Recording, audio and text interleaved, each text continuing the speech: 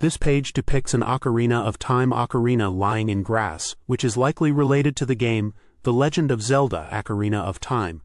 The text on the page is an introduction to the game's setting and main character, Link. It describes the Kokiri Forest, the Deku Tree, and the Kokiri tribe, focusing on Link being the only Kokiri child without a fairy. The Legend of Zelda Ocarina of Time. In the deep woods of Hyrule Kingdom stood a large tree that protected the woods. People called it the Deku Tree. In the woods there was a tribe called Kokiri, which was formed by children. The children had their own fairies, but there was one boy who didn't have one. The boy's name was Link. Complete Guidebook, NTT Publishing Company Limited. This page depicts a blue Ocarina of Time on a white background. Cover art direction Tadashi Shimada, Banana Studio. Design Tadashi Shimada, Nori Kadokura, Banana Studio. Photography Hiroshi Shibazumi, Shoji Otake, Handmade.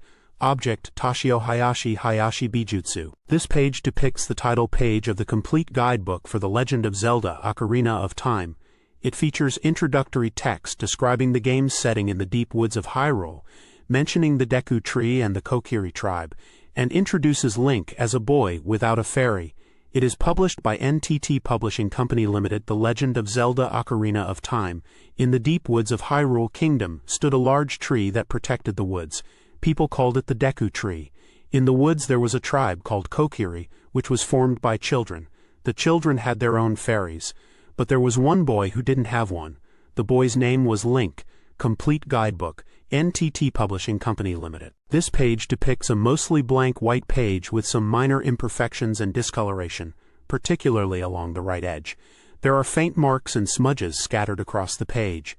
It appears to be a page from a book, but it is largely empty and does not contain any discernible characters or settings. This page depicts the cover art for a guidebook.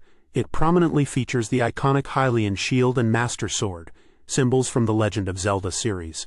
The English text on the page reads The Legend of Zelda. The Japanese text translates to Legend of Zelda, Ocarina of Time. The text below further indicates this is a complete strategy guidebook. This page depicts young Link standing confidently with his shield and sword in Kokiri Forest, with the great Deku Tree visible in the background. The text on the page sets the scene and describes Link's recurring nightmare. Led by fate, deep forest spreading in Hyrule Kingdom. People called the great tree that continued to protect that forest the Deku Tree. In this forest lived children called Kokiri. They each had their own fairy. However, there was only one boy who did not have a fairy. The boy's name is Link. That morning too, Link was tormented by a nightmare. The same dream he sees almost every night. On a stormy night, Link was standing in front of an unfamiliar castle gate. A horse gallops past in front of Link's eyes. A girl held by someone pulling the reins is looking at Link with pleading eyes. As if chasing that horse, another horse appeared. A large man with a dark face looks down at Link challengingly from horseback. The dream always ended there. Legend 02. This page introduces the character Link, the hero of the story in his child form. The background has a forest scene, setting the stage for his adventures. Casting. Featured characters. A magnificent cast that colors the grand story. Hyrule is the stage, and the Legend of Zelda unfolds over 7 years of time. Here we will introduce the unique casting that will be involved in the battle over the Triforce. Link, hero. The only boy in the Kokiri tribe who does not have a fairy. Since ancient times, the Kokiri tribe has been a race of people who are born with their own guardian fairies. Among them, Link is the only boy who does not have a fairy. However, one day, by the order of the great Deku Tree, the leader of the Kokiri tribe, a fairy user was sent to Link. Her name is the fairy Navi. Link, who is a little lonely, is perhaps unaware that this is the beginning of a long and harsh journey. A boy's journey now begins. This page depicts character introductions for the game, showcasing Ganondorf, Roru, Zelda, and Saria. Starting with Ganondorf, titled Heel, he is described as the king of the Gerudo tribe, known as the Black Desert People, with ambitions to conquer Hyrule. It is mentioned that a Gerudo king is born only once every 100 years, and that he aims to control Hyrule as a vassal of Hyrule Castle. He later obtains the Triforce of Power and plunges the world into the abyss of fear. Next is Roru, titled The Wise Man, who is described as the magnificent Sage of Light who created the Temple of Time. He continuously protects the sacred realm from Ganondorf's evil hands. As a Sage of Light and the chief of the 6 sages, he watches over Link's actions from the Chamber of Time and provides guidance. Then we have Zelda, titled Zelda. Shown in both her child and youth forms and described as the chosen princess of Hyrule, she is depicted as a wise princess of Hyrule, who quickly notices Ganondorf's ambition and seeks help from Link. When the evil hand of Ganondorf approaches, she escapes Hyrule Castle with her nanny Impa, entrusting Link with the Ocarina of Time. Finally, there is Saria, titled Link's Friend, described as Link's childhood friend and a Kokiri girl. She is a kind girl who is genuinely happy when Link comes to the Kokiri forest. She loves playing the ocarina in the forest sanctuary. This page depicts several characters from the game. Starting from the top left, we see Darunia, the king of Gorons, described as a righteous and hot-blooded man from the Goron tribe. It mentions he lives in Death Mountain's belly and hates things that are crooked. Is a hot-blooded man. He freed Dodongo's cave for Link and recognizes Link as a brother. It's also mentioned that he really likes Saria's song. Moving down to the middle left, we see Princess Ruto of the Zora tribe in both her child and youth forms. She is described as a slightly tomboyish princess of the Zora tribe. It says she is King Zora's beloved spoiled princess. She met Link inside Jabu Jabu's belly, and they had a fateful encounter, resulting in her giving Link the spiritual stone. On the top right is Naboru, a chivalrous robber. She is described as a chivalrous robber who antagonizes Ganondorf. It explains that she hates Ganondorf's ways of robbing valuables from the weak. She is a lone wolf of justice. Though she tries to sneak into the Spirit Temple, she ends up captured by monsters. In the middle right, Impa is shown as the nurse of Zelda. She is described as a survivor of the Sheikah tribe who protects Princess Zelda. She is Princess Zelda's caretaker and a wet nurse from the Sheikah tribe. Also, she is the chief of Kakakiro village, and her faith is deep. She is the person who teaches Zelda's lullaby. Lastly, at the bottom right, we see Kapora Gaebora, who acts as Link's guide. He is introduced as a mysterious owl who shows the path to proceed. It says he waits for Link in various places, showing the path Link should take. He is an owl of ancient wisdom, and with his abundant knowledge, he gives Link many words of advice. This page depicts a section titled Flowchart from a guidebook explaining how to read this book. The page introduces charts that are designed to classify the story's progression into main and sub-routes. It mentions that these flowcharts allow you to instantly see the routes Link will take and emphasizes that the novel-style story is also essential reading. The first section is labeled Link's Departure. It describes the beginning of Link's journey, saying farewell to his small village and embarking on a grand adventure after being summoned by the Great Deku Tree. The page then details 9 key elements of the flowchart. 1. Main route. This section explains that the flowchart focuses on the essential main path required to reach the game's ending. The numbers on the left of the flowchart indicate the order in which locations are visited, while the numbers on the right refer to the page number where the corresponding map can be found. 2. Simple analysis. This provides a concise explanation of the events that occur in a specific location and the actions that need to be taken there. 3. Event list. This is a list of events that can be experienced in each location. Each event number corresponds to an underlined section within the story section, Section 8, helping to understand the significance of each event in the overall adventure. 4. Action. This indicates that a specific action is necessary to proceed. By referring to the mentioned page, you can find detailed information about the required action. 5. Story part number. This number indicates which part of the overall story corresponds to the events of a particular location. The same icon is used in Section 8, Story, to link the flowchart to the narrative. 6. Subroute chart. This section describes locations that are not mandatory for reaching the ending but offer benefits like minigames and items if visited. These subroutes branch off from the main path at the point where you can first access them. 7. Collect item check. This provides a complete list of heart pieces and gold skulltulas available in each chapter's locations. By checking the reference pages, you can find instructions on how to obtain them. This list only includes the first appearance of these items, even if you revisit locations later in the game. 8. Story. This section introduces the main route's walkthrough as a novel-style story.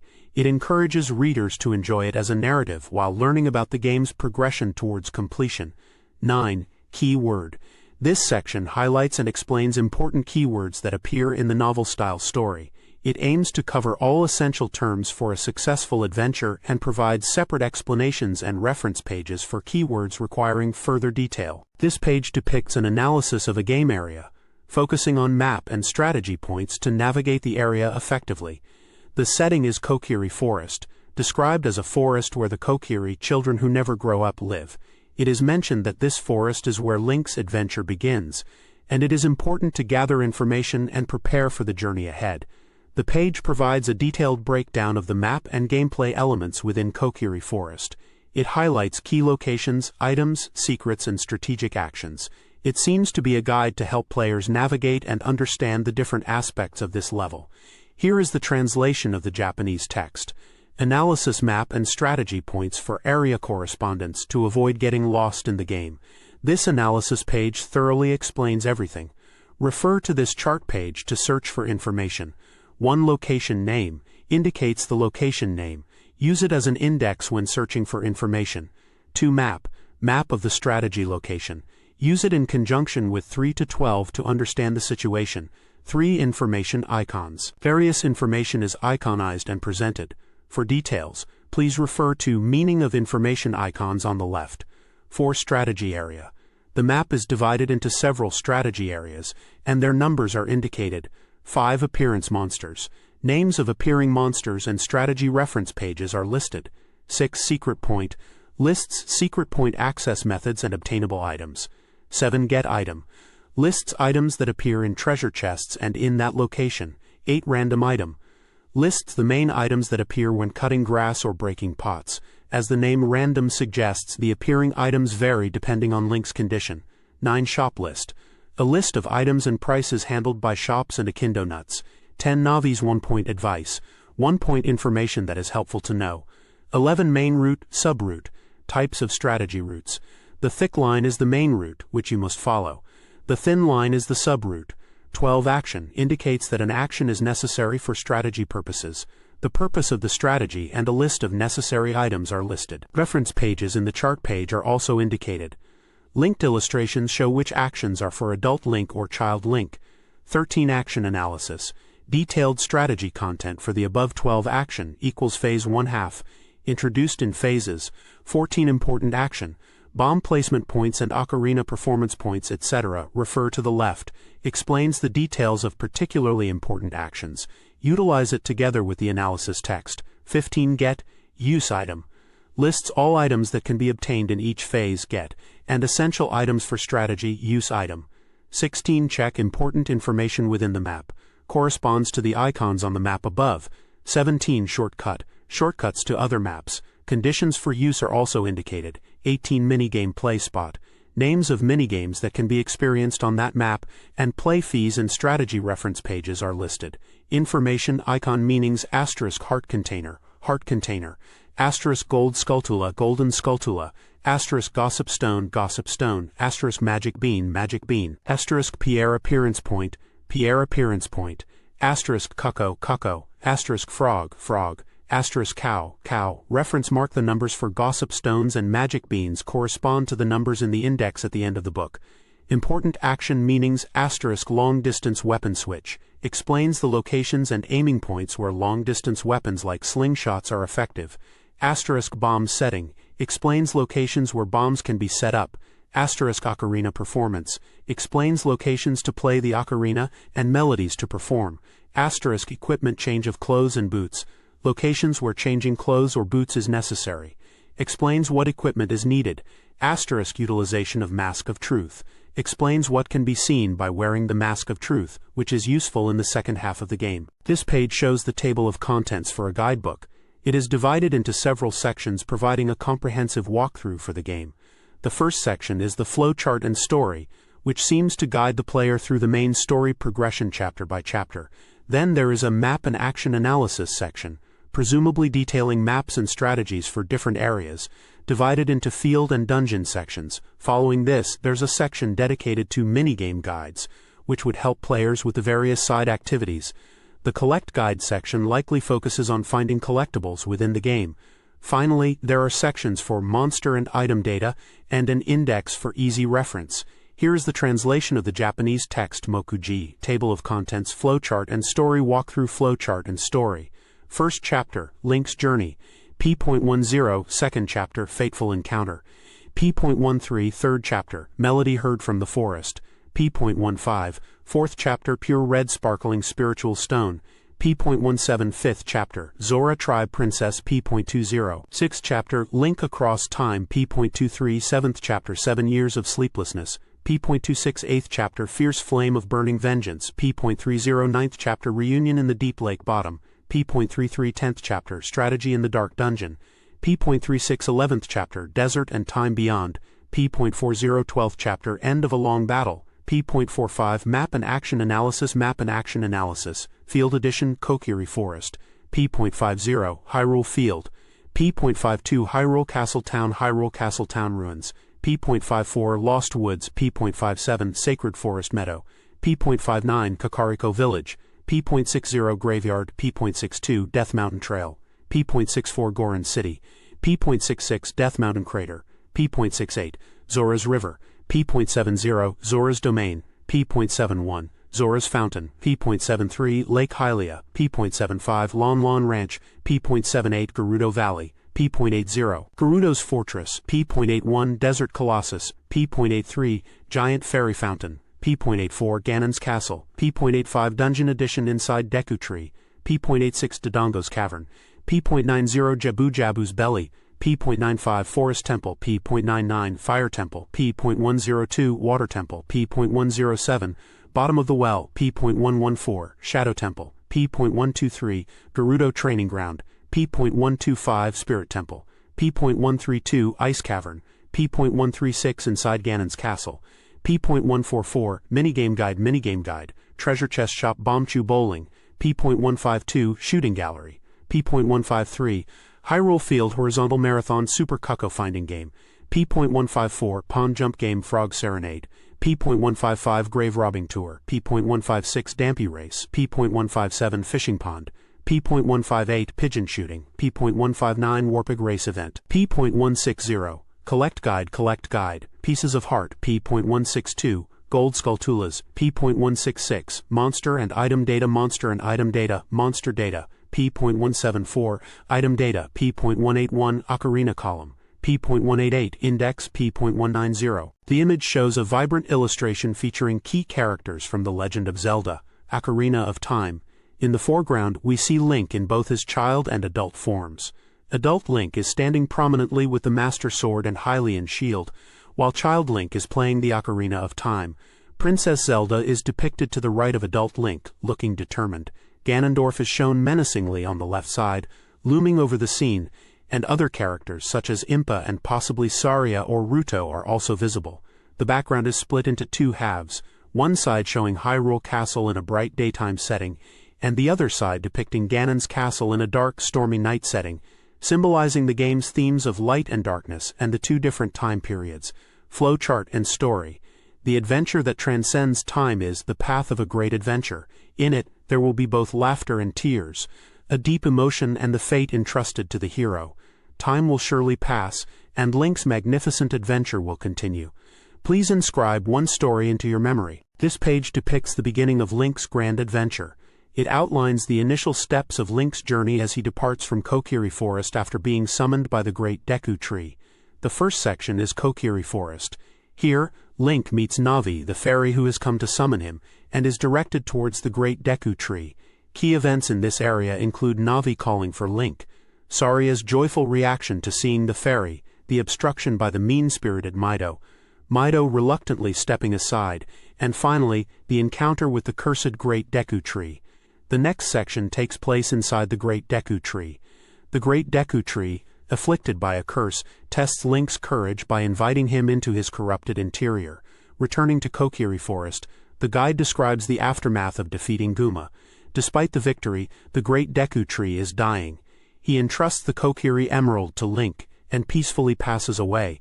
Events here include receiving the green gemstone, the Kokiri Emerald, from the Great Deku Tree, and saying farewell to Saria, where Link obtains the Fairy Ocarina. Moving on to Lost Woods, if Link possesses the Deku Shield, he can visit the Business Scrub in Area 1 to increase his Deku nut-carrying capacity.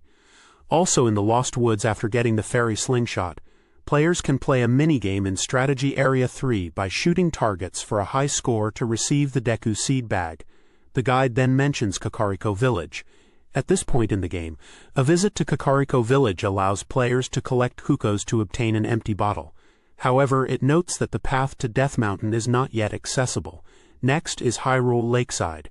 If Link teaches a song to Bonnaroo the Scarecrow and then goes fishing, catching a fish larger than 50 centimeters at the fishing pond will reward him with a piece of heart. This section highlights the fishing game minigame.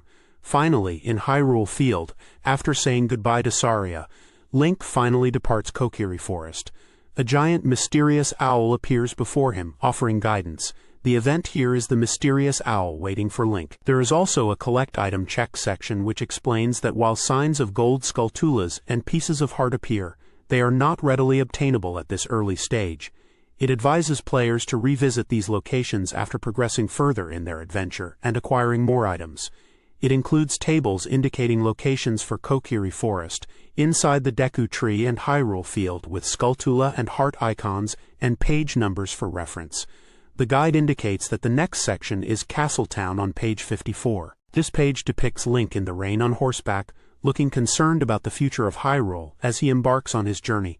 The page describes the initial moments of Link's adventure, starting with a dream and being awakened by Navi, a fairy sent by the Great Deku Tree. Link is summoned by the Deku Tree because of a curse and is tasked with a mission. The text also mentions encountering Mido in Kokiri Forest, who is initially hostile but eventually helps Link. The story sets the stage for Link's departure from Kokiri Forest to address the looming threat to Hyrule. Hyrule's future is worried. Link decides to travel. It was a stormy night. In the pouring rain, Link stood in front of the castle town of Hyrule, his eyes fixed forward. On horseback, a figure of a young girl dashed past. And then, in front of Link, another horse appeared, stopping abruptly. From above, a man with a pale and refined face looked down at Link and questioned him in an overbearing tone. The man exuded a gentle air that made Link involuntarily step back. "Link, hey, wake up, Link." The nightmare that seemed to be a daily occurrence was broken by a small, clear voice floating in the air. When Link looked up with a sleepy face, he saw a fairy, Navi, a fairy spirit, with a slightly childish tone speaking. She, Navi the fairy, was sent by the Great Deku Tree and was to be Link's partner. She was told that the Great Deku Tree was calling for Link. She seemed a little impatient, but somehow it seemed something had happened. Link nodded and left his house behind. On the way, he was bothered by Mido, who was acting strangely.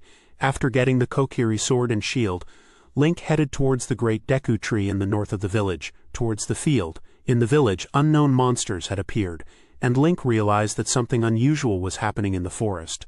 What on earth was going on? The Great Deku Tree, an ancient and massive tree that has long protected the Kokiri Forest as a guardian deity, seemed to acknowledge Link, and slowly began to speak to him in a mysterious voice that resonated directly in Link's mind. The content of what was spoken in that dignified voice was profound. Evil spirits are approaching this world. It seemed that this was the reason for Link's nightmare, a premonition of the looming evil. Furthermore, it seemed that the Great Deku Tree's own body was also being affected by the curse. Link was called to ask him to undo the curse. Keyword, Navi. A fairy serving the Great Deku Tree. As Link's partner, she was sent by the Great Deku Tree and gives various advice even during the journey. Navi icons at the top of the C button unit will light up when she has advice. If you press the button immediately, you can listen to her words. Also, Navi will appear when you Z-target enemies or signboards. By pressing the Navi icon, you can read monster weaknesses and signboards that are a little far away. Great Deku Tree P86. A giant tree spirit that stands deep in the Kokiri Forest. He has been cherished as the guardian deity of the Kokiri tribe for many years, but his life is about to end due to an evil curse. He is the one who sent Link on a journey as a hero to save Hyrule, Kokiri tribe, a forest tribe living in Kokiri Forest. All members are children and are characterized by having fairies. Also, they cannot live outside the forest and their speech ends with ya. It seems that Mido is particularly stubborn among the Kokiri, and he often acts coldly towards Link. Mido P51. A Kokiri who is hostile to Link who is trying to go to the Great Deku Tree. He is a Kokiri who is hostile to Link for some reason. He seems to like Saria and his actions seem to stem from jealousy of Link, who is good friends with her. This page depicts key elements from the game, focusing on items and characters encountered early in Link's adventure. The page presents descriptions of important items and characters. Firstly, the fairy slingshot. It explains that this item can be obtained inside the Deku Tree's navel. It's useful for attacking enemies and hitting switches that are far away. Next, it introduces armored arachnid Goma. This is described as a parasitic monster that dwells within the Deku tree's navel. The text points out that its weak point is the eye located in the center of its face. The Triforce is also detailed. It explains that the Triforce was created by the three goddesses who fashioned Hyrule, Din, Nayru, and Furore. It is described as a golden sacred triangle left behind when the goddesses departed. It is said to possess the power to create a world that reflects the heart of whoever touches it. Then there's the Kokiri's Emerald. This is described as a forest spirit stone given to Link by the Deku Tree as he was dying. It is mentioned as one of the keys to the sacred realm that leads to the Triforce. The character Saria is introduced as Link's childhood friend, a Kokiri girl. The text mentions she was the first to congratulate Link upon his arrival in Kokiri Forest. It also notes that she has awakened as a sage of the forest and is burdened with destiny. Lastly, the fairy ocarina is described. This ocarina is given to Link by Saria as he leaves Kokiri Forest. It is said to possess a mysterious power activated by playing various melodies. The text also narrates a part of the game's story. It describes how Link is told by the great Deku Tree to test his courage. Link enters the Deku Tree's navel and navigates through areas filled with spiderwebs, guided by Navi's advice. Along the way, he finds a treasure chest and obtains the fairy slingshot.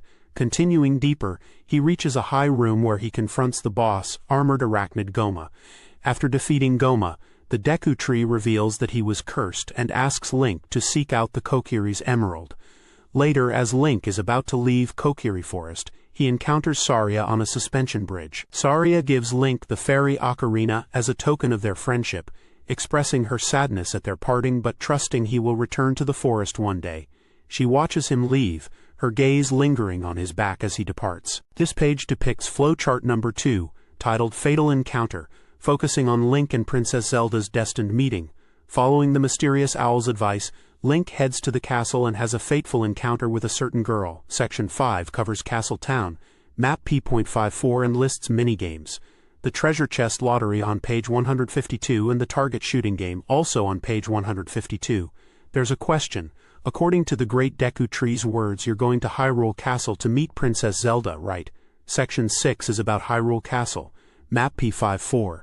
The action on page 55 is to proceed through Hyrule Castle while hiding so as not to be discovered by the guards. The event list includes E1, the mysterious owl's warning, E2, Malon's request, which gets you a strange egg, E3, Sleepy Talon and handheld Cucco, which gets you an alarm rooster, E4, the fateful encounter with Princess Zelda, which gets you Zelda's letter, and E5, Zelda's nursemaid Imper appears, which gets you Zelda's lullaby. The collect item check section mentions defeating 2 golden Skulltulas using body blows. Cart pieces are obtainable depending on the minigame results. Below are listed page numbers for items in Castletown. Number 5 on P.170, number 9 on P.163, number 10 on P.163, and number 16 on P.164. For Hyrule Castle, number 6 on P.171 and number 44 on P.170. Section S6 is Lon Ranch, map P78. The action on page 79 is to talk to Malon and then take out your ocarina to learn Epona's song. Get Epona's song. The minigame is the Super Cucco target game on P.154. Section 7 covers Hyrule Field, map P52. It mentions Impa telling you to go to Kakariko Village, but here, following Navi's advice, you should return to Kokiri Forest to see Saria. Event list E6 is Impa's guidance. It says go to next Kokiri Forest P.50. The text at the bottom titled Link Learns His Destiny Through Conversation with Princess Zelda describes Link leaving Kokiri Forest and heading to Hyrule Castle following the great Deku Tree's last words. It talks about traversing the vast Hyrule field with sunlight pouring down and lush greenery, wondering if danger is truly approaching this beautiful world. After about half a day from leaving the village, he finally reaches Hyrule Castle's gate. The keyword section defines 2 locations, Hyrule Castle, P.54. It is the royal castle where the Hyrule royal family resides and the place where Link has a fateful encounter with Princess Zelda. Hyrule Field, P.52. It is a vast field connecting various locations in Hyrule. This page depicts a page from a guidebook for Legend of Zelda Ocarina of Time, and it seems to be providing key information about the game's world and story progression. On the left side, there's a keyword section listing important terms with their corresponding page numbers for further details. These keywords include open black lens bracket castle town close black lens bracket p.54. It is described as the town spreading under Hyrule Castle, full of mini-games. Open black lens bracket lawn ranch close black lens bracket p.78. This is a large ranch in Hyrule Field where Epona is. Open black lens bracket Talon and Malon close black lens bracket. These are the ranch owner of Lawn Ranch and his daughter. Malon teaches Link Epona's song. Open black lens bracket Temple of Time close black lens bracket p.54 located east of Castletown. It's a sacred temple connected to the sacred realm. Open black lens bracket Ocarina of Time close black lens bracket p.184. This ocarina possesses a mysterious power passed down in the royal family and is one of the keys to guide to the sacred realm. Open black lens bracket Ganondorf close black lens bracket p.4. He is described as the king of thieves who aims to obtain the Triforce. Open black lens bracket Princess Zelda close black lens bracket p.4. She is a princess chosen by the gods who quickly discerns Ganondorf's ambition through a prophetic dream. Open black lens bracket Zelda's letter close black lens bracket p.187. This is Zelda's handwritten letter, serving as proof of a royal messenger from the royal family. Open black lens bracket Timpa close black lens bracket p.5. She is Princess Zelda's nanny and a survivor of the Sheikah tribe, a people of shadow. Open black lens bracket Zelda's lullaby close black lens bracket, folded page. This is a lullaby that Impa teaches Link, and it serves as proof of the royal family. Open black lens bracket Death Mountain close black lens bracket. This is a towering grand volcano located east of Hyrule. Open black lens bracket Kakariko Village close black lens bracket p.60. This village is where Impa settled at the foot of Death Mountain. On the right side of the page, there are two numbered sections detailing the story progression. Section 1 describes Link's arrival at Hyrule Castletown. It mentions that Hyrule Castletown was more bustling than he imagined, and Link is looking around curiously. He is interested in everything he sees, but his priority is to meet Princess Zelda. He learns from the townspeople that directly going to Hyrule Castle's front gate is not allowed for children. However, Link finds vines near the gate and successfully infiltrates the castle. It seems that encountering Talon and Malon at Lawn Ranch is also a possibility along the way. Inside the castle, the scale is much larger than outside, and the courtyard is described as vast and surrounded by walls. Link feels a sense of relief having reached this point, and then suddenly notices Princess Zelda. Section 2 continues the story, stating that Link's conviction about Zelda is correct. Zelda was initially cautious, but upon learning that Link possesses the Spirit Stones, she begins to reveal secret stories as seen in her dreams and passed down in the royal family. The Triforce is hidden in the Temple of Time. To open the door of time within the temple, 3 Spirit Stones and the Ocarina of Time are necessary. Ganondorf's goal is the Triforce. Zelda is described as the chosen princess, and her message is true and will surely be helpful in the future. Zelda's letter and Zelda's lullaby are mentioned as items to be obtained from Zelda and Impa, respectively, to be handed to Link. It is mentioned that Impa, Zelda's nanny, and a member of the Sheikah tribe and Kakariko village at the foot of Death Mountain are places to gather information. After leaving the castle, Link, gazing at the sinking sun, pauses. He acknowledges he might not be the hero to save Hyrule, but he feels a sense of determination. This page depicts Flowchart 3, titled Melody Here from the Forest. The chart guides Link to reconfirm his friendship with Saria. Having progressed through the forest sanctuary, Link sits on a stump and is taught a melody by Saria playing the ocarina.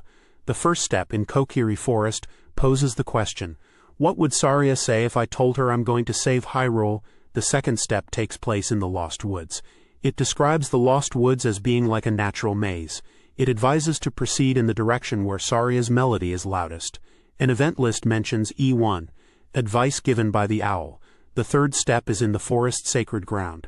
The action is described as Saria teaches Saria's song as a proof of friendship. The event list mentions E2, Saria playing the ocarina. There's a collect item check section. It mentions that hookshot is necessary to defeat the golden Skulltulas in the forest sacred ground. But other than that, items can be obtained relatively easily on the first playthrough. Below are listed pages for item locations in the Lost Woods and Forest Sacred Ground. Another text box asks, Impa said that the Fire Spirit Stone is in Death Mountain, right?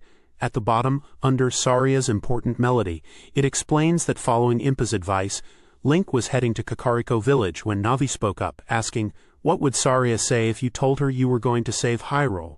Realizing that if he goes now, he might not see Saria for a while, Link honestly listened to Navi's words and changed his path to Kokiri Forest. Finally, there is a keyword section for Lost Woods. It describes the Lost Woods as a mysterious forest like a maze connected from Kokiri Forest. It says that people who get lost in this forest are said to turn into Stalfos, a type of monster. The text advises to proceed by following the melody, and those who try to venture in on their own are doomed. The chart indicates go to next Kakariko Village on page 60. This page depicts Link in the Forest Sanctuary, a serene and sacred location beyond the Lost Woods in Kokiri Forest, meeting Saria. This place, like the Lost Woods, is described as rarely visited and Saria's favorite spot, where her ocarina melodies can even reach the Lost Woods. The page highlights Saria's song, a melody she plays on a stump in the sanctuary, imbued with a mysterious power that allows Link to communicate with her there anytime. It suggests playing this song if Link loses his way during his journey, as Saria will offer helpful hints. The text describes Link's arrival at Kokiri Forest and his nostalgic feelings. He searches for Saria, learning she is in the Lost Woods, a place even Kokiri rarely visit due to its confusing nature. Guided by a faint melody and an owl's advice, Link navigates the Lost Woods and reaches the forest sanctuary. The melody becomes clearer, leading him to Saria, who is playing her ocarina. She greets him with a gentle smile, saying she has been waiting. It reiterates the description of the Lost Woods as a confusing and rarely visited place, emphasizing Saria's fondness for such a solitary location despite it being unfamiliar to Link. Finally, it reveals that the melody was indeed Saria's, and the forest sanctuary is her secret place. Saria prophetically mentions the sanctuary's future importance for them both, and teaches Link Saria's song, advising him to play it if he wishes to speak with her. The text hints at Link's feelings for Saria being more than friendship, a sentiment he is currently unaware of, and foreshadows a future time when he will reflect on these events with nostalgia, something he cannot comprehend in the present moment. Forest Sanctuary P59. Located beyond the Lost Woods, this is a sacred and tranquil area. Like the Lost Woods, this place, rarely visited by people, is the Kokiri girl Saria's favorite spot. The ocarina melody she plays here reaches even into the Lost Woods. Saria's song Fold Out, the melody Saria plays while sitting on a stump in the sanctuary. By playing this song, which holds a mysterious power, you will be able to talk to Saria in the sanctuary at any time. When you lose sight of your destination on your journey, try playing it. Saria should give you some hints. 1. Even though they hadn't been apart for that long, the moment Link entered the village, he felt an indescribable sense of nostalgia. He closed his eyes, took a light breath, and filled his chest with the scent of trees in the air. Even though the great Deku tree is gone now, the forest is still alive. Link headed straight for Saria's house. But Saria was not there. When he asked his friends, they said Saria was in her favorite place, the Lost Woods. Link hurried to the entrance of the Lost Woods, located on top of a cliff. The Lost Woods is a mysterious forest where, as its name suggests, everyone gets lost, and even the Kokiri rarely visit it. To think such a desolate and lonely place would be her favorite. Even though they were childhood friends, they had never come here together before. For a moment he was unsure which way to go when an owl on a tree flew away, advising him to listen carefully. Indeed, if he strained his ears he could faintly hear a somewhat nostalgic and light-hearted melody. Link proceeded deeper into the forest as if guided by the melody.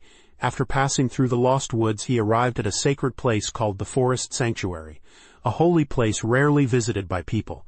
The melody he had been hearing earlier was now clearly audible without even straining his ears.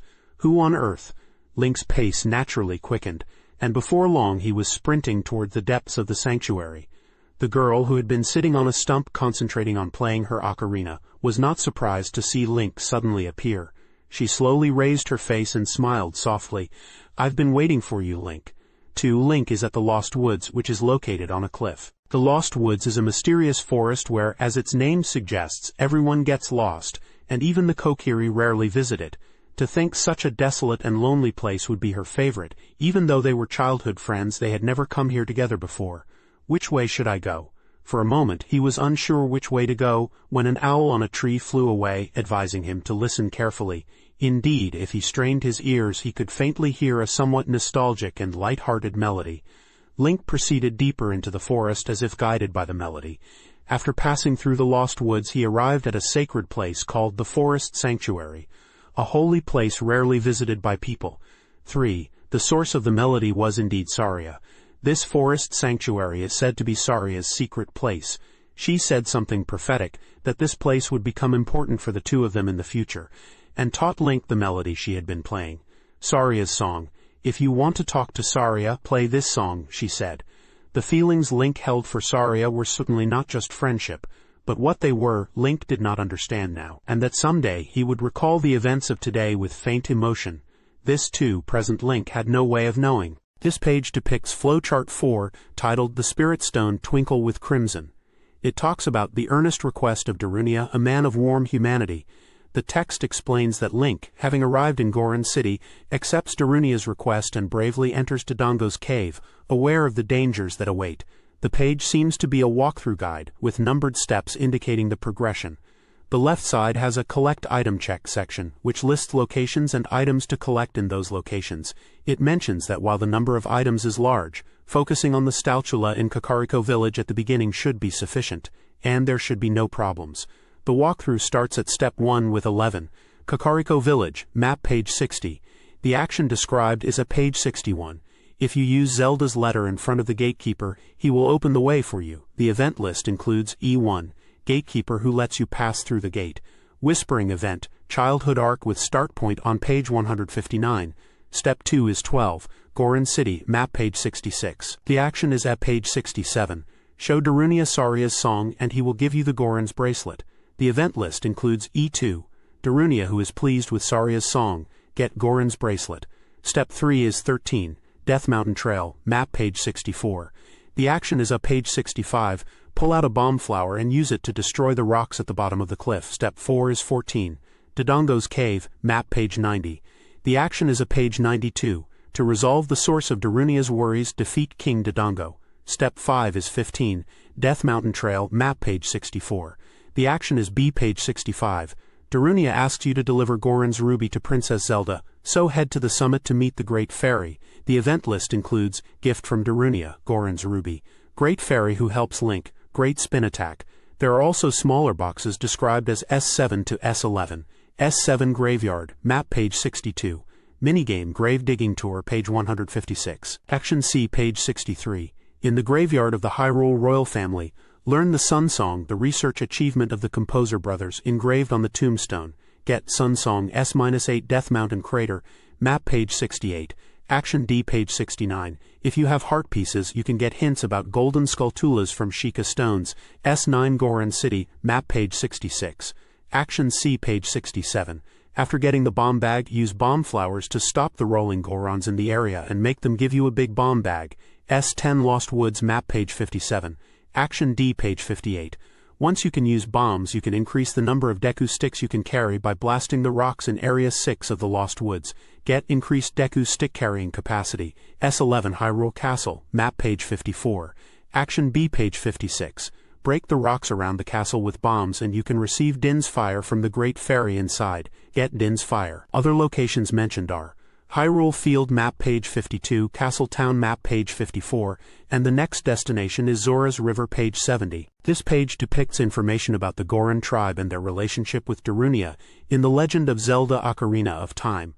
The page includes descriptions of the Goron tribe, Goron City, Darunia, Dodongo's Cavern, and the Goron Bracelet. It seems to be explaining the story progression related to Gorons and Dodongo's Cavern. Keyword Goron tribe. The Goron tribe lives underground in Death Mountain. Their staple food is hard rock, and they especially love rocks from Dodongo's Cavern. They are a slightly peculiar tribe that rolls around. It is uncertain if their name comes from this rolling behavior. Goron City, P.66 Goron City is where the Goron tribe lives, a town carved underground. It has a 4-layer structure, and the lowest level has large pots placed there, making it a quite unique structure. Also, it serves as a secret passage to Death Mountain Crater and the Lost Woods. Darunia, P5 Darunia is the Goron chief who rules over the Goron tribe. He has magnificent sideburns and looks wealthy enough, but in reality, he loves Saria's song so much that his body starts dancing involuntarily just by hearing it. Dodongo's Cavern, P.90 Dodongo's Cavern is a cave where the Goron tribe's favorite delicious rocks are found. However, recently, Dodongos have bred excessively, making it a dangerous area that no one can approach. Goron Bracelet P-184. The Goron Bracelet is an item Darunia gave to Link when Link headed to Dodongo's cavern. Normally, one cannot use bomb flowers, but by wearing the Goron Bracelet, one gains mysterious power. The Goron Bracelet is an indispensable item for clearing Dodongo's cavern. Goron tribe's elder and mysterious friendship. One Impa told Link that Kakariko village is along the river from Kokiri Forest and easy to find. When he arrived, it was not a very large village, but there were many buildings under construction, giving it a lively atmosphere. The villagers were all kind and greeted him casually. After exploring the village, Link heads to the Death Mountain entrance.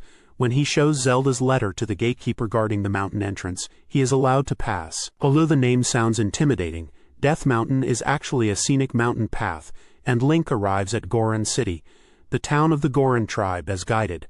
However, the town's atmosphere seems strange. When Link speaks to a Goron in Goron City, he learns that Darunia, the elder who leads the Goron tribe, is troubled. Dodongo's cavern, a valuable food supply source for the Goron tribe, has had monsters appearing abnormally, and a portion of the tribe is suffering from food shortages. Because of this, Goron City is not lively, and Darunia himself is also in a bad mood, so it seems that no one can bring up a solution. The Goron tribe is not in a situation where they can afford to give red spirit stones. Having no choice, Link leaves Darunia's side and decides to talk to other Gorons. Then, one of the Gorons, while humming a melody from the back of the passage, tells Link that this song is a song that all Gorons love. When Link listens carefully, he realizes this melody is, without a doubt, Saria's song. Link returns to Darunia again. Darunia is still in a bad mood. Link takes out his ocarina and slowly begins to play a certain song in front of him. The melody heard from Kokiri Forest, Saria's song too. Then, the previously grumpy Darunia suddenly starts dancing, and finally calms down. Darunia, who is calmed down and is now listening to Link, says that he does not mind hearing about the red spirit stone, but before that he wants Link to defeat the monsters in Dodongo's cavern. Furthermore, Darunia seems to have regained his usual composure and gives Link the Goron Bracelet. It seems he has recovered his usual cheerfulness. All right, I will lend you the Goron Bracelet, Link. With this you will be able to pull out bomb flowers. Yes, you can borrow bomb flowers. This page depicts Link's journey through Dodongo's cavern. It summarizes how Link received bombs from Darunia and used them to open the entrance to Dodongo's cavern. Inside, Link battles monsters and obtains the bomb bag from a treasure chest, allowing him to use bombs freely. The page describes the encounter with the blazing ancient dragon king Dodongo in a magma-filled chamber. After a fierce battle and upon exiting the cavern, Darunia, impressed by Link's bravery, declares them brothers and bestows upon Link the Goron Ruby as proof and promises the Goron's support. Darunia also advises Link to seek help from the Great Fairy at the summit's spring.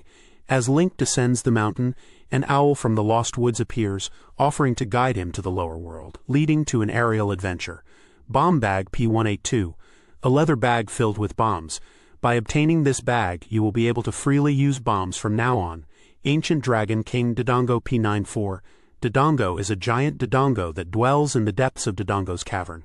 Its special attacks are fiery breath and rolling attacks. If you throw bombs into its mouth when it opens, it will become stunned. At that time, it is key to inflict damage with your sword. If you defeat this Dodongo, you will be able to rescue the Goron tribe trapped in its stomach. Goron's Ruby P-184. As a reward for rescuing the Goron tribe, and as proof of brotherhood, Darunia gives Link the Goron's Ruby. Like Kokiri's Emerald and Zora's Sapphire, this gem is also a precious item counted as one of the keys to lead to the sacred realm where the Triforce is. From Darunia, Link received bombs. He used them immediately after leaving Goron City. He found a bomb flower near the entrance and threw it at the cracked rock at the foot of the cliff. The bomb flower landed in front of Dodongo's cavern, and the entrance was blown open. Following Darunia's story, it seemed that Dodongo's cavern had become the lair of monsters. It seems they were eating the rocks in the cave to become stronger. Similarly, bomb flowers are growing in the cave. Sometimes they can be used as weapons and sometimes they can be used as tools to solve puzzles while proceeding deeper. Furthermore, Link obtained the bomb bag from a treasure chest along the way and became able to use bombs. Link ran around inside the cave and finally arrived at the deepest part, which was a pool of boiling magma. The scorching heat made Link instinctively cover his face with his hand. At that moment, a roar resembling thunder echoed from behind him. When Link turned around, what appeared in his sight was a giant shadow resembling a mountain.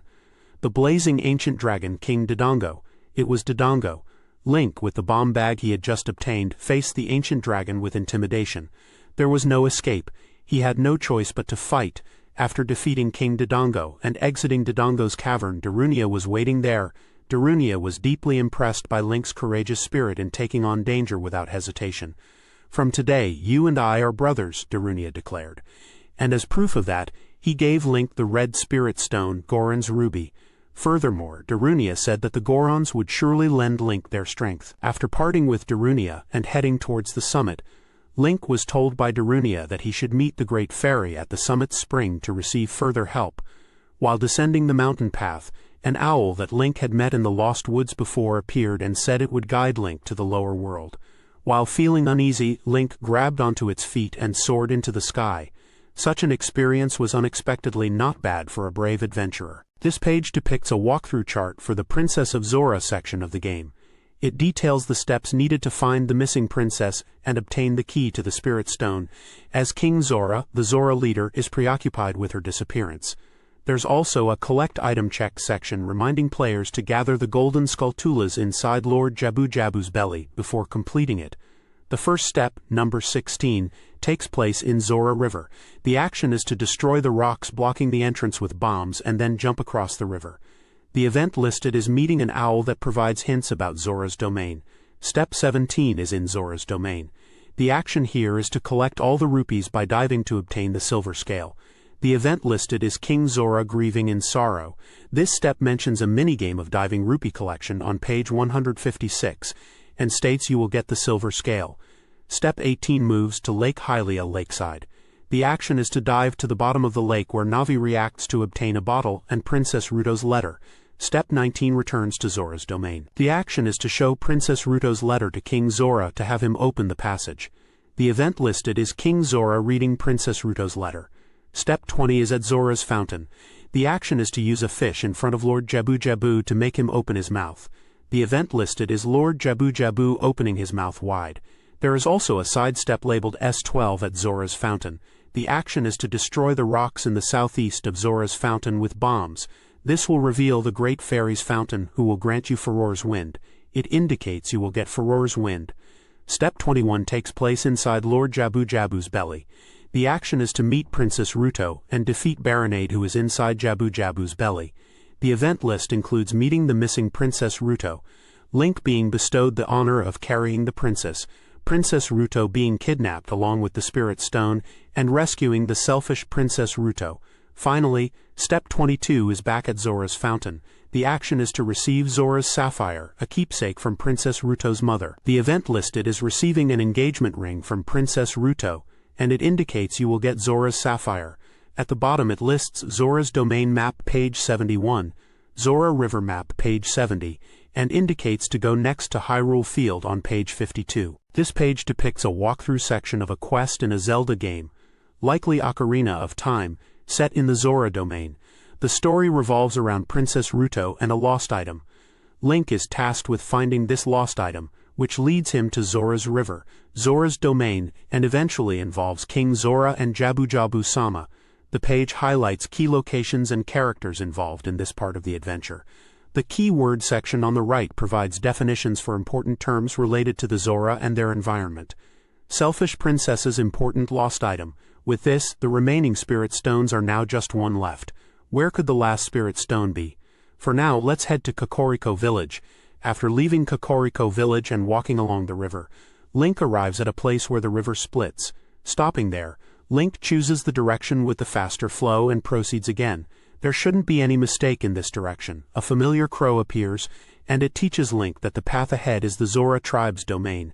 It seems Link's choice was correct. Carefully proceeding upstream against the swift current, Link enters Zora's domain from the hidden entrance behind the waterfall.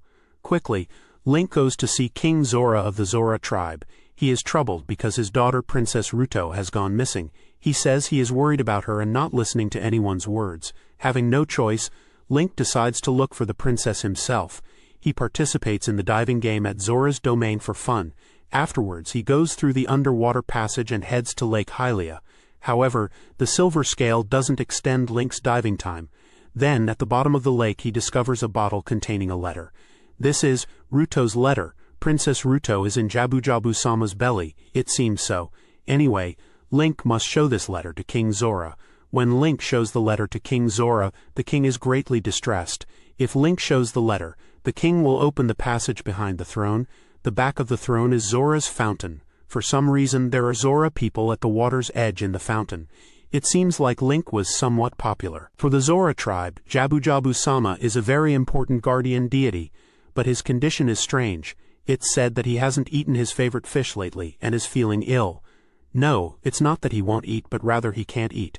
Well, without saying much, Link gets a fish in his hands as an offering and cautiously approaches Jabu Jabu Sama. Then, at the moment Link gets close to Jabu Jabu Sama's eyes, a large mouth opens, and in the next instant Link's body is sucked into Jabu Jabu Sama's body. This deity seems to have a very bold personality. Keyword, Zora tribe, a tribe that has protected Hyrule's water source since ancient times. They have a fish-like appearance and are excellent at adapting to water. Zora's domain, P.71, the village of the Zora tribe is hidden behind the waterfall of Zora River. It is filled with clear water. King Zora, the king of the Zora tribe. He has a very large body and seems to have trouble moving, so he is always sitting in his throne. Princess Ruto, P.5, the Zora tribe's tomboy princess. Link will meet her inside Jabu Jabu Sama's belly, and 7 years later, she awakens as a sage of water. Silver scale P.187, a mysterious scale that allows you to dive up to 6 meters deep. Lake Hylia, P.75, a huge lake located south of Hyrule Plain. Ruto's letter, P.187, a rescue letter written by Princess Ruto, whose whereabouts are unknown. Zora's fountain, P.73, a lake that spreads out further into Zora's domain. Jabu Jabu Sama, revered as the guardian deity of the Zora, a water spirit god. Fish P.187, Jabu Jabu, Sama's favorite food. They inhabit the water holes in Zora's domain, and if you have an empty bottle you can catch them. This page depicts a section of a guidebook focusing on key items and strategies within a level. Likely Jabu Jabu Sama's belly, from the game, it introduces 3 key elements. The electric shock whirlwind Nade as a combat tactic, the boomerang as a weapon, and the Zora sapphire as a key item. The text describes Link's adventure inside Jabu Jabu Sama's belly, his interactions with Princess Ruto, and the acquisition of these items. The setting is clearly within Jabu Jabu Sama's belly, emphasizing its vastness and the challenges faced by Link. The enjoyable moment seems to be the interaction with Princess Ruto and the acquisition of important items. Keyword, electric shock whirlwind Nade. P.98, Jabu Jabu Sama had a huge insect dwelling in his stomach. As the name suggests, it excels at attacks that unleash electric shocks. First, from the Bari that appear one after another, it is basic battle strategy to defeat them with boomerangs. Boomerang, P.181 boomerangs are long-range attack weapons that can be obtained in Jabu Jabu Sama's belly. Of course, even when pressing switches, its power is undeniably useful. Zora Sapphire, P.184, a blue shining sapphire passed down in the Zora tribe. Rutoheim had lost it inside Jabu Jabu Sama, but Link, through his resourcefulness, successfully retrieved it. As a reward for that, it is said that Rutoheim will give it to him.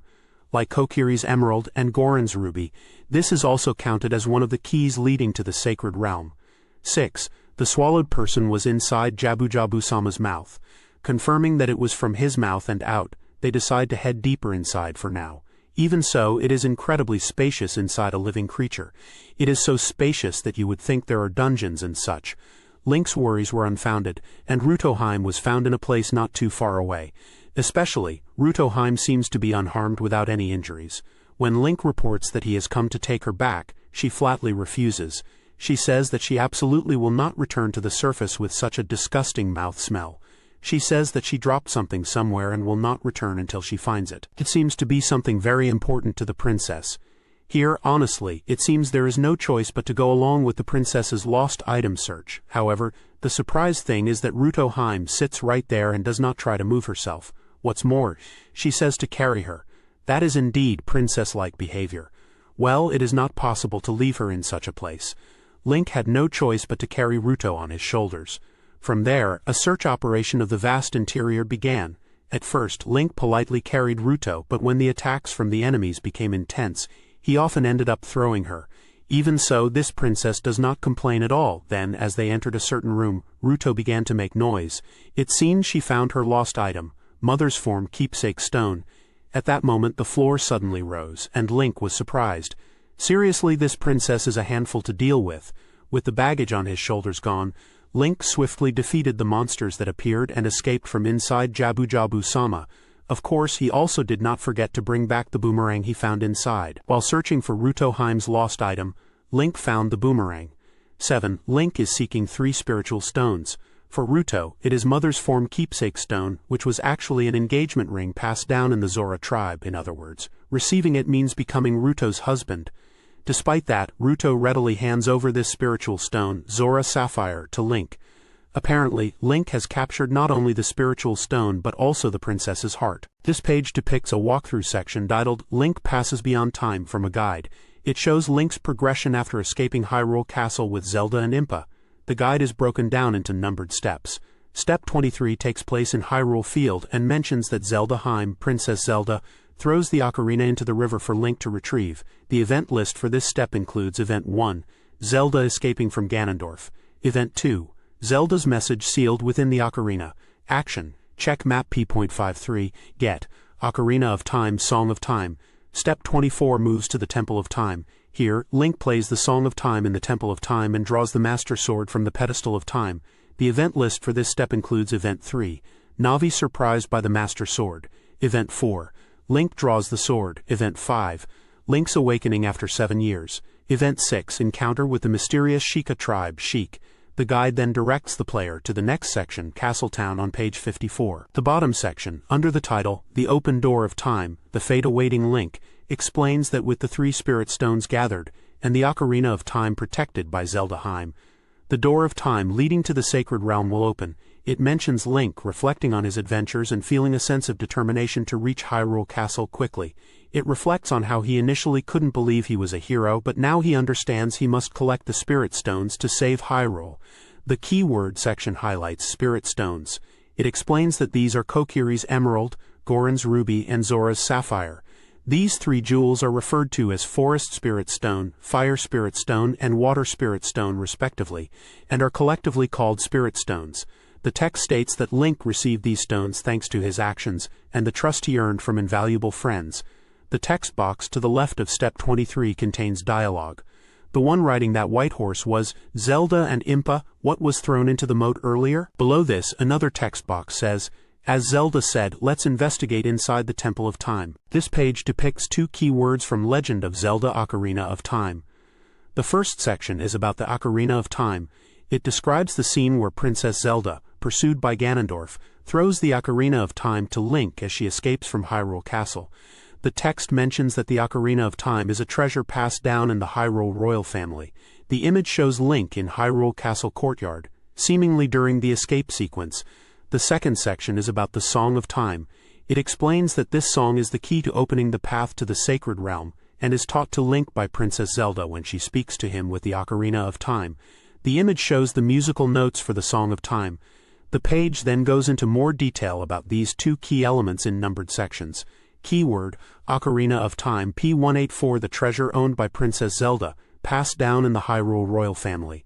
Pursued by Ganondorf, in the midst of escaping from the castle, Princess Zelda found Link and threw the Ocarina of Time to him. After Princess Zelda and Ganondorf left, Link will be able to pick up the Ocarina of Time from among the rubble of Hyrule Castle. Song of Time folding in a melody that opens the way to the sacred realm and becomes the final key. Princess Zelda speaks to Link through the Ocarina of Time and tells him about it, allowing him to remember it. When Link arrived in front of the castle gate, the sky, which had been clear over the Hyrule plains, was gradually darkening as he approached the castle. Feeling an unknown unease, Link naturally quickened his pace. Then cold rain began to fall on his face, and he instinctively stopped.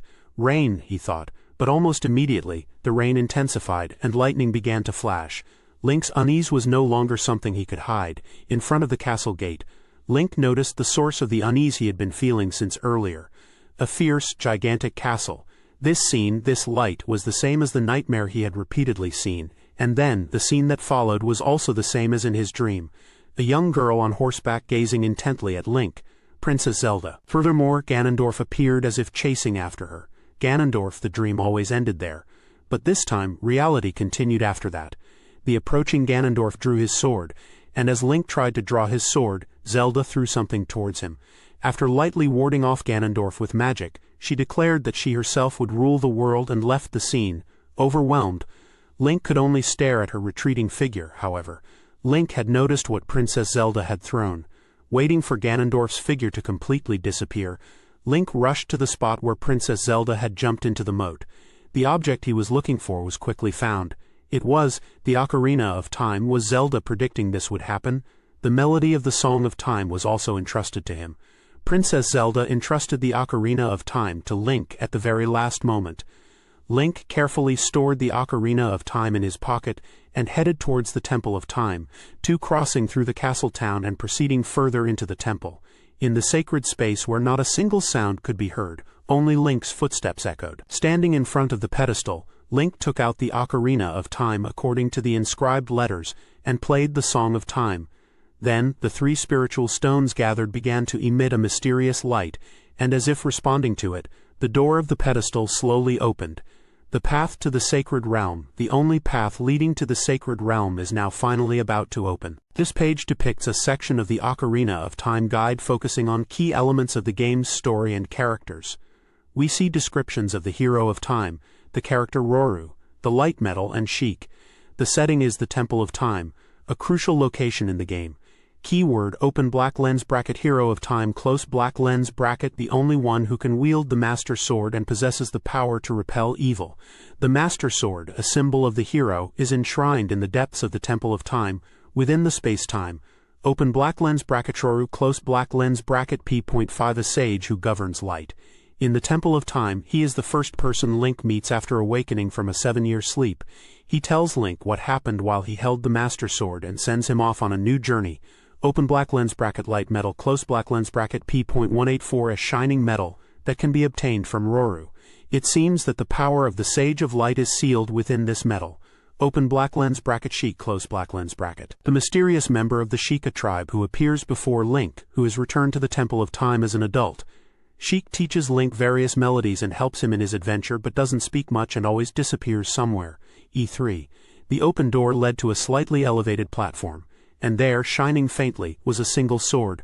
Navi exclaimed in excitement, "This is the legendary sword, Master Sword E4.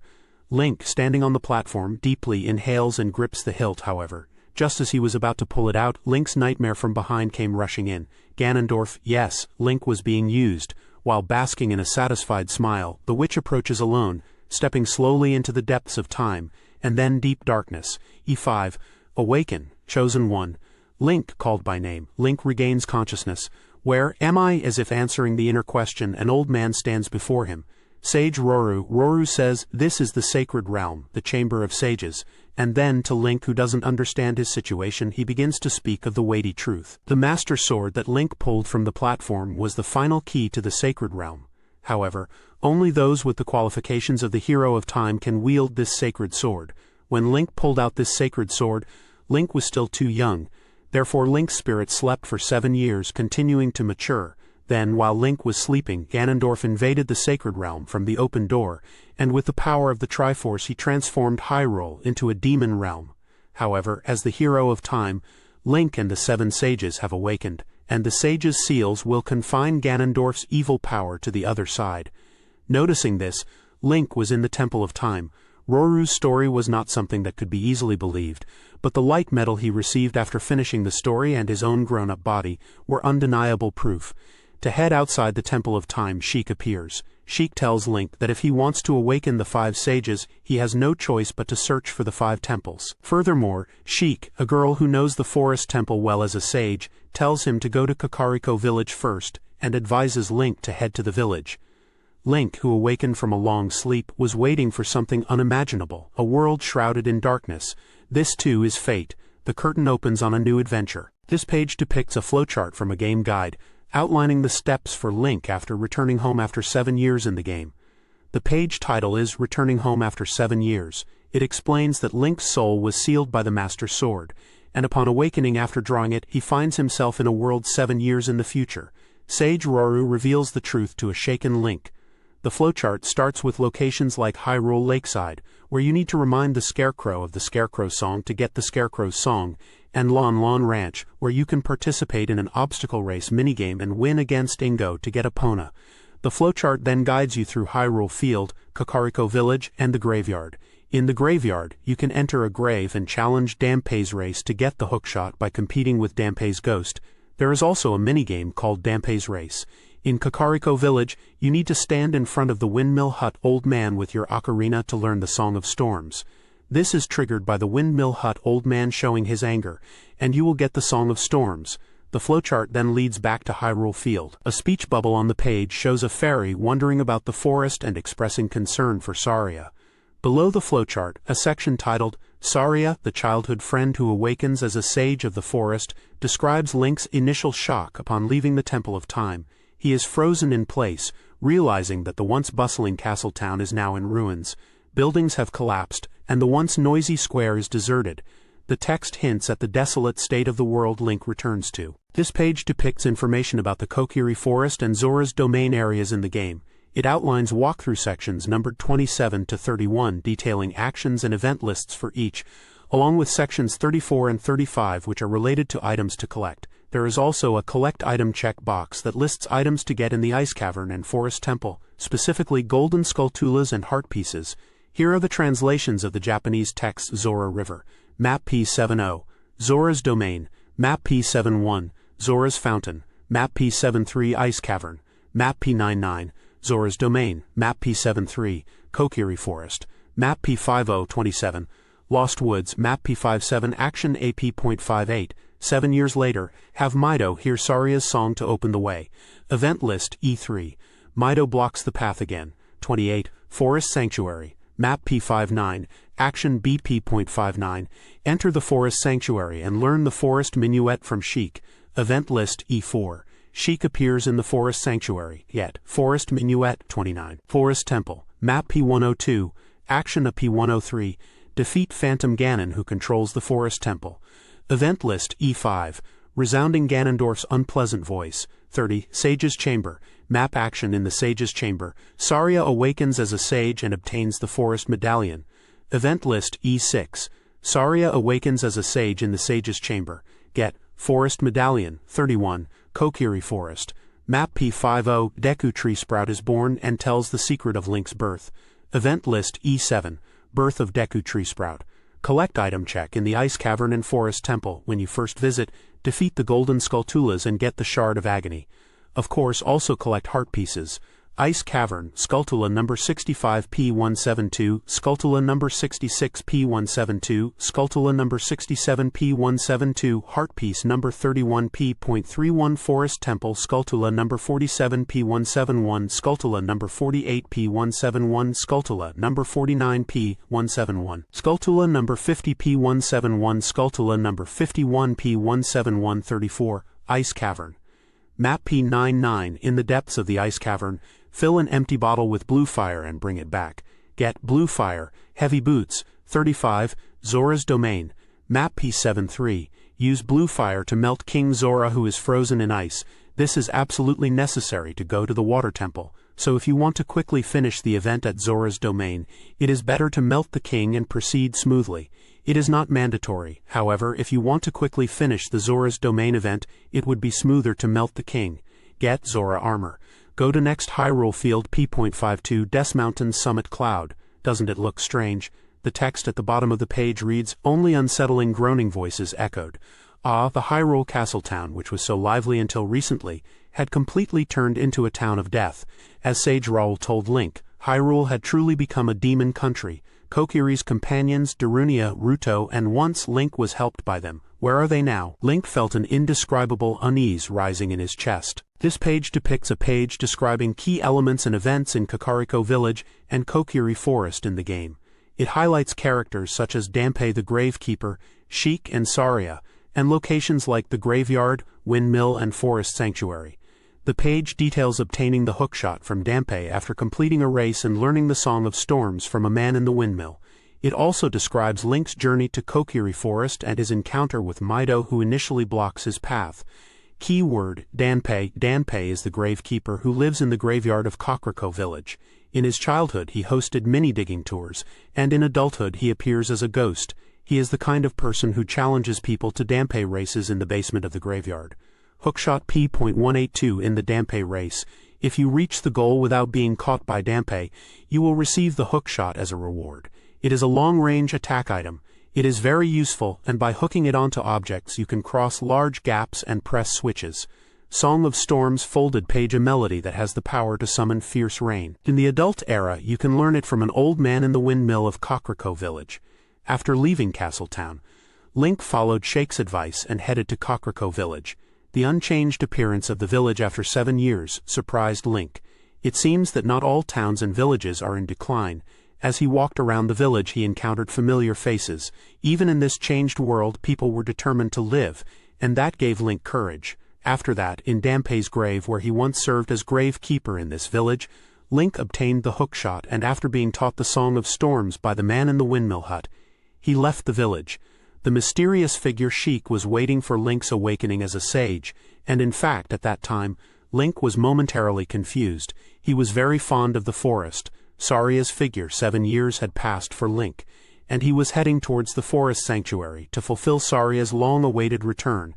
On the way to Kokiri village, Link noticed that the air smelled different than before, and he unconsciously frowned. And at that time there should have been no monsters in the village. The Master Sword's power had suppressed them, and Link thought again about the 7 years that had passed. Furthermore, he realized something. He realized that Link was not naturally accepted as one of the Kokiri tribe. Someday, even if he remained a child in appearance, he would grow into an adult. That's what it meant. Link, now in adult form, was no longer considered one of them. Although his friends were still happy to see him, he was treated as a brother from another place. As Saria had said, he was different from everyone else. After going around the village, Saria's figure was nowhere to be found. If so, the forest sanctuary. Immediately, he entered the forest to the sacred area. On the way into the forest he met Mido. As expected, Saria was ahead of him. Mido stood proudly in front of Saria and wouldn't let him pass. Then Mido, remembering Saria's song, said, "Okay, you can go," and cleared the way. "Saria is ahead of you, Link," Mido said in his heart, and Link went further ahead. This page depicts a walkthrough section in the forest temple from the game. It describes Link navigating through the maze-like forest, eventually reaching a plaza where he encounters Sheik, who teaches him the minuet of forest melody. The text then details Link entering the forest temple, mentioning it's a place where forest sages are awakened. It talks about solving puzzles within the temple, regaining his fighting skills, and obtaining the fairy bow, a powerful long-range weapon.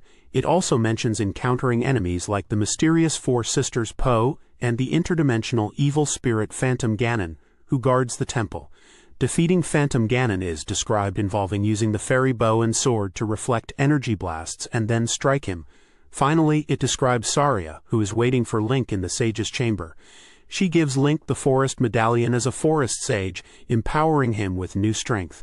The page also touches upon the story of Link as a Kokiri child who escaped the war and was raised by the Deku Tree, emphasizing his destiny to save Hyrule. Keyword, Minuet of Forest, fold-out section. When you visit the forest sacred realm, Sheik will teach you the melody. To the forest sacred realm, fly immediately with this power. Forest Temple P102, a temple where the forest sages are waiting to awaken. This temple is built deep within the forest sacred realm. Fairy Bow P.82, a bow obtained in the forest temple. Of course, for attacks, it can also be used to hit switches that are in separated locations. Four Sisters Bow P.179, ghost sisters named Amy, Beth, Jo, and Meg that appear in the forest temple. They appear in various places within the temple, and Link will stand against them. Interdimensional evil spirit Phantom Ganon P.106, an evil spirit guarding the forest temple, a minion of Ganondorf. In the temple, after damaging it with the fairy bow obtained in hand, reflect the energy blasts with your sword, and when it falls to the ground, slash it with your sword. You can defeat it this way. Forest Medal P.184, a medal given to Link by Saria, who has awakened as a forest sage. A medal that emits green light. The power of the forest sages is imbued in it, giving Link new power. Deku Tree Child. By awakening the forest sages, small tree spirits are born. Link's life story is told to these spirits who carry the mission of telling stories. Link stands before the Deku Tree and quietly begins to speak about where he came from and what he is. This page depicts a walkthrough for Sweeping Red Hot Flame, which is set in Goron City, now a ghost town. The guide outlines the steps to take in this area, starting from Hyrule Field and progressing through Market, Temple of Time, Death Mountain Crater, Goron City, Death Mountain Crater Summit, Fire Temple, and finally to the Chamber of Sages. The flowchart shows a series of actions and events in different locations. It starts with collecting Big Pose in Hyrule Field and Market to get an empty bottle and the Prelude of Light from Sheik at the Temple of Time. Then it guides the player to Death Mountain Crater, where they need to use the Megaton Hammer to break rocks. Afterwards, the guide moves to Goron City, where the player needs to stop a rolling Goron kid with a bomb to receive Goron clothes. Next, at Death Mountain Crater Summit, the player needs to wear Goron clothes and use the hookshot to cross a hanging bridge to get Bolero of Fire from Sheik. Finally, the guide leads to the Fire Temple, where imprisoned Gorons need to be rescued and Valvegia defeated, leading to a reunion with Darunia and obtaining the Fire Medal in the Chamber of Sages. The Collect Item Check section indicates that all items within the Fire Temple can be obtained regardless of the order they are collected. It lists several page numbers associated with items within the Fire Temple, including pages 169, 171, and 168, Sweeping Red Hot Flame. Ghost Town transformed Goron City. It's been 7 years since Goron City. However, Darunia is nowhere to be seen, and only a rolling Goron kid was running around in the city. S15 Hyrule Plain Map P52, Action BP.53. While riding Epona, defeat Big Pose and catch them in an empty bottle. S16 Market Town Map P54, Action Circa P.56. Sell the caught Big Pose to the ghost shop in the market and earn coupons. Get empty bottle. S17 Temple of Time Map P54. From Sheik you will be taught the returning song to the Temple of Time, Prelude of Light. Get Prelude of Light. 32 Goron City Map P66. Action BP.67. Stop the movement of the Goron kid rolling on the second floor with a bomb. Event list. E1 meeting a Goron kid named Link. Get Goron clothes. 33 Death Mountain Crater Summit Map P68, Action AP.69. Change into Goron clothes and cross the hanging bridge using the hookshot. Event list. E2 receiving a new song from Sheik. Get Bolero of Fire. 34 Fire Temple Map P107. Action a P109. Rescue the imprisoned Goron tribe and defeat Valvegia. Event list. E3 reunited with Darunia after 7 years. 35 Chamber of Sages Map. Darunia awakens as the Sage of Fire and gives you the Fire Medal. Event list. E4 Darunia awakens to be a Sage. Get Fire Medal. S18 Death Mountain Crater Map P68. Action BP.69. Break the rocks with the Megaton Hammer and have the Great Fairy enhance your magic. Collect Item Check. In the Fire Temple, the method of collecting items varies. However, all items can be obtained when you visit Fire Temple, number 53 P169, number 54 P169, number 55 P171, number 56 P171, number 57 P168. Go to next Zora River P.70. From Zora River a very cold air is blowing, feels like. This page depicts a scene where Link meets Darunia in Goron City. Initially, Darunia is angry, but he recognizes Link as a brother figure. Darunia gives Link the Goron tunic, which is essential for surviving the heat of Death Mountain and the Fire Temple. The page focuses on Darunia's awakening as a sage and Link's role in helping the Gorons. Flame Sage Awakening, Great Boss Darunia. Sheik appeared before Link for the first time and told him that there are 5 temples in this world. The locations are Deep Forest, High Mountain, Wide Lake, Bottom of the Well, and Sand Goddess. This is the order, and next to go should be the High Mountain. After thinking for a while, Link heads lightly towards Death Mountain, passing through Kakariko Village towards the Death Mountain Trail. It's good to see that the monsters have disappeared, but it's concerning that the Gorons are nowhere to be seen. Are Darunia and the others all right? Link hurried his pace up the mountain path. Goron City had transformed into a ghost town. It wasn't just deserted like Hyrule Castle Town, but there were no Gorons to be seen, not even one. Just when Link thought this, he discovered a Goron behaving violently alone. He decided to calm him down and hear what was going on. The young Goron child was named Link. The legendary Dodongo Buster, the brave Goron who was like a parent, gave him that name. Yes, he was Darunia's son. When Link told him he was Link of the Goron tribe, and the legendary Link, the child was slightly suspicious and didn't believe him. This was because Valvagia, a dragon unleashed by Ganondorf, had appeared in this town. To make the Gorons its prey, Darunia's castle town was turned into the Fire Temple, and everyone in the town was taken away.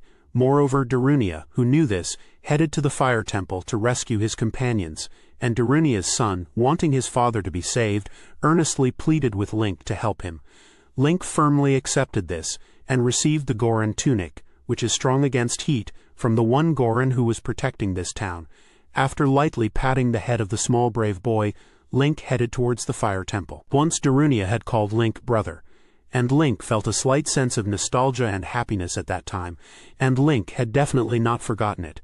Keyword, Volvagia P113, a demonic dragon that rampages in the Fire Temple. Its entire body is wrapped in scorching flames. This monster's weakness is its head.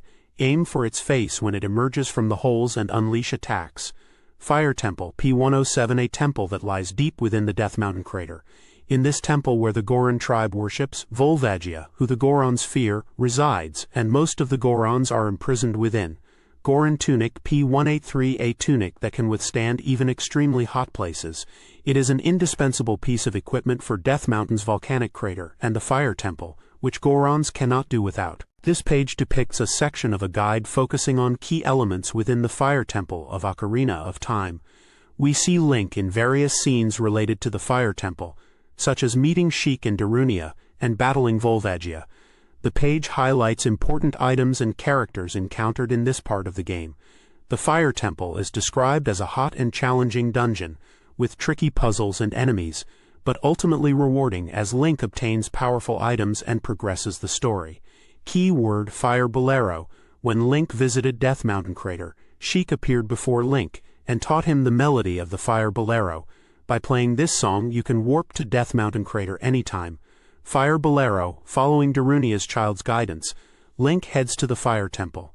Although it's hot like Death Mountain Crater, it's not a place where Gorons can live. Using the hookshot to proceed further, Sheik appears again in front of the destroyed rope bridge and teaches Link the melody of the Fire Bolero. Once you cross the bridge, the entrance to the Fire Temple is right in front of you.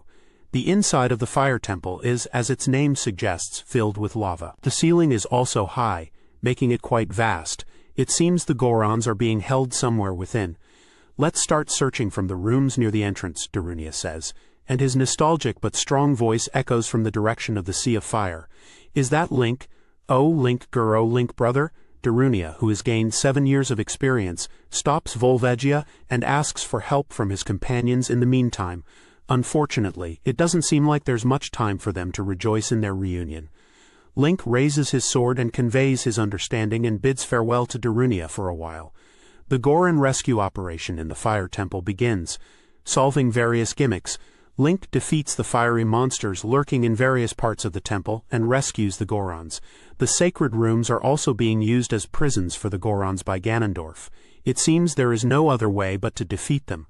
Link, who released all the Gorons, proceeds to the deepest part of the Fire Temple and confronts the dragon Volvagia.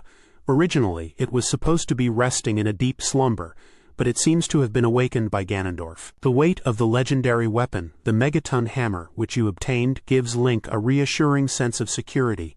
Megaton Hammer, P182. Long ago, a Goron tribe hero defeated Volvagia using this legendary weapon that is said to have been used at that time.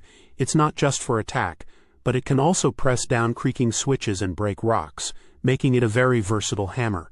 Fire Sage. The Fire Sage is someone who commands the power of fire and bestows firepower upon Link. This Fire Sage is none other than Darunia, who called Link his brother. After defeating Volvagia, Darunia awakens as a sage. Fire Medal P184. Darunia, who is awakened as a sage, gives Link a fire medal, a medal with a crimson color reminiscent of flames. By receiving this medal, Link gains the power of the Fire Sage. In the fierce battle, the evil dragon is finally put into eternal sleep, and with the liberation of the Fire Temple, Darunia awakens as the Fire Sage. However, his personality has not changed from before, and he is not at all sage-like. Darunia hands the fire medal to Link and adds sincerely at the end, "Oh, may you and or me are brothers, right Guro brother." Friendship transcending time now changes to a stronger bond. This page depicts a flowchart for the meeting again in bottom of the lake section, which takes place in Hyrule Lake. The text explains that in Hyrule Lake, Link, who once couldn't see the beauty, heads to the water temple to reunite with Princess Ruto, who has grown beautifully. The page includes a collect item check section which advises that in the water temple, after obtaining the long hook, you should start Bangyagyogan Bankaku Teki Na, full-scale Golden Skulltula subjugation. It lists pages for reference for Golden Skulltulas number 71 to number 75.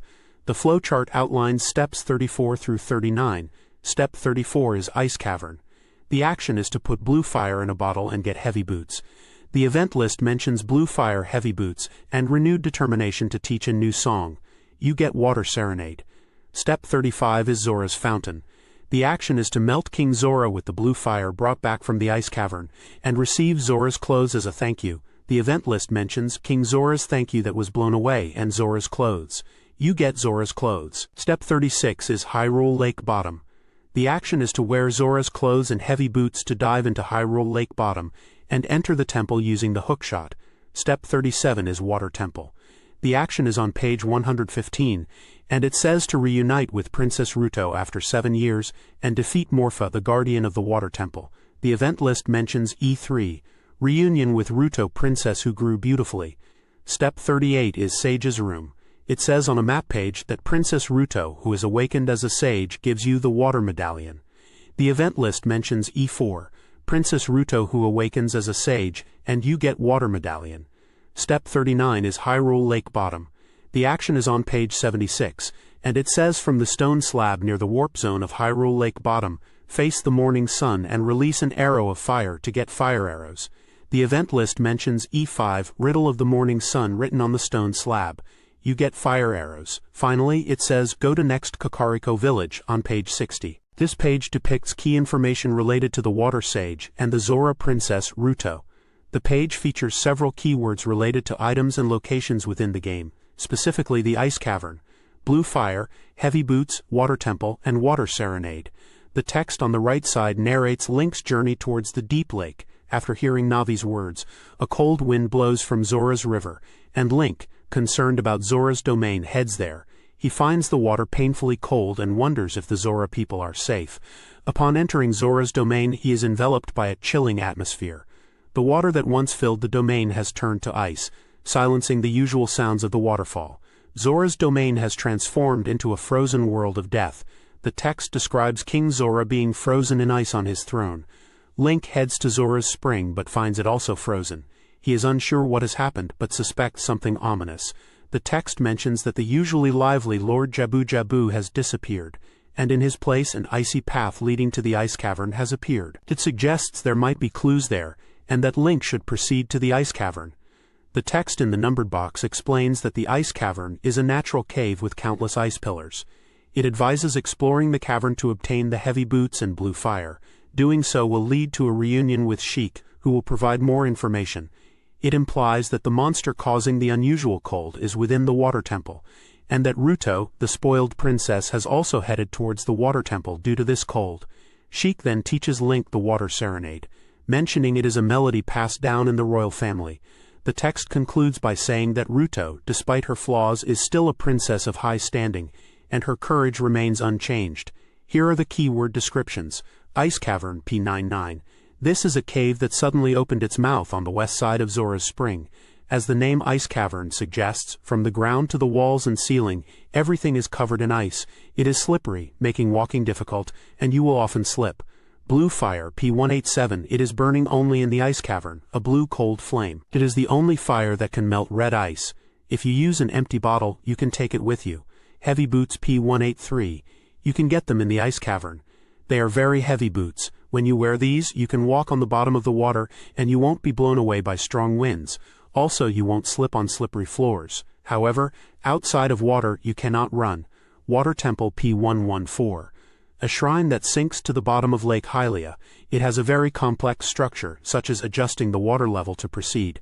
Also, to conquer this shrine, heavy boots and Zora's clothes are indispensable.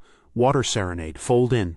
Sheik, who appears in the ice cavern, will teach you this melody. If you play this song, you can warp to the water temple that sinks in Lake Hylia. The image at the bottom shows Link and Princess Ruto in the water temple.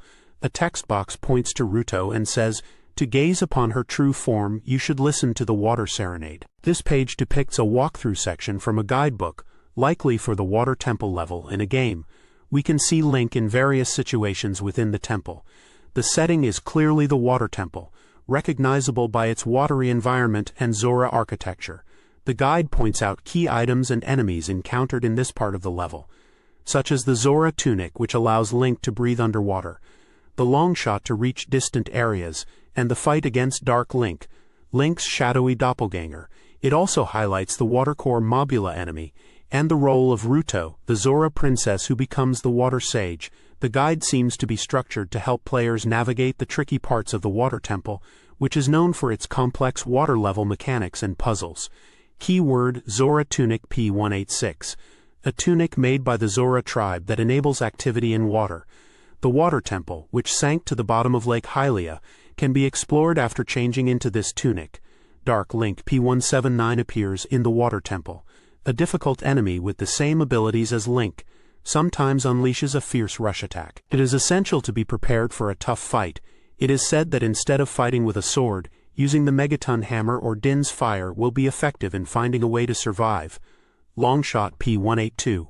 A long hook obtained in a small room beyond the hall where Dark Link appears. It is a long-range attack item that is even twice as far-reaching as the hookshot. Compared to the hookshot, the flight distance has doubled, making it possible to access places that were previously unreachable. Watercore Mobula P126. A soft-bodied creature that lurks in the Water Temple. It can be defeated by pulling out its core, which is its main body, with the long shot and attacking it with a sword. Water Sage, a sage who governs the power of water.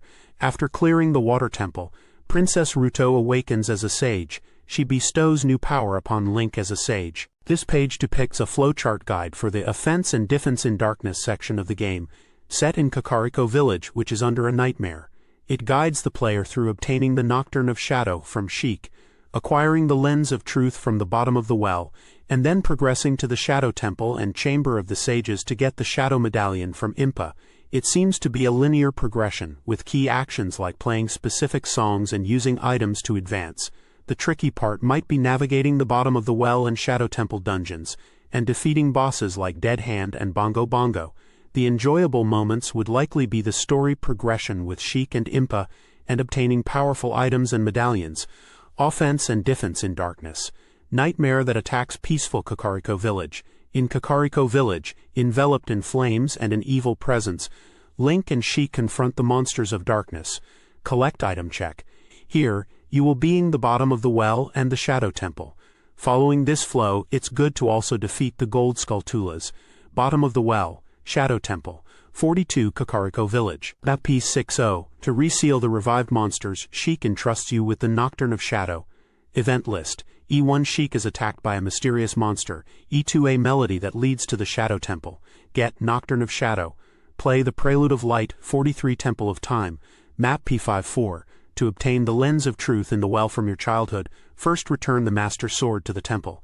Event list. E3 Link travels back in time. 44 Kakariko Village. Map P60. Action circa P.61 in front of the Windmill Man. Play the Song of Storms to lower the water level of the well outside. Event list. E4 The Windmill Man gets angry at the Song of Storms. 45 Bottom of the Well. Map P123. Action AP124. Defeat Dead Hand, the Guardian of the Bottom of the Well, and obtain the Lens of Truth. 46 Temple of Time. Map P54. Once you get the Lens of Truth in the bottom of the well, return to adulthood and head to the graveyard with the Nocturne of Shadow. Event list. E5 Link travels to the world 7 years later again. Play the Nocturne of Shadow. 47 Graveyard. Map P62. Action BP.63. Use Din's Fire to light all the braziers. 48 Shadow Temple. Map P125. Action a P127. Utilize the Lens of Truth obtained in your childhood to the dungeon and defeat Bongo Bongo. 49 Chamber of the Sages. MAP. Reunite after 7 years and receive the Shadow Medallion from Impa, who is awakened as the Sage of Shadow. Event list. E6 Impa awakens as the Sage of Shadow. Get Shadow Medallion. Graveyard. Kakariko Village. Go to next Hyrule Plain. P.52. This page depicts a scene in Kakariko Village where Link and Sheik are facing a dark monster. The page provides context about this encounter, explaining the monster's origins and the setting of the bottom of the well. awakening as a sage of darkness, Impa of the Sheikah. Deep forest is the sacred forest, high mountain is Death Mountain, and wide lake is Lake Hylia. So far I have been able to find the sacred place by following the sayings. However, the next divine beast's location is indicated by the phrase Village of the Dead. Is this Hyrulean language? Navi of the Thread of Trust also seems puzzled, tilting her small head as if in trouble for Link's question. Link closed his eyes and pondered for a while, but nothing came to mind. Anyway, the word dead and the large graveyard suggest Kakariko Village. Let's head towards Kakariko Village. On the way to Kakariko Village, Link wrinkled his nose at the strong smell. Smoke, and at that moment, flames rose from a house in a row of houses and spread to other buildings in an instant. This is not just a fire accident. What happened? He went quickly look around. As soon as Link gave the command, Sheik appeared before the well. Sheik, he said, glaring at Sheik, and then fell silent, and the next moment, Sheik's body was grabbed by a large, invisible hand and slammed onto the ground as if being slammed into the ground. Link, who rushed to his side, felt a strange ominous presence and instinctively drew his sword. However, the source of the ominous presence is invisible, while being wary. Link was pressured by an overwhelming presence, and Link's consciousness was cut off there. When he opened his eyes, Sheik was in sight. Sheik shook his head slightly and began to speak in a calm tone. Surely at that time something formless attacked you. Don't worry. It won't fall again, Sheik began to speak. The one who attacked us was the dark monster. Up until now it was sealed at the bottom of the well by Impa, the village chief of Kakariko Village. But it seems that the seal of the well was broken because the monster's power became stronger, and it appeared on the ground. Keyword, dark monster. A black shadow that attacked Link and Sheik in Kakariko Village. Its true identity is originally a monster sealed at the bottom of the well by Impa's power. Ganondorf and the monster's power are strongly related, and it seems that it flew out. Image caption below Link and Sheik in Kakariko Village. Link, something terrible has happened. The dark monster has revived. Bottom of the well, P123 at the bottom of the well in Kakariko Village. There is a mysterious floor spreading out with invisible walls and pitfalls. In this eerie place, the truth glasses to see through the truth are hidden. Image caption below bottom of the well. Link, it has become a serious situation. The dark monster has revived. This page depicts information about the Forest Temple and the Nocturne of Shadow. Keyword, Forest Temple, P125. Deep within the graveyard of Kakariko Village, an unknown temple was built, symbolizing darkness. The interior is filled with numerous traps, and to overcome them, sharp eyes and unwavering determination are absolutely necessary. Nocturne of Shadow. In the burning Kakariko Village, Sheik teaches Link a melody. By playing it, you can instantly move to the high ground of the graveyard at the entrance of the Forest Temple. One then Impa, who knew the words of the sages, went to the Forest Temple again to seal the monsters of darkness. Furthermore, Sheik is one of the 6 sages, and he told Impa to ask Link for help. Link felt uneasy about Sheik's always calm tone, and a certain sense of incongruity was lurking in his mind. While thinking about the reason, an image of Sheik's true identity flashed in Link's mind, and he decided to cut it off. Now is not the time to question Sheik about that. Everything will be clear eventually. He too after that, Link, who was taught the Nocturne of Shadow by Sheik, quickly headed to the Forest Temple, but immediately returned to Kakariko Village. Inside it are countless traps and obstacles, and it is impossible to proceed without special tools. Having no choice, Link returns to Kakariko Village to gather information. Then he was able to hear about the well water being drawn up by the windmill's rotation, and that those with keen eyes lived near the well. However, all of this is a story from the distant past, and it is unlikely that he will understand more than that. Is there no way to return to the past somehow? Link decided to return to the Temple of Time, the place where he awoke from his 7-year sleep, and play the Prelude of Light. E3 Link's judgment was correct. Sheik, who had been waiting at the Temple of Time, explains that the Master Sword is the key to transcending time. Yes, this place is where you can return to the past. Link silently faces the pedestal and thrusts the Master Sword into the pedestal with both hands. Then a blue light envelops Link's entire body, too, when his field of vision gradually widened. Link had returned to his child form. The Master Sword was firmly thrust into the pedestal in front of him. In other words, this is the world from 7 years ago. Link confirmed the familiar feel of the hilt of the Master Sword, took a light swing, and then left the Temple of Time. Sunlight filtering through the gaps in the curtains of the temple was dazzling. Unlike the world 7 years later, Link has now transcended time. Image caption. When you play the Nocturne of Shadow in the Burning Village, you can investigate the graveyard. Open Nocturne of Shadow. This page depicts a walkthrough section focusing on the Shadow Temple in the game.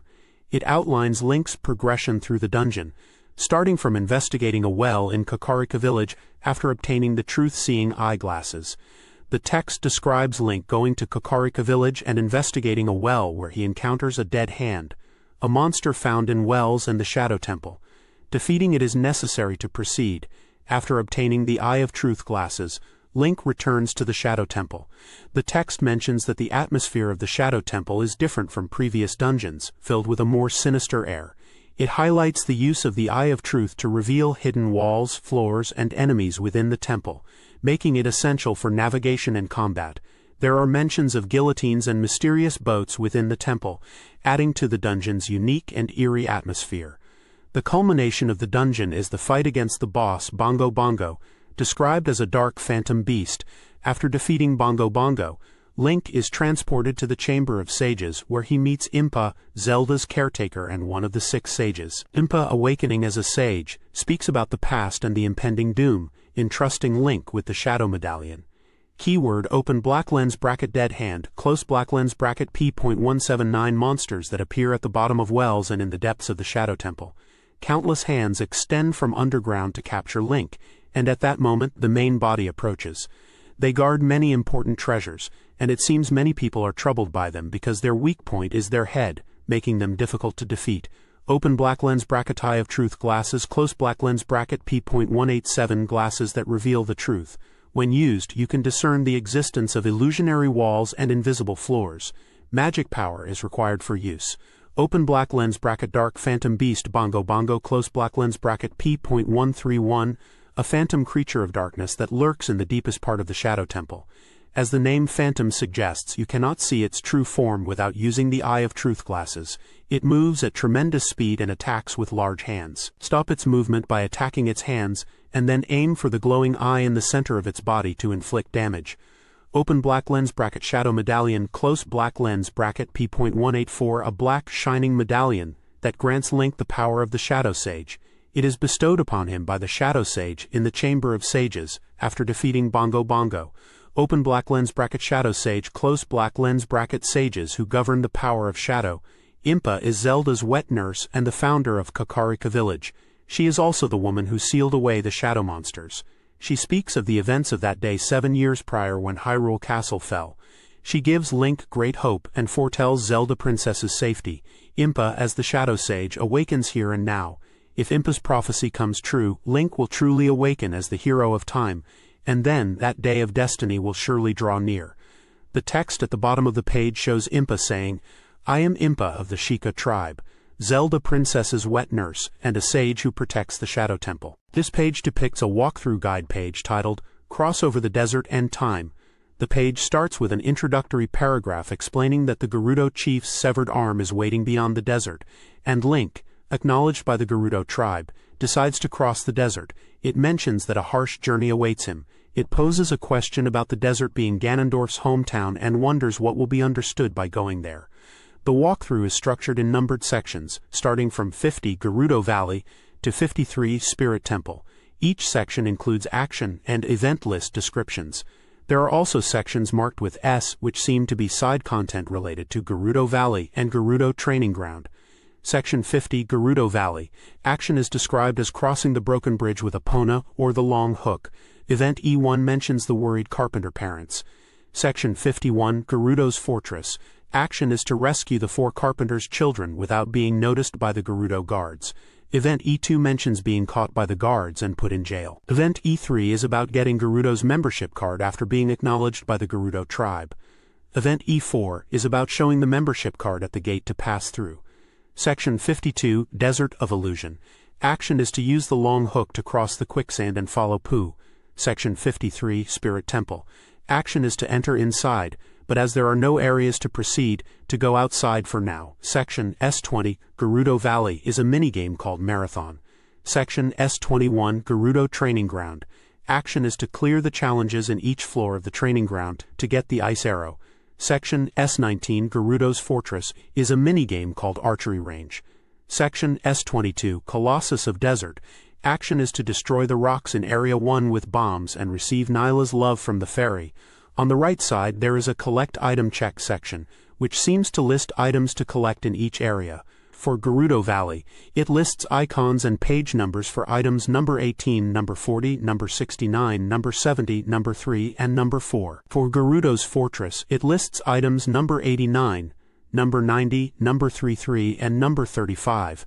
For Desert of Illusion, it lists item number 91.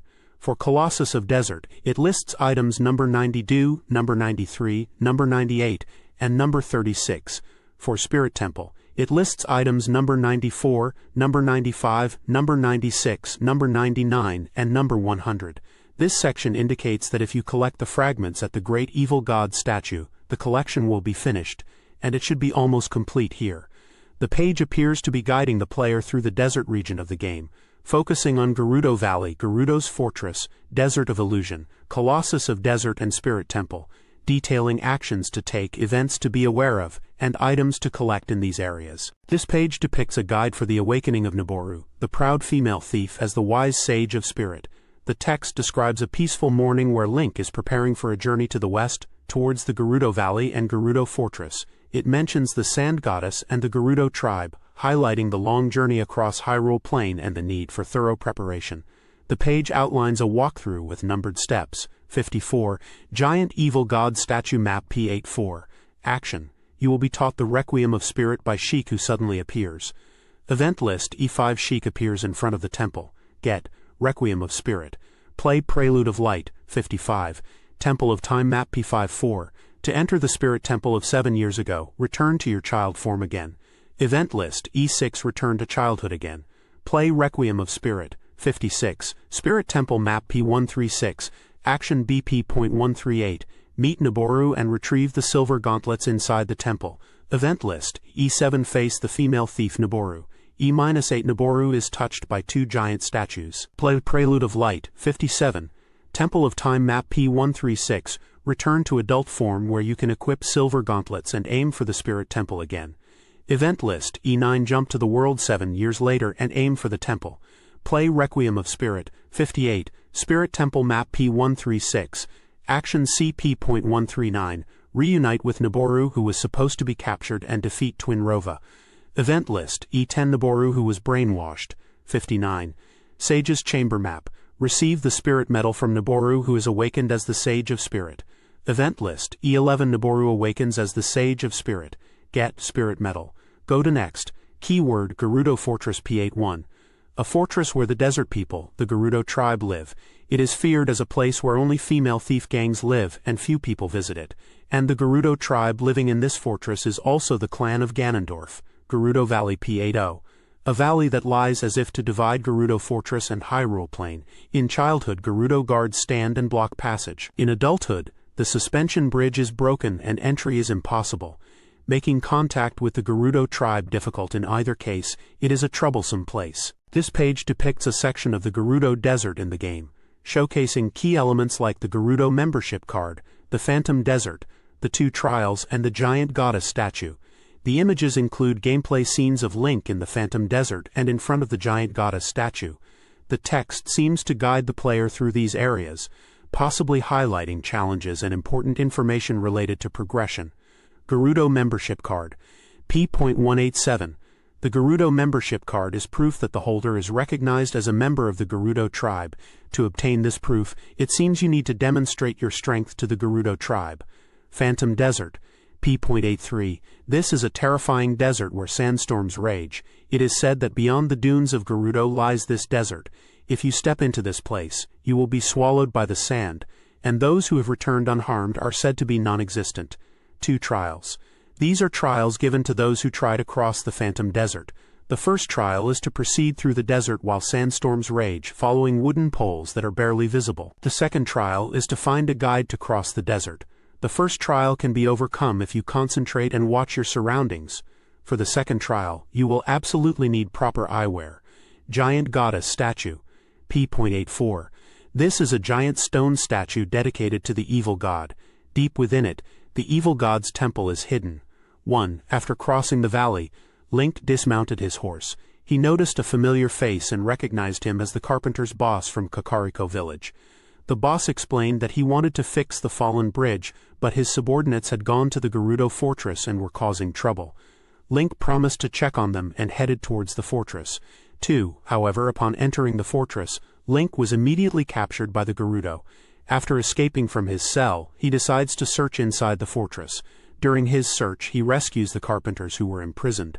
Having rescued all four, the boss of the carpenters called out to Link in a loud voice. While being wary of the enemies, the boss applauded Link, saying, "Excellent work, thanks to you, the carpenters can be my companions." He then said, "Earlier, one of the carpenters you helped mentioned that there's a phantom desert beyond the fortress." He added, "It's said to be the desert of death. It's incredibly dangerous. Even if you open your eyes, sand will relentlessly blow in, making it difficult to see anything. You'll get sand in your eyes, nose, and mouth. It's a truly harsh place. Is there really a temple of the evil god or something in such a place? Furthermore, according to rumors, the Gerudo fortress relies on guards from the desert." Link decides to ask the fortress guards for more information.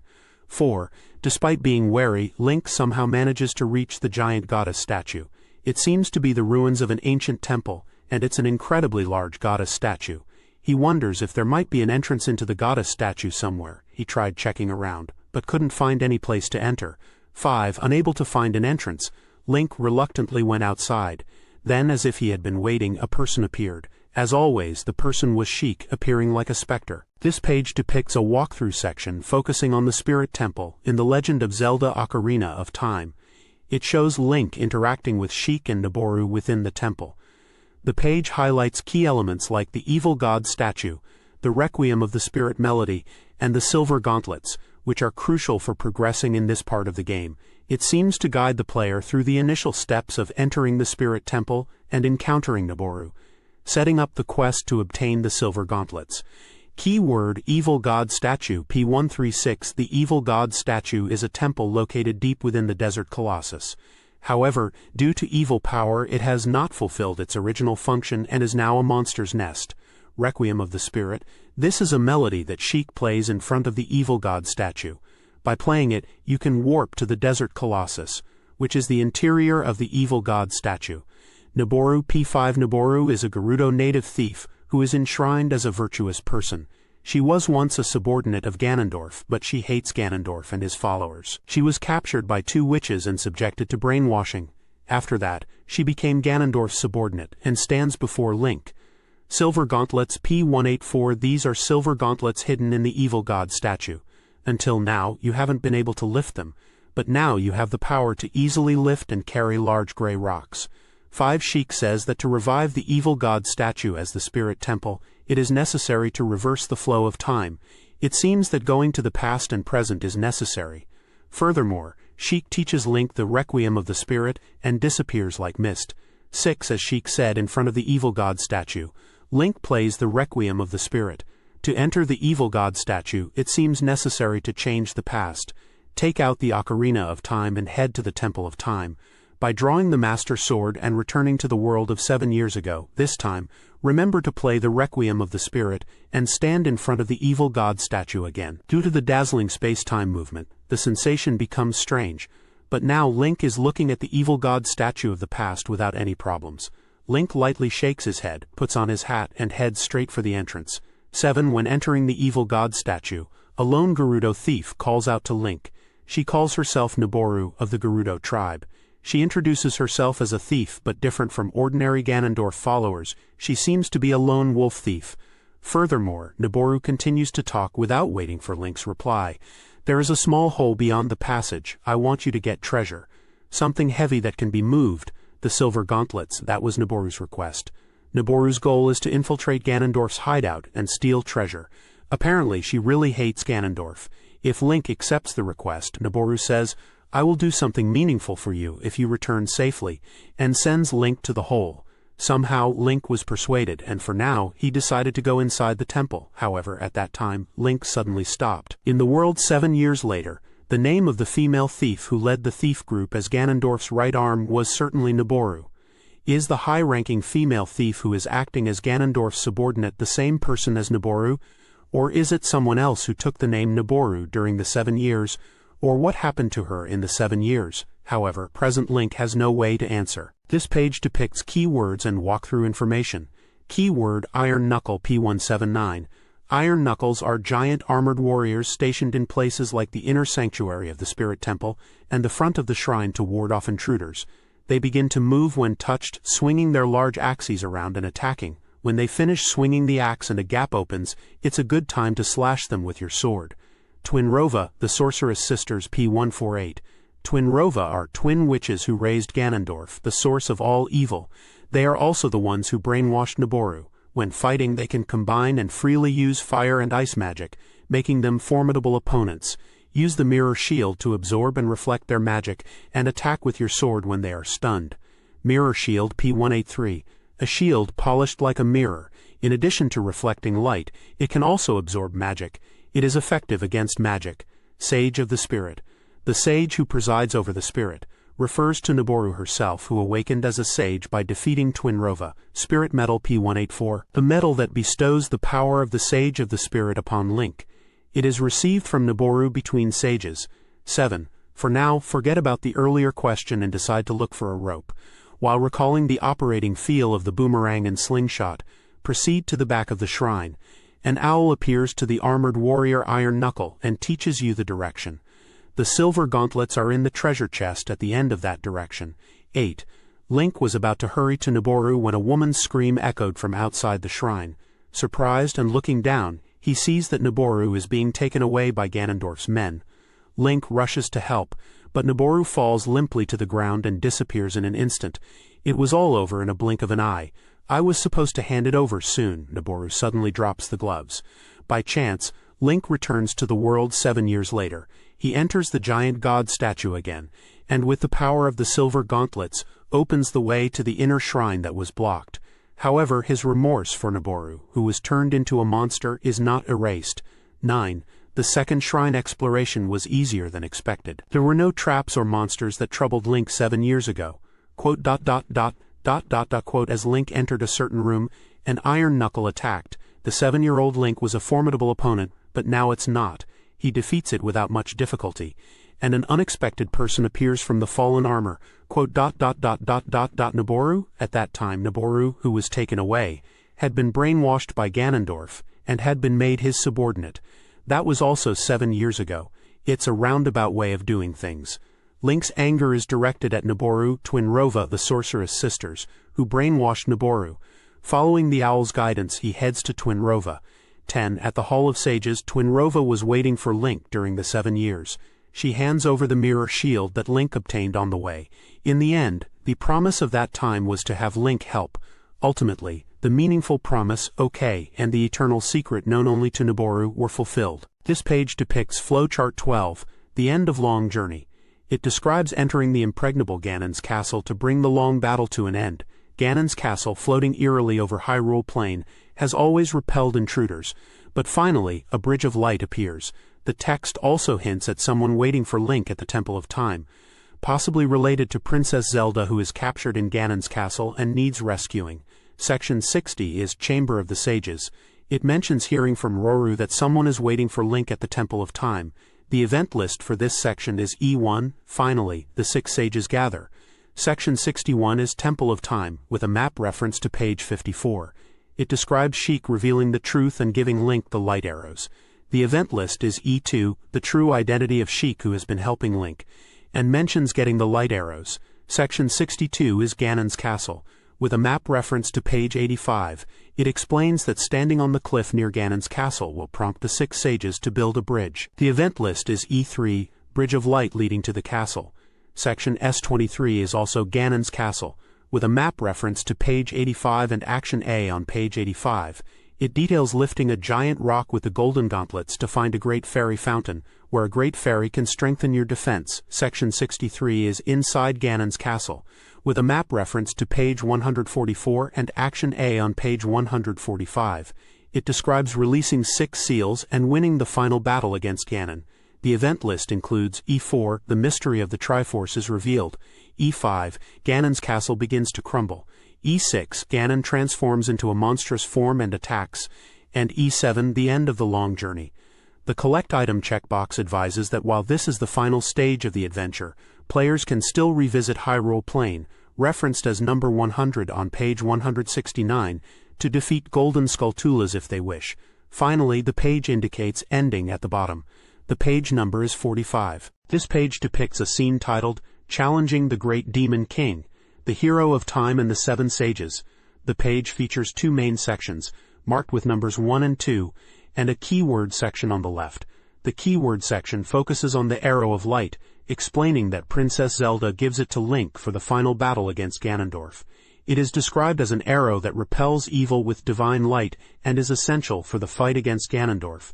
The image shows Link obtaining the Arrow of Light, with text bubbles indicating that equipping it to the fairy bow changes the arrows to sacred arrows that pierce evil. Section 1 starts with Roru speaking to Link, confirming that the time to confront the Demon King has arrived, and that the 6 sages have been revived. Roru mentions that the awakening of the sages was expected, and that the legendary sages have gathered. It then narrates that Link had been waiting in the Temple of Time, and Sheik appeared. Sheik, maintaining composure, tells Link that there is something to tell him, and begins to speak of a legend, specifically about the Triforce. The legend states that if someone with evil thoughts touches the Triforce, it will break, leaving only one piece with the toucher. The remaining 2 pieces are said to be chosen by the gods and reside in those chosen by the gods. One piece, the Triforce of Courage, resides in Link. She continues, mentioning that 7 years ago when Ganondorf obtained the Triforce, the legend became reality. Ganondorf only acquired the Triforce of Power, and to gain more power he started searching for the remaining 2. One of those pieces, the Triforce of Courage, resides in Link, and also another person. Sheik then pauses, cutting off their words. Section 2 continues with Sheik facing Link and pointing to his hand. Light emanates from Sheik's hand and the sacred triangle appears. Sheik reveals himself to be Princess Zelda of Hyrule. It is explained that the person standing before Link was Zelda, who had grown into adulthood and taken on the guise of Sheik. As a sage and the leader of the 6 sages, Zelda disguised herself as a Sheikah to evade Ganondorf's pursuit and survive. To defeat Ganondorf, Zelda explains that Link's courage is needed and bestows upon him the Arrow of Light. The moment Link receives the arrow, an ominous rumbling sound is heard, and the entire sacred realm begins to shake violently. The text ends with a question, this rumbling, could it be? Keyword. Open black lens bracket arrow of light close black lens bracket p.182 Zelda gave Link this arrow to use in the decisive battle against Ganondorf. It emits divine light to repel evil and is an indispensable weapon in the battle against Ganondorf. One brave hero Link. Finally, the time has come to confront the Demon King, E1. Maintaining his usual composure, Roru calls out. The 6 sages have been revived, as expected, the ball has awakened, and the legendary 6 sages have gathered. Having waited in the Temple of Time, Link was greeted by Sheik. Sheik, with his usual composure, said, Brave hero Link, there is something I must tell you, and began to speak of a legend. Power, wisdom, courage. It is said that the Triforce is made up of these 3. If a person with evil thoughts touches the Triforce, it will shatter, and only one of the 3 will remain with the one who touched it. The remaining 2 are said to be chosen by the gods and reside in those chosen by the gods. One of them, the Triforce of Courage, dwells in you, Link. And also another person is, Sheik then paused his words. 2 Sheik then faced Link and pointed his hand towards Link. From Sheik's hand a dazzling light was released and the sacred triangle floated upwards. It is I, Princess Zelda of Hyrule. E2. Standing before Link was Zelda, now an adult, having taken on the appearance of Sheik. Zelda, in her dignity and composure as a princess, explained that she was the 7th sage, leader of the 6 sages. Zelda, as a survivor of the Sheikah tribe, had been hiding herself to escape Ganondorf's pursuit. Sheik, no, Zelda, in order to defeat the Demon King, told Link that his courage was necessary, and bestowed upon Link the Arrow of Light. The moment Link received the arrow, an ominous rumbling sound echoed, and the entire sacred realm began to shake greatly. This rumbling, could it be? This page depicts a walkthrough of Ganon's castle in the game. Keyword, Ganon Castle. Ganon Castle is the Demon King's castle built on the site where Hyrule Castle once stood. In addition to the ominous atmosphere of dark clouds gathering, a sea of lava acting as a moat prevents enemies from invading, and this place is also the destination of Link's journey. 2. At the time of their reunion after 7 years, they were easily torn apart by the Demon King Ganondorf. After obtaining the Triforce of Wisdom and Courage and declaring in a loud voice that shook the air that he would become the ruler of the world, Ganondorf used strange magic to kidnap Zelda. Link stood there helplessly, then as if to chase after him, he disappeared, leaving behind the words, "If you want to save her, come to my castle." After a moment of silence, Link spoke briefly to Navi, looking as usual, and started walking towards the temple exit. However, Navi, who tried to follow him, noticed that Link's shoulders were trembling slightly, and understood everything. Link was now desperately enduring it. 3E3 Ganon Castle. Ganon Castle was built on the site where Hyrule Castle once stood. However, the shadow of that beautiful castle is now nowhere to be seen, and the rich greenery has disappeared, with not a single blade of grass to be found around the castle. Moreover, the castle is floating on a huge pool of magma, making entry impossible. What should he do? At that moment, Raoul's voice reached Link's ears. He said that they would build a bridge to Ganon Castle with the power of the 6 sages. When Link granted the wish, a rainbow-colored bridge appeared before his eyes, leading to the castle. Recalling the faces of the 6 sages in order, Link crossed the bridge and headed inside the castle. 4. The interior of Ganon Castle was not as complex in structure as the temples Link had visited so far. There was not as much of an evil presence as he had imagined, and only the sound of burning torches could be faintly heard in the quiet space, with the occasional roar of monsters echoing through it. Following Raoul's advice he heard just before entering the castle, Link began to, Kaijo, unseal, release the barriers one by one in various parts of the castle. The arrows of light he had received from Zelda just before she was kidnapped proved useful here. By Kaijo, unsealing, releasing all the barriers of forest, fire, water, darkness, spirit, and light, he would be able to enter Ganon's tower in the center of the castle. It seemed like he was finally getting closer to the core, climbing the spiral staircase, kicking away the powerful guardian monsters waiting on each floor of the tower. Link advanced step by step towards Ganondorf. Finally reaching the top floor after climbing what seemed like an endless staircase, Link stood in front of a single door, took a deep breath. Then, counting slowly to 3 in his mind, he steeled himself and opened the door. This page depicts keywords related to the final bosses, Great Demon King Ganondorf and Ganon. Under the title Great Demon King Ganondorf, it explains that Ganondorf, empowered by the Triforce of Power, has thrown Hyrule into terror. He aims to seize the Triforce of Wisdom from Princess Zelda and the Triforce of Courage from Link, leading him to kidnap Zelda and challenge Link to a battle in his castle. The next section, titled Ganon, describes Ganondorf's transformation into a monstrous being after obtaining the Triforce of Power. He loses all human semblance and becomes a true demon.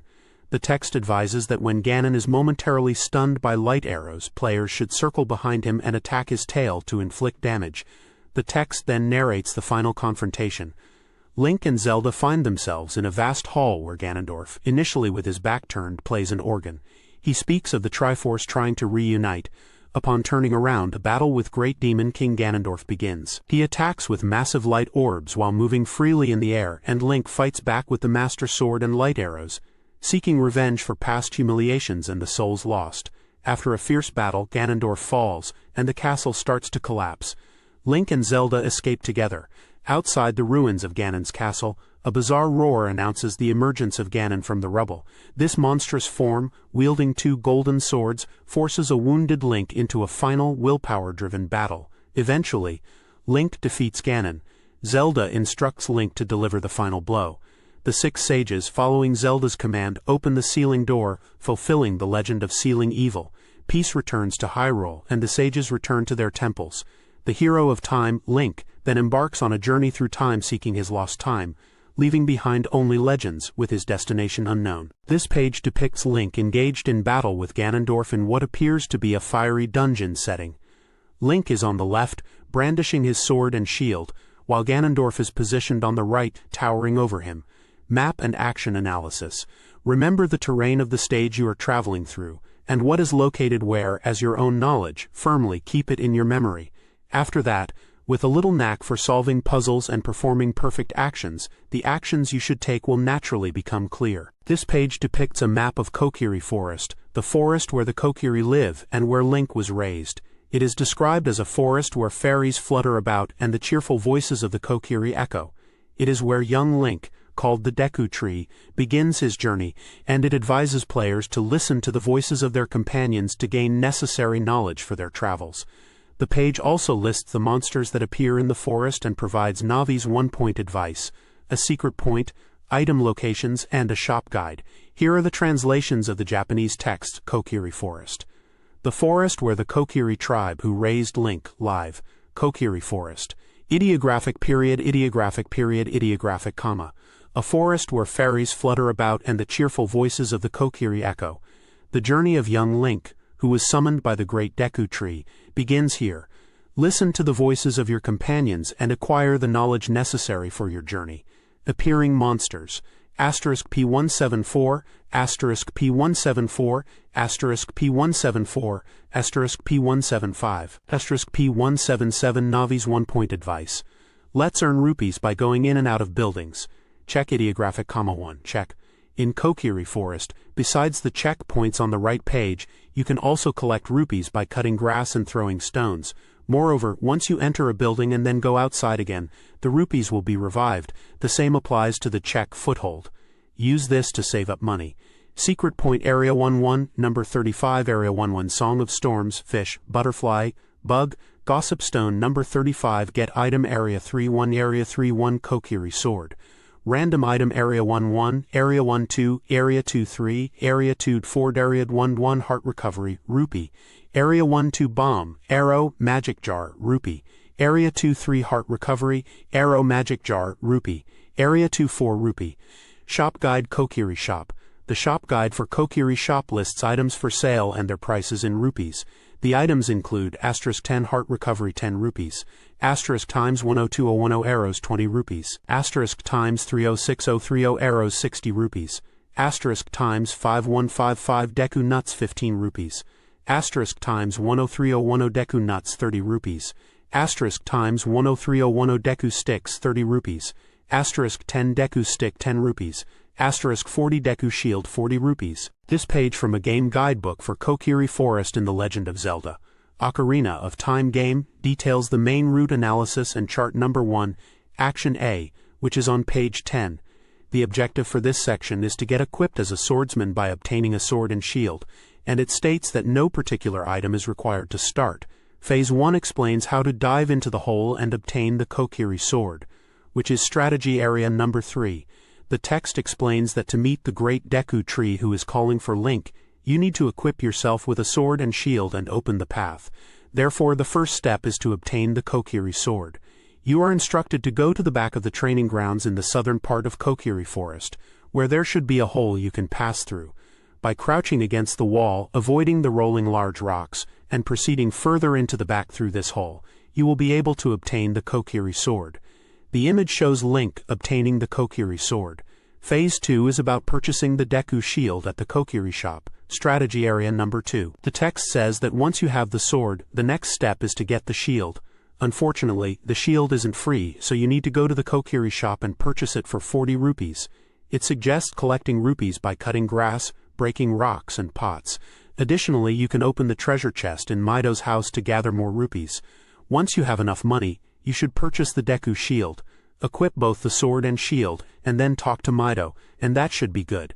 The image shows Link obtaining the Deku shield. There is a check section that describes how to get 5 rupees with a triple jump. It mentions that there are 3 stages of small ponds floating in the water. If you successfully jump across all 3 stages, using hop, step and jump techniques, you can get 5 rupees. It suggests using these rupees to save money for purchases. The page also includes a map section labeled Area 4 inches which shows a portion of Kokiri Forest and marks locations number 2 and number 3. Text on the map indicates to the Great Deku Tree, P86. The page is categorized under Town and Village. This page depicts a map of Hyrule Field, a vast plain at the center of Hyrule. It highlights secret points, random item locations, and appearing monsters. The page also offers Navi's one-point advice. The page includes sections titled Secret Point and Random Item, which seem to list locations within Hyrule Field that contain secrets or random items categorized by area number from 1 to 4. For example, in Area 1, Secret Point number 1 is listed as Bomb or Heart Container and Fairy Fountain, and Random Item number 1 in Area 2 is listed as Recovery Heart Arrow Magic Jar Deku Nut Deku Seed Rupee. These lists continue for each area, detailing different items and secrets. Another section, Appearing Monsters, lists various enemies found in Hyrule Field, along with the page numbers where more information about them can be found. These monsters include Nuts P.174, Big Skulltula P.175, Stal Baby P.175, P-Hat P.175, Baby P-Hat P.176, Poe P.178, and Big Poe P.179. Finally, there's Navi's one-point advice which says, something good might happen if you bump into a tree. There are large trees standing in various places in Hyrule Field. It hurts, but try using a spin attack on these trees. The tree will shake and items or golden skulltulas will fall down, common outside the plains as well. There are times when this happens. This page depicts a guide for the Hyrule Field area in what looks like a strategy guide. On the left, there is a map of Hyrule Field with numbered locations. On the right side, there are two sections, one for the main route and one for the sub-route, detailing walkthrough information. In the main route analysis, it describes chart number 23 on page 28, with Action A focusing on obtaining the Ocarina of Time thrown by Princess Zelda. The objective is to get the Ocarina of Time that Zelda threw. Phase 1 explains to pick up the Ocarina that sunk in the moat in Strategy Area number 2. It says that once Ganondorf, who was chasing Princess Zelda, has left, you should jump into the castle moat and dive to pick up the Ocarina thrown by the princess. You will get the Ocarina of Time.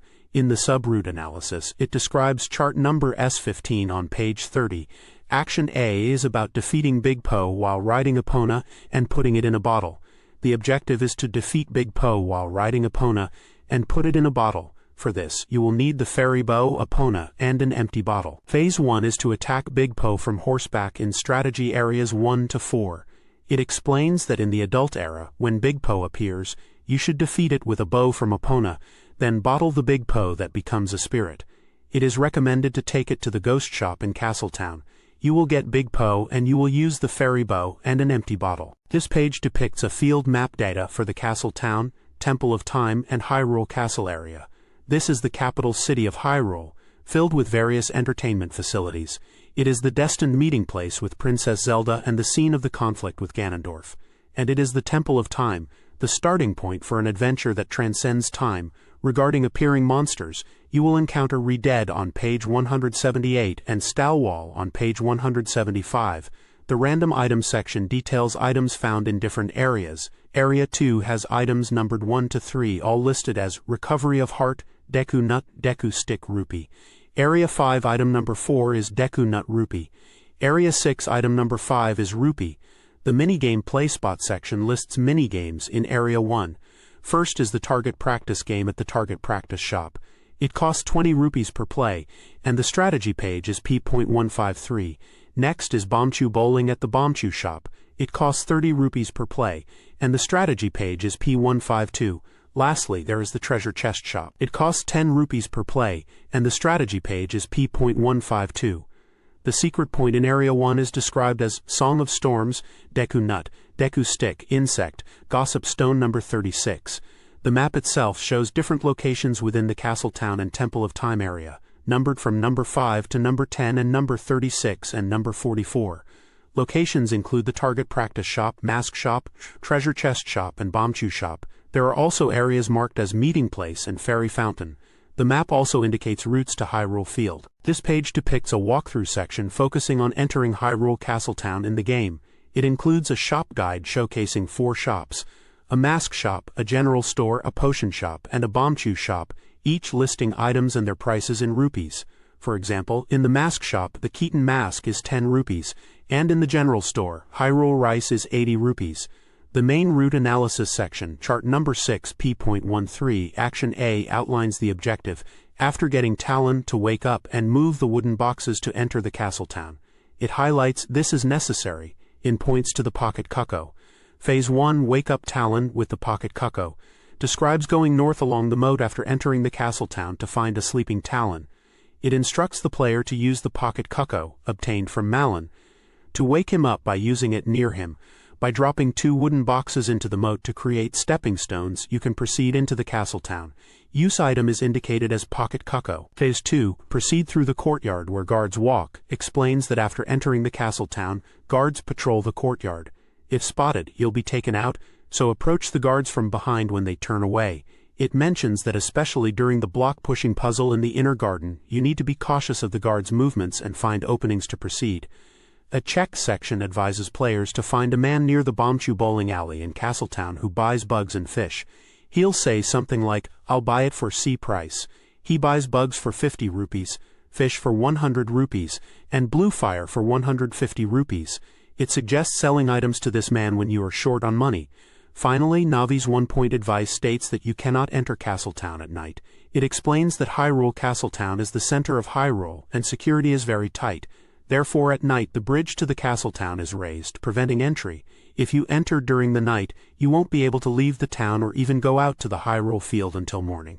Shop Guide, Mask Shop, Keaton Mask 10 rupees, Skull Mask 20 rupees, Spooky Mask 30 rupees, Bunny Hood 50 rupees, Mask of Truth Gorin Mask Zora Mask Gerudo Mask General Store, Hyrule Rice 80 rupees, Poe Collector Bottle Set X5 35 rupees, Recovery Heart 10 rupees, Deku Nut X5 15 rupees, Arrows X 10 20 rupees, Arrows X 30 60 rupees, Arrows X 50 90 rupees, Deku Stick 10 rupees, Potion Shop, Poe 30 rupees, Deku Nut X 5 15 rupees, Fish 200 rupees, Bug 50 rupees, Bottled Fairy 300 rupees, Blue Fire 50 rupees, Green Potion 30 rupees, Red Potion 30 rupees, Bombchu Shop, Bombchu X 10,100 rupees, Bombchu X 20,180 rupees. This page depicts two sub-route analyses for the Sanctuary and Castle area in Hyrule Castletown from the game. On the left side, under the title, Chart NOS 11 P.17 Action B, the objective is to call the Great Fairy and receive Din's Fire. It states, "This is necessary," and lists bombs and the Fairy Ocarina, Zelda's Lullaby, as required items. Phase 1, titled Open the Hidden Entrance with a Bomb, Strategy Area No 5, describes that as you proceed along the road leading to Hyrule Castle, there is a dead end where rocks are rolling. It explains to blow up these rocks with a bomb. Inside, in front of the spring, if you play Zelda's Lullaby on the Fairy Ocarina, the Great Fairy will appear and grant you Din's Fire. There's an image showing a bomb point where to place the bomb, and another image titled Ocarina Performance, showing Link playing the ocarina. At the bottom, under Get, it says Din's Fire, and under Use Item, it lists bombs, Fairy Ocarina, Zelda's Lullaby. On the right side, under the title Sub-Route Analysis, and Chart NOS-16 P.30 Action A, the objective is to hand over Big Poe, accumulate points and get an empty bottle. It notes this is necessary, and lists Big Poe as the required item. Phase 1, titled Sell the Captured Big Poe, Strategy Area No. 2, explains that in the ruined Castletown, there is a ghost shop that is still open. It suggests bringing Big Poe that you caught in Hyrule Field to this somewhat suspicious shop. For each Big Poe you will receive 50 rupees in coupons. You can accumulate points with these coupons, and when the total points reach 1,000, you can get an empty bottle. There's an image showing Link selling a Big Poe at the ghost shop. Under Get it says Empty Bottle, and under Use Item it lists Big Poe. The vertical text on the left side reads Hyrule Castle, Temple of Time, Castletown, and below it Sanctuary and Castle. This page depicts a map of the Lost Woods, a mysterious forest filled with confusing paths. It is said that those who enter the forest lose their sense of direction, and the forest itself changes its appearance. However, Saria, Link's childhood friend, can guide Link to the right path. Check. Assessment of the Fortune Teller's Mask. After completing the Child chapter and the Boy and Thief event on page 160, go to the mask shop and borrow the Fortune Teller's Mask. If you wear this mask and enter the check hole, the Chironets inside will evaluate your mask. The evaluation depends on the mood of the Chironets. If you are lucky, you might receive rupees or items, but conversely you might be attacked by everyone. However, if you are wearing the Skull Mask, you will surely get an item as a reward. Random item, *Area 4-1. Bomb, Magic Jar, Recovery Heart, Deku Nut, Arrow, Rupee, *Area 6-2, Recovery Heart, Bomb, Arrow, Rupee Area 1 shortcut to Goron City. Let's use bombs to clear the path. There is a door made of stone at the bottom right. If you destroy this wall with a bomb, you will be able to pass through to Goron City. This is a shortcut that saves you the trouble of walking along the mountain trail. Shortcut to Zora River. Let's use the underwater tunnel. If you have the silver scale, try diving to the bottom of the pond in the forest. You should be able to see the entrance to the underwater tunnel. If you enter here, you will warp to Zora River in one go. You will emerge next to the pond at the top of the river. allowing you to get out upstream. Shop guide * hidden hole business scrub 1 * Deku nut upgrade 40 rupees * Deku seed X 30 to 40 rupees * arrow X 30 to 70 rupees * Deku stick X 520 rupees * Deku stick 15 rupees * business scrub 2 * Deku nut 20 rupees * Deku stick 15 rupees appearing monsters business scrub page 174 secret point * area 4 to 1 bomb or hammer fish crab insect worm blue rupee gossip stone number 18 * area 5 to 2 song of storms fairy spirit * area 6 to 3 hidden hole mask assessment * area 6 to 4 bomb business scrub 1. This page depicts a guide for the lost woods in the game. It is divided into two main sections, the main route analysis and the sub-route analysis. In the main route analysis, Action A focuses on getting to the forest sanctuary by having Mido let you pass. Phase 1 describes encountering Mido blocking the path again in strategy area number 3.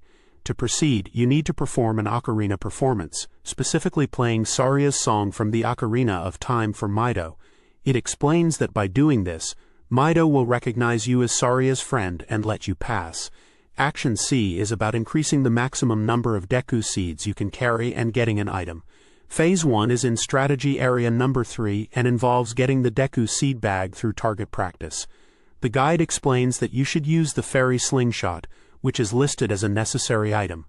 The target practice involves hitting the center of the target hanging from a tree branch 3 times consecutively to score 100 points each time.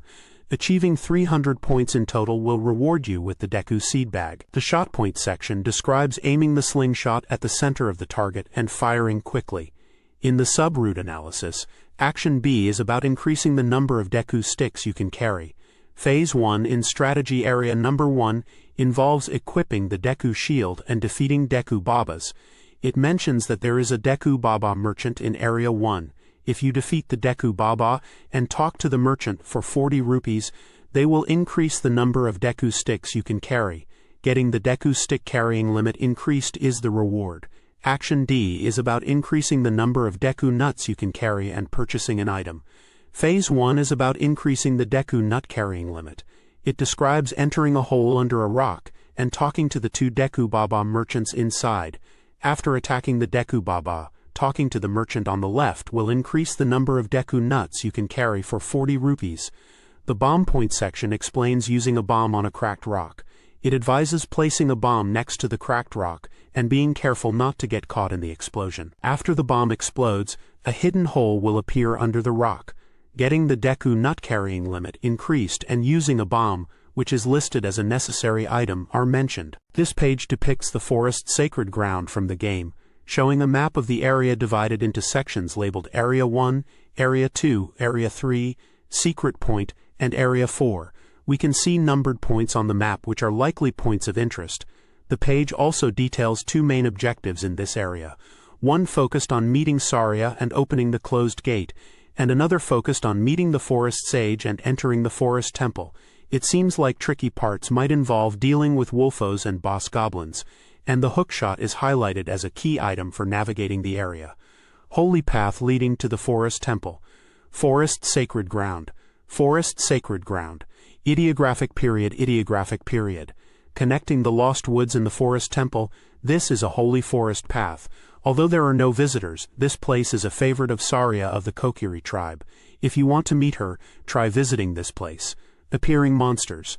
P.174 Akindo Nut P.174 P.176 Wolfos P.176 P.174 Ocarina Nut P.174 P.179 Boss Goblin P.179 P.179 Moblin P.179 Shop Guide Akindo Nut 40 Red Potion 40 rupees 40 Green Potion 40 rupees Main Route Analysis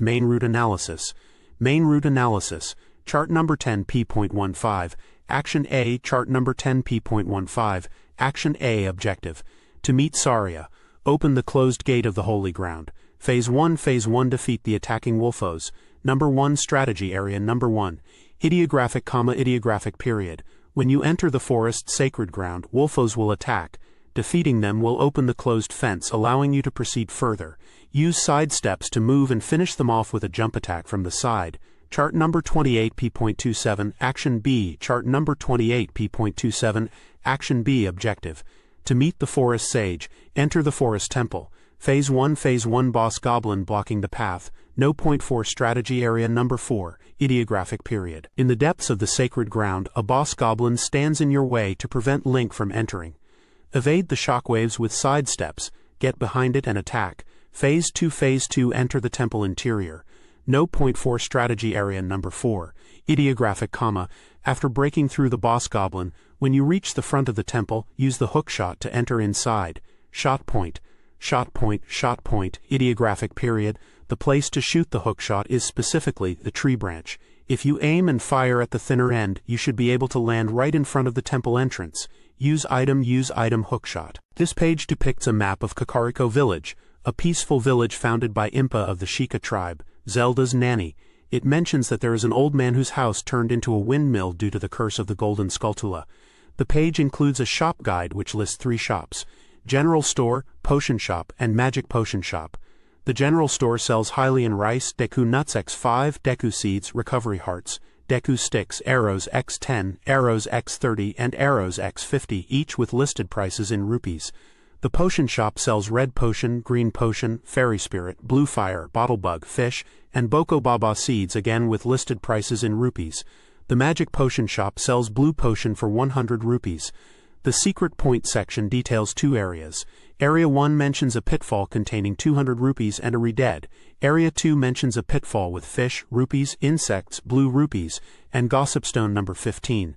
Navi's 1-point advice warns against attacking chickens in Kakariko Village, saying they will retaliate angrily. The map indicates Area 2 leads to Death Mountain Trail P.64, and Area 1 leads to Hyrule Field P.68. There is a minigame play spot, which is a target practice game costing 20 rupees per play, and is detailed on page P.153. The Appearing Monsters section for Area 1 lists Redead P.178. The Random Items section lists areas and possible random items. In Area 1 Location 1 and 9 you can find Recovery Hearts, Deku Nuts, Magic Jars, and Rupees. In Area 2 Location 2 you can find Arrows. In Area 2 Locations 3, 4, and 5 you can find Recovery Hearts, Deku Nuts, Magic Jars, and Rupees. In Area 3 Location 6 you can find Rupees. In Area 4 Locations 7 and 8 you can find Recovery Hearts, Boko Baba Seeds, Arrows, Deku Seeds, and Rupees. Finally, a check section highlights a man, referred to as C, who also appeared in Castletown during Link's childhood, where he bought bugs. As an adult, he has moved to Kakariko Village and still buys bugs at the same price as in Link's childhood. This page depicts a game guide page outlining the main route and a sub-route in a town and village area. The main route analysis details actions to progress in the game. Action A, chart number 11 on page 17, focuses on climbing the mountain path and obtaining permission to proceed. Phase 1 involves showing Zelda's letter to the gatekeeper at the entrance of the mountain path in Strategy Area number 2. It explains that by showing Zelda's letter to the gatekeeper at the mountain path in trance, you will gain the royal family's permission, and the gate will be opened. The required item is Zelda's letter. Action B, chart number 26 on page 26, is about learning the Song of Storms at the Windmill Hut. Phase 1 describes acquiring a new song at the Windmill Hut in Strategy Area number 5. It mentions that if you take out your ocarina in front of the old man in the Windmill Hut, who has been through a lot because of a child with an ocarina 7 years ago, he will teach you a song. By playing that song back to him, you can get the Song of Storms. You will get the Song of Storms and need to use the Ocarina of Time, specifically, the Song of Storms. Action C, chart number 44 on page 36, guides you to play the Song of Storms at the well and enter it. Phase 1 is about playing the Song of Storms to the old man at the Windmill Hut, in Strategy Area number 5. It explains that when you play the Song of Storms in front of the old man, the windmill will spin intensely, and the water in the well will dry up, allowing you to enter the well. The sub-route analysis, chart number S3 on page 10, Action D, is about collecting all the cuckoos scattered in the village. Phase 1 is about finding 7 cuckoos in Strategy Area No 1-5. It describes talking to the lady in the chicken coop who asks you to catch the cuckoos. You need to find all 7 cuckoos and bring them back to the co-op. It is mentioned that finding all 7 cuckoos in the village is quite challenging, and among them, cuckoos number 2, 3, and 6 on the map are particularly difficult to catch. For Cucco number 3, it is hidden in a wooden box, so you must first destroy the box with a spin attack. For Cucco number 2, there is also a method of jumping down from a high place with another Cucco and approaching it. If you collect all the Cuccos, you will receive a reward, an empty bottle. You will get an empty bottle. The page also includes an Ocarina performance section which likely describes the button inputs for playing the Song of Storms on the Ocarina. It mentions that here, the old man from 7 years in the future, who said he might have forgotten, will play the melody, the Song of Storms. This page depicts the graveyard field map data. This is an eerie graveyard where countless spirits wander. Located to the east of Kakariko village, it is said to be a graveyard with countless tombs. Besides the unusual tomb that remains in this world, you can expect slightly different encounters with tombs, such as Dampé and former musician brothers. There are mini-game Paley spots in this area. Area 1 is the graveyard and features the Digging Tour minigame. The fee is 10 rupees per play, and the strategy page for this is on page 156. Area 2 is the underground racetrack and features the Dampé race minigame. There is no fee for this race, and the strategy page is on page 157. You can get an item in Area 5, which is a bomb. The page also lists the appearance monsters in this area. Keys on page 176, Sharp and Flat both on page 178, Poe also on page 178, and Re-Dead on page 178. Regarding random items in Area 1, you can find recovery hearts, bombs, arrows, magic jars, Deku seeds, and rupees. There are also secret points listed. In Area 1, secret point number 1 is a hidden hole where you can find a heart piece. Secret point number 2 is another hidden hole where you can get the Hylian shield or a blue rupee. In Area 2, secret point number 3 is a hidden hole that leads to a heart recovery and fairy fountain. Break the wall with a bomb to access it. In Area 5, secret point number 4 is the location for the Sun's Song and fairy plants. This page depicts a guide for the graveyard area in the game, showcasing different routes and actions the player can take. We can see Link in various scenarios within a graveyard setting, including exploring tombs and fighting enemies. The guide seems to outline steps to acquire key items and songs. It looks like there are multiple paths to take, with some focusing on obtaining the hookshot, and others on learning the Sun Song and progressing to the Spirit Temple. Some parts might be a bit tricky, like finding hidden holes and defeating enemies, but overall it seems like a rewarding section of the game with useful items to collect.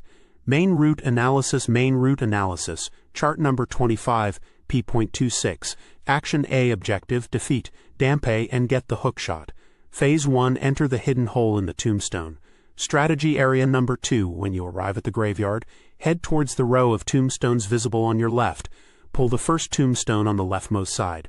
Once a hidden hole appears, jump into the hole without hesitation. Phase 2, accept Dampé challenge and stand your ground.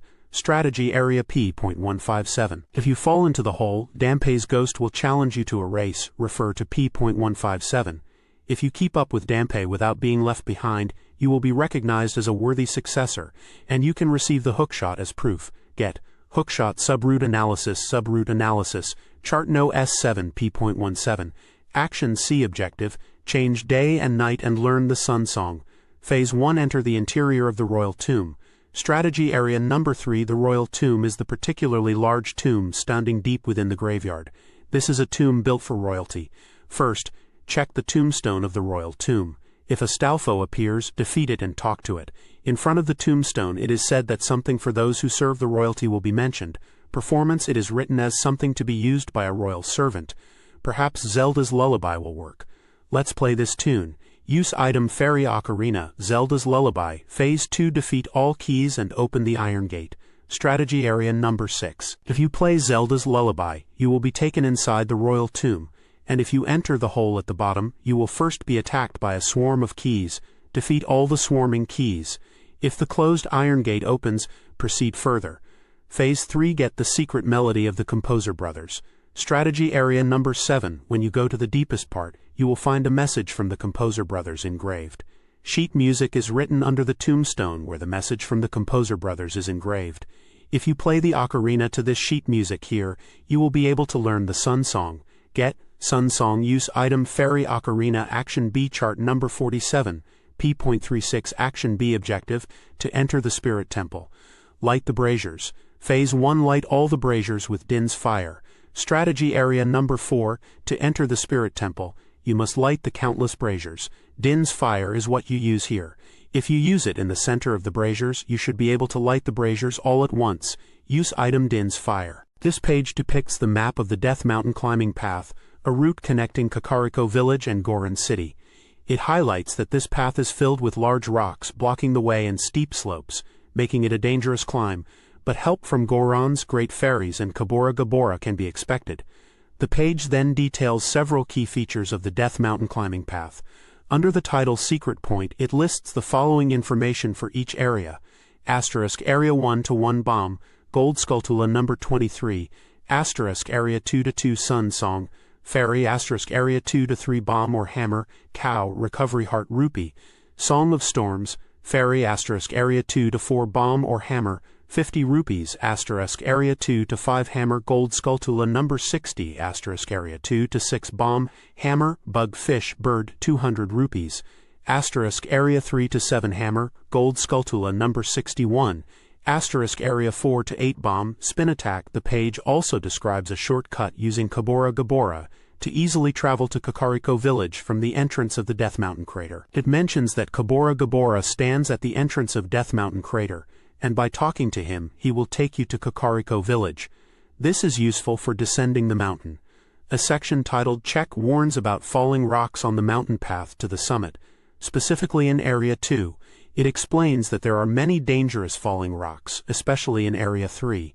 It advises players to be careful of falling rocks in Area 3 and suggests equipping the Hylian Shield for defense.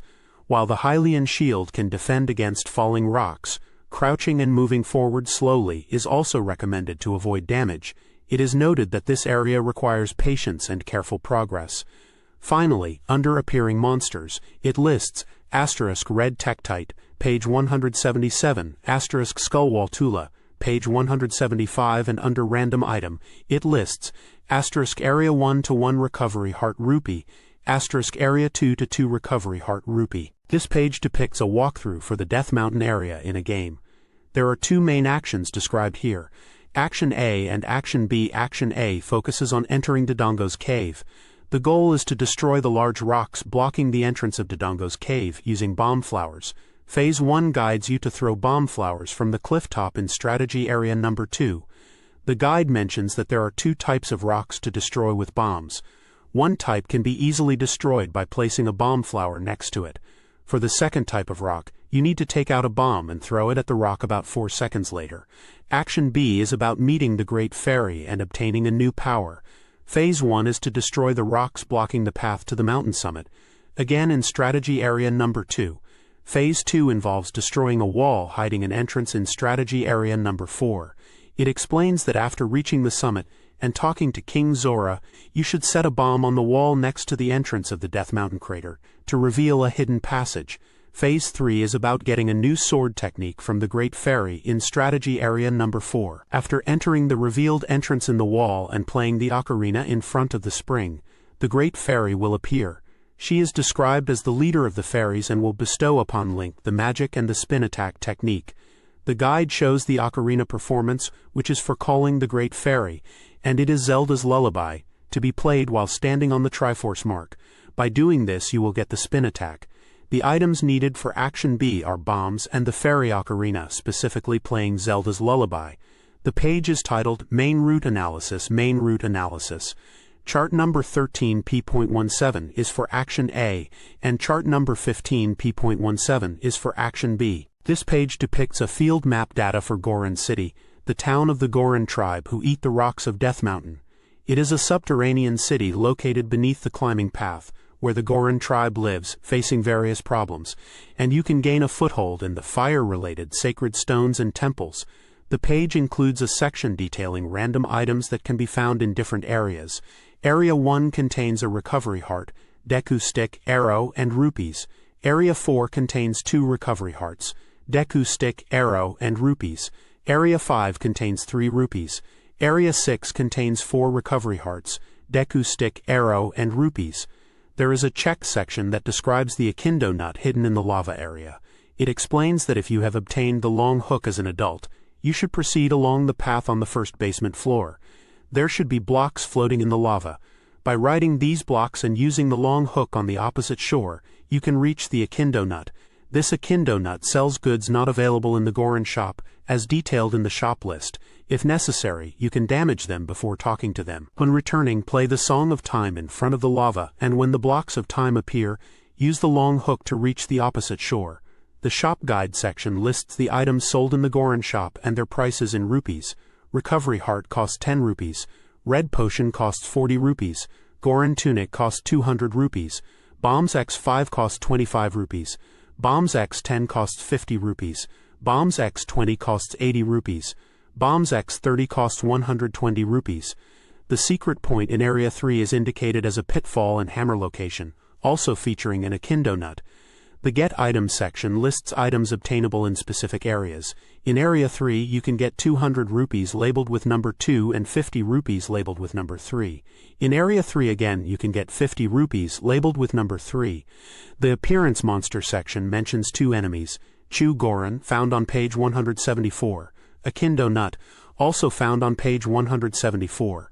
Finally, the Shortcut section explains how to open a shortcut to Goron City by destroying bomb flowers. Bomb flowers grow in clusters in the rocky area near the entrance to the Lost Woods, making it a shortcut. If you don't have bombs yet, you can get a Deku Stick from the Deku Stick Sprout. Near the entrance to the Lost Woods, there is a brazier in the Nile area. Light the Deku Stick on this brazier and quickly move to the bomb flowers in front of the passage to Goron City. Ignite the bomb flowers with the burning Deku Stick, and the rocks will be destroyed, opening the shortcut. This page depicts walkthrough charts for the town and village section of the game. It seems to be focusing on Goron City, and obtaining key items and progressing the main story and a side objective. The first chart, Chart 12, is titled Main Route Analysis. Action A's objective is to meet the Goron tribe elder, and play the ocarina in front of the door. This requires the Fairy Ocarina, and specifically Zelda's Lullaby. Phase 1 is to open the closed door in Strategy Area number 6. Upon arriving in town, the priority is to meet the king. Go to the closed door on the 3rd basement floor and show the royal crest. By performing an ocarina performance and playing Zelda's Lullaby, which demonstrates you are a royal messenger, the closed door will open. The required item is the Fairy Ocarina and Zelda's Lullaby. Phase 2 is to Let's Play Saria's Song, also in Strategy Area number 6. Inside the door is Darunia, the grumpy Goron tribe elder. The goal is to improve his mood so you can obtain the Goron bracelet, essential for conquering Dodongo's cavern. To improve Darunia's mood, perform another ocarina performance and play his favorite song, Saria's Song. Upon success, you will get the Goron bracelet. The required item is the Fairy Ocarina and Saria's Song. The second chart, Chart 32, also titled Main Route Analysis, details Action B. The objective is to get Goron clothes from the Goron Kid. This action requires a bomb. Phase 1 is to hit the Goron Kid with a bomb in Strategy Area number 1/4. In Goron City, a Goron Kid is rolling around on the 1st basement floor. Stop him with a bomb to find out what happened. The bomb point section explains the trick to hit the Goron Kid with a bomb. When the Goron approaches, place a bomb and step back. This makes the Goron Kid, who tries to keep a distance, reverse direction and run into the bomb. The required item is a bomb. Phase 2 is about the crying Goron Kid in Strategy Area number 1/4. By talking to Darunia's son, who has stopped rolling, you will learn that everyone has been kidnapped. You will then receive Goron clothes to head to the Fire Temple. You will get Goron clothes. Phase 3 is to move the stone statue and head to the temple in Strategy Area number 6. After getting the Goron clothes, pull the stone statue in Darunia's room. The passage to the Death Mountain crater leading to the temple should be hidden there. The third chart, Chart S9, is titled Sub-Route Analysis. For Action C, the objective is to get a big bomb bag. This action also requires a bomb. Phase 1 is to stop the giant Goron's rampage in Strategy Area number 1. Stop the Goron rolling around on the 2nd basement floor with a bomb in front of the northern sign and talk to him. Praising Link's courage, he will give you a big bomb bag. You will get a big bomb bag. The required item is a bomb. This page depicts a map of Death Mountain Crater, a fiery and extremely hot location in the game. It is located at the summit of Death Mountain Trail and is so hot that you need the Goron tunic to move around without taking damage. The map shows different areas within the crater, marked with numbers, and paths leading to other locations like the Fire Temple and Goron City. The page also details some gameplay information related to this area. Let's translate the text sections. The main title is Death Mountain Crater. The subtitle says, Scorching magma boils in the crater. The description of the area reads, located at the summit of Death Mountain Trail, it's an extremely hot zone. The heat is so intense that without Goron Tunic, movement is impossible. In this whirlwind of hot air, there is an entrance to the Fire Temple. The random item section lists the potential items you can find in different areas. Area 1 has bombs or rupees. Area 2 has recovery hearts or arrows. Area 3 has arrows, magic jars, or rupees. The appearing monsters in Area 3 are Akindo Nuts and Redbubble. The shop guide section details the items sold by Akindo Nuts in 2 locations. Akindo Nuts 1 sells 5 bombs for 40 rupees. Akindo Nuts 2 sells 30 arrows for 70 rupees, 5 Deku Nuts for 20 rupees, and 5 bombs for 40 rupees. The secret point section lists hidden items or locations that can be found in each area using either a bomb or a hammer. In Area 1 you can find bugs, butterflies, fish, bombs, or Gossip Stone number 23. In Area 2 you can find Gossip Stone number 24. In Area 3 you can find a great fairy fountain that doubles your magic power. In Area 4 you can find Akindo Nuts 2. Finally, Navi's one-point advice is about the time limit in the crater. There is a time limit when you don't have the Goron Tunic. It explains that inside the extremely hot crater, without the Goron Tunic, your activity time is limited. The time you can move is calculated as your life multiplied by 4 seconds when you enter the crater. If you exceed this time limit, you will become a fireball and it's game over. This page depicts a strategy guide for the Death Mountain Crater area in a video game.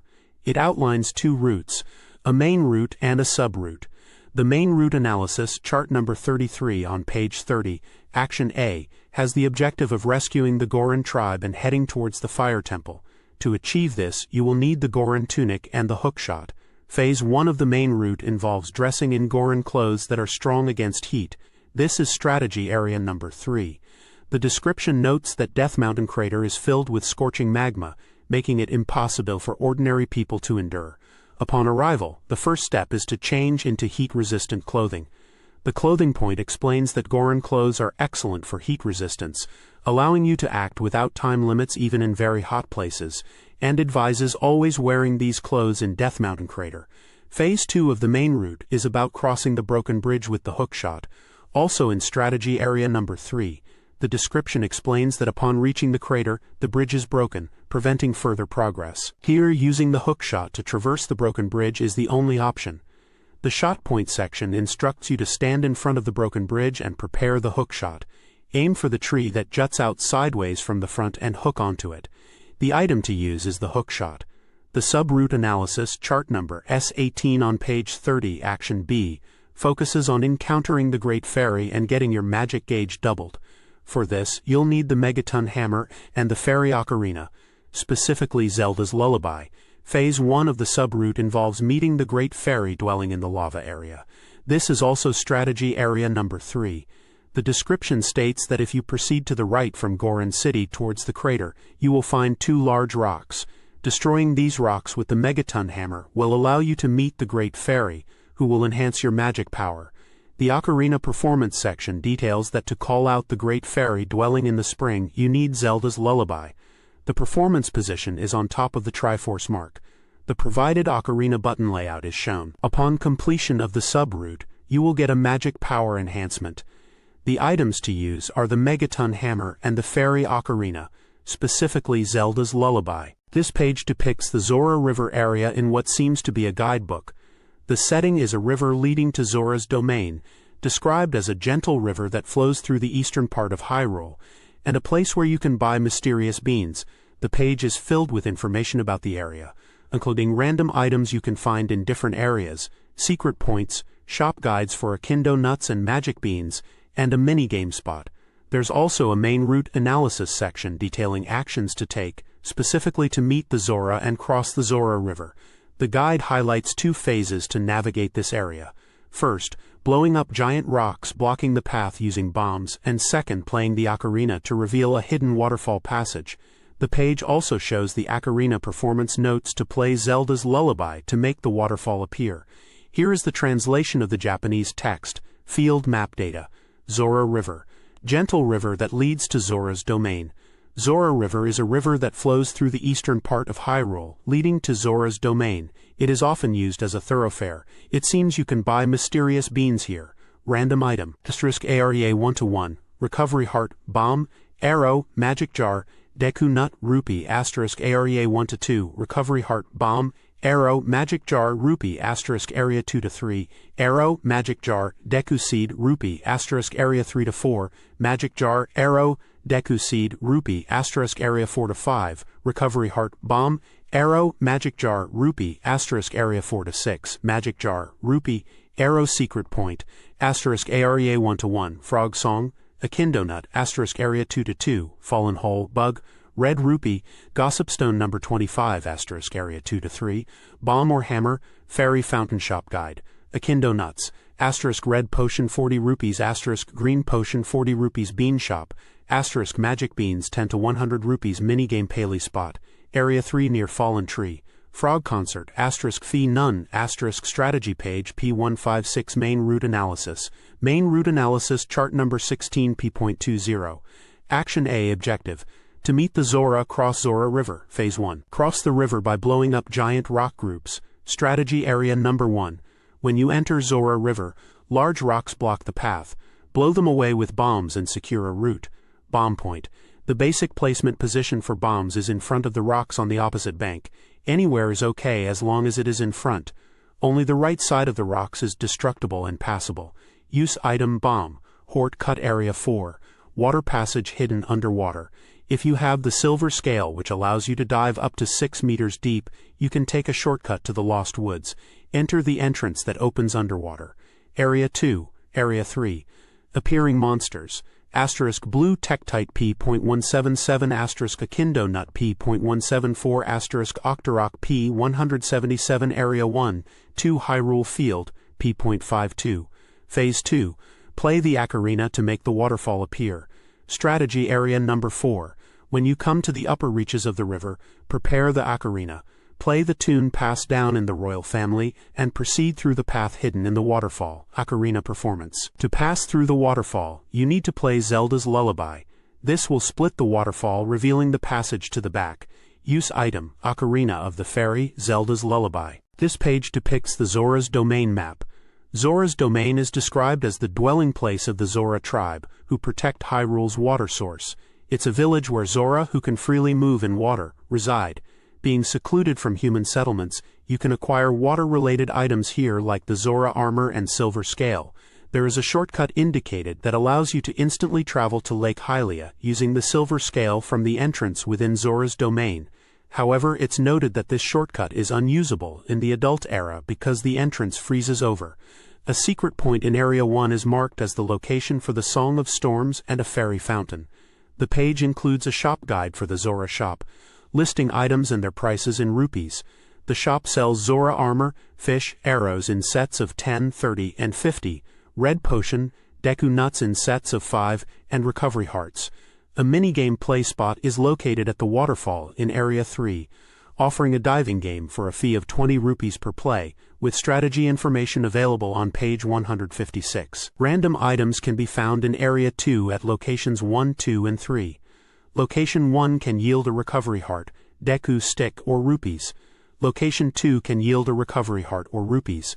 Location 3 can yield a recovery heart, bombs, magic jar, arrows, or rupees.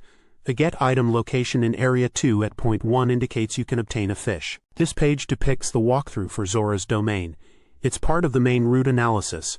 The first section is chart number 17, Action A, with the objective of increasing your submersion time by obtaining the Silver Scale. Phase 1 is to challenge the submergence game in Strategy Area No 2/3. After speaking with King Zora about the missing Princess Ruto, you need to go through the passage on the left and challenge the submergence game on page 156. Collect the rupees that have sunk to the bottom of the lake within the time limit to get the Silver Scale. It indicates that you need nothing for this. The next section is chart number 19, Action B, with the objective to prepare to head to Zora's Spring to help Princess Ruto. Phase 1 is to hand over the letter to King Zora in Strategy Area number 4. The text explains that if you give the letter found in Lake Hylia to King Zora, The king will ask you to help his daughter, and step aside, opening the path to Zora's spring which was hidden behind him. It prompts you to use item letter, and poses the question, Princess Ruto is inside Lord Jabu Jabu's belly. The final section is chart number 37, Action C, with the objective to melt King Zora's ice and receive the Zora tunic. Phase 1 is to melt the ice encasing King Zora in strategy area number 4. The guide says once you bring back the blue fire from the ice cavern, you should sprinkle it on the frozen King Zora. You should then be able to receive the Zora tunic from the revived king. It indicates Get Zora tunic and Use item blue fire. There's also a Phase 2 section described as using an empty bottle to catch fish in the shallows in strategy area number 2. It mentions that even after you can go to the spring, you shouldn't be careless. First, go to the shallows of Zora's domain and use an empty bottle to catch fish, completing the preparations to go to the spring. It indicates Get Fish and Use item empty bottle. This page depicts the map of Zora's fountain. It's a vast spring where the guardian deity of the Zora resides, filled with clear water that spreads upstream from Zora's village. In adulthood, because Lord Jabu Jabu is no longer present, you will be able to go further into the spring. The page highlights a section called Check Let's Call Pierre and get a panoramic view of the spring. It explains that if you stand on the fallen tree on the south side of the spring and play the Scarecrow's song, Pierre the Scarecrow will appear on a rock in the center of the spring. You can use the hookshot to reach him and get a full view of the spring. It also mentions that riding the rotating ice platforms might take you even further, possibly leading to unexpected discoveries. In Area 2, the page lists the appearing monsters as Blue Bubble and Octorok, both detailed on page 177. There's a random item section which indicates that in Area 1 you can find a recovery heart, Deku seeds or rupees. In Area 2 you can find arrows or a magic jar. Finally, the secret point section reveals that in Area 2 you can find a bomb or Furor's wind, and in Area 5 you can find silver gauntlets or gold Skulltula number 97. This page depicts a guide for Zora's domain in the game. It presents two route analyses, the main route and the sub-route. The main route analysis, chart number 20 P.20. Action A has the goal of rescuing Princess Ruto, and the objective is to enter Lord Jabu Jabu. Phase 1 is about opening Lord Jabu Jabu's mouth. The text explains that before the shrine, Lord Jabu Jabu is lying sideways. Princess Ruto is inside, but he doesn't seem to want to open his mouth. Therefore, you should place the fish you brought in front of Lord Jabu Jabu. He will open his mouth to eat the fish, and you will be sucked in along with Link. The use item is a fish. The sub-route analysis, chart NOS 12 P.20, Action B, has the goal of meeting the Great Fairy, and the objective is to receive Furor's Wind. Phase 1 is about receiving Furor's Wind from the Great Fairy. The text explains that before going into Lord Jabu Jabu's belly, you should go to meet the Great Fairy who is hiding behind the wall of the spring. From her, you can receive the warp magic Furor's Wind. Regarding the bomb point, to meet the Great Fairy, you need to destroy the wall with a bomb. The location to bomb is on the north side of the spring's central small island. Among the two rocks, set a bomb in the middle to open a hole in the wall. For the Ocarina performance, to call the Great Fairy, you must play Zelda's Lullaby. The standing position is on top of the Triforce mark. By doing this, you will get Furor's Wind. The use item is bombs and the Fairy Ocarina, specifically Zelda's Lullaby. This page depicts a map of Hyrule Lakeside, which is described as the largest lake in Hyrule, located to the south of the plains, and connected to Gerudo Valley and Zora's domain. It is mentioned that important information about Princess Ruto of the Zora tribe can be found here, and that the fishing pond and two scarecrows are worth checking out. The page lists the appearing monsters in this area, which are Blue Tektite, Akennut, Octorok, and Gwei. Under Random Item, it is indicated that in areas 1 to 4 you can find recovery hearts, bombs, arrows, Deku seeds, and magic pots jars. The secret point section details two secrets. One involves moving a stone tablet to find an Akennut, and the other involves using the Sun Song to find a fairy spirit. The page also describes two shortcut routes. The first one, to Hyrule Castle, explains that by talking to Kapora Gabora, who is on a stone tablet, you can be transported directly to Hyrule Castle. It suggests using this to quickly return to the castle. The second shortcut, to Zora's domain, which is an underwater passage connecting to Goron City, is located at Temple Ruins on the north side of the lake. Diving under the ruins will reveal an entrance to a shortcut leading to Zora's domain, useful when returning to Zora's domain after obtaining Princess Ruto's letter. The shop guide section lists items sold by Akennut, both during childhood and adulthood. For Akennut in childhood, Deku Seeds X30 cost 40 rupees, Deku Nuts X5 cost 20 rupees, and Bombs X5 cost 40 rupees. For Akennut in adulthood, Arrows X30 cost 70 rupees, Deku Nuts X5 cost 20 rupees, and Bombs X5 cost 40 rupees. The minigame Paleyspot section highlights the fishing game, with a fee of 20 rupees per play, and mentions that strategy information can be found on page 158. Finally, the Get Items section indicates that in Area 2 you can obtain Ruto's letter, and in Area 4 you can get fire arrows. This page depicts a walkthrough guide for the Lake Hylia lakeside area in a game. It shows Link navigating through underwater environments and solving puzzles. The guide is divided into 3 action charts, focusing on different objectives: finding a clue related to Princess Ruto, obtaining fire arrows by shooting the morning sun, and entering the water temple. It seems like the player will need to collect items like an empty bottle and prepare underwater equipment to progress. The guide gives shot points and clothing points to help the player with specific actions. Main route analysis. Main route analysis. Chart number 18P.20. Action A. Objective: find a clue for Zora Tribe's Princess Ruto. Phase 1. Pick up an empty bottle sunk at the bottom of the lake. Get empty bottle. Phase 2. Read the letter in the bottle. Get letter. Shot point. When you reach the bottom of the lake, you'll see a switch. Aim the hook shot at the target above the iron bars. If you press this switch, the iron bars will open. Use item hookshot. Clothing point. Changing clothes. Clothing point. In the water, you can move freely if you change clothes first. Wear the Zora tunic so you don't suffer in the water, and equip the heavy boots to walk underwater. Now you are ready.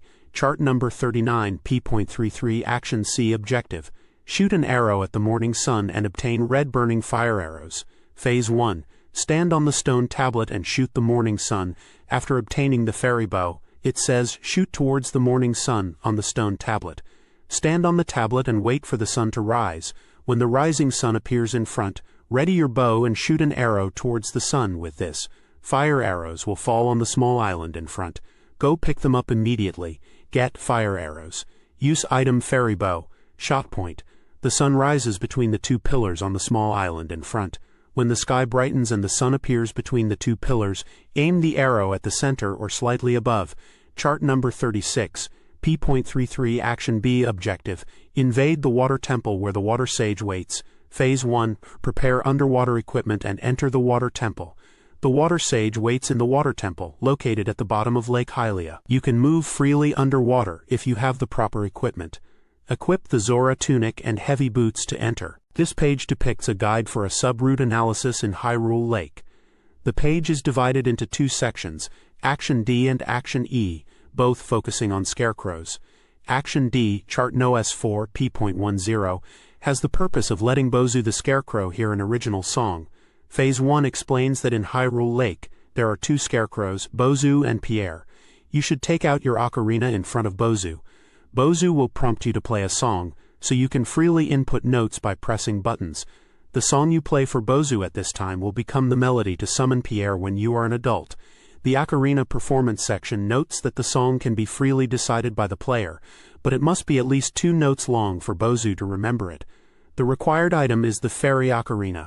Action E, chart NOS 13 P.26, has the purpose of reminding Bozu of the song you played when you were a child. Phase 1 explains that you should play the song you played for Bozu when you were a child in front of him again.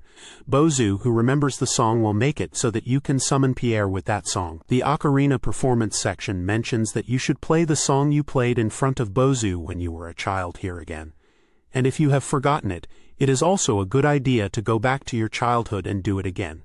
By completing this action, you will get the Scarecrow's song, and the required item is the Ocarina of Time. This page depicts Lon Lon Ranch, the ranch run by the Sleepy Talon, located in the small hills in the center of Hyrule Field, where Talon and Malon live.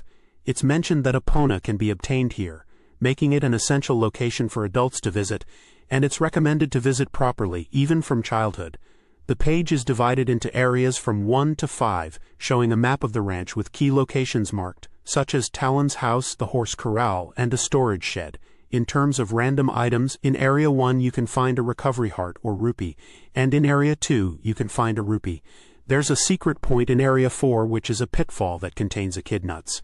Regarding minigames, in Area 1 at Talon's house, you can play the Super Cucko game, which costs 10 rupees for the first game and 5 rupees for subsequent games, with strategy details available on page 154.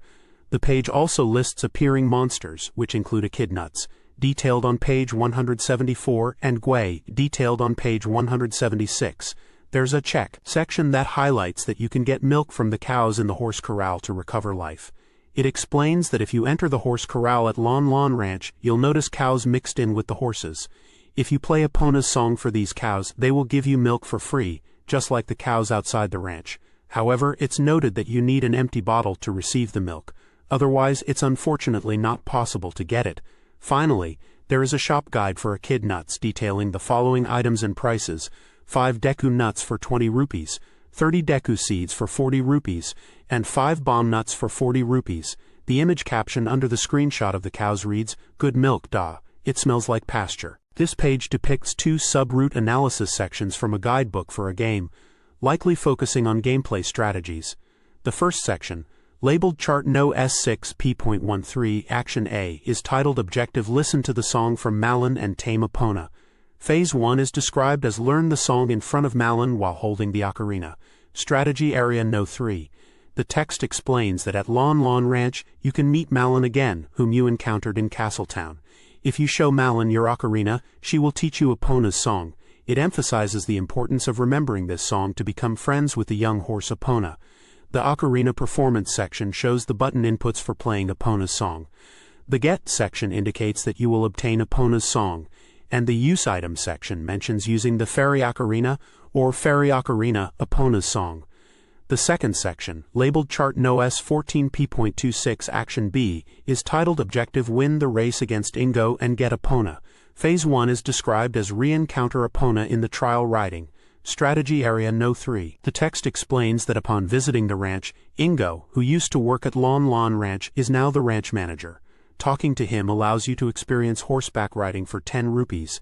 It advises paying the fee and playing Epona's song, which Malon taught you as a child. When the grown-up Epona approaches, you should mount her and practice riding as much as possible within the time limit. The Use Item section here mentions using the Ocarina of Time Epona's song. Phase 2 is described as Race Ingo with Epona at stake. Strategy Area No 3. The text continues by saying that after the first trial ride, you should pay Ingo again, and talk to him while still riding Epona. This should prompt him to invite you to a race. It mentions that winning this race twice in a row will allow you to get Epona, but with a sense of uncertainty or challenge, hinted at by, but. Phase 3 is described as escape the ranch by jumping over the fence. Strategy Area No 2 quarters. The text describes that if Ingo loses the race, he will unfairly try to prevent you from leaving the ranch by closing the front entrance. It advises heading towards any of the fences located in the 3 directions from the front gate, whipping Epona, and running straight. It assures that with Epona's excellent jumping ability, you should be able to jump over the fence and escape the ranch. The Get section indicates you will obtain Epona, and the Use Items section mentions using the Ocarina of Time Epona's song. This page depicts a field map data for Gerudo Valley. Gerudo Valley is described as a desolate land leading to the desert.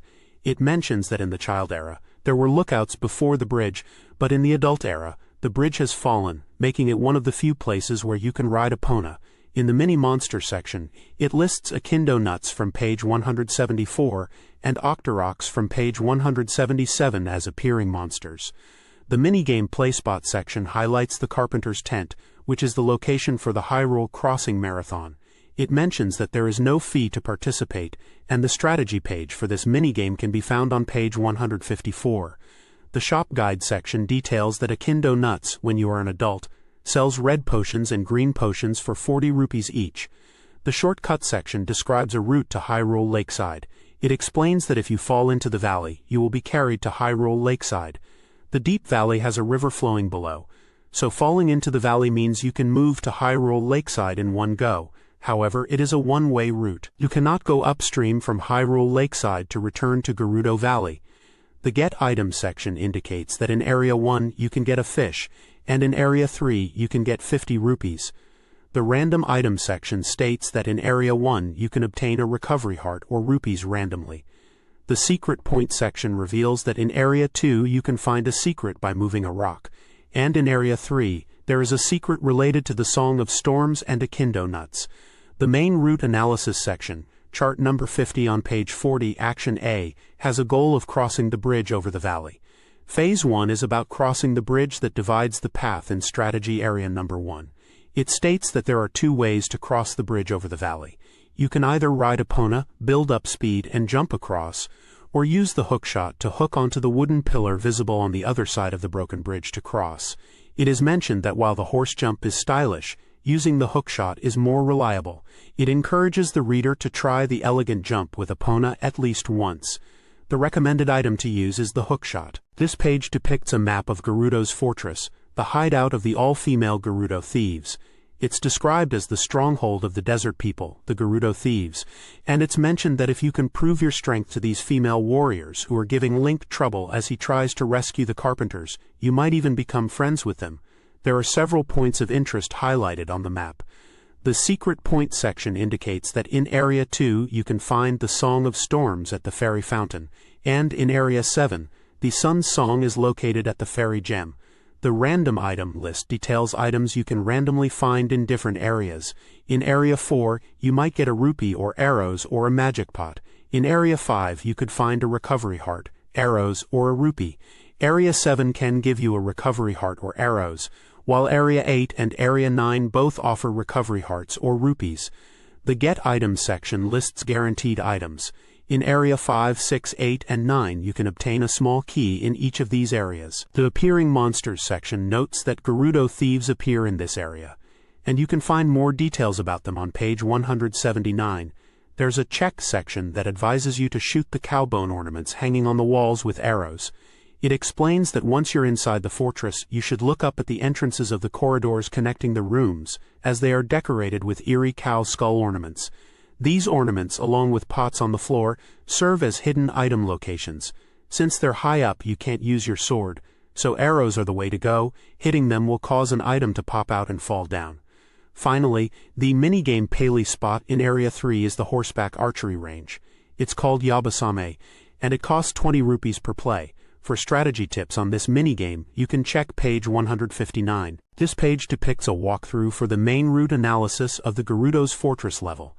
Specifically chart number 51, P.40, and Action A, which focuses on rescuing the 4 carpenters. The walkthrough is divided into 5 phases. Phase 1, titled Escape the Prison with the Long Shot, guides you through strategy area number 2. It explains that if caught by soldiers, you'll be imprisoned in a stone tower. To escape, you need to look upwards and use the long shot on the wooden window frame at the top of the tower. The shot point highlights this action, and the Use Item section reminds you to use the long shot. Phase 2, titled Rescue the Carpenter Captured in the Prison, covers strategy area number 5. After escaping the tower, you should jump to the ground, enter the entrance immediately to your left, and follow the path. You will find a carpenter imprisoned. Talking to him through the bars will trigger a fight with a Gerudo thief. Defeating the thief rewards you with a small key, which is used to free the carpenter. The Get section indicates you obtain a small key. Phase 3, titled Rescue the Second Carpenter, takes place in strategy area number 8. Continuing along the passage leads you to the fortress's front entrance. Here, you need to snipe a soldier guarding the entrance from behind wooden boxes using either the long shot or bow and arrow. After knocking him out, enter entrance 5. The process to rescue the second carpenter is the same as in Phase 2. You will get another small key. Phase 4, titled Move to the Next Carpenter Using Vines, is set in strategy area number 3. After rescuing the second carpenter, proceed along the path and go outside the fortress. You should find a vine-covered wall in front of you. Climb the vines to reach entrance 8 and rescue the third captured carpenter. Afterward, retrace your steps and re-enter the fortress through entrance 9. Another small key is obtained. Phase 5, titled Rescue the Last Carpenter and Obtain the Membership Card, also takes place in strategy area number 3. As you proceed through the passage, you'll see Gerudo soldiers patrolling on a lower floor. To avoid detection, equip the hover boots and carefully move through the air. Once outside the fortress, enter entrance 13 and rescue the last carpenter imprisoned in the back. Rescuing all carpenters earns you the Gerudo membership card from the Gerudo tribe, who acknowledge Link's skills. After this, you will no longer be captured within the fortress. The clothing point advises that when using hover boots you must go straight and past the ledges protruding from the wall to avoid falling and being detected. The Get section indicates you obtain a small key and the Gerudo membership card. This page depicts a guide for the Desert of Illusion, a dangerous area described as a terrifying desert that rejects intruders with fierce sandstorms and where magical power is needed to traverse it. The page highlights key aspects of navigating this area in the game.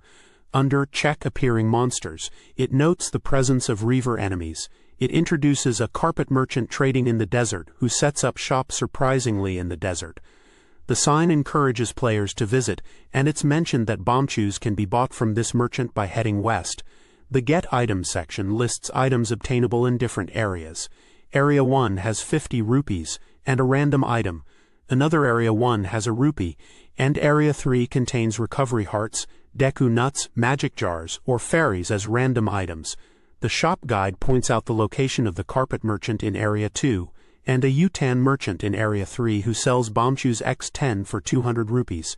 Navi's one-point advice strongly warns against entering the desert at night due to increased danger from sandstorms and darkness, making it very easy to get lost. The main route analysis for chart number 52, Action A, outlines the objectives: to cross the desert and head towards the giant evil god statue where the spirit temple is located.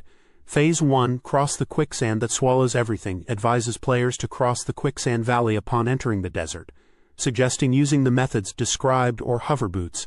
The shot point section explains how to use the long hook. By aiming at one of the 3 wooden boxes ahead and firing the hook shot, players can jump over the quicksand.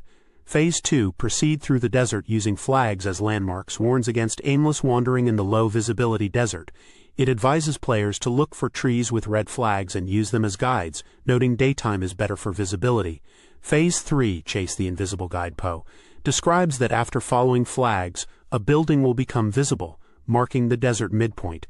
It instructs players to go to the rooftop and use the Lens of Truth to find a new landmark. The Spectacle Point section details using the Lens of Truth. When used on the building's rooftop, a PO will appear, acting as a guide. Following this PO, while using flags as landmarks again, will lead players through the Desert of Illusion. This page depicts a map data for the giant evil god statue, ancient ruins secretly built deep in the desert. This location houses a statue depicting a terrifying and evil goddess. It's mentioned that Naboru, who once allied with Link to defeat Ganondorf in their childhood, will become an enemy 7 years later in this place. The page highlights preparing for the Spirit Temple at the Fairy Fountain. It advises visiting the Oasis ruins in Area 2. Playing the Scarecrow's song there will cause water to gush out and fairies to appear, which can be bottled before entering the Spirit Temple, as it's expected to be a battleground. The Random Items section lists items found in Area 3. For number 1, you can find a recovery heart, bombs, arrows, magic jars, or rupees. For number 2, you can find a recovery heart, bombs, Deku seeds, magic jars, or rupees. The Secret Point section describes hidden items. In Area 1, Point the 1st of May contain bombs, gloves, or Nehru's love. In Area 2, Point the 2nd of May contain silver gloves or business scrubs. In Area 3, Point the 3rd of May contain the Song of Storms, or lead to the Fairy Fountain. The Shop Guide section mentions that business scrubs sell red potions and green potions for 40 rupees each. Moving to the sub-route analysis, chart number S22 P.40. Action A has the objective to receive defensive magic from one of the Great Fairies. Phase 1 is about getting powerful defensive magic in Strategy Area number 1. To achieve this, upon arriving at the Evil God statue, you should focus on the wall behind the 2 palm trees on the right. Cracks should be visible. A Great Fairy is waiting beyond these cracks. For this, you will need bombs and the Ocarina of Time, specifically to play Zelda's Lullaby. The Bomb Point section explains that bombs should be placed without hesitation next to the cracked wall. The explosion will neatly create an entrance. The Ocarina Performance section details how to get the defensive magic. By playing Zelda's Lullaby in front of the spring, a Great Fairy will appear and bestow defensive magic, Nehru's love. The Ocarina notes to play are indicated by the yellow triangle, orange circle, yellow triangle, and orange triangle sequence. You will get Nehru's love, and you should use bombs and the Ocarina of Time, specifically Zelda's Lullaby, to achieve this. This page depicts a strategy guide for Ganon's castle. It's titled Ganon Castle. Demon's Castle, towering in the center of magma. The page focuses on Area 1 Golden Glove Defense Power Enhancement. There's a sub-route analysis section, chart number S23P.45. Action A, which outlines the objectives.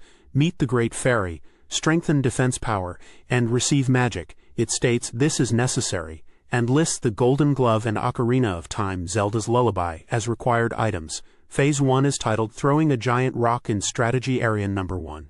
It explains that the large rock east of the castle requires the Golden Gauntlets, obtainable within Ganon's castle on page 184. With these gauntlets, you can throw the rock. Phase 2 is titled Meeting the Last Great Fairy, also in Strategy Area Number 1. It describes that beyond the hole revealed by moving the rock is the Great Fairy Fountain. You should quickly call the Great Fairy to receive defensive magic that halves damage. Finally, there's an Ocarina performance section. It mentions that there is only one melody to play in front of the spring, which is Zelda's Lullaby. You need to stand on the Triforce mark to summon the Great Fairy. It mentions Get Defense Power Enhancement and Use Item Ocarina of Time, Zelda's Lullaby. This page depicts a dungeon map of the Deku Tree's navel from the game. It is set inside the Deku Tree, the guardian spirit of Kokiri Forest, and serves as the initial trial location for Link's long adventure. The map is divided into areas numbered 1 through 14, showing the layout of each room and connecting passages. There are icons within areas that likely represent items or enemies. The page also includes lists of appearing monsters, get items, and random items, providing information about what you can encounter and collect within the Deku Tree's navel. The check section explains that there are no stairs inside the Deku Tree's navel, and you must use vines to move between floors. It advises players to be cautious of monsters on the vines while exploring the dungeon. The Appearing Monsters section lists the enemies you will encounter in this dungeon, including Skulltula, Big Skulltula, Waltula, Deku Baba, Deku Nut, Goma Egg, and Goma Larva, with page number references for more information about each. The Get Items section details specific items you can acquire in certain areas. In Area 1, you can get a recovery heart and the dungeon map. In Area 4, you obtain the Fairy Slingshot. Area 5 contains the compass. Areas 1, 4, 5, 6, 7, and 13 also provide recovery hearts. The Random Items section lists areas and indicates that you can randomly obtain recovery hearts, Deku Seeds, and Rupees in each area from Area 1 to Area 14. This page depicts a walkthrough guide for the Deku Tree dungeon in a game. It's broken down into phases, guiding the player step by step on how to progress. The guide highlights item acquisition like the dungeon map, fairy slingshot, and compass, and describes actions such as defeating Deku Nuts, opening iron gates, lighting braziers, and breaking spiderwebs. It seems to focus on puzzle solving and combat within the dungeon environment. It looks like a helpful guide to navigate the early parts of the Deku Tree dungeon effectively. Main route analysis, chart number 2 P.10. Action A objective. Unravel the curse placed on Deku Tree-sama. Phase 1 Get the map from the treasure chest. Strategy Area Number 1. When you enter Deku Tree-sama's body, first climb the vines and move to the second floor. Proceed along the path and get the dungeon map from the treasure chest along the way. Get Dungeon Map. Use Item Dungeon Map. Phase 2 Defeat Deku Nuts and open the Iron Gate. Strategy Area Number 3. As soon as you enter the room, the Iron Gate will fall and you will be trapped inside. Defeat the single Deku Nut, refer to P.174, to raise the Iron Gate. Phase 3 Use the Slingshot as soon as you get it. Strategy Area Number 4. Jump over the falling floor and you will find a treasure chest placed right in front of you. Open it to get the slingshot. Equip it quickly and aim upwards along the route you came from. Shot point. When you look back from the treasure chest, there is a ladder hanging on the wall. This is your target. Use the slingshot to shoot it down and climb up this ladder. Get Fairy Slingshot. Use Item Fairy Slingshot. Phase 4 Light the brazier after getting the compass. Strategy Area Number 5. Climb the vines and when you reach the third floor, first enter the small room. You should be able to see a treasure chest on the opposite shore. To get this treasure chest, first step on the switch floor on the right-hand side facing the entrance. Then jump over to the treasure chest by stepping on the protruding footholds. You should be able to get the compass from the treasure chest. If the Iron Gate has fallen and you want to get out of this room, use the Deku Stick. Light the tip of the stick and transfer the burning fire to the unlit brazier. Get compass. Use Item Deku Stick. Phase 5 Big Jump to break through the spiderweb. Strategy Area Number 6. After getting the dungeon map and compass, defeat the stalactite that suddenly falls from above, head to the protruding foothold on the 3rd floor, and jump down from there onto the center of the spiderweb on the 1st floor. The momentum of the fall should break through the spiderweb, and you will be able to go down to the basement. Phase 6, cross the shallows and burn the spiderweb. Strategy Area No. 7. When you go down to the basement, first step on the switch located on the north side to burn the spiderweb. Let's make the hidden brazier appear. Furthermore, if you move the fire from this brazier to the spiderweb on the south side using the Deku stick, and approach the spiderweb with the fire close to it, you can burn away the spiderweb, open the door in the back, and proceed further. Use item Deku stick. This page depicts a guide for the Deku Tree dungeon. The setting is inside the Deku Tree, and the main character shown is Link. Navi the fairy gives advice about fire being extinguished by water. Navi's 1-point advice: when burning spiderwebs, be sure to use a Deku stick that is lit with fire. If you step into shallow water, the fire will go out, and you will have to relight it. You can judge shallow water by its color. Phase 7. Deku nuts teach you. Important hint. Strategy Area Number 8. If you defeat the Deku nuts, they will teach you a hint to defeat the triplet Deku nuts in Area 13 located in the center of the room. Apparently there is a correct order to defeat them, and it seems you must attack in the order of 2, 3, and then 1. Remember 2, 3, number 1. Shot point. After defeating the Deku nuts, use the fairy slingshot to shoot the switch on the ceiling of the cage to proceed. Refer to the picture to determine the aiming point. Phase 8. Press the switch in the water. Strategy Area Number 9. You will be able to cross the water on a floating leaf. If you try to cross to the center on a log lying horizontally, you will definitely fall into the water. Therefore first, go along the left side, dive underwater, and press the underwater switch that you can see at the bottom. This will reduce the water level, and even if you ride on the leaf, you will not hit the log and can cross to the opposite shore. After that, use the block as a foothold to proceed. Phase 9. Light the 2 braziers. Strategy Area Number 10. In the room there are 3 braziers, and only one of them is lit. Transfer this fire to a Deku stick and light the remaining 2 braziers. Phase 10. Burn the obstructive cobwebs with fire. Strategy Area Number 12. In this area, there are 2 places where cobwebs are stretched. The cobwebs on the right-hand side are the target here. Light a Deku stick using the brazier fire and burn them away. Note that the cobwebs on the right side are not meaningful to burn at this point. You will need to obtain the bomb bag and come back later. Use item Deku stick. Phase 11. Burn the cobwebs at your feet and enter the deepest part. Strategy Area No. 7. You must follow the steps in order to proceed. First, push the block you see on the left into the water. Next, use the fallen block as a foothold to cross to the opposite shore. Then, move the brazier fire to a Deku stick. Finally, before that fire goes out, return to the starting shore again, and swing the Deku stick while pressing the A button on the cobwebs stretched out at your feet. This will burn the cobwebs, and you will be able to go to the deepest part of the Deku tree. Use item Deku stick. This page depicts a guide for phases 12 and 13, and a boss monster fight within the Deku tree's navel in a game. Phase 12 describes a puzzle involving 3 Deku nuts that must be defeated in a specific order. Phase 13 introduces the boss monster fight after defeating the 3 Deku nuts. The boss monster section details the strategy for defeating the armor parasite Goma, including its weak point, weapon to use, and the process of the battle. The page also includes gameplay screenshots and an image of the boss monster. Phase 12 3 Deku nuts attack. Strategy Area No. 13. Upon descending to the lowest level, 3 Deku nuts are waiting. These are the 3 Deku nuts that the Area 8 Deku nut was talking about. Defeat them in the order of 1, 2, and 3. However, the order is actually based on their arrangement from left to right when facing them. In other words, it is okay to defeat them in the order of center, right, and left. Phase 13 The approaching one-eyed monster and the battle. Strategy Area No. 14. After defeating the 3 Deku nuts, enter the Deku tree's navel. It is a dimly lit cave-like place, but enemies are present everywhere. There, shift your viewpoint towards the ceiling and look around. Then, something red and shining will appear. In fact, this is the boss monster, Goma's eyeball. Once you make eye contact, the battle will begin. Boss monster versus armor parasite Goma. In the fight against Goma, first use the fairy slingshot. Get close to Goma and aim for the eyeball until Goma starts moving. If you hit it with the fairy slingshot at this point, Goma will writhe in agony. If Goma starts moving again, aim for the eyeball again and give it damage. Furthermore, when Goma stands up straight, it will lay eggs, At this time, equip your sword and slash the eggs. Newly hatched baby Gomas are quite annoying.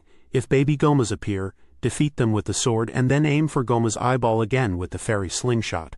Repeat this and you will surely win. Weak point * enemy weakness. The weak point is definitely the eyeball.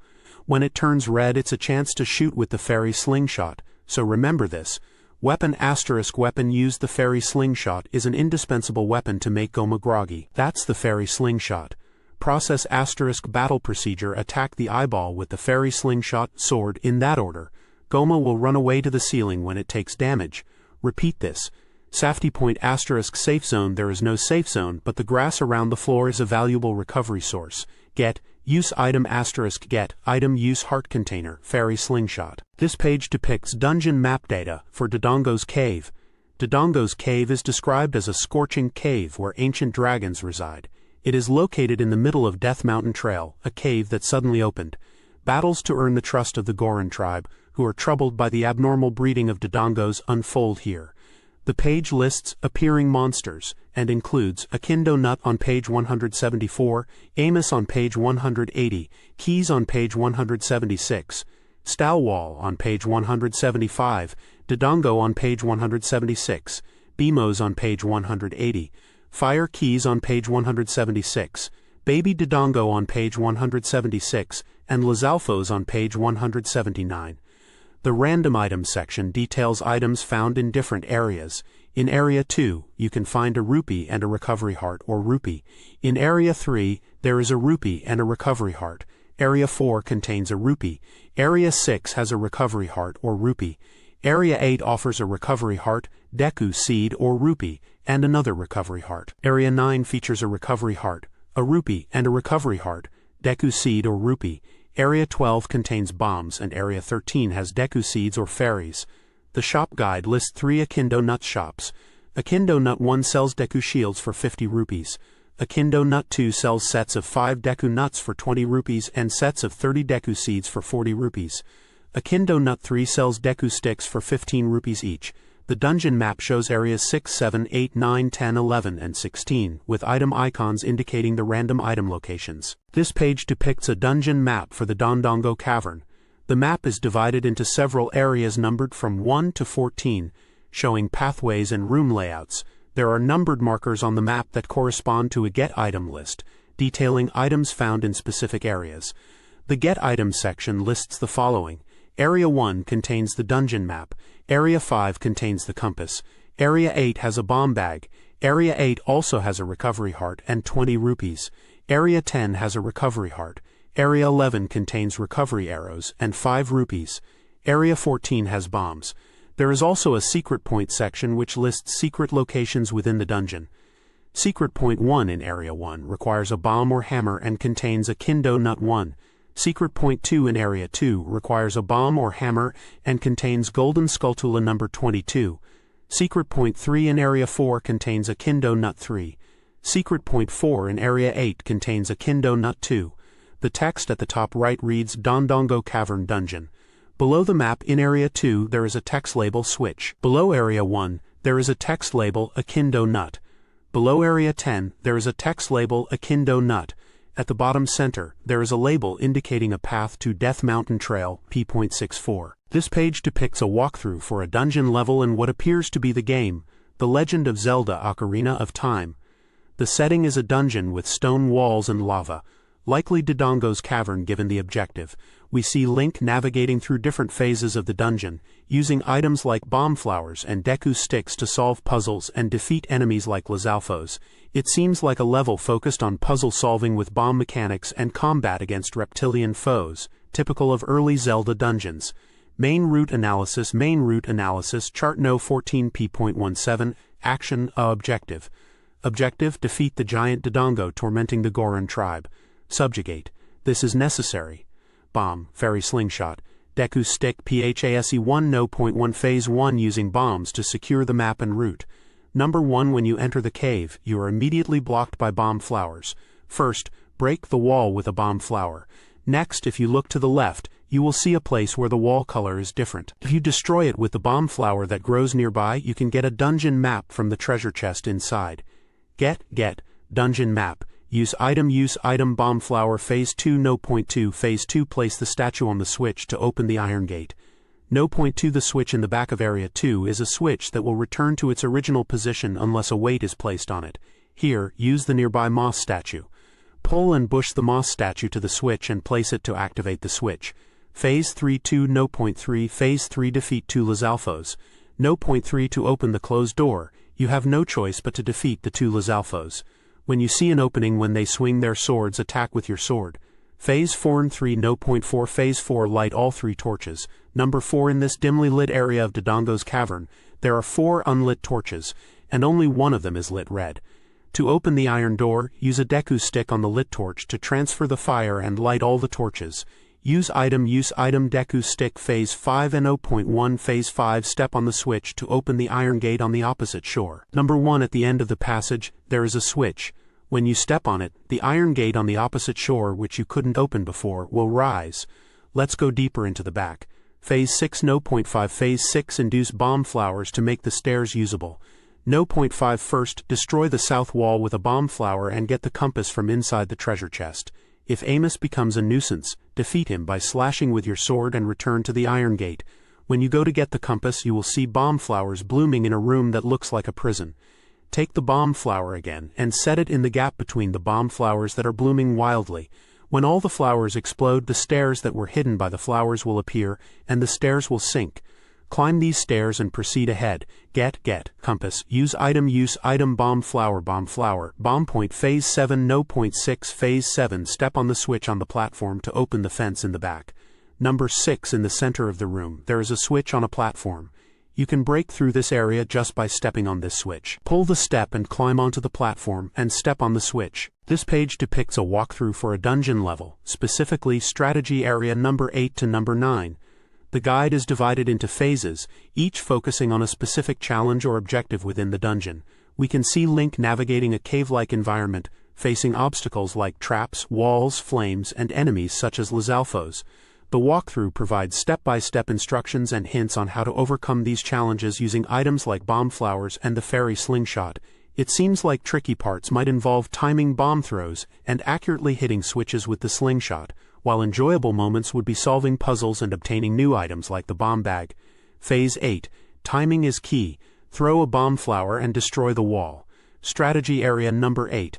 Avoid the traps with sharp thorns and go up the stairs, then suddenly the passage is blocked by a wall. From the top of the stairs, turn around and jump to the high ground where the bomb flowers are blooming. Throw the bomb flower blooming there towards the wall to destroy the wall blocking the passage. Bomb point. It would be good if the thrown bomb flower landed well in the gap in front of the wall, but this is quite difficult. So what is recommended is to throw the flower just before it explodes, take it in your hand and throw it about 7 seconds later. Use item bomb flower. Phase 9. Press the I switch and extinguish the flames. Strategy area number 9. As you proceed along the passage, flames are blocking your way. Use the slingshot to press the switch and extinguish the flames. Shot point. First, stand in a location directly above the flames and in line with the I switch. Then, slightly raise the slingshot's aim and fire a shot. Use item fairy slingshot. Phase 10. Defeat the jumping Lizalfos. Strategy area number 10. Lizalfos attacks again. The footing is narrower than last time, so instead of moving around unnecessarily, avoid the enemy's movements by a hair's breadth and counterattack quickly.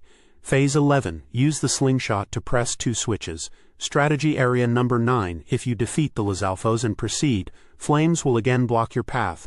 Aim for the I switch with the slingshot. Shot point. For the first switch, although the distance is quite far, it is easy to hit because it is on a straight line along the passage. Refer to the position in the photo and aim. For the second switch, it is on the left side of the passage where the flames were initially burning. There is time before the flames burn again, so take your time and shoot. Use item fairy slingshot. Phase 12. Get the bomb bag from the treasure chest. Strategy area number 8. If you proceed along the path, there is a treasure chest placed in a slightly elevated area on the right side. Don't forget to get the bomb bag from this treasure chest. Get bomb bag. This page depicts strategy phases within the Dodongo's cavern dungeon. Phase 13, titled Throw a Bomb into Dodongo's Corpse, instructs the player to proceed across a narrow bridge where Dodongo's corpse is visible. Throwing bombs into both of the corpse's eyes will cause its mouth to open. Proceed further inside and step on a switch located along the path. This will activate the elevator, allowing you to descend to the first floor. Phase 15 is titled, Open a Hole in the Floor with a Bomb. When you enter a small featureless room, you should place a bomb on the floor. The explosion will create a hole in the floor. There are bomb point sections. For Phase 13, the bomb point is described as the center of the bridge. You should stand in the middle of the bridge, slightly to the left or right of the remaining bridge sections, and throw bombs into Dodongo's eyes. For Phase 15, the bomb point is in the center of the room. If you look closely, you will notice a slight color difference in the floor.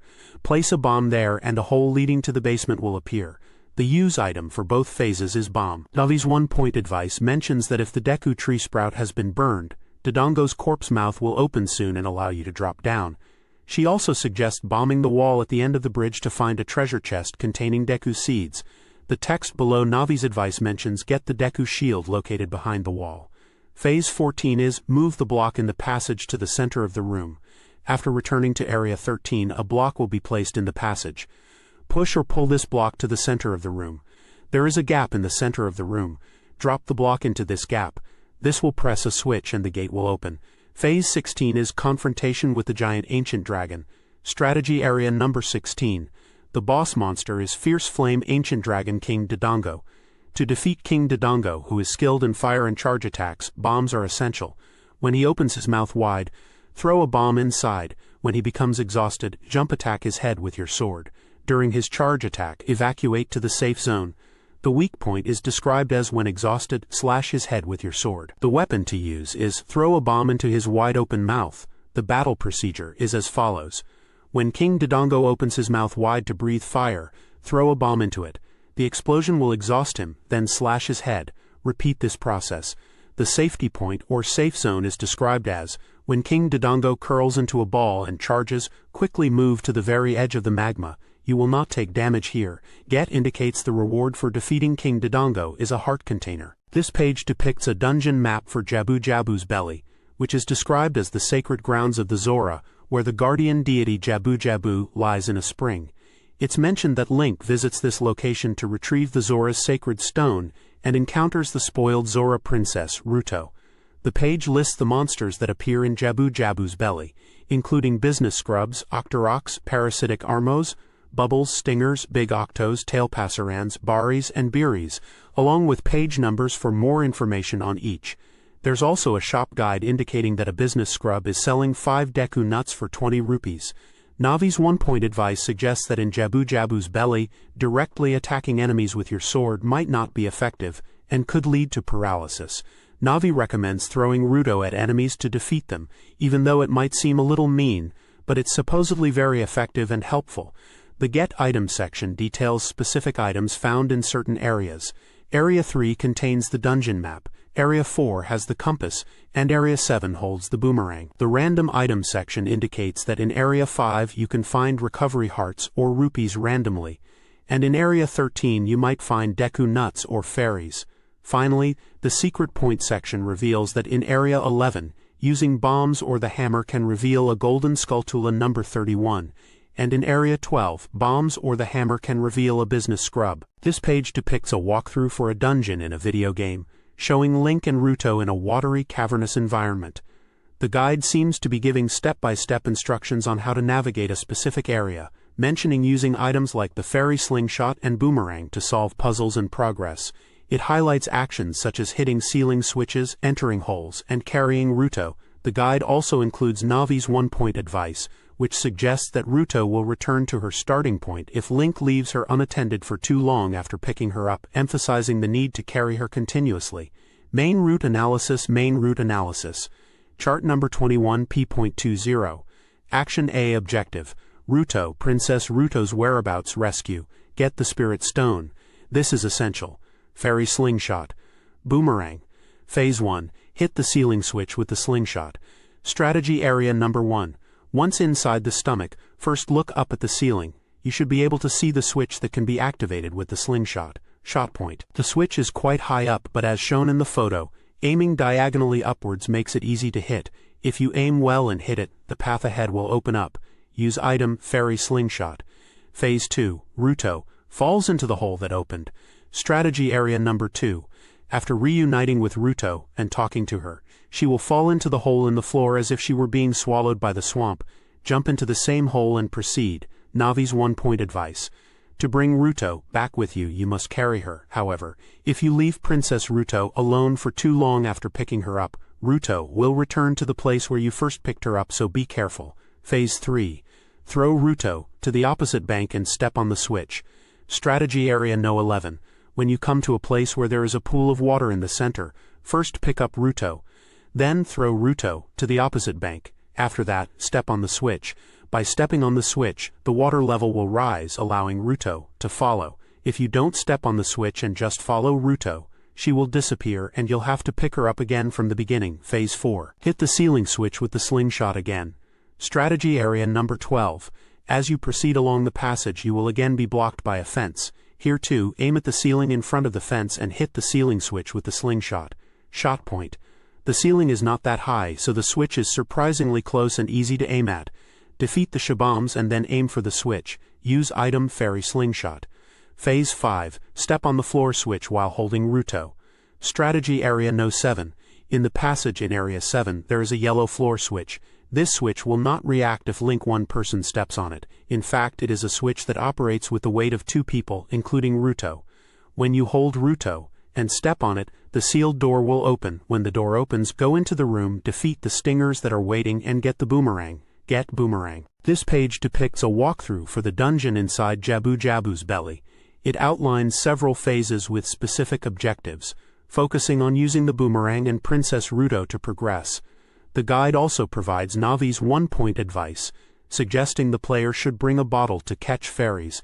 It seems like tricky parts involve time-limited challenges and navigating areas with tentacles and shaking platforms. 10 Ideographic period. Phase 6 No.3 Ideographic period Ideographic period Ideographic comma Ideographic period Ideographic comma. Get. Use item Phase 7 No.4 Ideographic period. 40 Ideographic period Z Ideographic period Ideographic comma. Get. Use item Phase 8 No.6 Ideographic comma.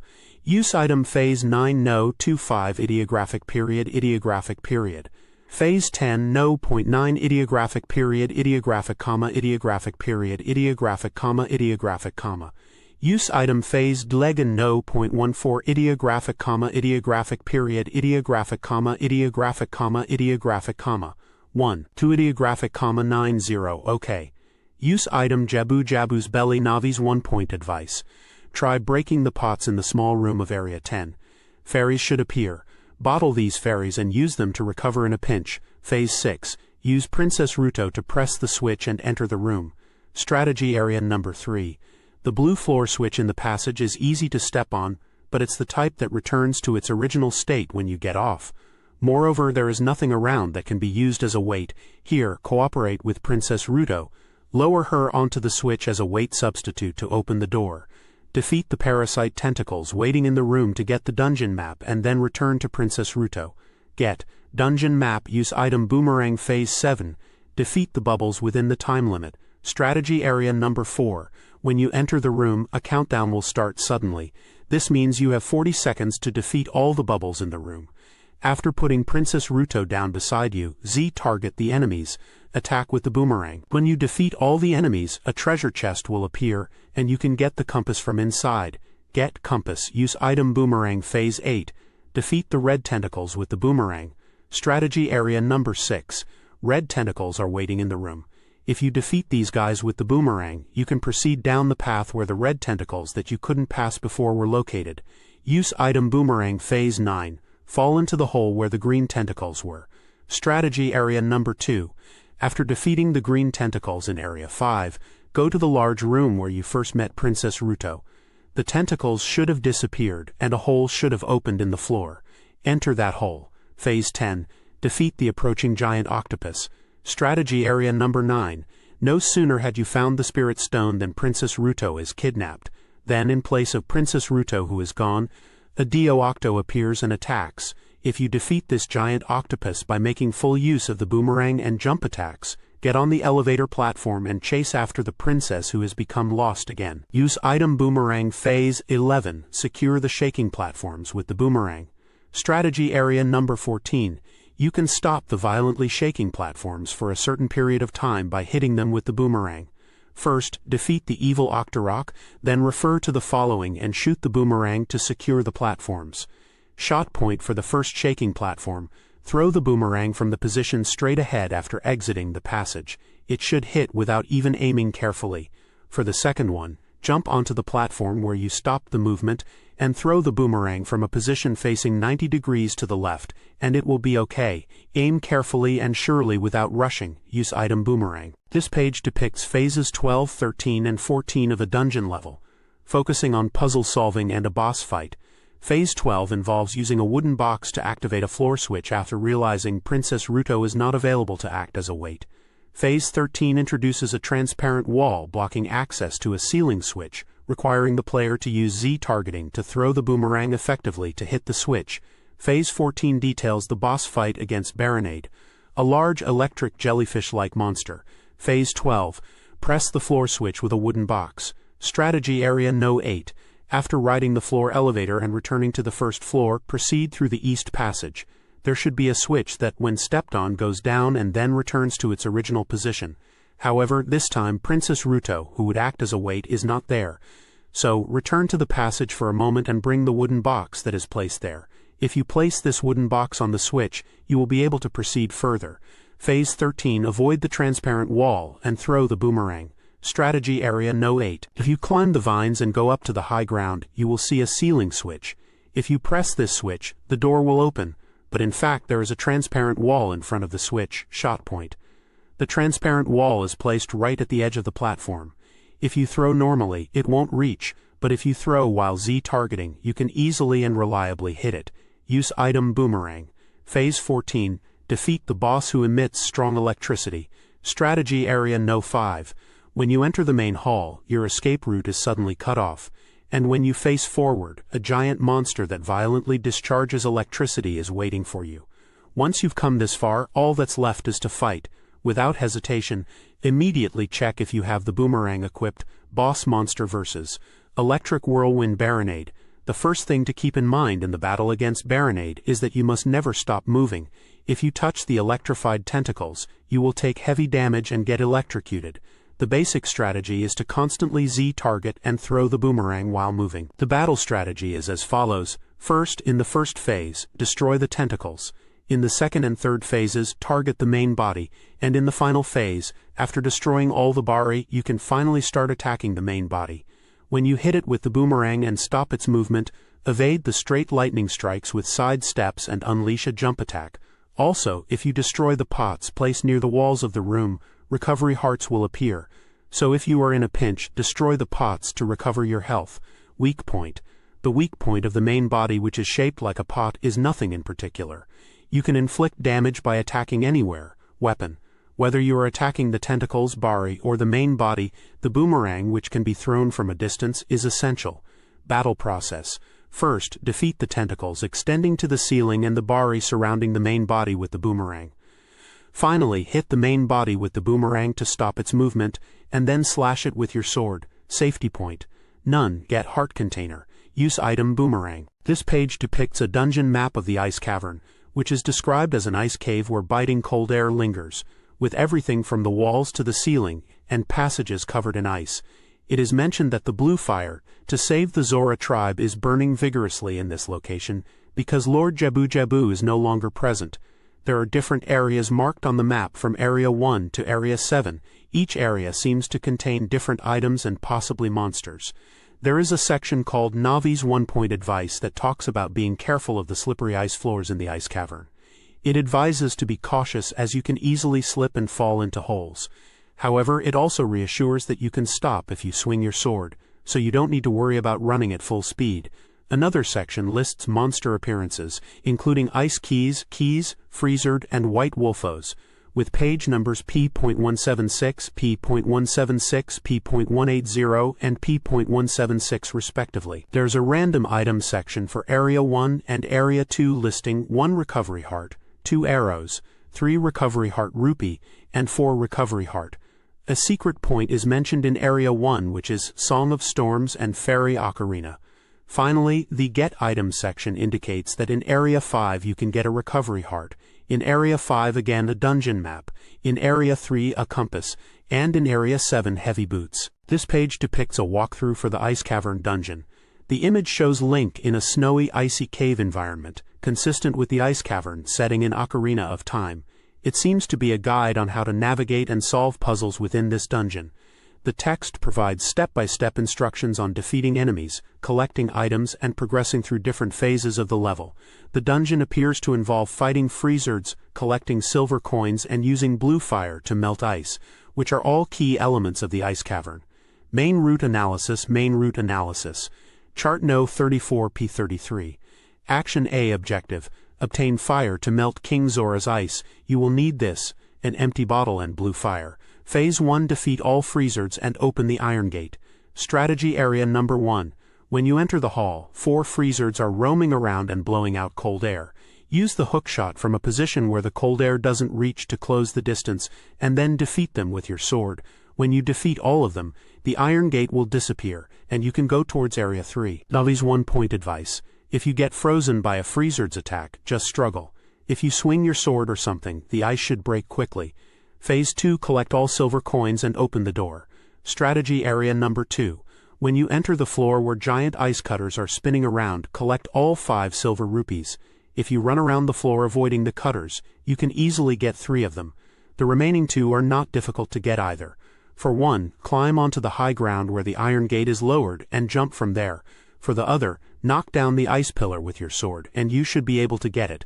When you collect all the rupees, the Iron Gate will open, and you will be able to proceed further inside. Phase 3. Fill an empty bottle with blue fire, and use it to melt ice. Strategy Area Number 5. You can see blue flames burning at the end of a narrow passage. This flame is the very flame that has the power to melt red ice. However, although it is not very close, it is impossible to get the flame by hand. Here, use an empty bottle to bottle the flame, and first use it in front of the frozen treasure chest in the same floor. You should be able to get the dungeon map from inside. After obtaining the map, refill the bottle with blue flame and retrace your steps.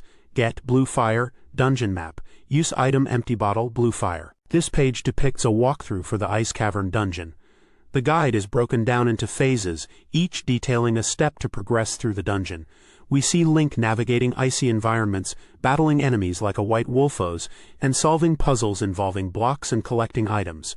The guide points out obtaining items like blue fire, the compass, the dungeon map, and heavy boots, essential for dungeon progression. It seems like a challenging but rewarding level with puzzles and combat. Phase 4 No 25 ideographic, 2.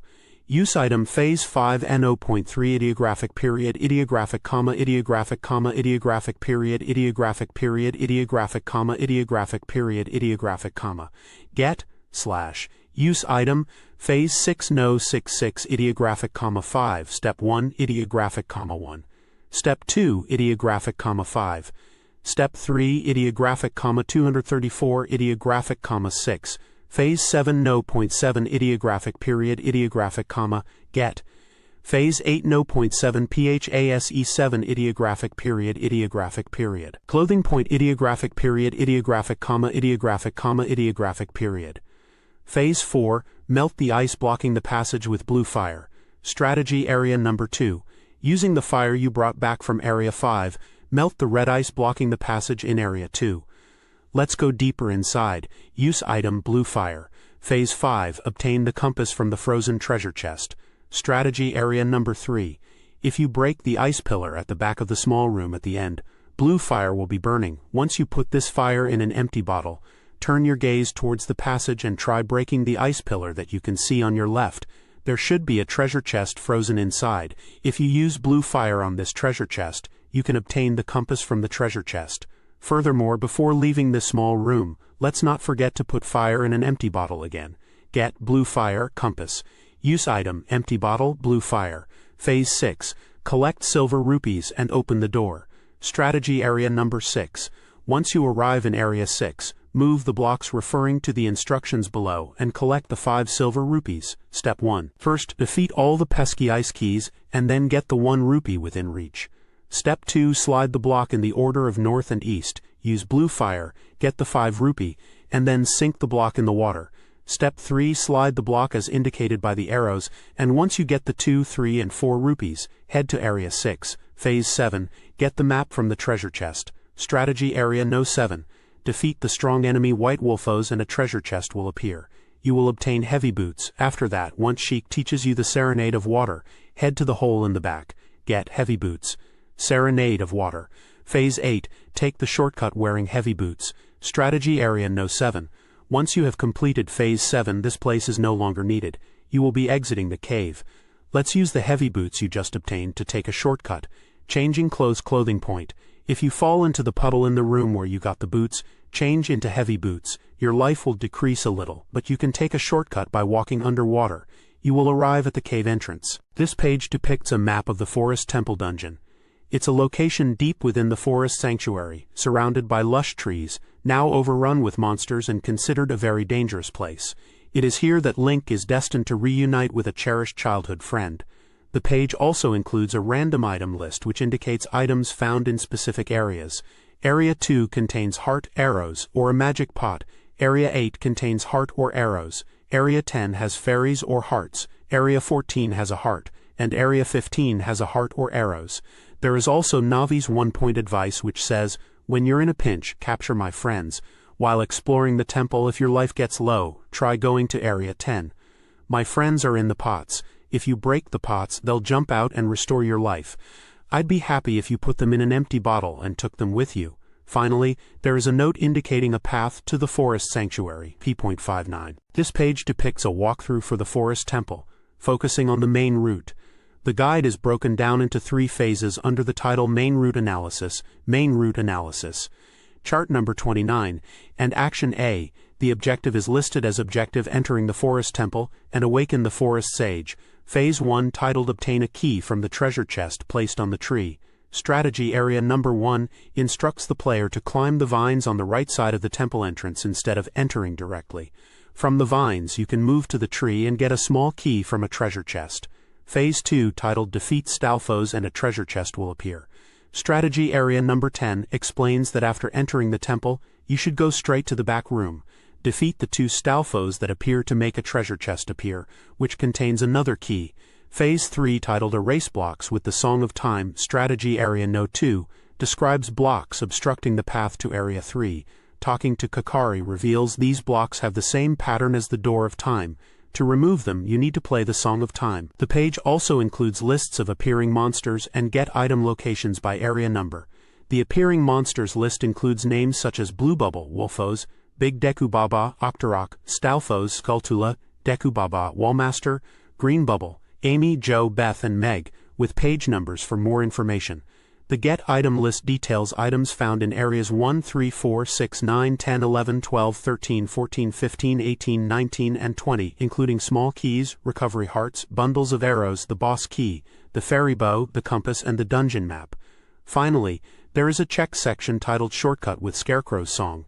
It mentions that playing the Scarecrow's Song in Area 4 will make Pierre appear on the second-floor balcony. Hookshotting to Pierre provides a significant shortcut, especially useful for revisiting later to collect Skulltulas. This page depicts a walkthrough for the Forest Temple in the game. It seems to guide the player through different phases of the level, indicating objectives, locations, and items to obtain. The setting is the Forest Temple, and the character is Link, as seen in the screenshots. The guide highlights key points in each area, such as finding keys, defeating enemies, and solving puzzles involving blocks and water levels. Forest Temple. Phase 4 make a treasure chest appear and obtain the map. Number 18 Strategy Area No 18, 3 Ideographic, 18. Climb the vines on the east side of Area 3 and defeat the bubbles in Area 18. Then a treasure chest containing the map will appear from the floor. Get Dungeon Map. Phase 5 step on the switch to lower the well water level.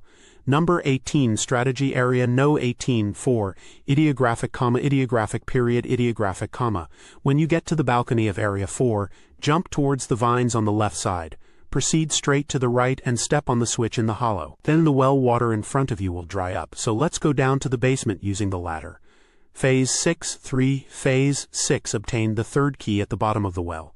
No.19 Strategy Area No 19 Ideographic period, Ideographic, Once you descend the well, proceed through the underground passage and obtain the key from the treasure chest. After that, climb the vines at the end and return to the central hall. Get small key. Phase 7 2 Phase 7 Move the block to move to the second floor. No. 5 Strategy Area No. 5 2 Ideographic, 5 Ideographic period 2. Go through Area 2, and when you reach Area 5, go up the stairs in front of you and proceed along the path. When you see the block, move it as described below and go up to the second floor. Step 1. Ideographic, Step 1 Pull the green block towards you, then go around to the left and push it all the way to the end. Finally, go around it again and push it one last time to drop it into the groove. Step 2. Ideographic, Step 2. Go up the stairs that were hidden by the green block and push the red block. Use the ladder again to go down to the lower floor and go around, this time push it to the south. Phase 8 3 Phase 8 Quickly defeat the 3 Stalfos. No. 14 Strategy Area No. 14 3. When you reach Area 14, Stalfos will attack you. If you defeat all 3 of them, you will obtain the fairy bow. Get fairy bow. Navi's 1-point advice. Ideographic, 2 1 2 Ideographic, 2. When you defeat a Stalfos that appeared alone, 2 more will appear at the same time. Moreover, they are troublesome opponents who will revive after a while even if you defeat them once. Damage each of the 2 a little at a time, and then defeat both of them at once at the end, so you can fight without worrying about revival. Give Stalfos a little damage at a time. Phase 9 Shoot through the ghosts in the painting with arrows. Number 15 Strategy Area No. 15 1 Ideographic, 3 Ideographic, JYO. One of the 4 sister ghosts moves within the picture frame. To defeat this guy, you must first shoot the figure reflected in the picture frame with arrows. After shooting through all 3 locations, the real body will appear, so slash it down with your sword. Shot point. Ideographic, if you get too close to JYO, it will immediately move to another picture frame. First, stand in the middle of the upper painting and release an arrow in a posture looking up. 1 OK, when aiming for the bottom picture frame, there is no need to stand halfway up the stairs. It's OK to stand at the top of the stairs at the same height as the picture frame. 1 OK Ideographic, for the middle picture frame, stand at the top of the stairs and release an arrow. For the last one, no matter how close you get, it won't run away. Get small key. Use item fairy bow. This page depicts game guide information for various phases in a level, likely from the game Legend of Zelda Ocarina of Time, set in a dungeon or temple environment with dark stone walls and floors. The page provides strategy walkthrough information for phases 10 through 16 detailing objectives, enemy encounters, item acquisitions and puzzle solutions. It uses screenshots from the game to illustrate shot points and gameplay situations. Phase 10, Treasure Chest and Map Acquisition.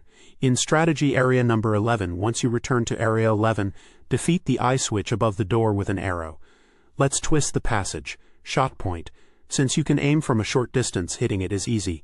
Just aim carefully and shoot while you are not taking damage during the approach.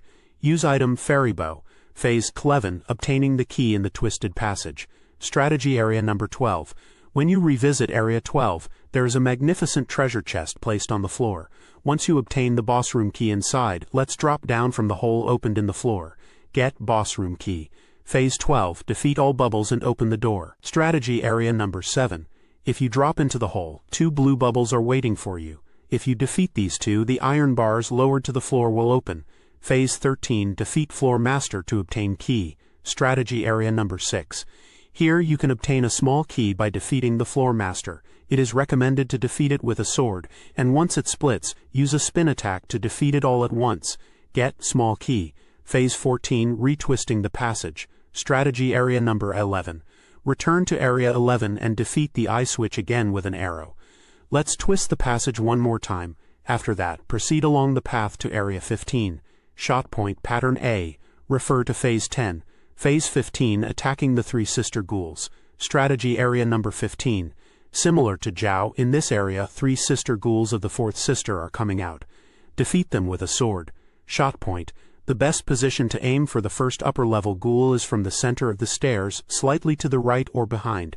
Aim and shoot with an arrow. The range you can aim for is narrow, but here is the best position. When aiming for the ghoul on the lower level, the standing position is the wall next to the stairs you climbed.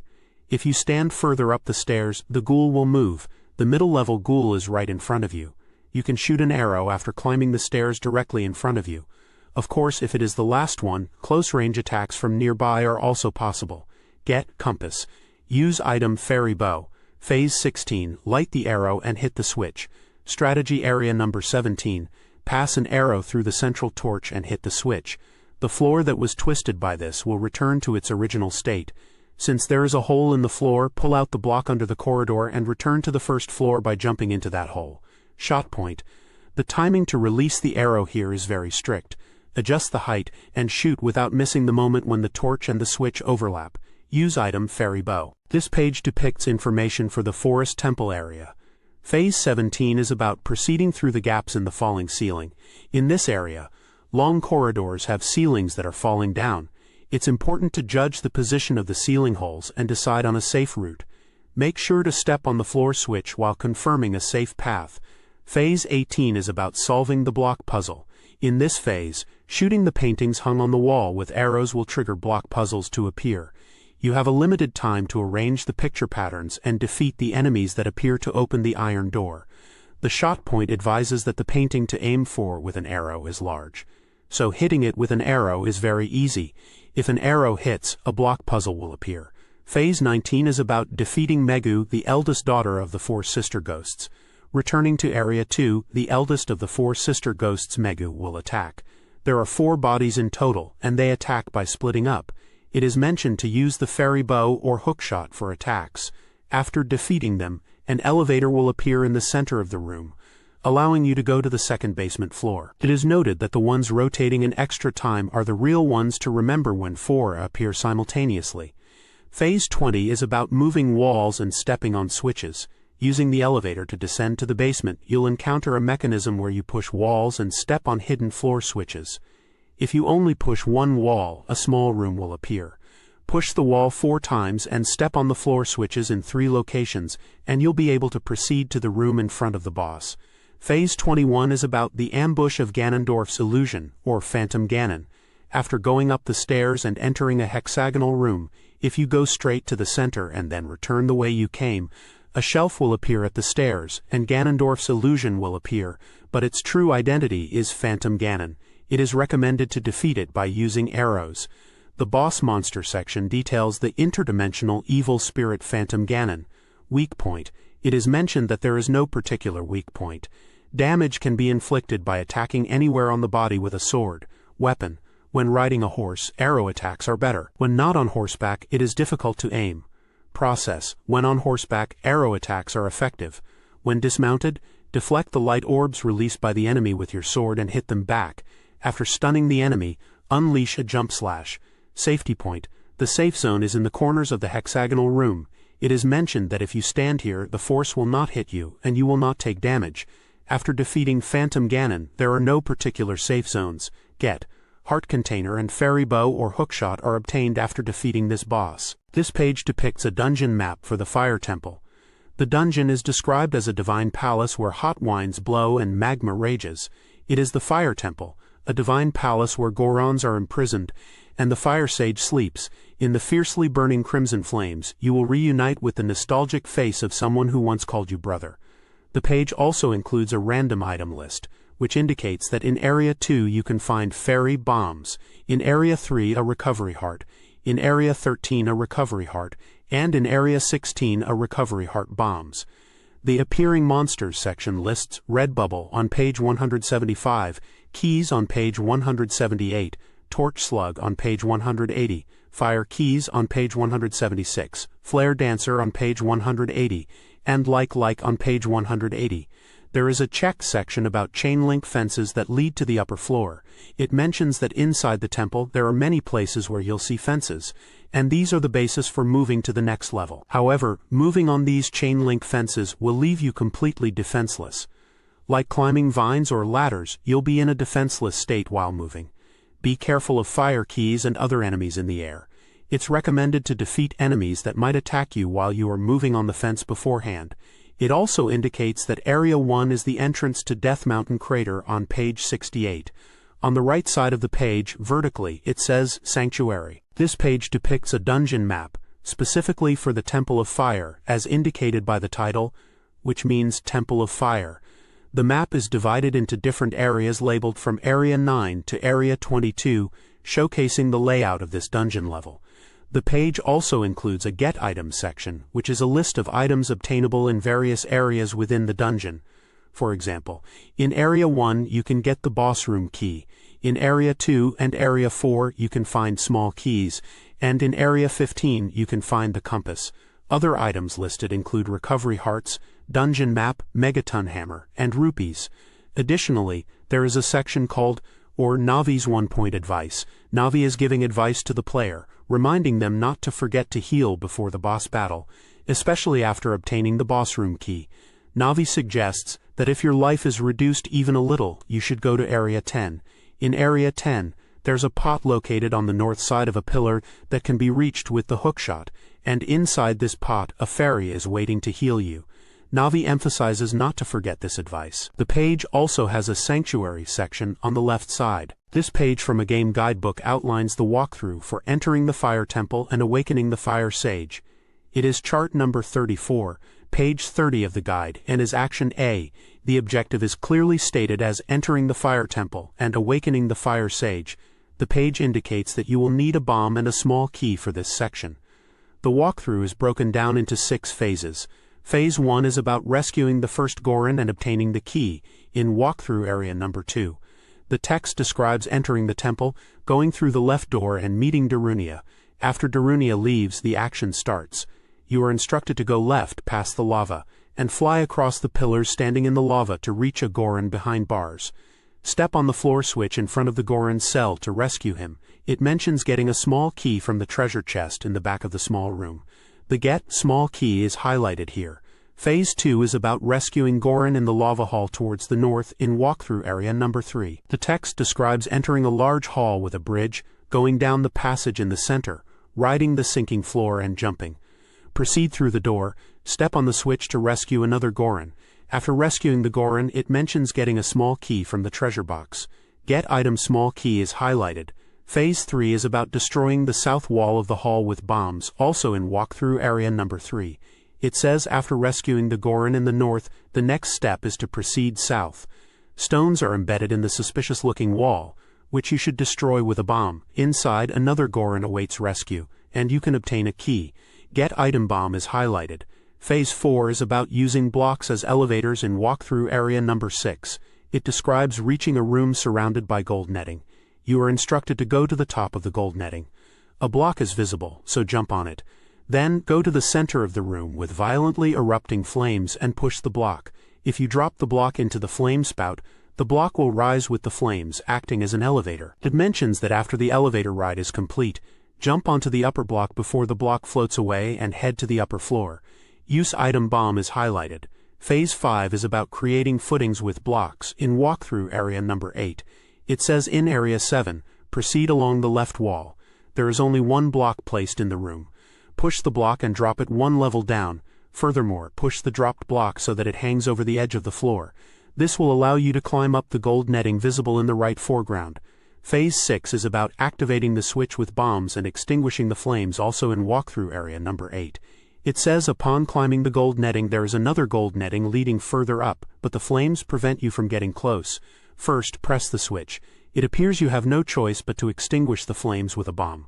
A bomb point box explains how to use bombs. It instructs to face away from the flames and drop down one level. Stand on the right edge and look down to see a switch. Place a bomb there. When it explodes, the flames in front of the gold netting will disappear for a limited time. Use Item Bomb is highlighted. The vertical text on the right side is Temple of Numbers, and at the bottom right corner it says Sanctuary. This page depicts a walkthrough guide for the Fire Sanctuary area in a game, showing phases 7 through 13. It features Link navigating fiery environments and solving puzzles. Gorons are mentioned as part of the gameplay, and the guide provides instructions on how to progress, obtain items like small keys, the dungeon map, bomb bag, and compass, and overcome challenges within the level. Phase 7 avoid rolling rocks and rescue strategy area number 9 in area 9 of the strategy. Proceed while watching the movement of the rocks without blindly running. First, avoid the rocks and move to the right-hand direction, and step on the switch in the back. This will release the cages where Gorons were trapped. Get Small key X2 Phase 8 Aim for the eye switch with a bow strategy area No 11 Proceed along the thin rocky bridge, and when you reach the point where the path splits into two, pay attention to the diagonally right front. There should be an eye switch. Shoot it with an arrow. Shot point SHOTPOINT as shown in the picture. Aim carefully and shoot the switch with an arrow. Then the iron bars of the door on the east side will open, and you will get the dungeon map. Get Dungeon Map. Use item Fairy Bow Phase 9 dash and jump across the gold net. Strategy area number 12. A gold net is stretched over the magma. When you land on the gold net, pillars of fire will rise in front of you and behind you. Avoid the fire and proceed quickly across the gold net, and enter the door ahead. Phase 10 Move on top of the rolling rock belt. Strategy area number 9. When you get on top of the rolling rock belt, you will see a switch in the upper right direction. Step on this switch first and proceed south. The iron grate that was trapping the Goron should have risen. Rescue the Goron and get a key. To rescue the Goron, you also need to get a key. Get Small key Phase 11 Break the floor and descend to the lower floor. Strategy area number 10. When walking on the wall, Navi will speak to you from below about Goron's voice. If you look down at the floor, you will see cracks. A bomb has entered there. Bomb point, set a bomb on top of the cracked floor. When the bomb explodes, a deep hole will open in the floor. Gorons are trapped in this hole. Let's rescue them. You should also remember to get the key from the treasure chest. Use item Bomb Phase 12 Get compass from treasure chest. Strategy area number 15. When you come out to a wide area where flames are raging here and there, first proceed along the left wall. If you proceed while sticking to the left wall, a wall of fire will appear in front of you on the way. So avoid this and turn back. If you go along the wall again, there is a door, and if you go inside, there is a treasure chest in the back, and you can get a compass from the treasure chest. After obtaining it, return the way you came. Get compass Phase 13 Pass through the central tower while avoiding flames. Strategy area number 13. Once you have the compass, next aim for the central tower in area 13. When you get closer, large flames will rise from the south. Avoid the flames and proceed while circling around to the east. This page depicts a walkthrough of the fire sanctuary area. Phase 14, titled Break Through the Wall of Fire with a Switch, describes passing through the central tower where a Goron is seen trapped in a cage. But the guide advises to ignore it and proceed to Area 17. It instructs to evade the flames blocking the path, move to the floor switch, and step on it to extinguish the wall of fire, allowing you to climb to higher ground and escape the floor. Phase 15, titled Defeat the Powerful Flare Dancer, warns against complacency even after breaking through firewalls. It reveals that the only door visible is actually a monster called a killer door, and touching it carelessly will result in a strong attack. The guide suggests setting a bomb in front of the door to blow it away with the wall, and then proceed further. It instructs to defeat the flare dancer who is enveloped in flames, using bombs and sword attacks. Defeating it will transform the central platform, which was burning with fire, into an elevator, allowing movement to the upper floor. The recommended item to use is a bomb. Phase 16 is titled Switch Operation to Extinguish the Fire, and it addresses fire burning in front of a wire mesh. To extinguish it, the guide explains that the switch on the lower level must be pressed, similar to Phase 6, by dropping a bomb. The bomb point section further elaborates on dropping a bomb from the wire mesh level onto the switch one level below, waiting in front of the wire mesh at a safe distance from the fire, and going up once the fire disappears. The recommended item to use is a bomb. Phase 17, titled Dash to the Treasure Chest while the fire is extinguished, describes climbing the wire mesh and going to the floor above where a switch floor is located. Stepping on this switch will temporarily extinguish the flames surrounding a treasure chest at the end of a narrow curved path. During this time, it is instructed to move towards the treasure chest at a certain angle to avoid falling, and obtain the Megaton Hammer from inside.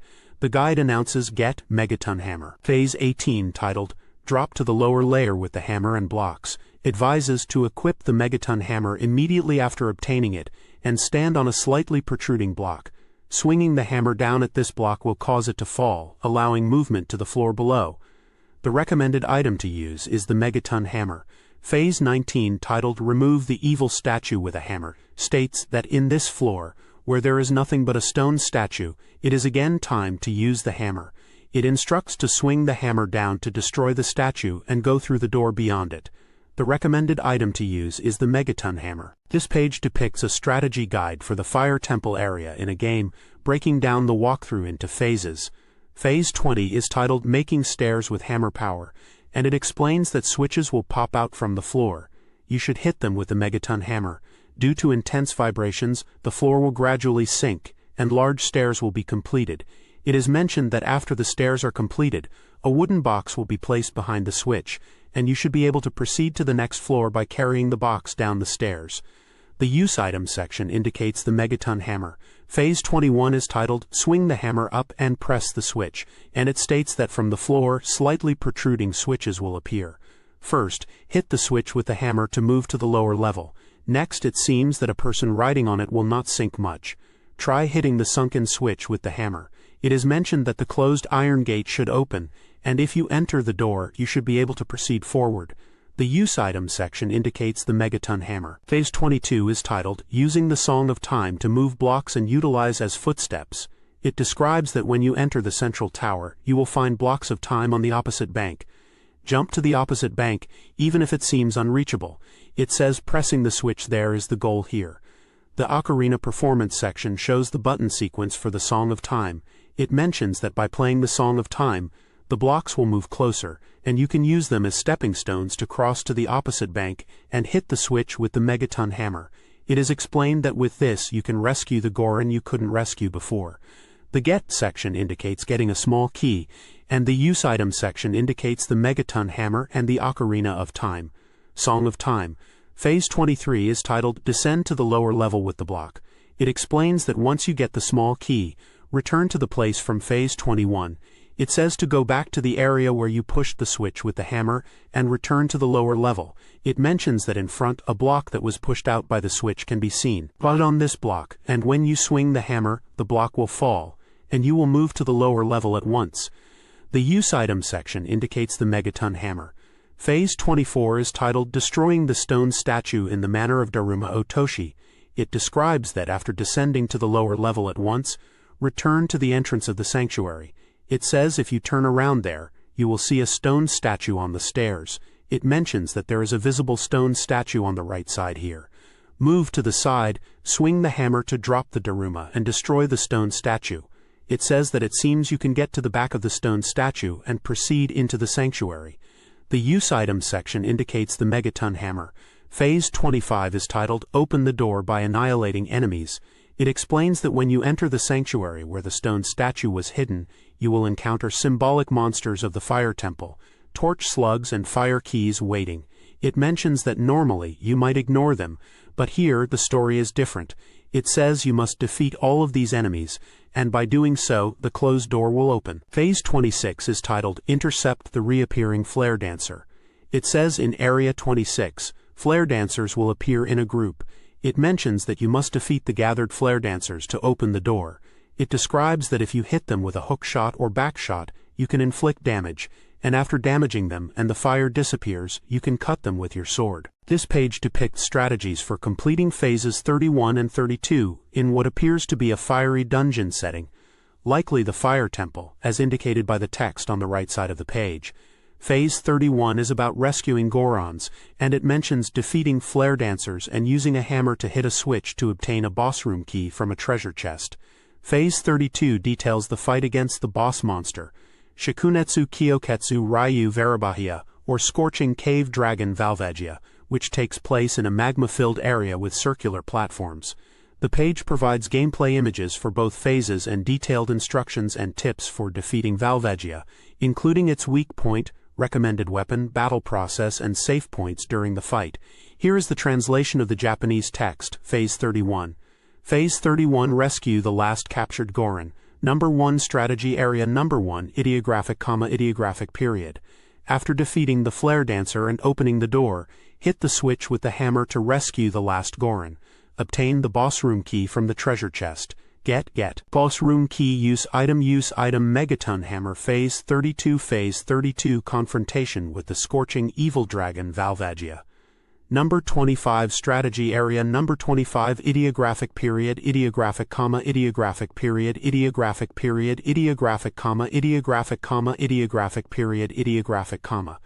In the center of the magma, there are several circular earthen platforms with holes. When you get on them, the blocks you used as footholds disappear, cutting off your retreat. Then, with a violent tremor, Valvagia, who is tormenting the Goron tribe, attacks from the holes opened in the platform.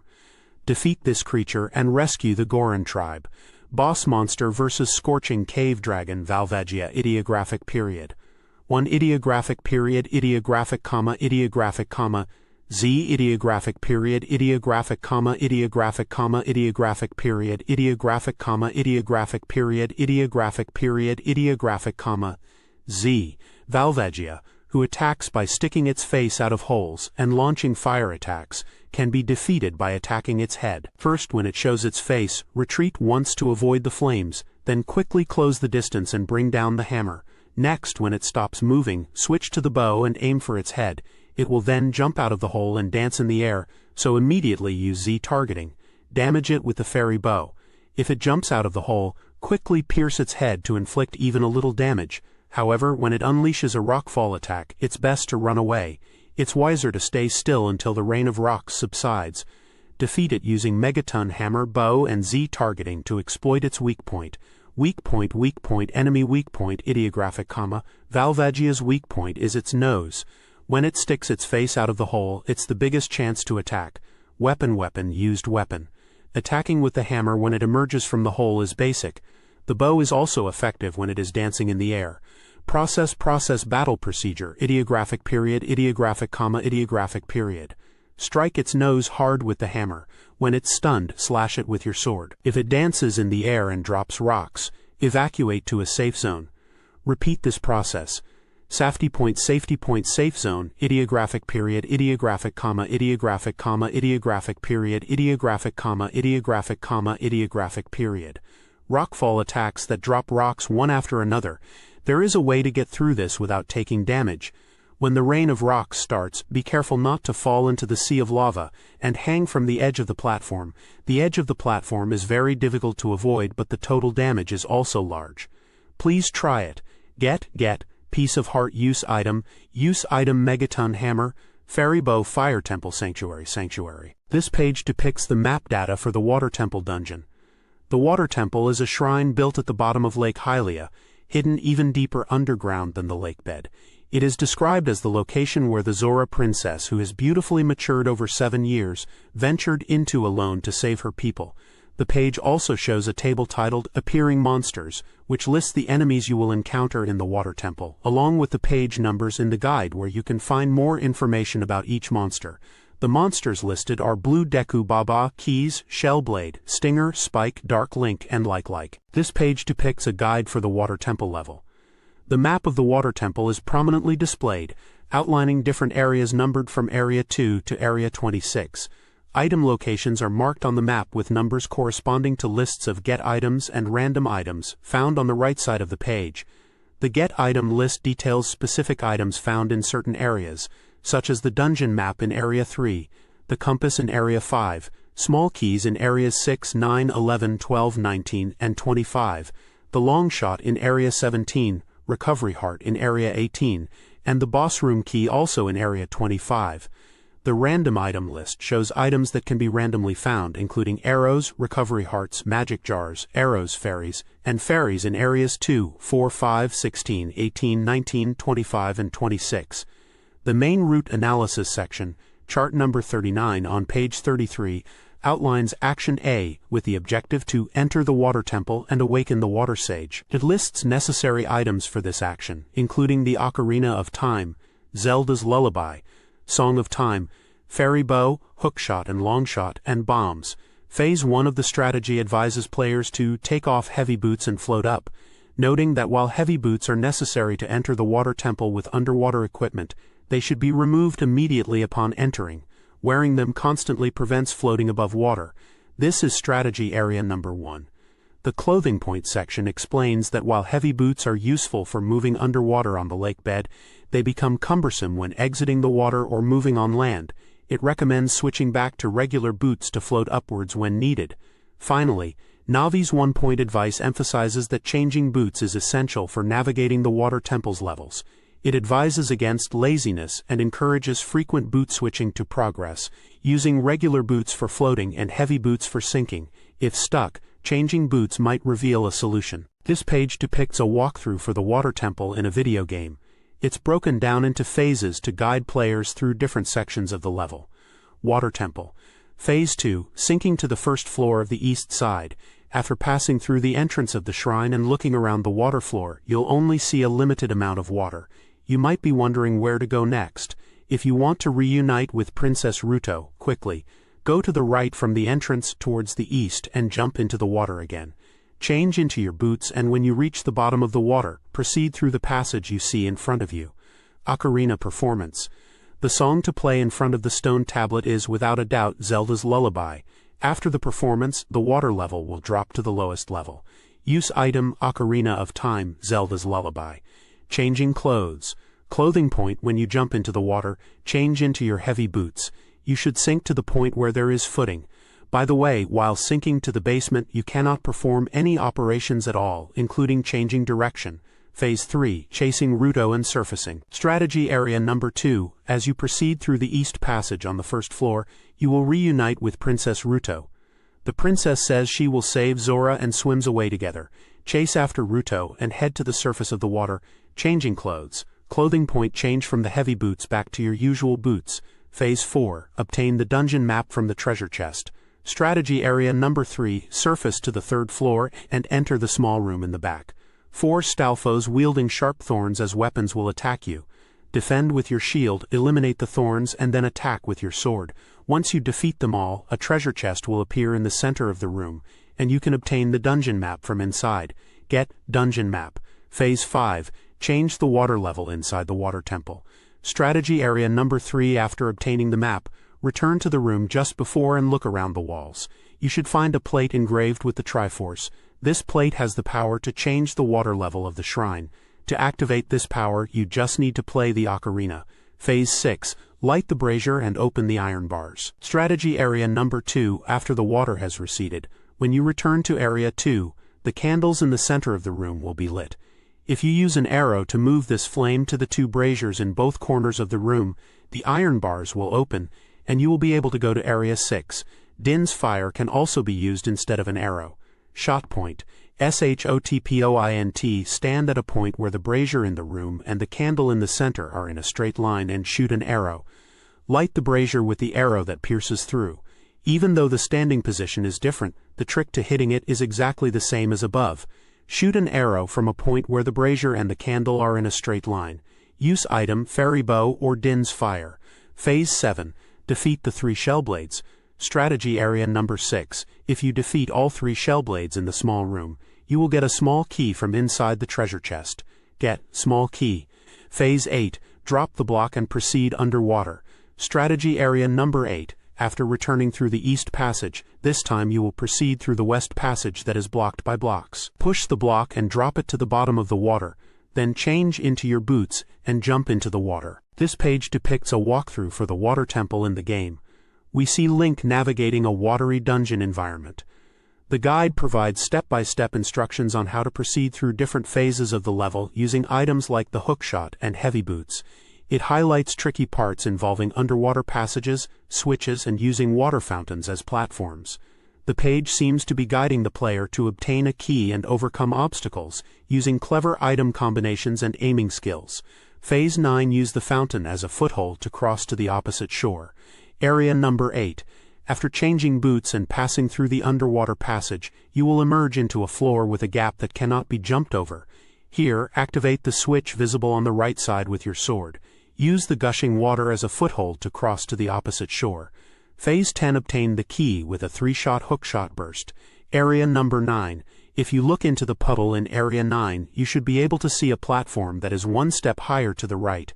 First, jump diagonally to the right to get onto this platform. If you switch to heavy boots the moment you fall into the water, you can land at your destination. After that, proceed ahead with the hookshot 3-shot burst described below, and get the small key from the treasure chest placed in the small room at the back. Shot point. Shot point. The switch in the mouth of the dragon statue in the center of the puddle. First, activate this with the hookshot to open the gate.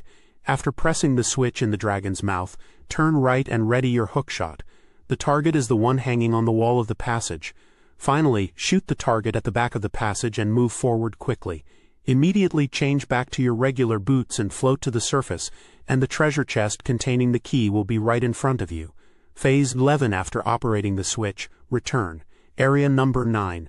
Once you have the key, slash the switch with your sword. The gate in the underwater passage will open, so put on your heavy boots and return the way you came. Phase 12. Jump across the gap with the hookshot.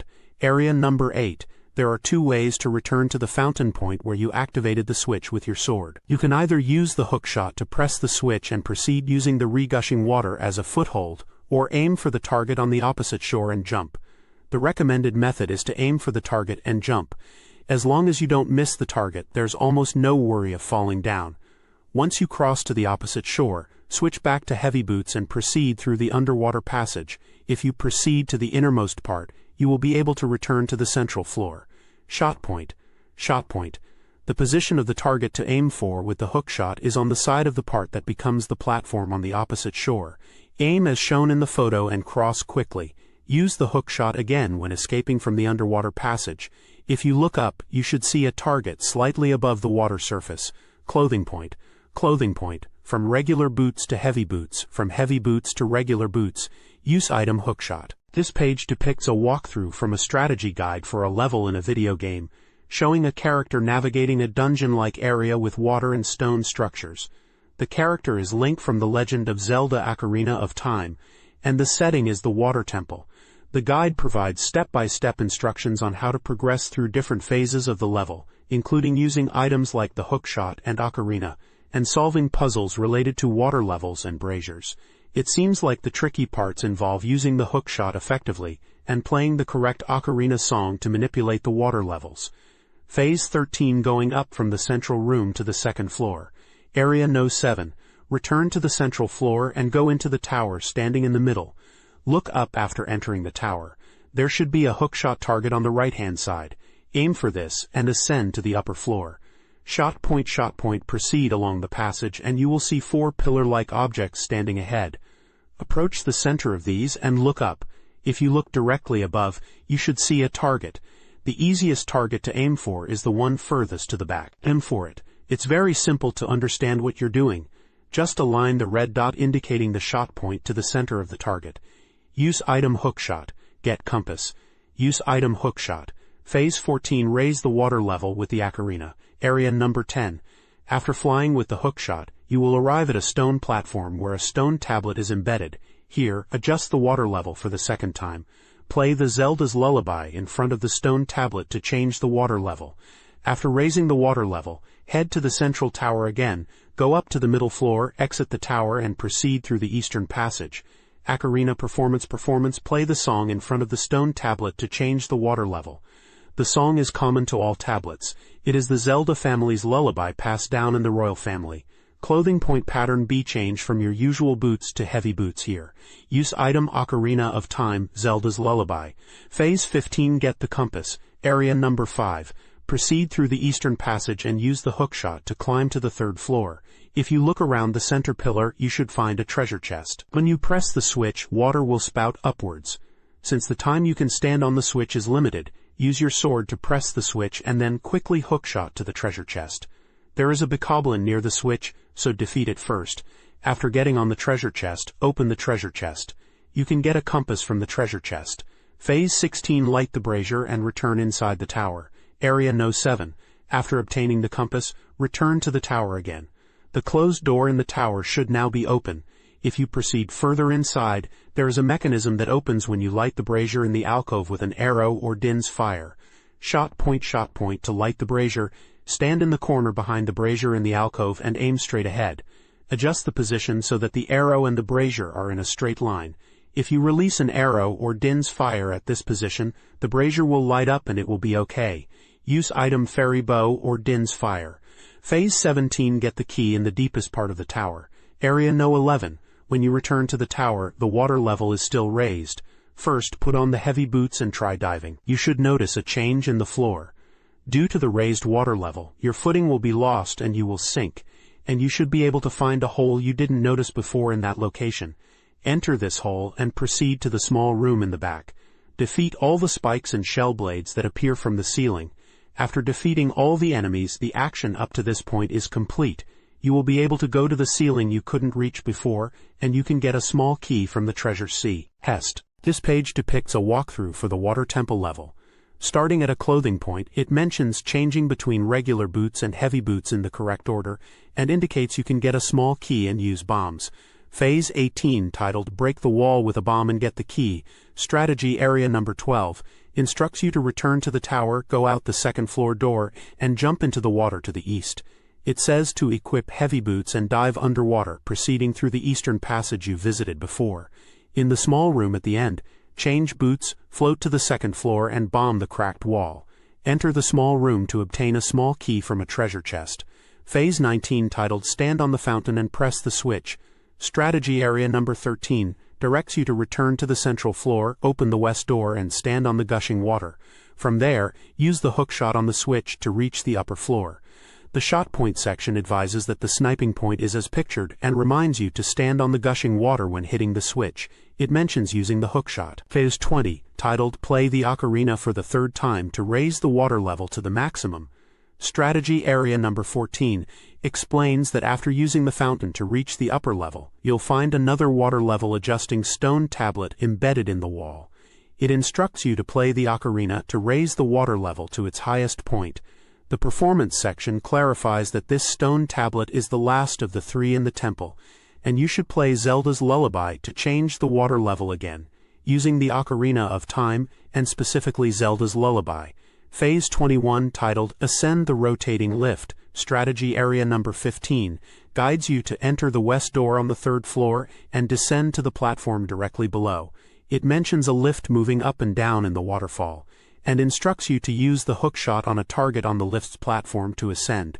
It advises repeating hookshot movements, and for the final part, hooking onto a target on the right platform to proceed. It also warns that staying on the lift too long will cause you to fall into a dark hole, requiring a retry, emphasizing quick action as crucial. The shot point section recommends positioning yourself to easily see the target by looking up, relying on the red mark for aiming and shooting the target, and using the hookshot. This page depicts strategy tips for the Water Temple in Legend of Zelda Ocarina of Time. It outlines phases 21 through 25, providing guidance on puzzle solving, combat, and item acquisition. Key points include hitting switches and targets alternately, defeating likes and shooting ceiling targets, overcoming your own doppelganger, obtaining the long shot, and navigating whirlpools. The page also includes shot point advice for using the hookshot effectively, and clothing point advice for when to switch between heavy boots and regular boots. Phase 21, Switch and Targets. Proceed by hitting them alternately. Strategy Area Number 16 in the central room. There are switches and targets that change water levels. Hit the targets in order clockwise around the room. Also, if you get stuck, it's no good to panic. Finally, if you climb onto the switch from the water and then climb onto the floor, it will be okay.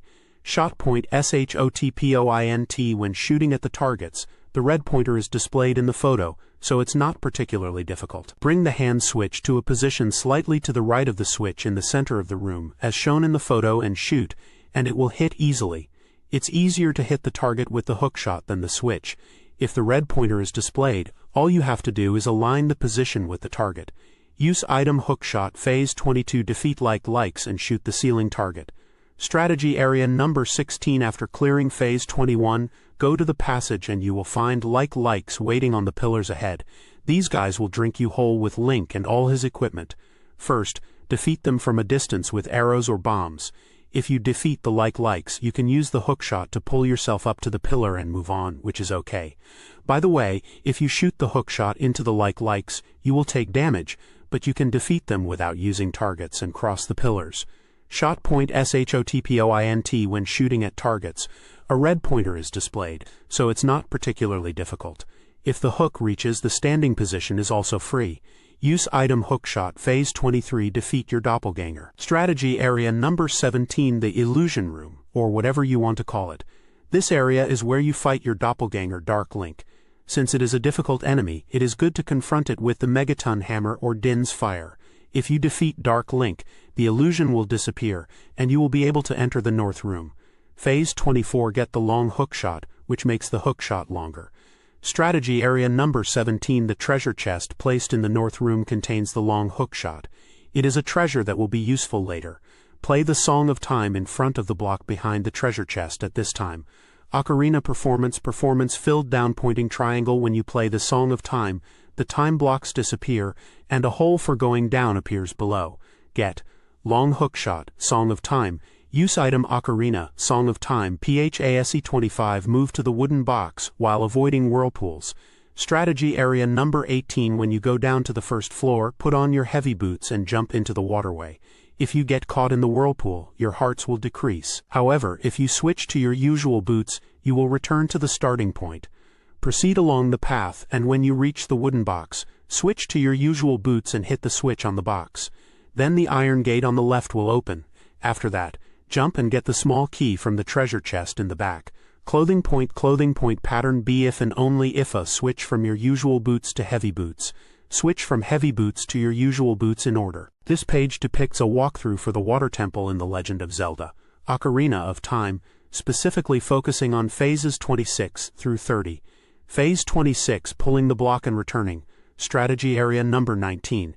In area 19, proceed through areas 9 and 8 in order, and when you reach the central area, follow the east passage. Put on the heavy boots and advance through the underwater passage. There should be a block at the end of the passage. Pull the block towards you, and then return the way you came. Clothing point. Always change from your usual boots to heavy boots here. Phase 28, get a key by moving the block. Strategy area number 19. Proceed along the path and you will see a block in front of you. This block is the one you pulled in phase 26. Push this block further into the back, into the small room that was closed off. You can obtain a small key by using this block. Shot point. A return path is necessary, so aim at the target above the small room to reveal it. Get item small key. Use item long hook. Phase 29, move to the front of the boss room with long hook. Strategy area number 21. Drop from the third floor to the first floor and enter the passage located to the north. Proceed through the underwater passage. If you float up from the water, use the long hook to fly to the area in front of the boss room. Shot point. The hook shot might not reach, but the long hook is sufficient. Aim slightly higher than you would normally to reach the target. Clothing point. Change from heavy boots to your usual boots, or from your usual boots to heavy boots here. Pattern B. Then A. Use item long hook. Phase 27, move through the long hook passage. Strategy area number 20. After completing phase 26, this phase prepares you for the next strategic point. Lower the water level using the method described in phases 2, 3, 4, and 5 to move to the second floor. Once you reach the second floor, proceed to the south side. Shoot an arrow at the switch on the pillar. The pillar will rotate for a certain period of time. Look towards the south passage. When the pillar rotation opens up the passage, use the long hook to latch onto the target on the other side of the pillar and move quickly. Shot point. When hitting the switch with an arrow, the standing position should be at the very edge of the platform. Aim in the direction of the south. A location where you can clearly see the pillar is preferable. Clothing point. Always wear heavy boots in the underwater passage. Pattern B. Then A. Use item fairy bow, long hook. Phase 30, move to the switch in the back of the wall's passage. Strategy area number 23. In this phase, first destroy the wall that has different colors and cracks using bombs. Then push the block that is placed in the passage towards the east. Next, go around the passage and pull the block. Finally, go north and push the block. This series of actions will activate the underwater switch. Bomb point. The points to destroy the wall are the cracked locations and the two differently colored parts of the wall. Before destroying the wall, defeat the stingers that are swimming in the water. Doing so will make the task easier. Shot point. If you are pushing the block, you do not need to move when aiming with the long hook. Determine your aim and then simply shoot. Clothing point. Always wear heavy boots in the underwater passage. Use item bomb. This page depicts a strategy guide for the water temple in the game. The page is divided into several phases, providing step-by-step instructions to navigate the dungeon and defeat the boss. Phase 31 is titled Use the Fountain as a Path, and it explains how to use the water spouts in a large pond as platforms to cross to the other side, emphasizing the need for continuous jumps before an iron grate falls. Phase 34 is Proceed along the wall with good timing, guiding players through a slope with spike traps. It advises sticking to the left wall to avoid damage and reach the boss battle unharmed, warning that hitting a trap will force a restart of the section. Phase 32, Obtain the key to enter the boss room, instructs players to cross a fountain, turn right in a passage, and enter a specific room to get the key to the boss room. There are also sections labeled Clothing Change Point, indicating locations where players should switch between boots. The pattern shown is to switch from regular boots to Zora boots, then from iron boots back to regular boots, repeating this sequence twice. Phase 33 is Return the water level to the height when entering the temple. This section explains how to return the water level to its initial height after entering the temple by using the water level mechanics from previous phases, specifically referencing phases 14, 19, and 20. It mentions jumping from a stone slab in Area 14 and using the long shot on a north side stone statue to cross to the opposite shore. A shot point section highlights a location on the north side of the central floor, inaccessible by swimming, where the long shot can be used. It instructs to aim for a red point to use the long shot. Phase 35 is Crush the cell nucleus that manipulates water and attacks, which is the boss battle against Aquatic Cell Morpha. It advises moving to the central area upon entering the boss room and returning to the outer edge when Ruto issues a warning, preparing for the fight. The guide then details the boss fight strategy against the Aquatic Cell Morpha. It explains that the weak point is its small core covered in water, which is also its main body. The used weapon is the long shot, essential for pulling out the core. The battle procedure involves using the long shot to pull the core out, repeatedly slashing it with the sword and repeating the process. It also mentions that Morpha attacks with water tentacles, but maintaining distance and moving to avoid them will allow for easier attacks. The enemy weak point is reiterated as the small core covered in water. The safety zone is stated to be none.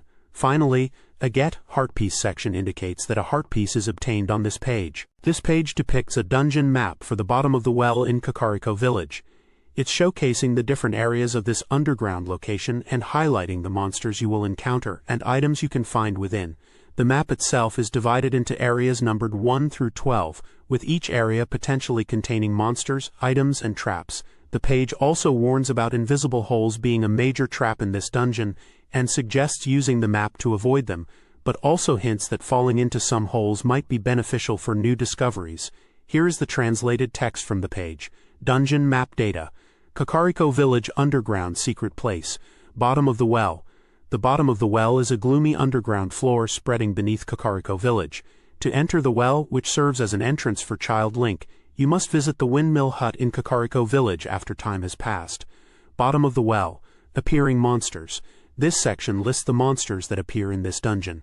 It includes Big Skulltula, Keys, Gibdo, Deku Baba, Dead Hand, Bimos, Fire Keys, Floor Master, Green Bubble, Like, and Redead. Page numbers are provided for each monster for more details.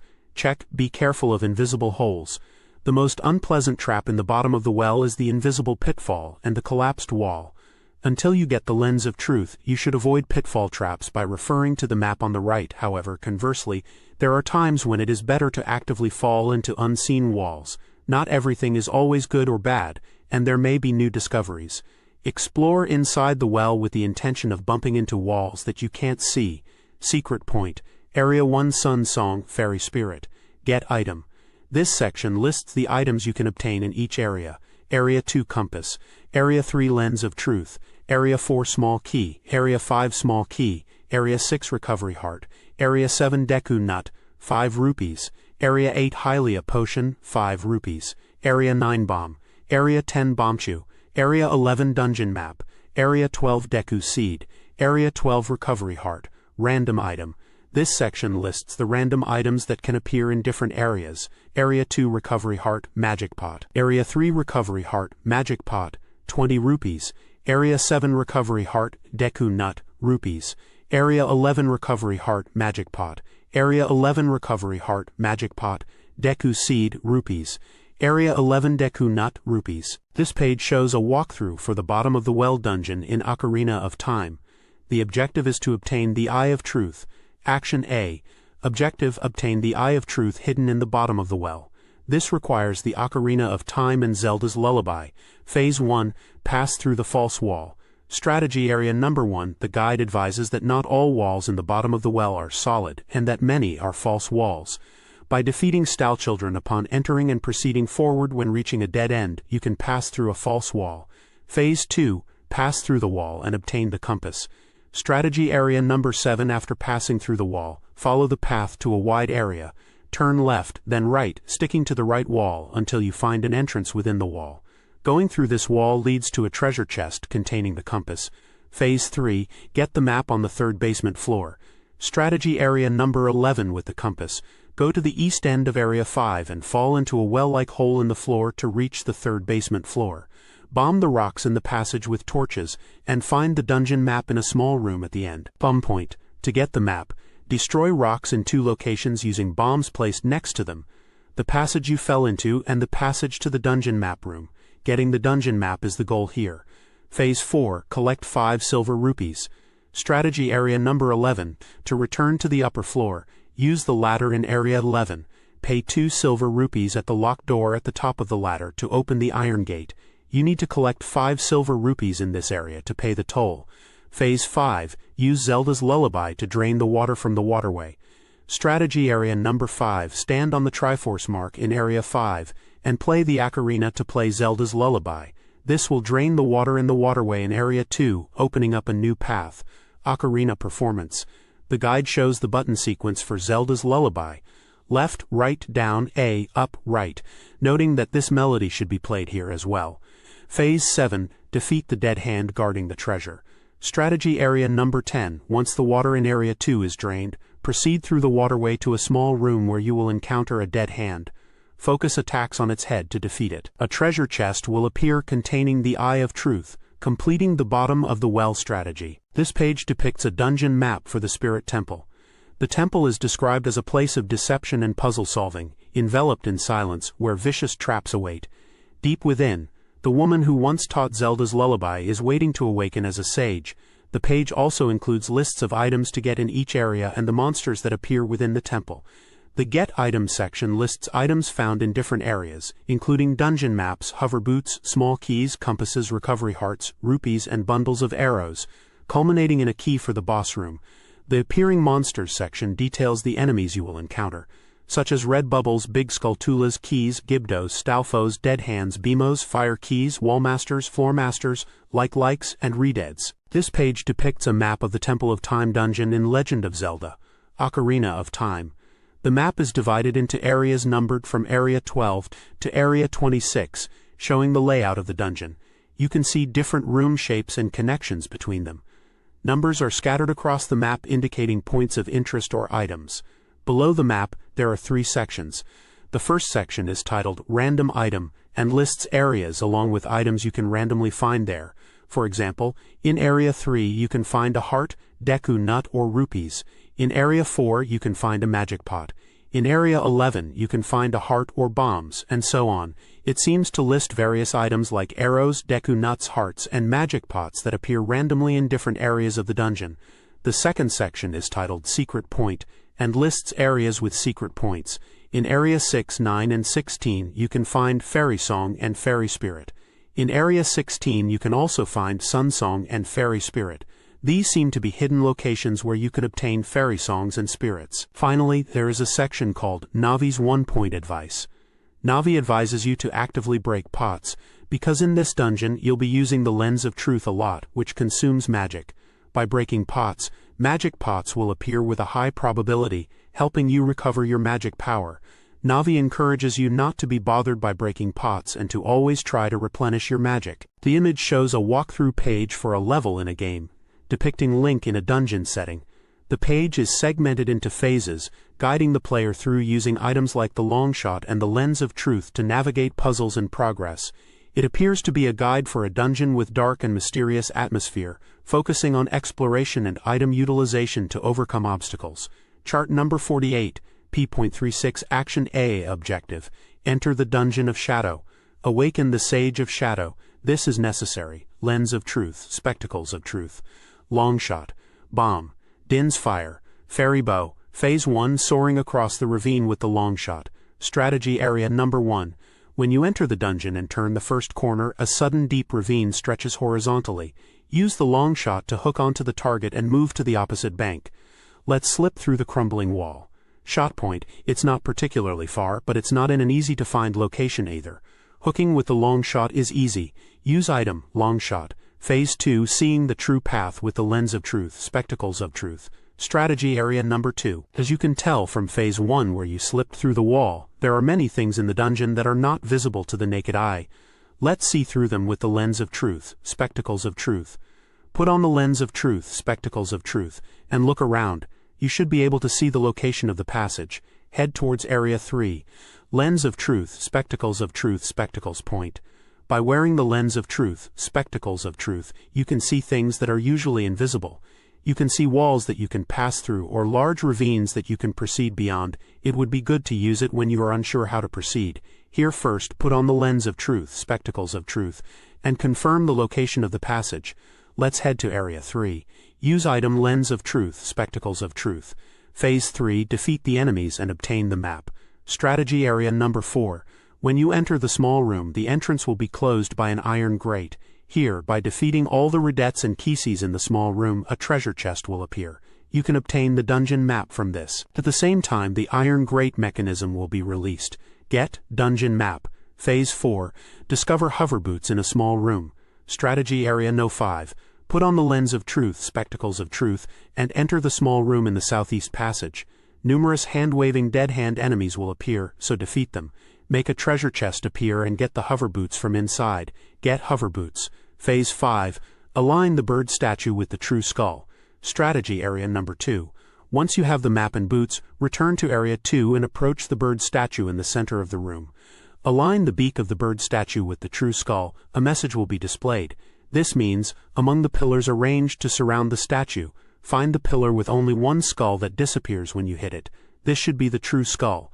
Push the small wall protruding in front of the statue and rotate the statue. Align the true skull with the bird statue. Let's do this. This will eliminate the iron grate of the passage that was visible in the south ravine, allowing you to proceed further inside. Lens of truth, spectacles point. By wearing the lens of truth, spectacles of truth, you can discover the true skull. Use item lens of truth, spectacles of truth. This page depicts a walkthrough of a dungeon level, likely in the sanctuary area, broken down into phases. In Phase 6, using the boots of levitation to cross the valley, it instructs the player to use the hover boots to cross a deep valley, after opening iron bars in the south. The guide mentions proceeding to a room with BMOs and using the glasses of truth. Clothing point section describes the hover boots, explaining they allow walking on unstable footing for a short time and are useful for crossing gaps without fear of falling. Spectacles point section describes the glasses of truth, noting they reveal hidden passages in small rooms, particularly those running north and south. Phase 7, collect silver rupees to open iron bars, begins in Area 7 describing large rotating pots. The objective is to collect silver rupees to open iron bars. A small key is obtained from a treasure chest. The long shot is suggested as a shortcut for later. Shot point section advises that a single rupee on a high platform can be obtained by using the long shot to pull a box and climb up. Phase 8, defeat Gibdos to get the compass instructs the player to use the glasses of truth to find a hidden passage to the south. In Area 8, the goal is to defeat 2 mummy Gibdos to obtain the compass from a treasure chest. Phase 9, destroy the east wall with bombs to break through, tells the player to return to the small room with BMOs and use a bomb to destroy the east wall, and proceed further. Phase 10, break through the guillotine zone by jumping is set in Area 9, a narrow passage with guillotine traps. The strategy is to jump when the guillotine rises. The guide suggests using the 3D stick for directional input, and emphasizes jumping at the precise moment to avoid falling. Phase 11, jump from the lift moving downward, starts with encountering a 4-master enemy on a platform. The player is instructed to ride a lift that moves downwards on the right side. Jumping is required as the lift descends, and again when reaching the first floor to reach Area 12. It notes that using hover boots can help if the timing is difficult. Phase 12, collect 5 silver rupees takes place in Area 10, a floor with needle traps and BMOs. The objective is to collect 5 silver rupees. 4 are easily found, but the last one is hidden. The guide suggests defeating the BMOs with bombs, which will reveal the final rupee. The page mentions items such as hover boots, glasses of truth, bombs, long shot, small key and compass, and enemies like BMOs, Gibdos, and 4-master. It highlights tricky parts like timing jumps in the guillotine zone and lift area, and finding the hidden silver rupee. This page depicts a walkthrough guide for a dungeon area, likely the Temple of Darkness, or a similar themed location in the game, showcasing various puzzles and challenges across different phases. We can see Link navigating dark, mysterious environments, encountering traps like spiked ceilings and guillotines, and utilizing items like the Spectacles of Truth, bombs, and the hookshot to progress. It seems like a challenging but rewarding dungeon level, requiring careful observation and item usage to overcome obstacles. Phase 13, breaking through the spiked ceiling area. Strategy area No. 11. In Area 11, a needle trap ceiling awaits. To break through this trap, use the Spectacles of Truth. Hidden blocks are stuck to the wall. First, pull out the block in front and push it in. Then when the two traps are aligned, pull back the block. By pulling the block further back, you can use this block as a foothold to overcome the trap. Finally, by moving on top of this block and stepping on the floor switch, a treasure box will appear, and you will be able to get a small key, Spectacles Point, Spectacles of Truth. By wearing the glasses you can discover blocks. Get small key. Use item Spectacles of Truth. Phase 14, crossing invisible footpaths beyond the guillotine. Strategy area No. 12. When you proceed northwest in Area 12, there is a narrow passage ahead with a guillotine. Here, use the Spectacles of Truth to check the location of invisible platforms. Jump over them and head to Area 13. Spectacles Point, Spectacles of Truth. By wearing the glasses you can discover invisible footpaths. Use item Spectacles of Truth. Phase 15, silver pea floating in the air. Strategy area No. 13. In Area 15, when you wear the Spectacles of Truth, 3 silver rupees and footpaths and shot points will become visible. On the floor is a placed needle trap, and it seems you can hookshot there. Here, while keeping the glasses on, use the hookshot to collect the silver rupees. Proceed to Area 14 after collection. Shot point. Shot point. When using the hookshot, pay attention to the standing position. Basically, there are rupees on the hookshot trajectory, so remember the location and collect them. Spectacles Point. Spectacles of Truth. Traps and high footpaths, and shot points can be found. Use item Spectacles of Truth long hook. Phase 16, obtain key by exploding pot. Strategy area No. 3. When you enter the room, there is a large pot that seems to be about 3 times Link's height placed. Go around to the back of this pot and try throwing a bomb into it. By the explosion, the pot will be destroyed, and a small key should fly out from the destroyed pot. Bomb point. Bomb point.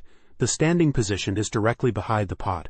From here, take a slight run up and throw the bomb so that it reliably enters the pot. If you are running out of bombs, use bomb flowers. Get small key. Use item bomb. Phase 17, proceed by aiming at the ceiling target. Strategy area No. 13. When you return to Area 13, use the small key you just obtained. Let's open the north door. When you go in front of the door, it is good to use the hookshot. Shot point. Shot point. The target on the ceiling above the locked door you couldn't open because you didn't have a key can be seen if you look up. If you wear the Spectacles of Truth, you will find it immediately. Use item long hook. Phase 18, passing through strong wind zone with heavy boots. Strategy area number 15. When you proceed through the passage, there is a giant fan, and it is rotating. In this area, you cannot move forward as you wish due to the strong wind. Here, equip the heavy boots and proceed. Clothing point. Clothing point. In places where water is pooling and you cannot advance easily because you float up, or in areas where the wind is strong, wearing heavy boots will make it easier to move. Movement speed will decrease, but you can surely proceed through the passage. Pattern A and Pattern B are image captions, likely showing gameplay C2. Asians or item appearances. Sanctuary. Temple of Darkness. This page depicts a walkthrough for the Sanctuary area in the Legend of Zelda Ocarina of Time. It details phases 19 through 24, providing tips and instructions on how to navigate different challenges in this area.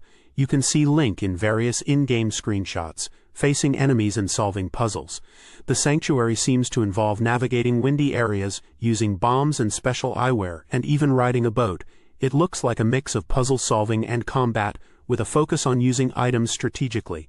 Sanctuary shot point. Even if you stand in front of the chasm, you won't find a target for the long hook. It's not on the other side of the chasm, but on the ceiling of the chasm on the far shore. The target is the round mark that appears when you look up. Use item long hook. Spectacles point. If you put on the spectacles, you can see a treasure chest placed on the floor. Get small key. Use item bomb. Spectacles. Clothing point. Hover boots can be worn in windy areas. Use item spectacles. Phase 19. Move through the hidden passage by entrusting yourself to the wind. Strategy area No. 16. In the small room in Area 16, the feet of the saint are carried by the wind to the hidden path. If you hear such words, defeat the re-dead, and return to the hidden passage to put it into practice. As hinted at, the answer is the Valley Coup hover boots. Wear the hover boots and ride the wind from the fan. If you are carried by the wind, you will arrive at the hidden passage. If you put on the spectacles, you can see the location of the hidden passage. Find the entrance to the passage on the right wall, go to the immediate vicinity, equip the hover boots and wait for the fan to stop blowing. By pressing Z here, the passage near the entrance will open. This is how it works. Phase 20, get a key from an invisible treasure chest. Strategy Area No. 17. In this area, there are 2 Gibdos, and if you defeat them, treasure chests will appear. You can get rupees and items. However, what you really want here is the small key. Enter the room and look at the mound of earth on the immediate right with the spectacles.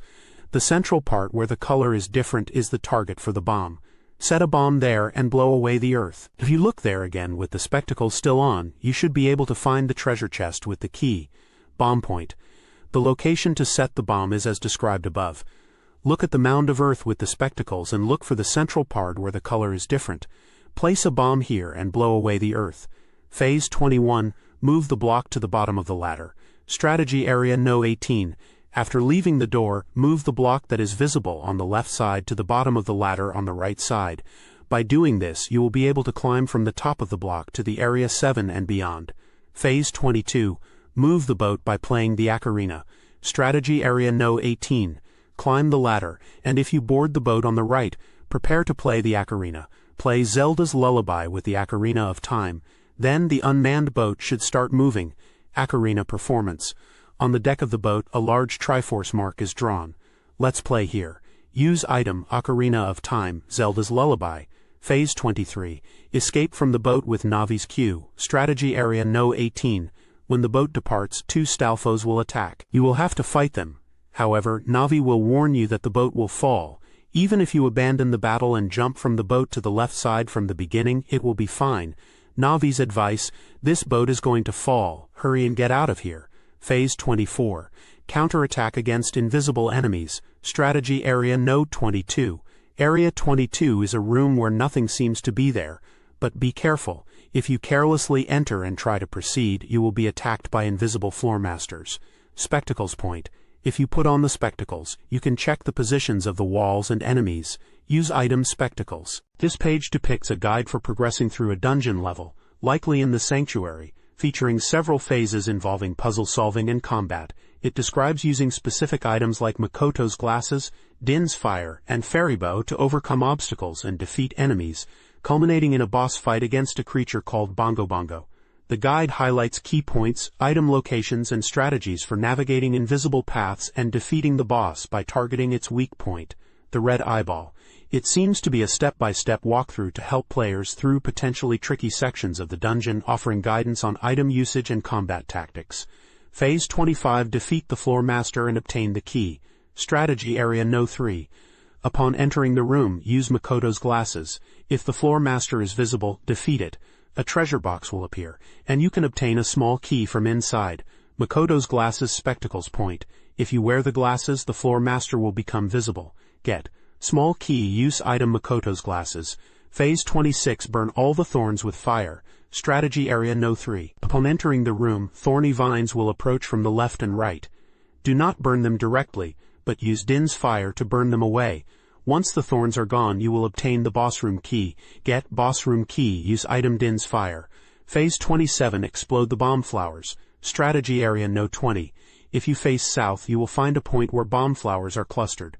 When crossing to the other side, use these bomb flowers. Shoot an arrow at the bomb flowers to detonate them, and the vibrations will cause the stone statue to fall, creating a bridge. Shot point. Stand in a position where you can clearly see the bomb flowers on the opposite shore and ready your bow and arrow. Bomb flowers can be detonated with either arrows or by hitting them directly. Use item fairy bow. Phase 28. Break through the last invisible path. Strategy Area Number 25. When you enter the room at the end of the bridge, a large chasm will block your path. However, there is actually an invisible floor. Use Makoto's glasses and hover boots to break through. Makoto's glasses spectacles point. If you wear the glasses, the invisible floor will become visible. Changing clothes clothing point. Change into hover boots and walk across the invisible floor. Use item Makoto's glasses. Phase 30. Defeat the shadowy monster lurking in the darkness. Strategy Area Number 26. Use the boss room key to enter the boss room. Inside it is dimly lit, and there is a hole in the center. If you fall into this hole, you will finally reach the battleground. Boss Monster vs. Dark Shadow Beast Bongo Bongo. Without Makoto's glasses, Bongo Bongo is invisible. Its weak point is its bright red eyeball. However, simply attacking its weak point will not be an easy battle. First, when Bongo Bongo slams the ground with both hands, pay attention to the Z button and the falling hands. Shoot an arrow at its hands, aim well and hit them. If you miss the arrow, it will rush towards you, so quickly sidestep to evade. Re-establish your stance. Conversely, if you succeed in hitting both hands with arrows, its movements will stop and the eyeball will become targetable. Aim for the eyeball without hesitation and shoot an arrow. If you successfully hit the eyeball, Bongo Bongo will collapse. While it is collapsing, further slash at its weak point eyeball. Repeat this process. Also, when Bongo Bongo rushes towards you, if you can manage to unleash a spin attack, you might be able to defeat it even without using Makoto's glasses. Enemy weak point, weak point. The brightly shining red eyeball in the center of its face. This is Bongo Bongo's weak point. Weapon used weapon. The fairy bow is indispensable for this battle. If you run out of arrows, use the long hook as a substitute. Battle procedure process. When Bongo Bongo slams the ground heavily with both hands, its main body becomes attackable. At this time, snipe at it. SI with arrows, causing its movements to stop. While its movements are stopped, relentlessly attack its eyeball. Also, when it charges towards you, if you can unleash a spin attack, you can inflict damage. Safety point. None get heart container. Use item fairy bow or long hook. This page depicts a dungeon map of the Gerudo training ground. It is divided into areas labeled from Area 1 to Area 11, and contains numbered locations that likely indicate points of interest or challenges within each area. The setting appears to be an indoor dungeon environment, probably within the Gerudo fortress. This training ground seems to be a challenging area even for the Gerudo, and it is said that overcoming its trials will grant new power. Dungeon map data. Gerudo training ground. A training ground for the formidable Gerudo tribe. A training chamber located east of Gerudo's fortress. Even for the brave and resolute Gerudo, it is said that breaking through is difficult, but those who endure many trials will be granted new power. To Gerudo's fortress, p.68. This page shows a sub-route analysis for the Gerudo training ground in what seems to be a guidebook. It details how to obtain the ice arrows, breaking the process down into phases. The page mentions that at least 7 small keys are needed to navigate this area. It also highlights a shot point where using the long shot effectively is crucial. The guide seems to break down the level into sections, showing item locations and enemy types encountered in each area. It looks like a helpful guide for players trying to navigate this dungeon, pointing out key items and strategies. Sub-route analysis. Gerudo training ground chart NOS 21 p.40. Action of purpose. Break through the training grounds and get the ice arrows. Phase 1. Defeat Stalfos and get a key. Strategy area number 2. Enter the training grounds, and when you go through the left door, 2 Stalfos will appear. If you defeat them within the time limit of 1 minute, a treasure box will fall, and you will obtain a small key. Get small key. Phase 2. Collect rupees while avoiding rocks and flames. Strategy area number 3. If you collect the 5 silver rupees in the room within 1 minute and 40 seconds, the closed north door will open. Refer to the route map on the right and try to collect them all while using the long shot. Shot point. When using the long shot, it is important to aim at the ceiling. If you reliably match the pointer, you should be able to command it easily. Use item long shot check. You need at least 7 small keys. Each floor has trials prepared. To break through them, you will use small keys and proceed to the iron gate in Area 11. If you consider it as proof of winning the trials, treasures will appear in each area as you open the gate. This is the rough process until you clear the training grounds. Therefore, the important thing is the number of small keys you need to get treasures. In fact, if you collect all 9 small keys that can be obtained inside, you will be able to clear the training grounds. Whether to get treasures quickly or bravely proceed on the path of trials, that judgment is up to the player. Area 9. Get item. Area 1 5 rupees. Area 1 to 2 bundle of arrows. Area 2 to 3 small key. Area 4 to 4 bundle of arrows. Area 5 200 rupees. Area 5 6 5 rupees. Area 5 to 7 small key. Area 6 to 8 small key. Area 7 to 9 small key. Area 7 to 10 bundle of arrows. Area 7 to 11 small key. Area 8 to 12 small key. Area 9 to 13 small key. Area 10 to 14 recovery heart. Area 10 to 15 small key. Area 11 to 16 small key. Area 111750 rupees. Area 1118 20 rupees, Area 11 to 19 bundle of arrows, Area 11 to 20 bombchu, Area 11 to 21 ice arrow, appearing monsters red bubble P.175, blue bubble P.175, shabum P177, stalfos P175, donalfos P179, white wolfos P176, like P180, secret point, Area 1 to 1 stone, Song of Storms, musical notes, fairy spirit, Area 10 second fairies, bow and arrow, fairy spirit dungeon. This page depicts a guide for a dungeon level, likely in the Gerudo training ground area, focusing on puzzle solving and combat. It looks like the player needs to use various items like the long shot, lens of truth, silver gauntlets and arrows to progress through different phases. Some tricky parts seem to involve defeating enemies like wolfos and likes, finding hidden passages and treasures, and quickly shooting targets. Enjoyable moments might include using items creatively to solve puzzles and progress through the dungeon. Here is the translation of the Japanese text. Geld's training. Phase 3, long hook to move to the back of the wall. Strategy area number 4. First, defeat the evil wolfos and white wolfos. Use a spin attack to quickly defeat them. If the fog doesn't disappear, use the lens of truth. Spectacles point. In this area, there is an idol on the east side. Actually, this is a fake object. Put on the lens of truth, and look up at the top of that fake idol. You will see a hidden passage and a target on the ceiling of that passage. Shot point. Use the lens of truth, and if you see a target, aim for it with a long hook. Your standing position should be directly behind the idol and slightly lower. Use item long hook, lens of truth. Phase 4, press the giant floor switch. Strategy area number 4. Descend into the hidden passage and step on the floor switch. Once, return to the original room. Next, if you have the silver gauntlets placed on the north wall, push the movable block in the back. This should allow you to enter a small room. Phase 5, get a key from an invisible treasure chest. Strategy area number 5.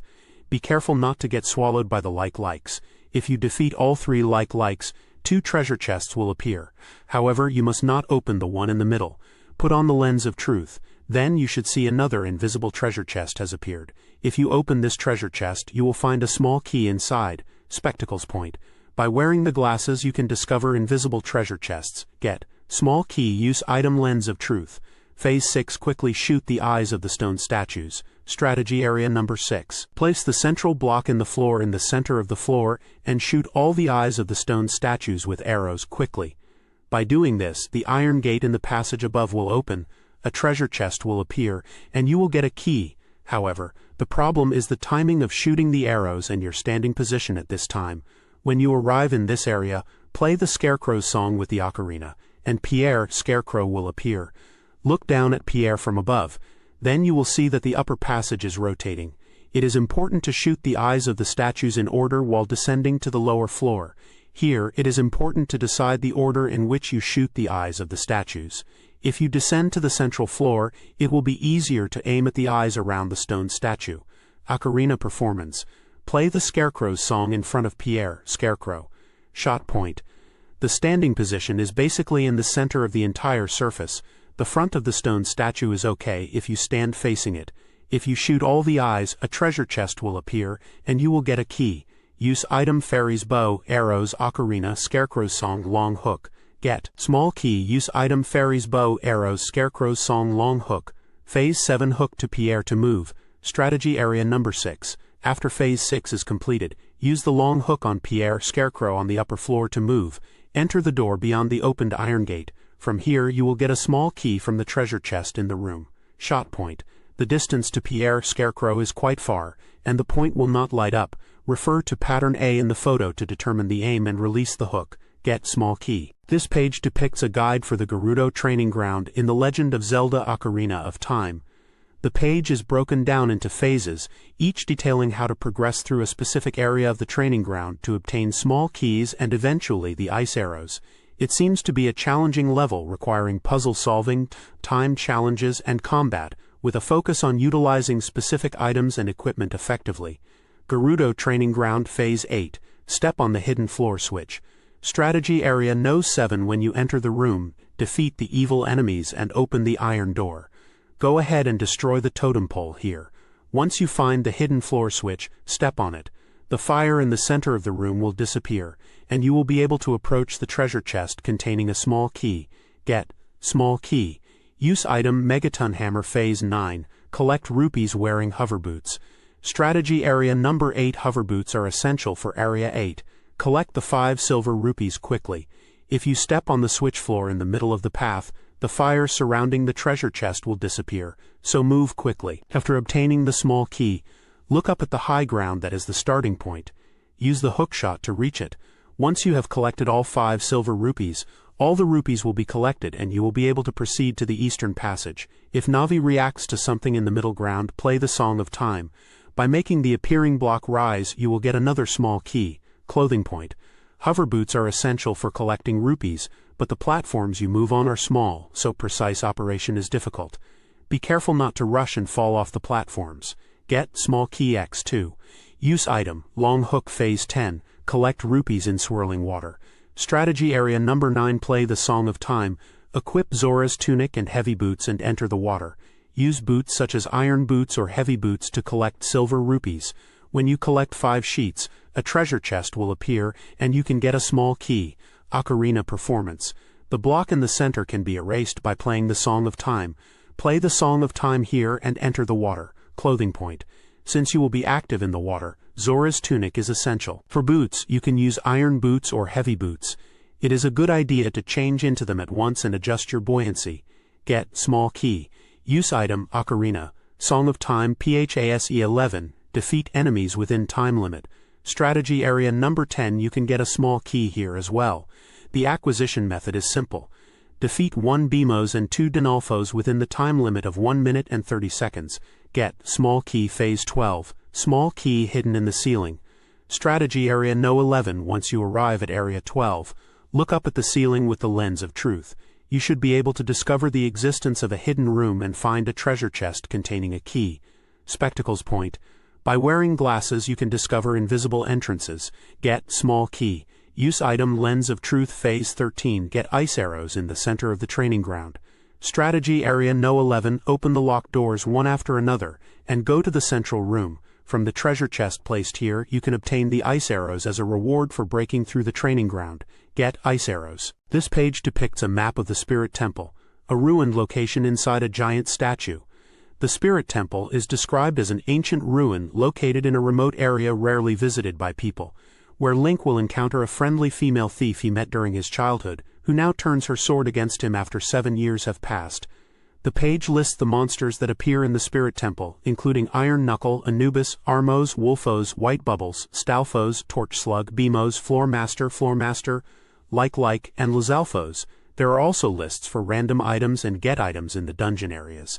The random items table indicates items that can be found in areas 1, 4, 6, 7, 9, and 22, such as recovery hearts, magic pots, rupees, Deku nuts, and bombs. The get items table shows specific items located in certain areas like Deku nuts, 5 rupees, small key, bomb chew, silver gauntlets, compass, recovery heart, dungeon map, 5 rupees, small key, mirror shield, small key, boss room key, and bombs located in areas 3, 5, 7, 10, 13, 15, 17, 19, 21, 23, 24, 25, 28, and 29. Navi's 1-point advice is also included, suggesting that if there are places you cannot reach, you should ignore them for now. The advice explains that this dungeon spans both adult and child time periods. Therefore, even if you find places you cannot go initially, it's okay. It is definitely possible to explore them later, so don't worry about it at first.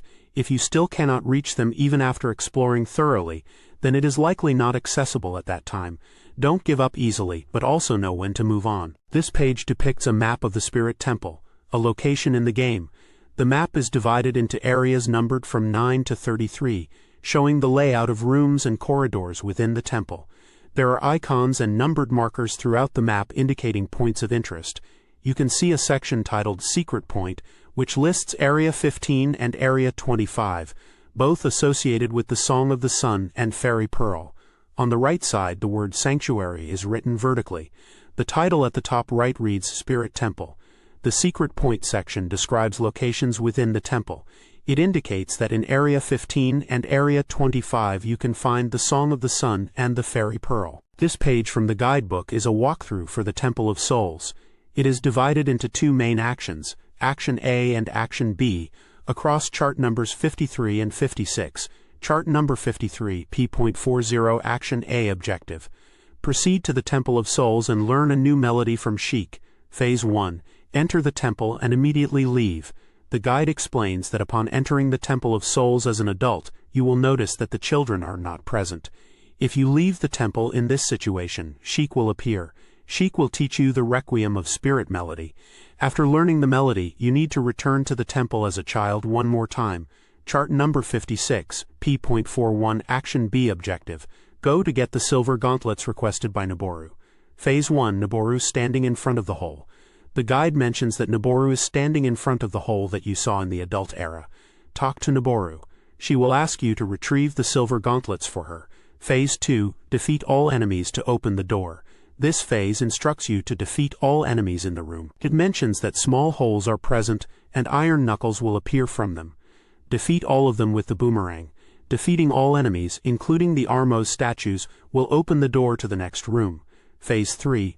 Press the switch to build a bridge. In this section, you need to use the boomerang to hit the switch on the opposite shore and build a bridge. It is okay to use the boomerang normally. However, it is better to defeat the Stalfo enemies before throwing the boomerang, as they can become obstacles. The shot point description indicates that from the position shown in the picture, if you aim at the switch on the opposite shore, aligning the center of the target with the left edge of the pillar in the background, you can throw the boomerang accurately. The recommended item to use is the boomerang. Phase 4. Guide Anubis to the flames. This phase explains that when you press the switch, flames will appear in front. Use this flame to defeat Anubis. The strategy is to lure Anubis to the flames and defeat it. The shot point description advises that to defeat Anubis, stand in the position shown in the picture and use the fairy slingshot to hit the switch. It is better to hit the switch when Anubis is in a position where the flames will hit it. The recommended item is the fairy slingshot. Phase 5. Collect rupees to get the key. This phase starts by following Navi's instructions and defeating the floor master. After defeating the floor master, you will be taken back to the entrance of the temple. At this point, collect all 5 rupees in the room. There are 3 rupees on the floor and 2 on top of the net. After collecting all the rupees, the net will open, allowing you to proceed to the opposite shore. Finally, use a Deku stick or Din's fire to light the unlit torches and obtain a small key. The items you can use are Deku stick, Din's fire, or fire arrows. The image shows a page from a guidebook for the Spirit Temple in The Legend of Zelda, Ocarina of Time. It outlines several phases of gameplay within the temple, offering step-by-step instructions and highlighting key items and strategies. The setting is clearly within the Spirit Temple, given the title at the top right. The page details puzzle-solving elements involving light beams, switches, and moving statues, as well as combat encounters with enemies like Lizalfos, Armos, Beamos, and Iron Knuckle. The acquisition of items like the dungeon map, small key, bombchus, and silver gauntlets is also noted as progression points in the level. Here is the translated text from the page. Temple of Souls, Spirit Temple. Sanctuary, Sanctuary. Phase 6 Shine light on the sun mark, Strategy Area No. 7. Go through the small hole in Area 2, and when you reach the second floor, first defeat the demonic Lizalfos, then hit the switch on the high platform with a pachinko sound. Make a treasure chest appear and get bombchus. If you break the cracked wall on the west side with a bombchu, light from the sun mark will hit it, and the iron gate should open. Shot point, shot point. On the high platform switch, you can easily hit it with the fairy slingshot, overlap the red pointer with the switch. Bomb point, bomb point. Unlike regular bombs, bombchus move while wobbling forward. Aim carefully at the cracked wall and release the bombchu from right in front of the wall with cracks. Get bombchu. Use item fairy slingshot bombchu. Phase 7 Drop Armos onto the switch, Strategy Area No. 8. Here, first jump onto the brazier's flame. Transfer the fire to a torch and get the dungeon map. To proceed, push the Armos statue near the altar to the north, and drop it onto the switch to proceed. Get dungeon map. Use item Deku stick or Din's fire. Phase 8 Pass through the floor by shining light on the sun mark, Strategy Area No. 9. When you reach the third floor, first collect all 5 silver rupees and light the brazier. Move the fire to a torch with the Deku stick, light 3 torches and get a small key. Next, shine light on the sun mark on the block with the sun mark to move it. This will open the door to the next floor. Get small key. Use item Deku stick. Phase 10 Win the fierce fight against Iron Knuckle and get the silver gauntlets, Strategy Area No. 10. When you proceed to the back of the floor, an Iron Knuckle is waiting. When you touch it, the battle will begin. It is a formidable enemy with a huge axe. When it swings its axe, jump slash to avoid it and strike back in the opening. If you defeat it, you will get the silver gauntlets. Get silver gauntlets. Chart number 58 P.41 Action C Objective. Enter the Spirit Temple. Awaken the Spirit Sage. This is necessary. Required items are listed as Longshot, Bombs, Ocarina of Time, Zelda's Lullaby, and Megaton Hammer. Phase 1 Move the giant rock with the silver gauntlets. Strategy Area No 11. If you proceed to the right from the entrance, a large rock is blocking the way. It was a place that could not be passed in childhood. Now let's push the block with the power of the silver gauntlets. Phase 2 Shoot the ceiling switch and open the door. Strategy Area number 12. Beamos are waiting ahead on the spiral staircase. Defeat the Beamos with bombs. Then pay attention to the ceiling. There is a switch, so shoot it with the fairy slingshot or longshot to open the door. Shot point, shot point. Since the ceiling is not that high, you can aim well even with the longshot. However, there are thorn traps, so be careful about your standing position. Use item fairy slingshot or longshot. This page depicts a walkthrough for the Spirit Temple Sanctuary area in The Legend of Zelda Ocarina of Time, guiding players through phases 3 to 8. Phase 3 is about getting the compass.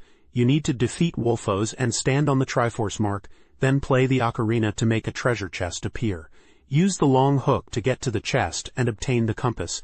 It's mentioned that after getting the compass you should go down one step and return the way you came.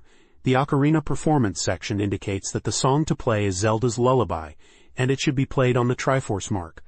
The shot point highlights that playing the ocarina will make the treasure chest appear, and you should use the long hook to get it. The required items are the Ocarina of Time and the long hook. Phase 4 focuses on dodging rolling rocks and collecting rupees in Area 14. You need to collect all 5 silver rupees to open the Iron Gate and proceed. The clothing point section advises using hover boots to collect rupees floating in the air. These rupees are in slightly elevated positions that are unreachable with a normal jump. By equipping hover boots and running on the red carpet, you can collect them. Phase 5 is about defeating likes to get a small key in Area 15. A treasure chest with a small key is placed in the center of a small room. However, it's stated that you shouldn't get too close, and defeating the evil likes is the priority. Phase 6 involves shining light on the sun mark in Area 17. There are invisible floor masters in this floor, so it's recommended to defeat them with Deku Nuts first. Looking at the Cobra statue, you'll see a handle attached to its side. Pull this handle, and light will shine on the third mark from the left, opening the door to the next floor. It's noted that if you burn the wrong mark, a floor master will appear. Phase 7 is about moving to the left hand of the goddess statue in Area 18. After climbing the stairs to the top, you'll see a goddess statue from the landing. Change into hover boots, and while thinking about the treasure chest on the left hand of the goddess statue, walk through the air to move. Phase 8 describes how to make a treasure chest appear and move to the right hand using the long hook in Area 19. The Triforce mark is drawn on the left hand of the goddess statue. Take out the ocarina and play it. This will make a treasure chest appear on the faraway evil god statue. Use the long hook to aim at the treasure chest and move. Inside you'll find a small key. The ocarina performance section states that you should play Zelda's Lullaby on the palm of the goddess statue's left hand. This will make a treasure chest appear in her right hand. Sanctuary. Phase 3 Play the ocarina and get the compass.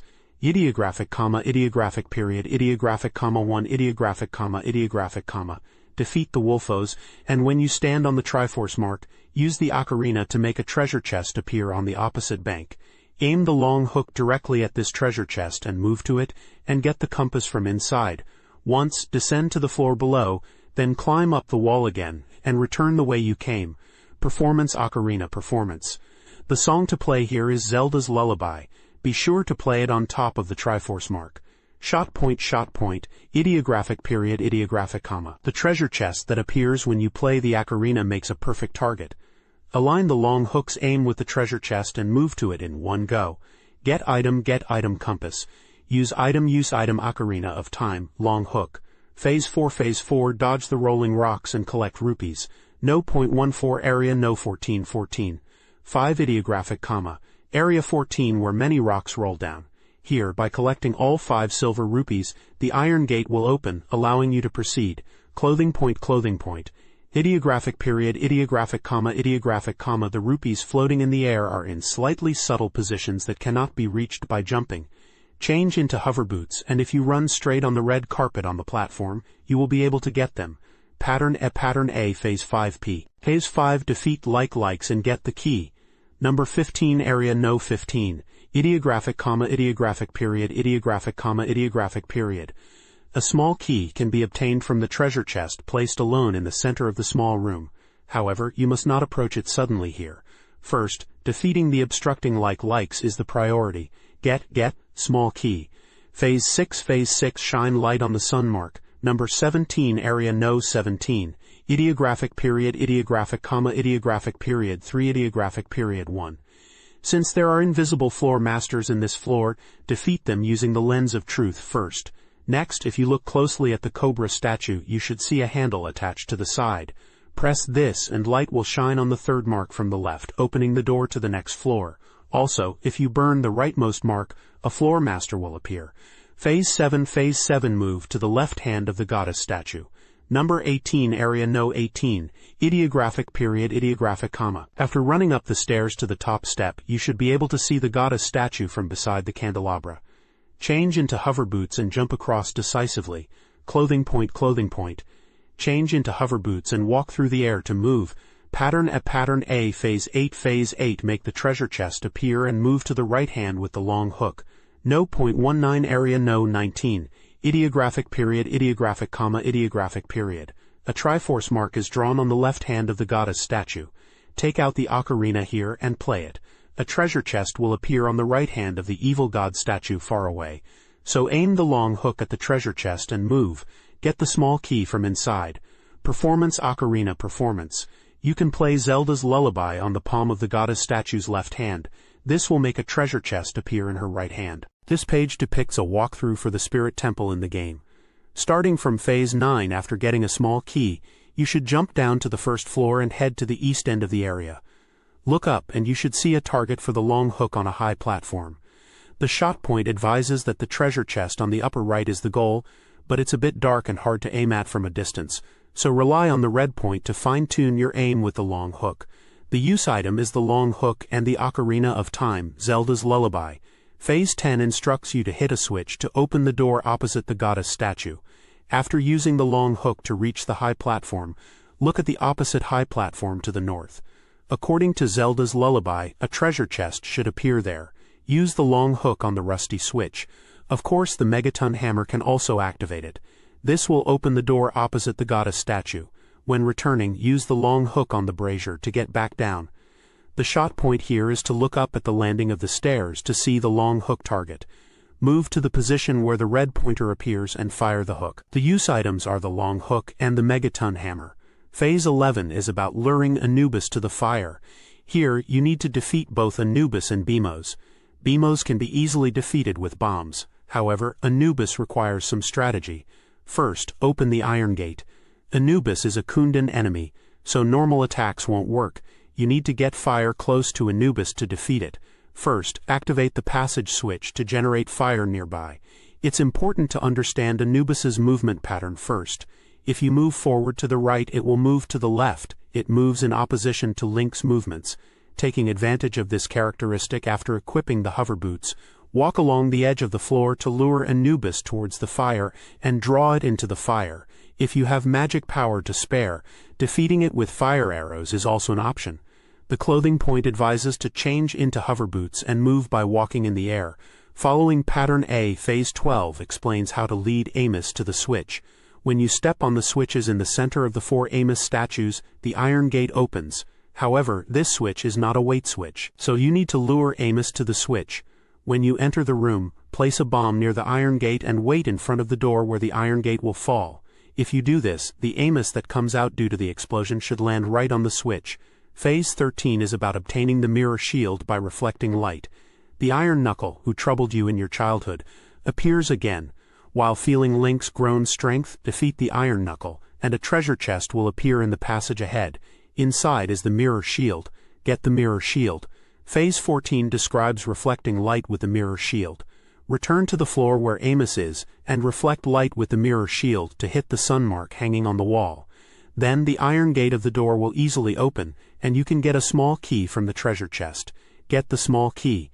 This page provides detailed instructions for navigating puzzles and defeating enemies within the Spirit Temple, focusing on using items like the long hook, megaton hammer, hover boots, and finally obtaining and using the mirror shield. It highlights strategic approaches for enemies like Anubis and Amos, and culminates in acquiring a key by reflecting light with the mirror shield. This page depicts a walkthrough guide for a level in the Legend of Zelda Ocarina of Time, set within a dungeon or temple environment. The guide is broken down into phases, each detailing a specific objective or puzzle to solve. We see Link navigating through various challenges including climbing moving walls, playing the ocarina, defeating enemies like Lizalfos, using bombs and solving eye-switch puzzles. The guide seems to highlight tricky parts like timing-based wall climbing and puzzle elements involving mirrors and switches. Phase 15 Moving Walls, climb with good timing. Strategy area number 26. There are two ways to climb the moving wall. One is to time your jumps and climb the wall, and the other is to use the long hook to climb up the wall. The latter method is easier. Afterwards, the area between the platforms becomes the standing position. Phase 16 Ocarina, play to open the door. Strategy area number 27. After going up the long stairs, you will reach a room where the door is closed. Here, if you look at your feet, you will see the Triforce mark. Take out the ocarina. Ocarina performance. Play Zelda's Lullaby on the Triforce mark. The door will open, so go inside. Use item Ocarina, Zelda's Lullaby. Phase 17 4 actions to get the boss room key. Strategy area number 28. In this area, all 6 doors are fake. The eye switch hidden in the front door on the left is the real one. Hit the eye switch with a hammer. When the switch appears, fire an arrow. A semi-transparent block will appear above your head, so use the long hook on the ceiling and climb up. When you step on the switch in front, the flames around the treasure chest will disappear. So go down in the meantime and get the boss room key. Shot point. The eye switch appears when you hit the eye switch. The transparent block above is the target. The transparent block is high up, so aim slightly diagonally upwards and shoot. Get boss room key. Use item megaton hammer, fairy bow, long hook. Phase 18 Iron Grid, cut the switch on the other side with a sword. Strategy area number 29. A large mirror is visible, so go around to the left. Beyond the iron grid on the left, you can see a switch. Swing your sword to activate it. This will open the inner door. Phase 19 Cobra Mirror. Reflect light from the Cobra Mirror to the giant mirror. Strategy area No 30. First, defeat the Lizalfos that appear. Next, let's reflect the light from the Cobra Mirror to the giant mirror in the center. There should be a different colored wall in the hole in the center. Place a bomb there and destroy it. Then a hole leading to the next area will open. If you look at the left side of the Cobra Mirror, there should be another point where the wall color is different. Place a bomb there as well to destroy the wall and proceed through the hole. Lizalfos will be waiting in ambush, so defeat them. Reflect the light again by pushing the Cobra Mirror, and this time aim it towards the giant mirror beyond the iron grid. Bomb point. If you look at the left side of the Cobra Mirror and other places, you should find points where the wall color is different. Place bombs and destroy the walls of the floor. Use item bombs. This page depicts a strategy guide page for The Legend of Zelda Ocarina of Time game, focusing on puzzles and boss battles within a dungeon, likely the Spirit Temple.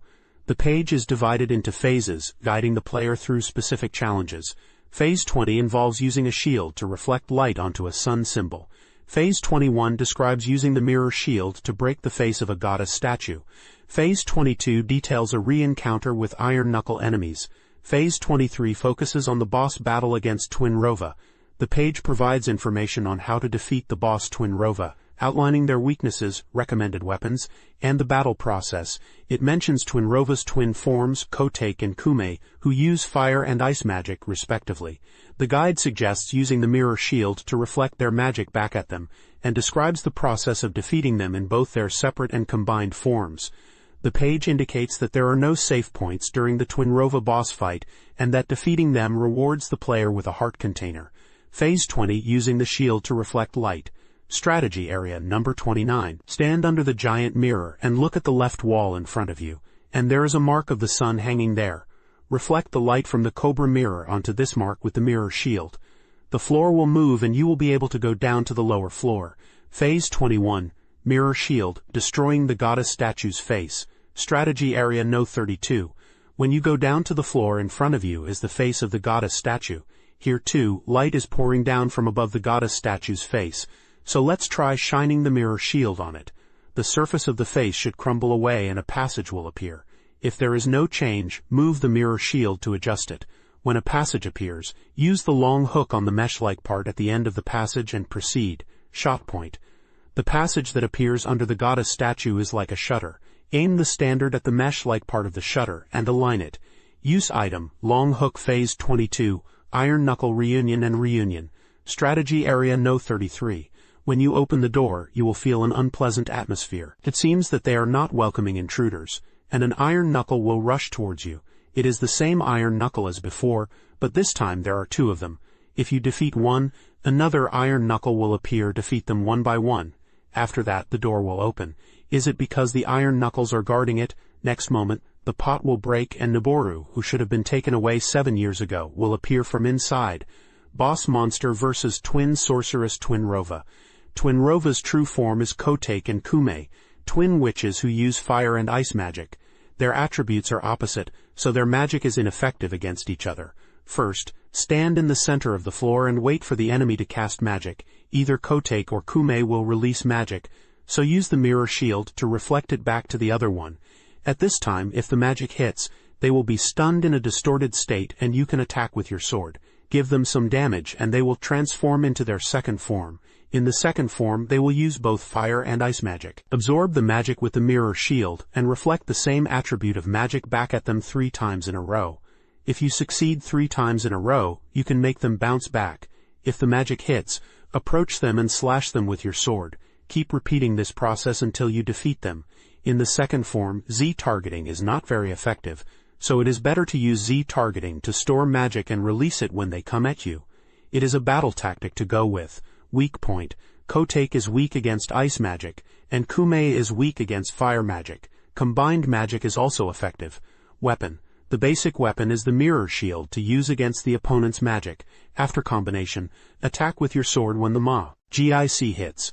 Process. Use the mirror shield to reflect Kotake's ice magic at Kume and Kume's fire magic at Kotake. When the two combine, absorb the same attribute of magic 3 times in a row with the shield and reflect it. When they fall, approach and attack with your sword or megaton hammer. Safety point, none. Get heart container. This page depicts a dungeon map data for Ganon's castle interior, described as an evil castle towering in the Hyrule castle ruins, and the dwelling of the root of all evil, Ganondorf. It is mentioned to be the final destination of the long journey, the place where the Triforce is sought, and where the final battle will ignite between power and courage. The page shows a map of the interior of Ganon's castle, divided into areas numbered from 1 to 23. There is a random item section that lists items found in certain areas. For example, Area 4 contains recovery hearts and magic pots. Area 6 has fairies. Area 9 has arrows. Area 22 has Deku nuts and magic pots, and so on. It seems like a guide to finding useful items within the castle. Below the map, there is a monster appearance section which lists various monsters that appear in Ganon's castle, along with page numbers, presumably referring to where more information about these monsters can be found in the guide. Some of the listed monsters include Iron Knuckle, Lizalfos, Akand Nuts, Stalfos, Keys, Beamos, like, and more. There is also a small note pointing towards Area 1 indicating to Ganon Castle, P.85. The page number at the bottom is 144. This page depicts a walkthrough for a level inside Ganon's castle, as indicated by the title, Ganon Castle Interior in the top right corner. The page is structured as a guide, presenting a map of different areas numbered from 1 to 11, alongside item locations, shop information, a secret point, and Navi's advice. The walkthrough is divided into phases, focusing on specific objectives within the level. Phase 1 is about lighting all the braziers, and Phase 2 involves collecting rupees on a precarious path.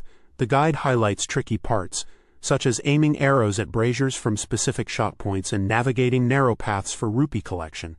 It also mentions enjoyable moments implicitly by guiding the player through the level's challenges. We can see Link in the screenshots, battling enemies like Wolfos and navigating the dungeon. Main route analysis, chart no 63, p.45. Action A objective, solve the 6 seals of Ganon. Challenge the final decisive battle. Phase 1, light all the braziers. Strategy area number 1. In the center of the room there are braziers arranged in a circle. Wolfos will appear in the center, so defeat them first. Then, stand in the brazier's fire and light the brazier with Din's fire.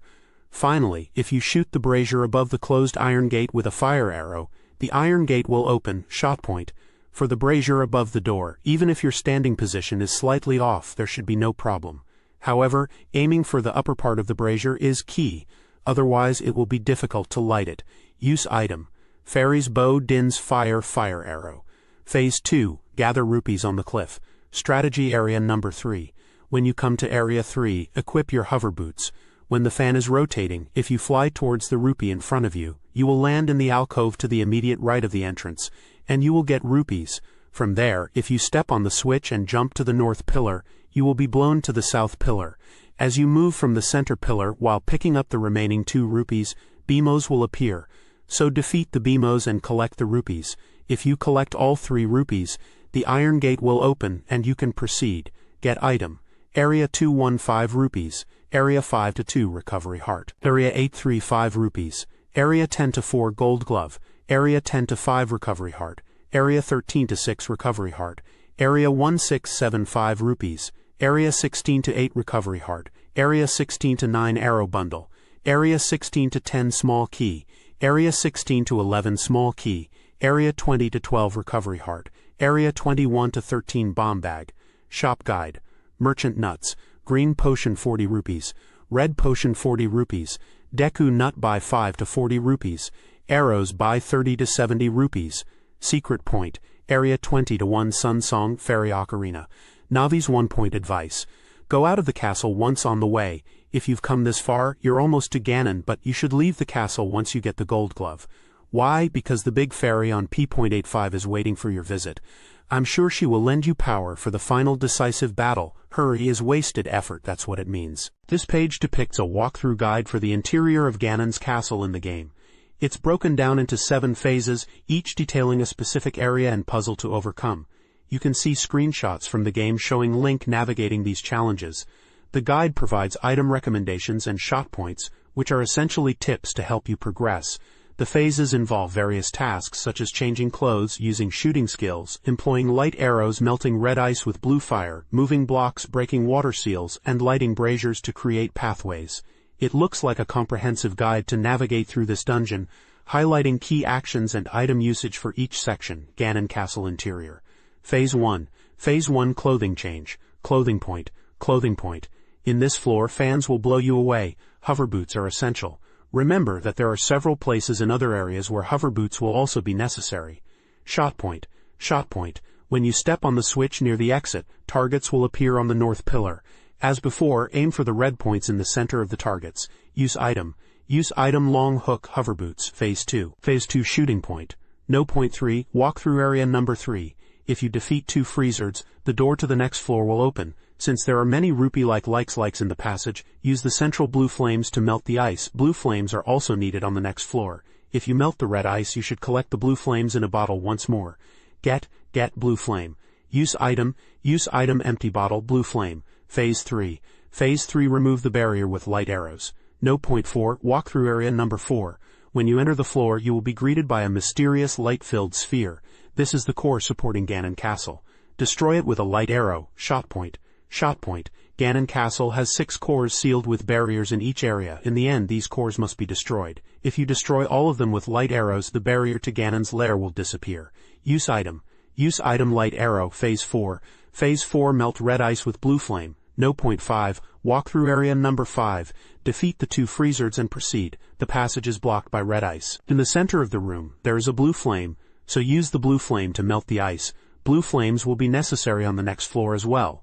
Once you melt the red ice, it would be wise to bottle the blue flame again. Get blue flame. Use item. Use item empty bottle blue flame. Phase 5. Phase 5 Move blocks and open doors. No. Point 6. Walkthrough area number 6. When you enter the floor, a countdown will begin. Within 2 minutes, refer to the diagram below to move the blocks. On the upper level, there is a switch further in. If you hit this switch with a hammer, the closed iron gate will open. Shot point. Shot point. Slide the blocks visible in the back in the order of south and west. This will fill the conspicuously open ditch. If you slide another block in the order of south, east, and north, you will be able to reach the location with the red ice. Use item. use item blue flame, megaton hammer. Phase 6. Phase 6, remove the water seal with light arrows. No. 7. Walkthrough area No. 7. Here there is a blue flame. The core protected by the water seal is in front of you. Aim and shoot the core with a light arrow. Shot point. Shot point. Shoot the core with a light arrow to break it. Use item. Use item light arrow. Phase 7. Phase 7, light the braziers and create a path. No. 8. Walkthrough area number 8. If you hit the brazier in the front right with a fire arrow, a semi-transparent block will appear in the air for a limited time. Use this block as a foothold to proceed. If you wait in the middle, likes will appear, so it is better to go straight through. Also, if you take too long, the block will disappear and you will fall, so defeat the likes and then light the brazier again. Shot point. Shot point. There are loading islands visible in the front right. Set a fire arrow to the brazier on the island. Let's adjust the viewpoint to match this. Use item. Use item empty bottle blue flame. This page depicts a walkthrough guide for the interior of Ganon's castle in Legend of Zelda Ocarina of Time. It covers phases 8 through 13, detailing puzzle solutions and item usage within the dungeon. The guide uses screenshots to illustrate key moments and provides tips for navigating tricky areas. It seems to focus on using various items like the truth lens, long shot, hammer, golden gauntlets, hover boots, and light arrows to overcome obstacles and progress. Phase 8, to the invisible path switch. Strategy area number 10. When you reach area 10, use the truth lens. You should be able to see a thin path to the left and right. Proceed to the floating island where you can see a switch on the lower side. Jump onto it. If you step on the switch, a treasure chest will appear. Use the long shot to get the treasure chest. Inside is the golden gauntlets. Now you can move large rocks. Shot point. Looking up from the switch location, the top of the treasure chest that appeared is slightly visible. Aim the red pointer at it and fire the long shot. Get golden gauntlets. Use item truth lens long shot. Phase 9, press the switch and open the door. Strategy area No. 11. Proceed along the thin path on the left. When you reach the rusty iron grate island, prepare your hammer. Swing down the hammer on the rusty iron grate. The next area is a dead end. There are two ways to proceed from here. One is to return the way you came and cross with the truth lens. The other is to use the long shot to the brazier next to the bars from the location of the switch. Use item truth lens megaton hammer. Phase 10, release the third seal. Strategy area number 12. The third seal is wisdom. So far the seals have been the same. Now fire a light arrow to destroy the core. After the core bounces and flies away, an iron knuckle will appear. Shot point. Destroy the core with a light arrow. Use item light arrow. Phase 11, ruby collection in the lava zone. Strategy area number 12. In the center, the gray main path is lava. Link will sink if he rides it, but it's okay if you just pass over it. Immediately switch to hover boots and start collecting rupees. First, get the first ruby on the right side of the main path. Even with hover boots, you will sink if you stay on the lava too long, so hurry back to the platform. Next, get the rotating fire ruby on the left side. Move along with the rotation of the fire and collect it. Once you have collected it, immediately move away from the lava. Continue to Phase 12, clothing point. Change into hover boots and walk in the sky. Phase 12, moving giant rocks with golden gauntlets. Strategy area number 13. The third ruby is under the giant rock on the left side. If you have the golden gauntlets, you can throw the giant rock, so rupee collection is relatively easy. Proceed to the back, get the fourth one, and then finally use the rock you just threw as a foothold to get the fifth ruby. After that, return to the main path. It is not far from the entrance of this area, so aim for it. Shot point. Get the ruby at your feet. Aim for the distant target near the bars. Use item long shot. Phase 13, release the fire barrier with light arrows. Strategy area number 14. At the end of the lava zone, there is a core maintaining the fire seal. Destroy this core with a light arrow as well. The fire seal will be released. Shot point. Shoot and destroy the core with a light arrow. Use item light arrow. This page depicts a walkthrough for the dungeon inside Ganon's castle. Phase 14 is titled, Lift the Rock and Discover the Entrance. The text explains that a sealed aura is present and a giant wall is blocking the entrance.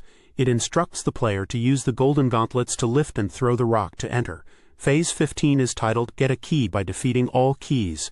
It mentions that unseen keys are in the room, and using the Mask of Truth will reveal them. Defeating all keys will cause a treasure chest to appear in the center, containing a small key. Phase 16 is titled, Treasure Chest Appears, by playing the ocarina. In a narrow room with a Triforce mark and no enemies present, the player is instructed to play the ocarina.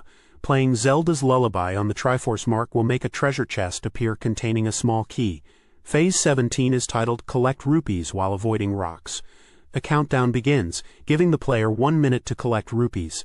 The central floor has 2 rupees, the pillar has 3, and the wall alcove has 2. The shot point section advises using the long shot to obtain the pillar rupees. Positioning should ensure the rock is not blocking the shot, and if missed, aiming for the alcove in the wall is suggested. Phase 18 is titled See Through Fake Walls with the Eye of Truth. In the core room, the Eye of Truth should be used to see through fake walls. Formas are approaching, so caution is advised while proceeding. Phase 19 is titled Destroy the Fifth Core. As with previous cores, the text instructs to shoot the core with a light arrow to break the seal.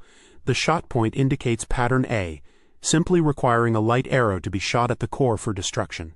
Phase 20 is titled Collect Rupees using Armos. The player needs to avoid spike traps while collecting rupees. By pulling an Armos statue, the range of the rotating spike trap can be widened, allowing for rupee collection. The shot point advises using the long shot to get floating rupees, and to use the long shot on the Armos statue from a safe location where spike traps do not reach. Phase 21 is titled Hit the Switch with a Bombchu. A switch is visible beyond iron bars. A jump slash is needed to rotate and align with the switch. This will make a Bombchu treasure box appear. The bomb point section explains to set a Bombchu on the grid. The Bombchu will pass through the iron bars and hit the switch. It notes that the trajectory is unstable, and if it misses, shifting left and right to adjust aim is recommended. The reward for this phase is Bombchus. This page depicts the interior of Ganon's castle, detailing the final phases of the dungeon leading up to the ultimate confrontation. Phase 24 is titled Light from Above to Illuminate the Sun Mark. This strategy area number 21 describes a puzzle where sun marks need to be illuminated. The guide explains that the heart container light isn't enough, and you need to burn a spider web above to let sunlight in. Using the mirror shield to reflect this sunlight onto the inner sun marks will open the left entrance. It warns against hitting the outer marks as it will summon a troublesome floor master enemy. Phase 25 is titled Release the Last Seal. Strategy area number 22. This section explains that this is the final core of the soul seal, and destroying all of them will release all seals. Phase 26 is titled Defeat the Room's Guardian and Go to the Top Floor. Strategy area number 23. It mentions that once all seals are released, the barrier around Ganon's castle central tower disappears. You need to hurry to the top floor where Zelda is held, but warns of difficult enemies on the way. It lists Dinalfos on the second floor and Stalfos on the third floor appearing simultaneously, advising to deal with them one by one. On the fourth floor, Iron Knuckles are present, which can be defeated individually. The guide suggests continuing to fight as before to overcome these obstacles and obtain the boss room key. Phase 27 is titled Challenge the Final Battle to Restore Peace to Hyrule. Strategy area number 23. This introduces the final boss fight with Ganondorf, who is playing a solemn melody. As you approach, he resonates, preparing for battle. The prelude to the fight ends, and Ganondorf's roar signals the start of the final clash for power, wisdom, and courage. The page then details the boss monster versus Great Demon King Ganondorf. It explains that Ganondorf floats in the air, starting the final battle. To avoid the initial shockwave, you should retreat to the corners of the room. Ganondorf will then launch light orbs, which you need to reflect back at him with your sword, similar to the Phantom Ganon battles. When a reflected light orb hits Ganondorf directly, he will be stunned. This is your chance to jump, approach him quickly, and slash him with your sword to inflict damage. This process should be repeated. The guide emphasizes the importance of reflecting light orbs effectively in this battle. The guide provides further details about the fight, noting that Ganondorf's weak point is not specific. You can use light arrows or sword slashes when he's stunned. The required weapon is the Master Sword for reflecting light orbs, and light arrows are essential. The battle process involves avoiding the shockwaves at the start, reflecting Ganondorf's light orbs until he is stunned, and then attacking him with your sword. As a safety point, the area under the pillars on the battlefield floor is safe. Magic power recovery items and supplements are recommended to use magic without hesitation. This page depicts strategies for the final stages inside Ganon's castle and the boss battle against Ganon in The Legend of Zelda Ocarina of Time. The page is divided into sections detailing Ganon Castle Interior and Boss Monster vs Ganon. The Ganon Castle Interior section covers 2 phases. Phase 28 escape from the crumbling Ganon's castle within the time limit, and Phase 29, true confrontation with Ganon who obtained the power of the Triforce. Phase 28 advises players to escape from Ganon's castle as it begins to collapse, emphasizing the time limit and cautioning against getting lost in the collapsing passages. It mentions that Ganon, or Ganondorf, is using his last power to destroy the castle, initiating a countdown. Players must escape the tower within 3 minutes. It warns about enemies like Stalfo, Stalfos, and Lever, suggesting defeating one Stalfo at a time to avoid time loss and to ignore or quickly bypass levers near the exit. Phase 29 describes the scene after escaping the castle, where Link and Zelda believe peace has returned, only to be interrupted by sounds and the emergence of Ganondorf, transformed into the monstrous Ganon by the power of the Triforce of Power. Ganon's massive sword strike causes Link to lose the Master Sword, leading to a desperate battle to restore true peace. The Boss Monster vs Ganon section details the strategy for defeating Ganon. It explains that initially Ganon deflects the Master Sword, so using the Megaton Hammer or Goron Sword is recommended as primary weapons. For players skilled in combat, using the Master Sword might also be viable. The basic strategy is to approach Ganon from the front and dive into his bosom, attacking him. Ganon's attacks are initially easily avoided. After taking some damage, Ganon becomes faster. He attacks by swinging his large swords. When Ganon roars, it signals an opportunity to attack his tail. After further damage, Ganon becomes even faster, making it harder to approach from the front. At this stage, using light arrows becomes crucial. After dodging Ganon's sword strikes, aim for his head with a light arrow to stop his movement. Then approach his tail and attack it repeatedly with the Master Sword. Repeating this cycle is key to victory. Destroying pillars with Ganon's attacks may yield recovery items. The weak point section states that Ganon's weak points are his hardened face and his tail, which is vulnerable when attacked with light arrows. The weapon section suggests using the Goron Sword or Megaton Hammer if unavailable initially, and the Master Sword later. Light arrows are also essential weapons. The process section outlines the battle procedure. First, approach Ganon from the front and attack. Repeat this until Ganon's speed increases.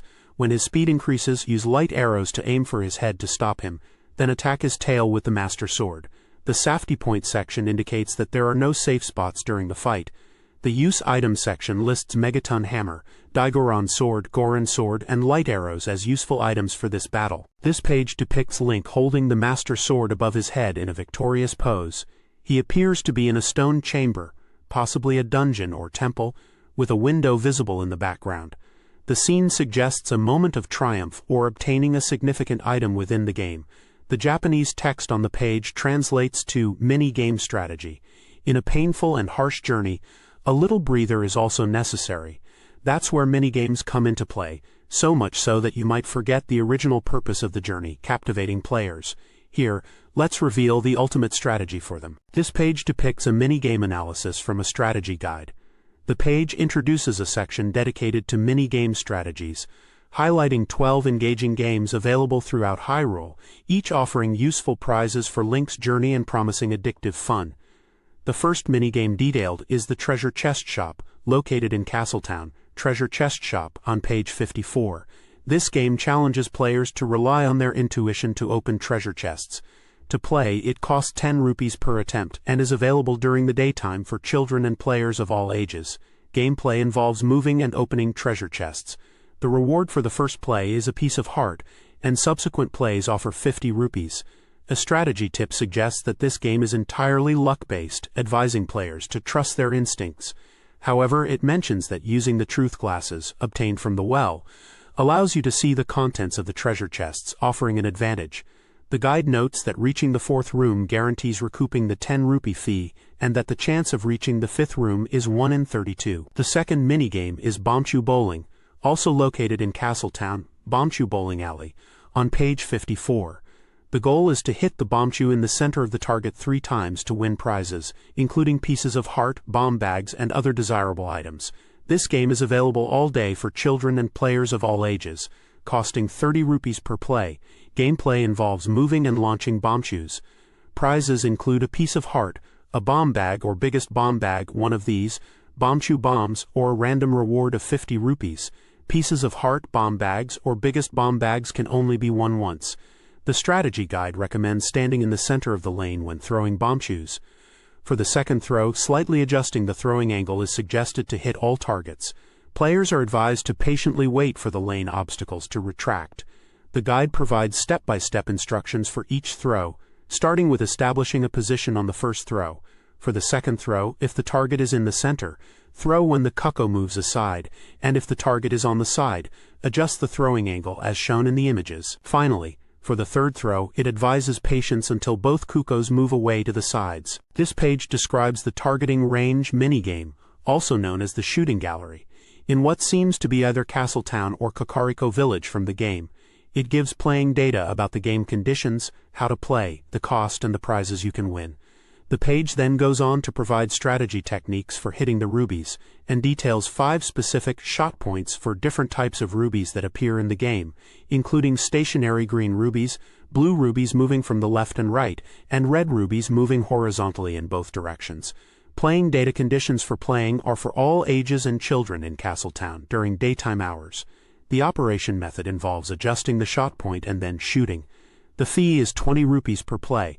Prizes for the first play are a large seed bag or the largest seed bag, either one. From the second play onwards, the prize is 50 rupees, earning prizes by shooting through rubies. The description says that even though it's called targeting range, in reality, the rubies appear one after another, making it a simple and quick game. If you shoot perfectly, children and adults can enjoy this exhilarating game. If you keep getting perfect scores, you might receive a Deku seed bag as a prize. Strategy techniques. It mentions that for children, the appearance pattern is predetermined, so if you remember it, the timing is the only issue. However, for adults, it's a bit more random. Therefore, it's best to memorize the accurate shot points for each pattern as described below, respond immediately, and then make fine adjustments at the target. Shot point 1 central green ruby. For the green rubies that don't move on the center platform, there's no problem if you make slight left and right adjustments. On the other hand, for those that fly straight up, aim for the point when they start to fall from their peak, which is the easiest to hit. Shot point 2 left blue rubies from the left side of the screen move at high speed and stop at a point slightly to the left of the center. Set your aim beforehand at this stopping point, and release the arrow after it is completely stopped. Shot point 3 right blue rubies from the right side also move at high speed and stop slightly to the right of the center. This is exactly the same as the instructions above. Set your aim beforehand and release after it has completely stopped. Shot point 4 red ruby moving from left to right. Red rubies moving from left to right travel along the rope above. Consider the ruby's movement distance and aim to shoot about 1/3 of a ruby's width to the right of it. Shot point 5 red ruby moving from right to left. These also move along the rope. However, be careful as the intervals between rubies are different from when they move from left to right. After that, just shoot about 1/3 of a ruby's width to the left of the ruby. Castletown, Kakariko Village. This page depicts 2 minigames from the game. The first one is the Hyrule Plain Crossing Marathon, which takes place in Hyrule Field, and tasks the player with completing a marathon across the field, starting near Kokiri Forest. The page provides course analysis tips for navigating the race efficiently, highlighting tricky parts like a narrow bridge and slopes, and suggesting the use of Epona and carrots for speed. The second minigame is the Super Cuckoo guessing game at Lon Lon Ranch. In this game, the player needs to find 3 special cuckoos within a time limit to win Lon Lon milk. The page includes tactical advice and a little memo with hints on how to identify the super cuckoos, mentioning that once a cuckoo is caught, it's easier to distinguish the remaining special cuckoos. It also outlines the areas where these cuckoos are likely to be found within Lon Lon Ranch. For play, spot Gerudo Valley / Hyrule Plain P.8052. Hyrule Plain Marathon, Marathon Man, and Marathon are all about competing in a marathon. However, even if you say marathon, it is actually a minigame. But don't worry, even if you don't run, it's okay to use Epona. Course analysis here. Let's introduce a shortest course when running through this course with Epona. Please use the checkpoint times as a reference when running the shortest route through Hyrule Plain. 134. The first checkpoint is located in the valley after passing through the valley. It is the first checkpoint. It is said that there is no problem if you don't get caught anywhere. 245. The second checkpoint is near the end of the Lon Lon Ranch wall. It is the target point. If the carrot pace distribution is bad, a considerable time difference will occur at this point. Point 1. The narrow bridge is difficult to pass without falling if you try to pass it with Epona at full speed. However, if you pass this point straight, you can hit Muchi afterwards. When the screen switches, all the carrots will be recovered. Point 2. Be careful of the slope. Use people carrot to speed up.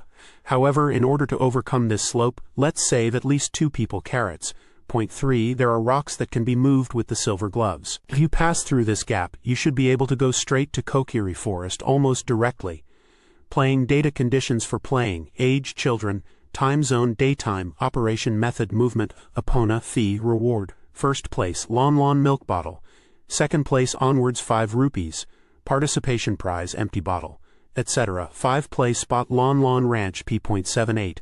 3 Talon is taking care of the cuckoos. Among them, Talon seems to have mixed in 3 super cuckoos. It is said that if you throw these 3 super cuckoos within the time limit, you will get a reward. The clear reward is Lon Lon milk. Identifying 3 super cuckoos from 13 cuckoos is very difficult.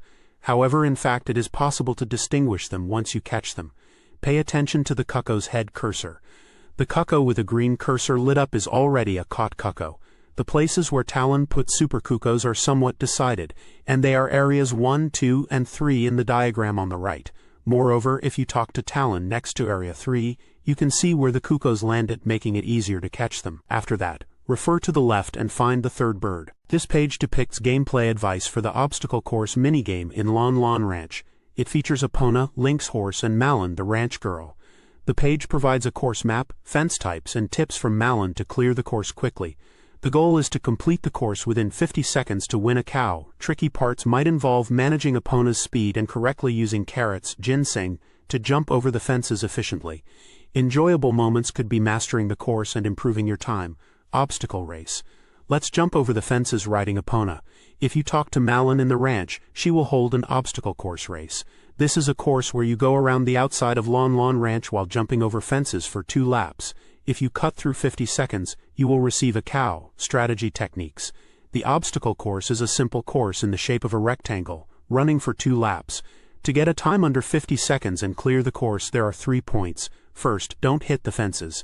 Second, get a good line. And lastly, use ginseng effectively. The following diagrams show the types of fences, the places to use ginseng, and the number of ginseng to use, so please refer to them. Useful trivia. It's okay to jump over fences a little diagonally. It is said that if you don't jump over the fences diagonally, Malon will get angry, but in reality, jumping over them slightly diagonally is the shortest distance to go around. Course analysis. Let's jump over the fences well. There are a total of 3 types of fences set up in the course. The number of ginseng to use will change depending on the fence, so let's remember them firmly. Fence types. Lowest fence. Jump over it without using ginseng. Slightly higher fence. You will get caught if you don't have speed. Highest fence. Jump over it using ginseng right before it. Whip points. Ginseng represents the number of times Epona can be whipped. The effect is to increase speed and jump high fences. Trainer Malon's advice. 1. You will be disqualified if you don't jump over the fences in order. 2. When jumping over fences, are you going straight properly? Horses won't jump diagonally. 3. For low fences, prioritize speed, and for high fences, you must increase speed. Point 1.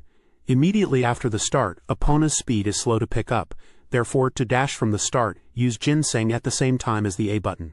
If you use 1 ginseng, you can secure a lead. Point 2. After jumping over the first fence, there is a slight distance to the next fence. If you can put in 2 whips here, you will want to do it. However, continuous jumping with ginseng consumes stamina. If you think that ginseng will not recover by the next fence, stop at 1 whip. Point 3. There is an area where there are fences that you will not be able to jump over if you are not riding at speed, and there are 3 fences in a row. If Epona lands on the ground and dashes at the same time as jumping, you will get caught on the fence if you are even slightly late. Point 4. Since there is a distance to the next fence, you will want to put in 2 whips if possible. However, continuous jumping consumes ginseng. There are times when ginseng may not recover by the next fence. In that case, don't push yourself and stop at 1 whip. Point 5. After jumping over the fence, whip once. There is a slight distance to the next fence. Maintain speed while jumping. Ginseng recovery is slow here. Use ginseng sparingly. Point 6. After passing the low fence, there is a high fence as the last fence. Jump over the high fence with a dash just before it. This page depicts 3 minigames available in The Legend of Zelda Ocarina of Time. Starting with number 7, this is the playing data for a minigame. The conditions for playing are age child, time period day. The operation method is to dive. The fee is 20 rupees per play. The prize is a silver scale for the first play, and after the second play, rupees are awarded. This minigame is located at play spot Zora's domain P.71 and is called the diving game. It's a game where you dive into the water and collect submerged rupees. You have a time limit to dive and collect all the rupees you can see on the bottom of the lake. If you can spot the rupees at the bottom of the water, it shouldn't be too difficult. The strategy is to predict where the rupees will fall before diving. You can somewhat judge where they will land by looking sideways before jumping in. Use the side view to memorize the landing spots. Also, when diving, try to match your shadow with the rupees to make fine adjustments underwater and collect them easily. Moving on to number 8, this is the playing data for another minigame. The conditions for playing are age, child, time period, night. The operation method is Ocarina performance. There is no fee to play. The prize is a piece of heart for the first play, and after the second play, 50 rupees are awarded. This minigame is located at play spot Zora River P.70 and is called Matching Sounds with Frogs. This is about feeding frogs by correctly pressing buttons. It's a minigame where you play 5 event songs, refer to the folded page. When you play the ocarina, the frogs will grow bigger. When the icons appear above the frogs' heads, press the corresponding buttons in time with the rhythm. The strategy is that the first melody is as shown on the left page. If you press it without mistakes, you can get a piece of heart. From then on, icons will appear randomly above the frogs' heads, so press the buttons corresponding to them. However, even though it becomes random, the timing is quite strict, so be sure to press the buttons accurately. Finally, number 9, this is the playing data for the last minigame on this page. The conditions for playing are age, adult, time period 1800 to 2100. The operation method is movement talk to dampe. The fee is 10 rupees per play. The prize is a piece of heart for the first play, and after the second play, the 5th of January 20 rupees are awarded. This minigame is located at play spot Graveyard P.62 and is called Hole Digging Tour. This is a game where Dampe digs holes for you in the graveyard to find treasure. You decide on a digging spot, and Dampe will come and dig there. If the assistant hits the spot, you get treasure. Wait for Dampe to come and talk to him. The strategy here is that the locations where items appear are completely random. It is impossible to aim for and obtain items reliably. However, as shown in the diagram on the left, there are absolutely no items appearing in the X-marked areas, so it's best to have him dig vigorously in areas other than these. The X marks on the diagram indicate empty spots. This page depicts a guide for the Dampe Race minigame. The setting is a spooky course where you race against Dampe, who has become a ghost. The page includes a map of the race course, highlighting 2 routes, the red Dampe route and the green Link route. It seems like navigating the maze and avoiding fire hazards are key challenges. The guide points out that while it's tempting to follow Dampe's route, choosing a different path is better for time optimization as it avoids fire and allows for a better racing line. Here is the translation of the Japanese text playing data. Conditions for playing: age, adult, time of day, all day, operating method. Move forward, roll, fee, none, prize. First time hookshot, second time onwards, piece of heart, 20 rupees. Target time, 0 feet 49 inches 000. Dampe race. Let's chase Dampe and goal within the time limit. This is a minigame where you race with Dampe, who has become a ghost, on a spooky course. The first time you win against Dampe, you get a hookshot. From the second time onwards, if you finish within 1 minute, you will get a piece of heart. Strategy technique. This is not limited to this race, but in fact, repeating forward rolls is faster than just running. By utilizing this, let's roll while sticking to the inside course. Of course, there is a risk that it is harder to avoid the flames, but if you want to achieve the ultimate time, this is the best way. A little bit of useful trivia. Checkpoints are closed after a certain period of time. Checkpoints will close a certain time after Dampe passes through them, resulting in a forced termination. Point 7. The final corner can be drastically shortened in time by using a shortcut. From the position in the picture on the right, you can hit the candelabra in front of the goal with a hookshot to clear it. Of course, if you take time to set up your aim, it will conversely result in time loss. Goal: Dampe route, Link route. Course analysis. Dampe route is extremely avoidable. In this maze-like course, you might be tempted to use Dampe as a guide. However, if you are aiming for a time reduction, you should definitely choose a different route from Dampe. You will no longer have to worry about fire, and you can take the best line. Point 6. This is an area where you climb steps. The distance is the same for both the left route that Danpei passes through and the right route. But it is safer to take the right route as you do not need to worry about fire. Checkpoint 2, target time 28 seconds. The time changes depending on the complex curve at point 5. This checkpoint also closes 5 seconds after Danpei passes through. Point 5. Do not follow behind the rolling Danpei but pass through on the right side.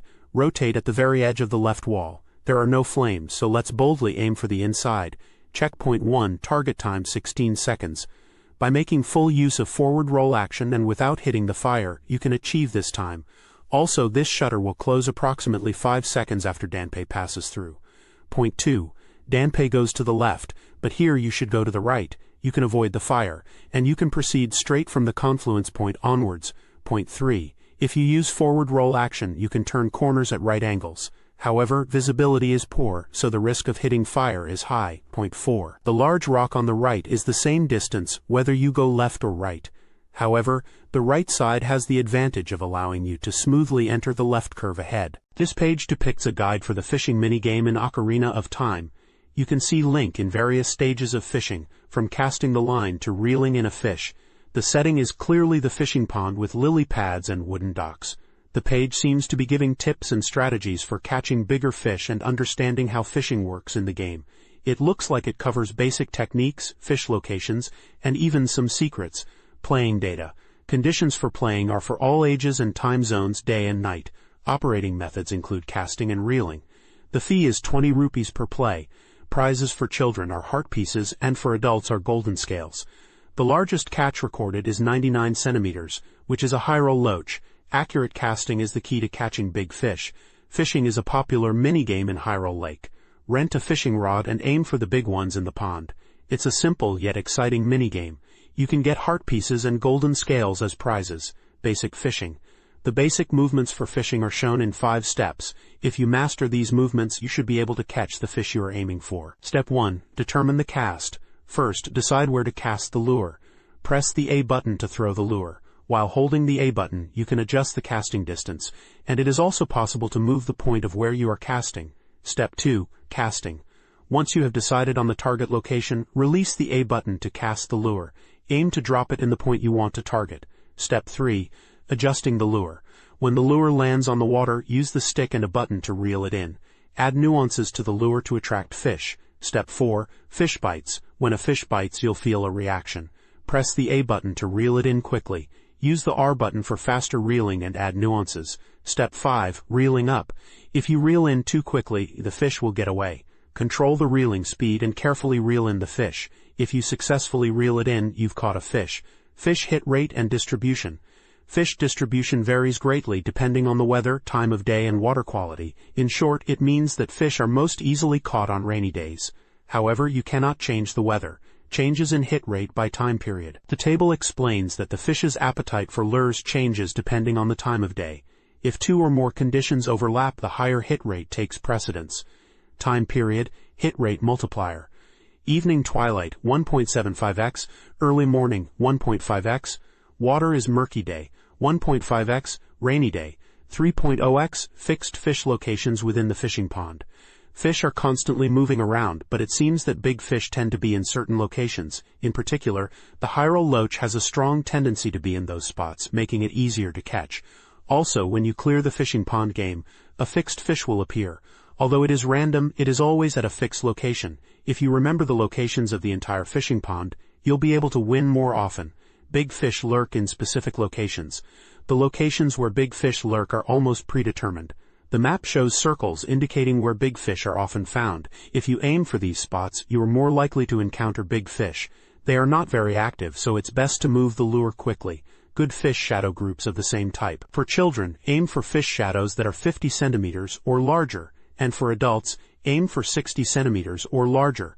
If you catch a fish that is larger than the record, the star mark on the top screen will flash. If you break the record, you will be able to see it. Fishing Pond Master Hyrule Loach. Hyrule loaches always lurk at the bottom of the pond and only react to lures when they come to the surface at regular intervals. Be patient and cast when they move.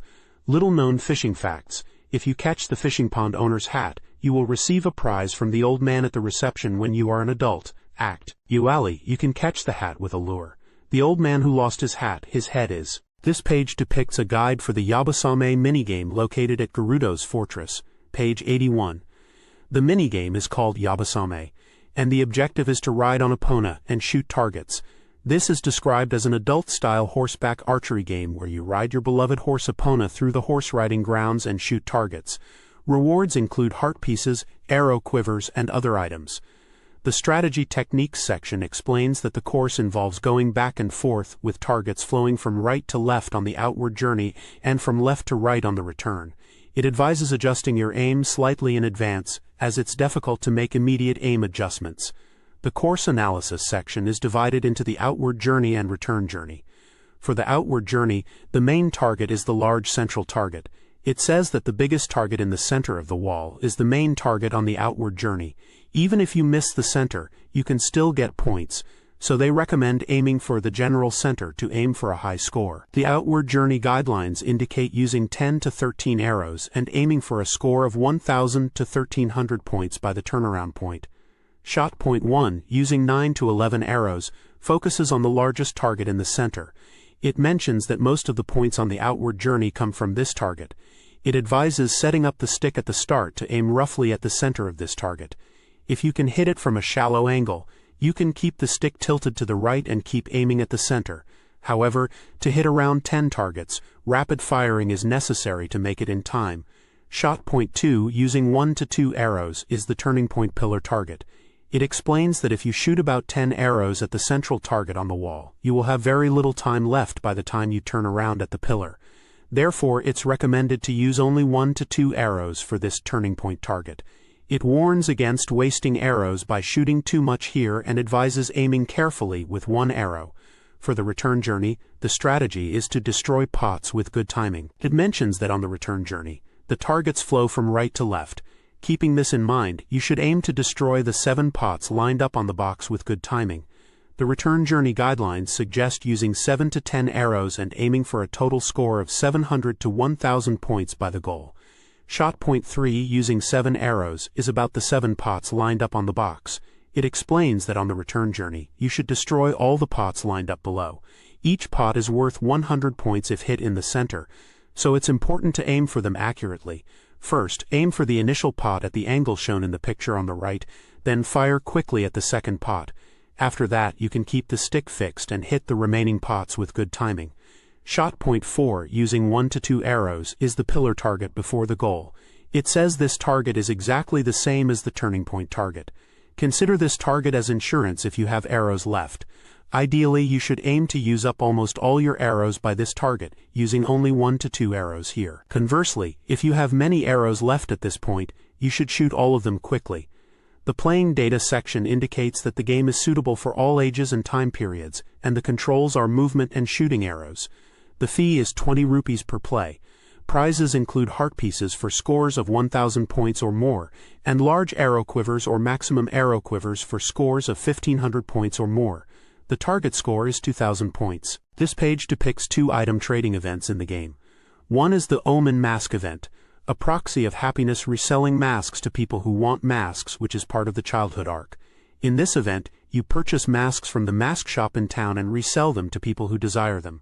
By selling masks and collecting rupees, you can then borrow the next mask in the sequence. The table details the masks in order. First, a Keaton mask, purchased for 10 rupees and sold for 15 rupees to the gatekeeper at the entrance to the mountain path in Kakariko village. Next is the Skull Mask, bought for 20 rupees and sold for 10 rupees to the Skull Kid in the Lost Woods. Then the Spooky Mask, bought and sold for 30 rupees to the Gravekeeper's child in the graveyard. And finally, the Bunny Hood, purchased for 50 rupees, but you keep this one. It is given to the running man in Hyrule Field. Upon selling all the masks, you can then rent various masks for free, including those you've already sold and masks of different races. The second event is the True Trading sequence, based on exchanging with partners, the True Item Trading Master, from the Adulthood arc. Unlike the childhood event, you don't buy items, it's purely item exchange. Some exchanges have time limits, and warping is not allowed, so you'll need Epona to deliver items in time. If you meet the initial conditions, you receive a strange egg from the Cuckoo Lady in Kakariko village. Once it hatches into a cuckoo, use it to wake Talon, speak to the Cuckoo Lady again and return the cuckoo to receive Kajiro, which starts the True Trading sequence. The table for this sequence begins with Kajiro, obtained from the Cuckoo Lady's son in the Lost Woods. Next is the Odd Mushroom, which must be delivered within 3 minutes to Granny, the potion shop owner in Kakariko Village, to get Odd Potion. Then the Odd Potion is exchanged with the Kokiri girl in the Lost Woods. The Cuckoo Lady's son is no longer there, to get the Poacher's Saw. The Poacher's Saw is then given to the carpenter's father in Gerudo Valley, who exchanges it for a broken Goron sword. Take the broken Goron sword to Bigoron on Death Mountain Trail, who needs eye drops to repair it. So he gives you a prescription. The prescription is given to King Zora in Zora's domain in exchange for an eyeball frog. Deliver the eyeball frog to the scientist in Hyrule Lake within 3 minutes to get the world's finest eye drops. These eye drops must be delivered to Bigoron on Death Mountain Trail within 4 minutes, who then provides a claim check for Bigoron's sword and asks you to return another day. Finally, exchange the claim check for Bigoron's sword with Bigoron on Death Mountain Trail to complete the event and receive the Bigoron's sword. The Bigoron's sword is described as a powerful two-handed weapon that deals great damage with a wide attack range and high attack power, suitable even for advanced players who aren't good at aiming. This page depicts Link and Princess Zelda sitting in a grassy field. This page is a collect guide. The title is Collect Guide. The subtitle reads Heart Pieces and Gold Skulltulas. The text explains that there are 2 types of collector items hidden throughout Hyrule, Heart Pieces and Gold Skulltulas, which are obtained by defeating them. It suggests that if you aim to master Zelda, complete domination is the most difficult, and you should try to find these 2 types of items. This page depicts information about collecting heart pieces in the game. It mentions that there are 36 heart pieces hidden in the world, and collecting 4 pieces will increase your maximum life. The page emphasizes the need for creative thinking and trial and error to find them all. The page then details 5 specific locations where you can find heart pieces, numbered 1 to 5. Number 1 is located in the Lost Woods. For both child and adult Link, you need the Fairy Ocarina. As child Link, standing on a stump will make Stal Kid appear. Play the notes that Stal Kid plays correctly 3 times. As adult Link, you need to imitate the song Stal Kid plays. The 3rd time you succeed, you will receive a heart piece. Number 2 is in Lake Hylia, and is a minigame at the fishing pond. As child Link, you need to catch a fish larger than 50 centimeters and bring it to the reception to get the heart piece. Numbers 3 and 4 are both located in Gerudo Valley. For number 3, you need a cuckoo. At the end of the bridge, look to the left and down into the valley. You'll see a platform with a wooden box. Use a cuckoo to glide down to this platform, and then use a spin attack to break the box and get the heart piece. For number 4, also in Gerudo Valley, there are no required items. Go behind the waterfall and find hidden stairs to climb up. At the top you will find a heart piece. It notes that jumping into the waterfall basin will not wash you away. Number 5 is in the graveyard and involves Dampe's grave digging tour minigame. As child Link, at night, find Dampe patrolling the graveyard.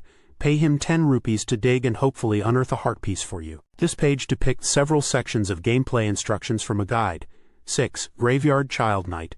Adult Map P62, Area 1, Unearthing Treasure with the Sun Song required item. Fairy Ocarina, Song of Sun from the front entrance.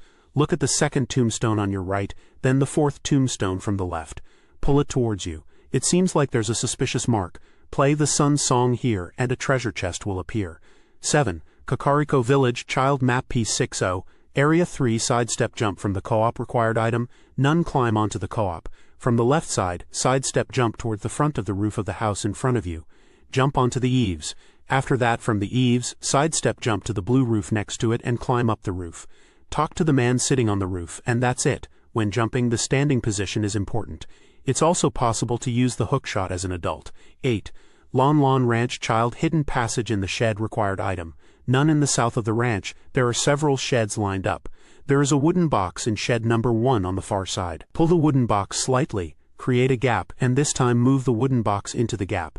If you go into the hole that was hidden there, you can get a piece of heart. Use the slight gap to move the wooden box. The narrow passage is for children. Adults cannot pass through. 9. Hyrule Castle Town, Child Night Map P54, Area 1, Looking for the Lost Dog required item. None talk to the old lady living in the back alley of the castle town, and she will ask you to find her lost dog. When you go out to Hyrule Castle Town, you will see a white dog running near the shops. Touch the white dog. Bring it back to the old lady's place. The first dog you touch will follow you. The reward is, of course, a piece of heart. 10. Hyrule Castle Town Child Night. Go to another page. Treasure Chest Guessing Game at Night. Minigame. Treasure Chest Game P.152. Required item. None at night. Challenge. The Treasure Chest Guessing Game in the shop that is open at night. It's a game where you keep opening treasure chests based on your intuition. If you make it to the last room, you can get a piece of heart. 11. Death Mountain Trail. Adult Map P64. Area 1. Jump to the ledge with backflips. Required item. None. If you wait for a long time, you will be returned by the re-dead. If you look down into the cave of Dodongo's cavern, you will see a ledge. Stand in the position shown in the picture with your back to the cave. You can jump to that ledge with a backflip. It's a little difficult to land, but if you land on the small area, you can get a piece of heart. Press the Z button to backflip. When jumping, it's good to face slightly to the right. 12. Death Mountain Crater Child. Adult Map P68. Area 1. Descending the crater wall of lava. Required item. None. When you reach the entrance of the crater at the summit of Death Mountain, you will see a rock directly in front of you. Proceed straight until you reach the rock. Then, when you pass to the left of the rock, look for a ledge on the cliff. If you think you can reach it, sidestep and jump to the ledge. If you are worried about falling, use a 3D sidestep to slowly descend.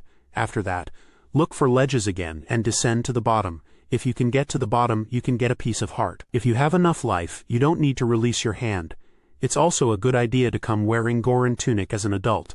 13. Lost Woods Child Map P57.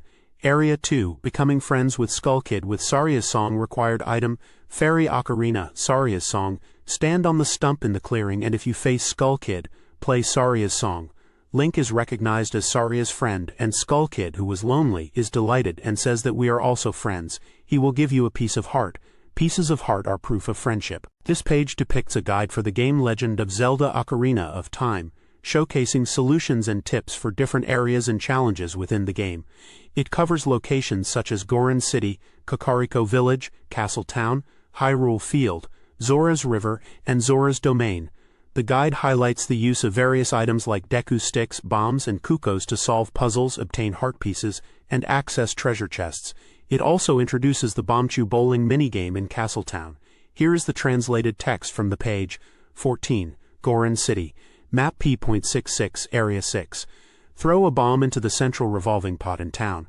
To prepare to get a piece of heart, first light a Deku Stick at the torch in Darunia's room, and then light the 4 unlit torches in the central circular area of the town. It seems like this will start something. After that, move to the west side of the underground level 2 and throw a bomb into the pot. At the same time as the explosion, the pot will start spinning violently, and when the pot stops with a smiling face, a heart piece will pop out. The probability of the pot stopping with a smiling face is 1 in 3.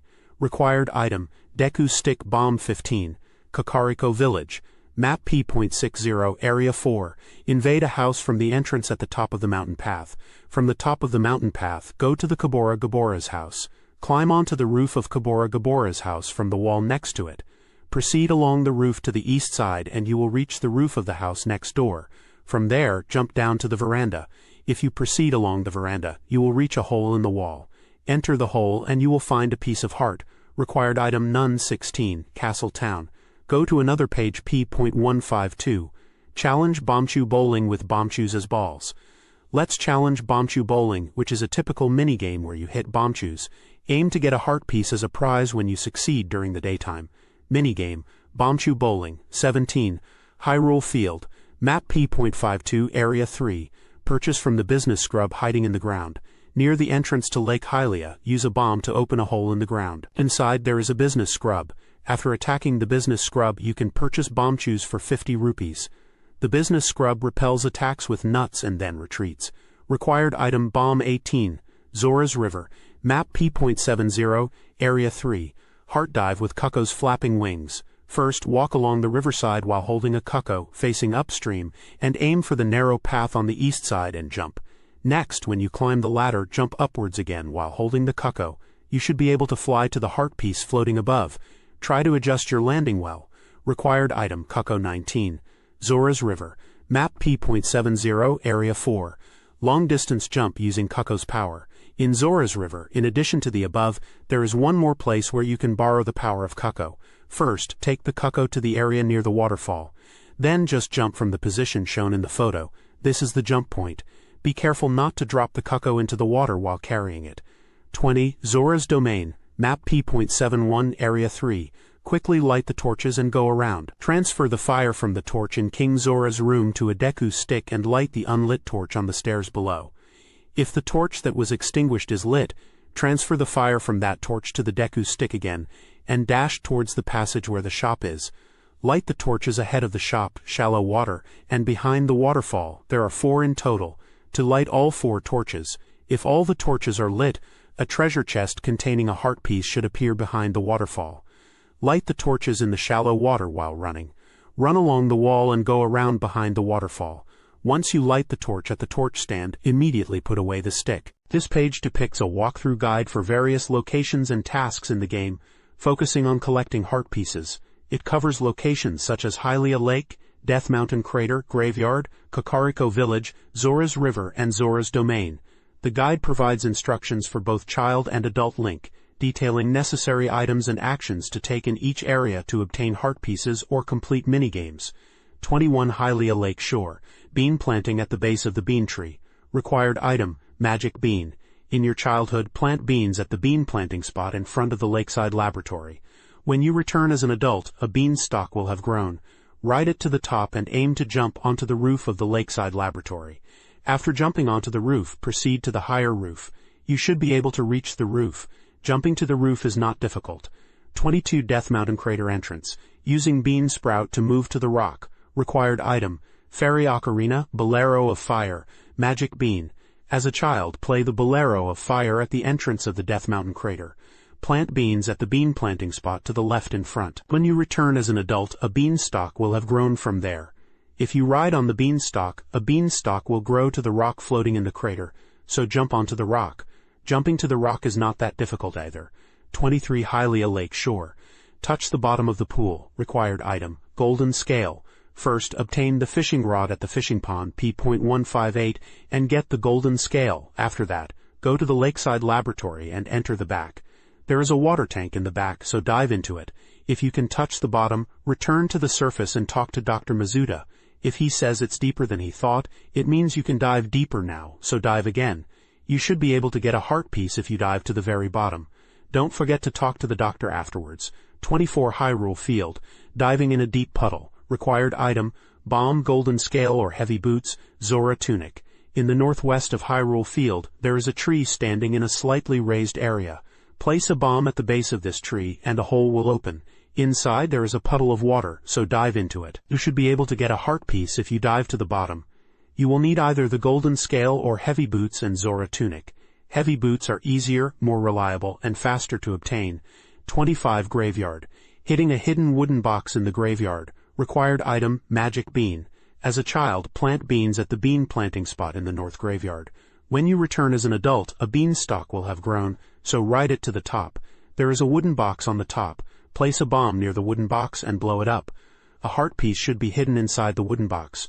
26. Graveyard. Minigame, Dampe Race P.157. After receiving the hookshot from Dampe, you can race Dampe again. If you reach the goal within 1 minute, you will receive a heart piece as a reward. Let's aim to reach the goal within 1 minute. 27. Kakariko Village. Go to the roof of the windmill. Required item, none. To get on the roof of the windmill in Kakariko Village, first go to the watchtower. From the top of the watchtower, jump towards the windmill. If you jump towards the central pillar when the boards are close, you should be able to jump to the roof. 28. Zora's River. Giving Rain of Mercy to the Frog. Required item, Fairy Ocarina, Song of Storms. Stand on the log lying across the river and take out your ocarina. When you play the Song of Storms, frogs will appear from the water. You will receive a heart piece from the frog who is pleased with the rain. 29. Zora's River. Feed insects to frogs by playing ocarina. Minigame, Frog Concert P.156. Move to the frog's platform and play the Scarecrow's song and other songs. If you play all 6 songs correctly, the frogs will grow and you will be able to start the Frog Concert minigame. Let's clear the Frog Concert minigame. 30. Zora's Domain. Jump over frozen ice floes to move. Required item, none. In Zora's Domain, frozen ice floes are floating in the spring. Jump north across the ice floes. Keep jumping towards the heart piece floating in the north. The footing is slippery, so be careful not to fall. You should be able to reach the heart piece at the end. This page depicts information about golden skulltulas in the game. It features an image of a golden Skulltula and explains that these golden money-glowing Skulltulas leave behind tokens when defeated, and there are 100 of them throughout Hyrule. The page mentions that collecting these tokens is essential. The page further details the cursed family in Kakariko Village, explaining that if you collect tokens, you should go to the Skulltula house in Kakariko Village and talk to the cursed people. Refer to the table on the right. It also provides tips for finding golden Skulltulas, suggesting that they like dark, narrow, and damp places. Check suspicious spots like pots and holes. They are active at night, so they are easier to find in outdoor areas at night. If you remember their squeaking sound, your chances of finding them will greatly increase. The page also includes a table that outlines the rewards you can receive based on the number of tokens you collect. For 10 tokens you get Adult's Wallet, 20 tokens get you a Stone of Agony, 30 tokens get you Giant's Wallet, 40 tokens get you Bombchus, 50 tokens get you a Piece of Heart, and 100 tokens get you 200 rupees each time you talk to them. Additionally, the page provides walkthrough information for several numbered locations, from 31 to 36, each with a title, required items, map references, and instructions. 31. Ice Cavern. Adult and Child. Map P.99 Area 3. Melting the ice pillar to get a heart piece. After entering the room with the compass, proceed to the ice pillars on the left. Break the red ice that encloses the heart piece. It should be visible. In this room, get the blue fire in a bottle. Use the blue fire to melt the ice and obtain the heart piece. 32. Zora's River. Adult. Map P.73, Area 6. Aim for the bottom of the deep spring pond. Equip the Zora tunic and heavy boots and dive into the spring. It will become a whirlpool, and you will head to the center of the pond's bottom. You should find a heart piece in the middle of the whirlpool. Secure it with water gear. 33. Geld's Fortress. Adult. Go to another page. Defeat all enemies within the time limit and a treasure chest will appear. This is a minigame where you can experience Geld's Fortress. If you can get 1,000 points or more, it's okay. 34. Kakariko Village. Child and Adult. Go to another page. Defeat the Golden Skulltula and collect 50 tokens. Defeat the Golden Skulltulas and collect 50 or more tokens. Go to the Skulltula house in Kakariko Village. 35. Geld's Fortress. Adult. Map P.80, Area 2. Pull the treasure chest with the long shot. On the north side of the fortress's number 1, there is a boarded-up window. You should be able to see a treasure chest. The heart piece is inside the treasure chest in this area. Directly hook the long shot onto the treasure chest and move to the treasure chest to get it reliably. It is also possible to call Kapora Gaybora. 36. Giant Tree Spirit. Adult. Map P.84, Area 3. Jump down from the floating bean sprout tree to the rock. As a child, be sure to plant a magic bean. When you become an adult, ride the grown bean sprout tree. Finally, jump onto the rock where the heart piece is placed. This page depicts a comprehensive list for collecting all 100 golden Skulltulas in the game. It is presented as a table that details each Skulltula's number, the age, child or adult link, the time of day, the location, the method to obtain it, a 1-point hint, and the strategy pattern. The list covers a wide range of locations from Kokiri Forest and Hyrule Castle Town in the early game to later areas like Zora's Domain and Death Mountain.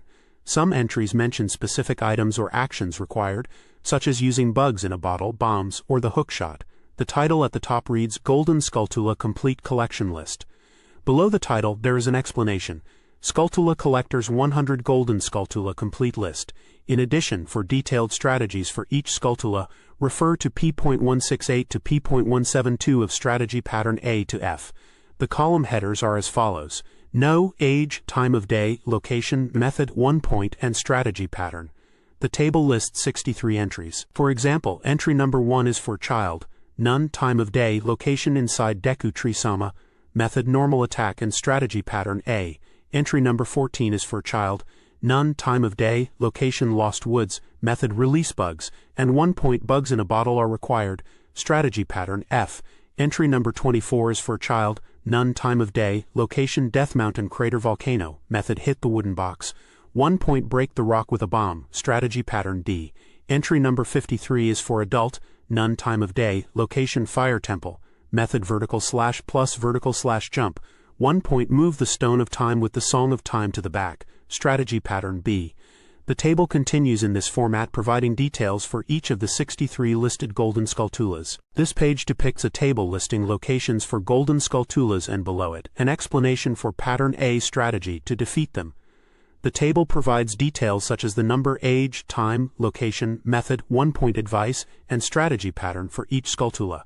Below the table, Pattern A is described with images showing in-game screenshots. Golden Skulltula simple defeat. This table lists golden Skulltula locations with information on how to find them.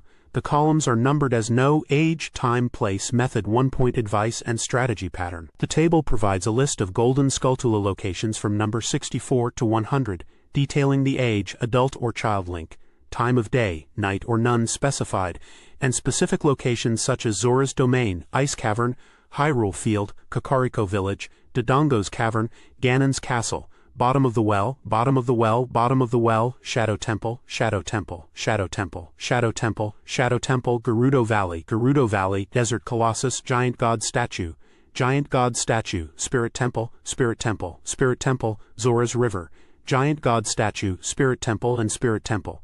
The method column describes how to get the Skulltula, often involving the hookshot or longshot attacks, and sometimes normal attacks, boomerang, or bugs. 1-point advice gives hints like, break the ice pillar with a sword, heavy boots are required, press the switch on the other side of the fence, move around the roof with the longshot, Kakai Stone is required, a key to get into the small room is required, Childhood Scarecrow's song is required, and Childhood Scarecrow's song disappears when time passes. The strategy pattern column lists letters from A to H which correspond to the patterns described below the table. Pattern A, normal attack. The text under Pattern A explains that this is a basic method for defeating golden Skulltulas that are easily reachable.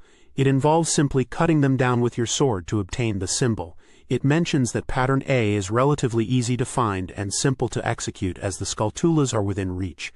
The images show examples of Pattern A locations in Deku Tree, Kakariko Village, Lon Ranch, Dodongo's Cavern, Hyrule Field, Lost Woods, and Fire Temple. This page depicts two patterns for obtaining Shirushi marks in the game. The first pattern, B, utilize vertical slashes to obtain Shirushi, explains that normal attacks might not reach certain targets, but by performing a vertical slash while jumping from a higher position, you can defeat golden Skulltulas and obtain Shirushi. This is Pattern B, and the process for obtaining Shirushi might vary slightly.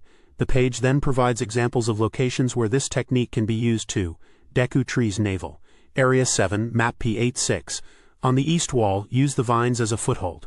Use the slingshot for attack. 4. Kokiri Forest. Area 3, Map P50. The appearance point is behind the Know-It-All Brothers' house, however they are not there during the day. 20.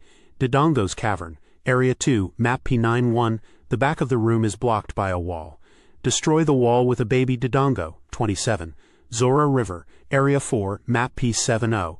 A tree stump-like object near the waterfall. Shirushi can be easily obtained by climbing the tree. 53. Fire Temple. Area 4, Map P107. The back of the like room. First defeat this cursed monster. 54. Fire Temple. Area 10, Map P108. A rolling rock area wall. Break the wall with bombs here. 71. Water Temple. Area 2, Map P114. The wall of the iron-barred room in the north. Press the switch with a spin attack. 86. Spirit Temple. Area 14, Map P126. Wall in the large Anubis room. You must use the mirror shield. 98. Giant Deku Tree. Area 1, Map P84. The back side of the giant pot. You can always get on top of the pot without needing to destroy it. 99. Spirit Temple. Area 14, Map P136. Wall in the Rolling Stone area. The Song of Time blocks are erased with the Song of Time. 100. Spirit Temple. Area 2, Map P137. A wall that is separated by a po-po-en sound. Long hook is essential. The second pattern, C. Using slingshot and boomerang to defeat stalactites explains that in your childhood you can defeat golden Skulltulas and obtain Shirushi using ranged weapons like the slingshot and boomerang. This pattern is most common for collecting Shirushi during childhood. Examples of locations where this technique can be used are 3. Deku Tree's Navel. Area 7, Map P86. The middle level of the vines extending on the east wall.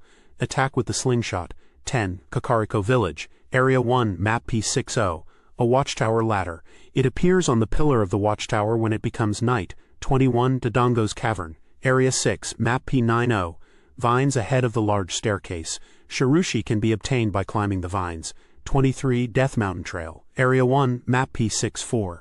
In the middle of the mountain trail, behind the wall of a different color. Break it with bombs, 31. Jabu Jabu's Belly, Area 11, Map P95. A switch to raise the water level near the vines. Shirushi can be obtained by raising the water level, 60. Death Mountain Trail, Area 2, Map P64. Behind the rock that can be destroyed with the Megaton Hammer, it appears at night, 61 Death Mountain Trail, Area 3, Map P64. Same as No 60, behind the rock that can be destroyed with, omitted in image, it appears during the day, 62 Dodongo's Cavern, Area 3, Map P91. A wall in the back of the blind alley in the passage. First, summon Pierre, 78, Kakariko Village, Area 4, Map P60. The wall of Impa's house, long hook is essential for the roof, 97. Zora River, Area 4, Map P70. The state near the whirlpool, Shirushi can be easily obtained by climbing the trees. This page depicts gameplay strategies and location guides from the game. It shows Link in various areas and dungeons. Some locations seem to be tricky areas where you might need specific items or strategies to progress, and others are more open areas where exploration is key. Here is the translated text. See Pattern 32. Jabu Jabu's Belly, Area 10, Map P95. On the northwest wall of the first basement floor. Use Shirushi, mark on the wall and take it with the boomerang. 33. Jabu Jabu's Belly, Area 10, Map P95. From the location of the previous entry, go further north along the left wall. The method to obtain Shirushi, mark, is the same. 34. Jabu Jabu's Belly, Area 8, Map P95. Go up the slope and look back to see a pot. It is in the middle of it. 35. Zora's Domain, Area 1, Map P73. Throw a boomerang at the fallen tree in the night. 36. Inside the Deku Tree, Area 11, Map P86. Burn the spider web and go to the back of the wall. Break the wall with a bomb. 37. Lon Lon Ranch, Area 1, Map P78. It is in the attic of the small house where Talon and his family live. It only appears at night. 38. Lon Lon Ranch, Area 2, Map P78. It is in the barn at the edge of the ranch, near the stone wall. It appears at night. 39. Hyrule Field, Area 3, Map P52. There is a cow in the hidden hole in the wall of the room. First, burn the spider web. 40. Gerudo Valley, Area 1, Map P80. It is on the right hand of the bridge over the valley. It is hard to see during the day. 41. Hylia Lake, Area 1, Map P78. It is on the wall of the lakeside laboratory. Attack it with the boomerang from the bridge. 42. Graveyard, Area 3, Map P62. It is on the south side of the graveyard wall. You can find it at night. 81. Bottom of the well, Area 7, Map P123. It is on the back wall of the room in the depths of the well. Because there is an uneven footing, going straight ahead is prohibited. 82. Bottom of the well, Area 8, Map P123. Follow the invisible footing and proceed to the back room of the room you entered. Defeat the boomerang like 83. Bottom of the well, Area 6, Map P123. There is an invisible passage ahead to the small room. Defeat like first. 94. Spirit Temple, Area 5, Map P136, upper part of the golden net end. After defeating the Bari, climb up the golden net. 95. Spirit Temple, Area 7, Map P136. Vertical hole leading to the second floor. Go up to the second floor and look down at the vertical hole. 96. Spirit Temple, Area 9, Map P137. On the eaves of the roof you pass on the way up the stairs. It appears day and night. D pattern attacking stalactite hidden in wooden boxes. Wooden boxes are not just placed randomly, but are a pattern to defeat the golden stalactite hidden inside. Destroy the wooden box with a spin attack and then attack it. 5. Kakariko Village, Area 2, Map P54. It is in the back of the small house on the hill. Destroy the wooden box. It's inside. 24. Death Mountain Crater, Area 1, Map P68. When you enter the crater, wooden boxes will catch your eye in a few seconds. Destroy the wooden box. It's inside. 25. Goron City, Area 5, Map P66. It is in the back of the house where rocks are rolling. Destroy the rock, then destroy the wooden box. There are 5 of them. 68. Hylia Lake, Area 1, Map P78. Wooden box submerged in the water tank of the lakeside laboratory. You will need heavy boots. It's inside this box. This page depicts strategies for defeating stalactites in the game, outlining 3 different patterns. Pattern E, Pattern F, and Pattern G. Pattern E is titled Knock Down Trees to Drop Them, and describes using a spin attack to shake trees and drop stalactites. It lists locations where this strategy is effective, including Hyrule Castle Town, Kakariko Village, Lon Lon Ranch, Zora River, and Zora's Domain, each with specific area and map references. For Hyrule Castle Town, it mentions going to the left front as soon as you enter the castle town, and it is available day and night. For Kakariko Village, it is stated that there is only one standing tree in the village, and shaking other trees is pointless. For Lon Lon Ranch, it mentions there are trees planted in Kakariko Village style, and hitting them will cause stalactites to fall. For Zora River, it is described as one tree standing at the entrance and to try hitting it with a spin attack. For Zora's Domain, it mentions a tree standing on the east edge of the area and to attack it from the front. Pattern F is titled, Lure Them Out of Holes with Bugs, and details using bugs at bean planting spots to lure out golden stalactites from holes. Locations include Lost Woods, Graveyard, Death Mountain Trail, Hyrule Field, and Giant Dodongo Statue, again with area and map references. For Lost Woods, it mentions the bean planting point in the south part and to release bugs there. For Lost Woods again, it is another bean planting point in the north part, where you should also release bugs. For Kokiri Forest, it is the east side of Kokiri Shop, where you should put bugs in the hole there. For Graveyard, it's the bean planting point in the north part of the graveyard, to release bugs in front of it. For Death Mountain Trail, it is the bean planting point near the entrance of Dodongo's Cave. For Hyrule Field, it is behind the Lakeside Laboratory, and it is mentioned to release bugs before planting beans. For Giant Dodongo Statue, it is right next to the entrance of the shrine, where you can lure out stalactites by releasing bugs. Pattern G is titled, Sniping Distant Stalactites with the Hookshot, and explains using the hookshot to defeat stalactites in hard-to-reach places to obtain Shirushirushi, likely a sound effect or item name. It notes that stalactites appearing in Adult Link's era are quite sturdy, so the hookshot is the necessary tool. Locations include Kokiri Forest, Forest Temple, Forest Sacred Ground, and Fire Temple. For Kokiri Forest, it is on the roof of the house where the Kokiri people live, and it is recommended to look up at night. For Forest Temple, it is on the ivy wall at the entrance to the shrine, and it is stated that you can get Shirushirushi by climbing the ivy. For Forest Temple again, it is on the upper part of the thin dark wall, and you should use the hookshot and get Shirushirushi. For Forest Sacred Ground, it is on the west wall of the place where the heart container is placed in the recovery area, and you should aim from above. For Forest Sacred Ground once more, it is on the wall in the back of the large stalactite hiding place, and you should aim with the hookshot. For Fire Temple, it is on the steep wall on the 5th floor, and it is noted that hookshot is the only way to get Shirushirushi. This page depicts the H pattern, using the long hook to snipe golden Skulltulas. This section details how to use the long hook to find and defeat golden Skulltulas across various locations. Location 59, Goron City. This golden Skulltula is in Area 6, Map P.66. It appears day and night on the back of a stone tablet hanging from a rope-suspended platform. Be careful not to fall into the hole. Location 63, Zora River. In Area 2, Map P.70, this Skulltula appears at night at the top of the east wall. Planting beans beforehand can make reaching it easier. Location 64, Zora's Domain. Located in Area 3, Map P.71, this Skulltula is on the left wall of the frozen waterfall, but only visible at night and during the day in between the water. Location 65, Ice Cavern. This one is in Area 2, Map P.99. The text mentions the wall where the ice blade is striking, suggesting you need to break the ice to find it. Location 66, Ice Cavern. In Area 3, Map P.99, this Skulltula is on the wall of the deep area where the frozen heart container is located. You'll need to look up to spot it. Location 67, Ice Cavern. This Skulltula is in Area 6, Map P.99. It is on the south wall with a hole in front of it.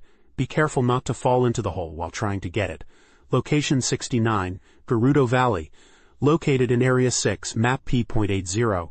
This Skulltula is on the wall behind the tent. It only appears at night, revealing its form then. Location 70, Gerudo Valley. In Area 3, Map P.80, this Skulltula is inside the arch-shaped wall. It's in a hard-to-see spot and only appears at night. Location 71, Ganon's Castle. This one is in Area 1, Map P.85. It is on the back wall of the collapsed castle gate. Be careful not to fall when passing through. Location 70, Zora's Fountain. In Area 5, Map P.73, this Skulltula is on the innermost wall in a hole that appears when you move the rock with the silver gauntlets. Location 73, Water Temple. Area 14, Map P.114. This Skulltula is on the wall of the rotating room. It's out of reach with the hookshot. Location 74, Water Temple. Area 17, Map P.114. It is on the wall of the rotating pillar. You will need to use the long hook from inside the pillar to get it. Location 75, Water Temple. Area 1, Map P.114. This Skulltula is on the upper part of the wall inside the central tower. Stand in front of the water level adjustment stone to aim for it. Location 76, Water Temple. Area 22, Map P.115. This Skulltula is on the wall where rocks are falling in the waterway. Aim for it from a deep spot for safety. Location 78, Lake Hylia. Area 4, Map P.78. This Skulltula is on a tree on the island floating in the center of Lake Hylia. Hook onto the tree to reach it.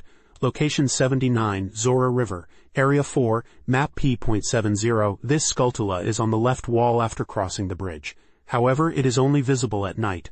Location 83, Dodongo's Cavern. Area 5, Map P.90. This Skulltula is deep inside the alcove at the top of the large staircase. Call out to Kakashi to make it appear. Location 84, Forest Temple. Area 9, Map P.125. This Skulltula is in the back of the room with the giant rotating blade. Defeat the Kakashi to make it appear. Location G5, Forest Temple. Area 11, Map P.125. This Skulltula is on the wall of the small room with the falling ceiling spikes. You should be able to see it immediately upon entering. Location 87, Forest Temple. Area 18, Map P.126. It is on the west side of the Phantom Ganon's chamber platform. Call out to Kakashi to make it appear. Location 88, Shadow Temple. Area 23, Map P.126. This Skulltula is on the wall behind the large pot. Aim the hookshot upwards to reach it. Location 89, Gerudo Training Ground. Area 2, Map P.80. This Skulltula is on the wall in the central part of the outer area of the training ground. It appears suddenly at night. Location 90, Gerudo Training Ground. Area 3, Map P.80. This Skulltula is in the archery range at night. It is standing in the center of the innermost target. Location 91, Desert Colossus. Area 3, Map P.8. 3. This Skulltula is underground. You don't need the long hook to get it. A regular hookshot will suffice. Location 92, Desert Colossus. Area 2, Map P.84. This Skulltula is on the withered tree standing in the oasis. However, it is only visible at night. This page depicts a dynamic scene with a character resembling Link from the Legend of Zelda series riding a horse and wielding a sword. Engaged in battle against a large, dragon-like monster. The background is abstract and stylistic, emphasizing the action of the fight. The page title is Monster and Item Data. The text describes gameplay mechanics related to monsters and items. It mentions that monsters emit light from their eyes, and Link needs to focus on defeating them while scattering monsters and collecting items. It emphasizes using items effectively to defeat monsters, and states that mastering items is key to conquering the game. It also mentions that simply saying this is easy, but actually doing it requires knowledge, and success depends on your skill. Therefore, one should not be negligent in learning. This page depicts monster data, showcasing various enemies from the game. The page is divided into two main sections, the Deku Nut family and the Skull family. The Deku Nut family section introduces several plant-like monsters. First is the Deku Nut itself, described as a plant monster born from the forest. It is weak to the Deku Nut item and the slingshot. The text mentions that it hides in the grass and runs away when approached, advising players to use Deku Nuts to defeat it. Next is the Mad Scrub, which is also weak to the Deku Nut and slingshot, but also to the sword. It is noted as a more ferocious type among the Deku Nut family, hiding underground and attacking by spitting Deku Nuts. The strategy is to reflect the Deku Nut back at it. Following is the Business Scrub, another variant, weak to Deku Nuts, slingshot, and sword. It is described as a merchant among the Deku Nut family, selling items. Like the Mad Scrub, it attacks with Deku Nuts and can be defeated by reflecting them. Players can talk to it when it is stunned to buy items, but there might be a limit to the number of items it sells. Then there is the Deku Baba, vulnerable to the sword. It is described as a carnivorous plant that bites approaching prey. The strategy is to attack when it opens its mouth. Ranged attacks with the slingshot are also effective. Finally, within the Deku Nut family is the Big Deku Baba, also weak to the sword, but additionally to the boomerang and hookshot. It is a larger version of the Deku Baba, with similar basic attacks. Defeating it with a sword allows it to be used as a Deku stick. The second main section is the Skull family, featuring skeletal enemies. The first is the Stall Child, weak to the hookshot, megaton hammer, and sword. It is described as a skull spider and bone creature that suddenly appears. Its face is hard and resistant to sword attacks, but its soft belly is a weak point. Using the hookshot or megaton hammer is effective. The last monster on the page is the big Stall Child, also weak to the hookshot, megaton hammer, and sword, and like the Stall Child, it also has a soft belly as a weak point. It is a larger version of the Stall Child. Despite its size, its attack methods are similar to the Stall Child, and it can be defeated using the same strategies. Monster data: Hylian monsters in various forms. Here we will lecture on monster-by-monster combat methods. From the types, characteristics, attack methods, and appearances of monsters that bear their fangs at Link, to course of action and strategy methods. Of course, we will introduce them along with effective weapons, acquire accurate weapon selection and monster counter knowledge. Equip these two and challenge the encroaching enemies. Deku Nut Family. Plants born from the forest with strong hostility. Deku Nut Weakness: Deku Nut. Slingshot: if you approach, it will run away into the grass. Throw Deku Nuts, or bounce back the tree nuts. Among the Deku Nut family, they are the most timid members. When you get close, they hide in the ground and stay hidden. So aim from afar with Z targeting. If you hit them with a Deku Nut or bounce back the tree nuts they spit out, they will be stunned. So defeat them with a sword. Mad Scrub Weakness: Deku Nut. Slingshot: sword: if you approach, it will run away into the grass. Throw Deku Nuts, or bounce back the tree nuts. It is a merchant Deku Nut that sells items using items. Like the Mad Scrub and others, if you reflect the tree nuts they shoot when they are attacking with a Deku Nut, they will be stunned. If you approach and press the A button to talk to them while they are stunned, they will sell items. Among them, there are also Deku Nuts that sell items with a limited number of possessions. Business Scrub Weakness: Deku Nut. Slingshot: sword: if you approach, it will run away into the grass. Throw Deku Nuts, or bounce back the tree nuts. It is a merchant Deku Nut that sells items using items. Like the Mad Scrub and others, if you reflect the tree nuts they shoot when they are attacking with a Deku Nut, they will be stunned. If you approach and press the A button to talk to them while they are stunned, they will sell items. Among them, there are also Deku Nuts that sell items with a limited number of possessions. Deku Baba Weakness: sword: if you get caught, you won't feel well. If you touch it directly, it will hurt. Carnivorous plants that bite approaching people. When you get close, they extend their necks and try to bite. So that is your chance to attack. Slash at the side with your sword. Long-range attacks with the slingshot are also effective weapons to defeat them. Big Deku Baba Weakness: sword: boomerang. Hookshot: if you defeat it at the moment it extends, it will stand straight up, and at that time you can get a Deku stick. Gigantic Deku Baba. The body is large, but the basic attack pattern is the same as the Deku Baba. Defeat it by slashing with a sword, and you can use it as a Deku stick. P182 reference. Skull Family: skull spiders and bone creatures. They suddenly appear. Stall Child Weakness: hookshot. Megaton hammer. Sword: soft belly is its weak point. They descend from the ceiling and rush at you. Skull spiders. A sturdy skull: even if you slash it with a sword, it will only bounce back and you will not be able to inflict damage.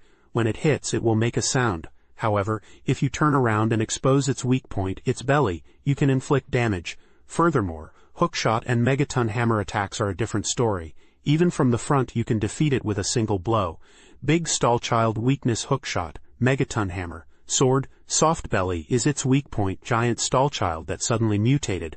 However, just because it is enlarged, it does not mean that the attack methods have changed, so there is nothing to be afraid of. In short, you can defeat it in the same way as the Stall Child. This page depicts a guide to defeating various enemies in the game, including different types of Stall and Bubble enemies, as well as P-hats. The page provides strategies and weapon recommendations for each enemy type. Stall Wall. Be careful not to touch it.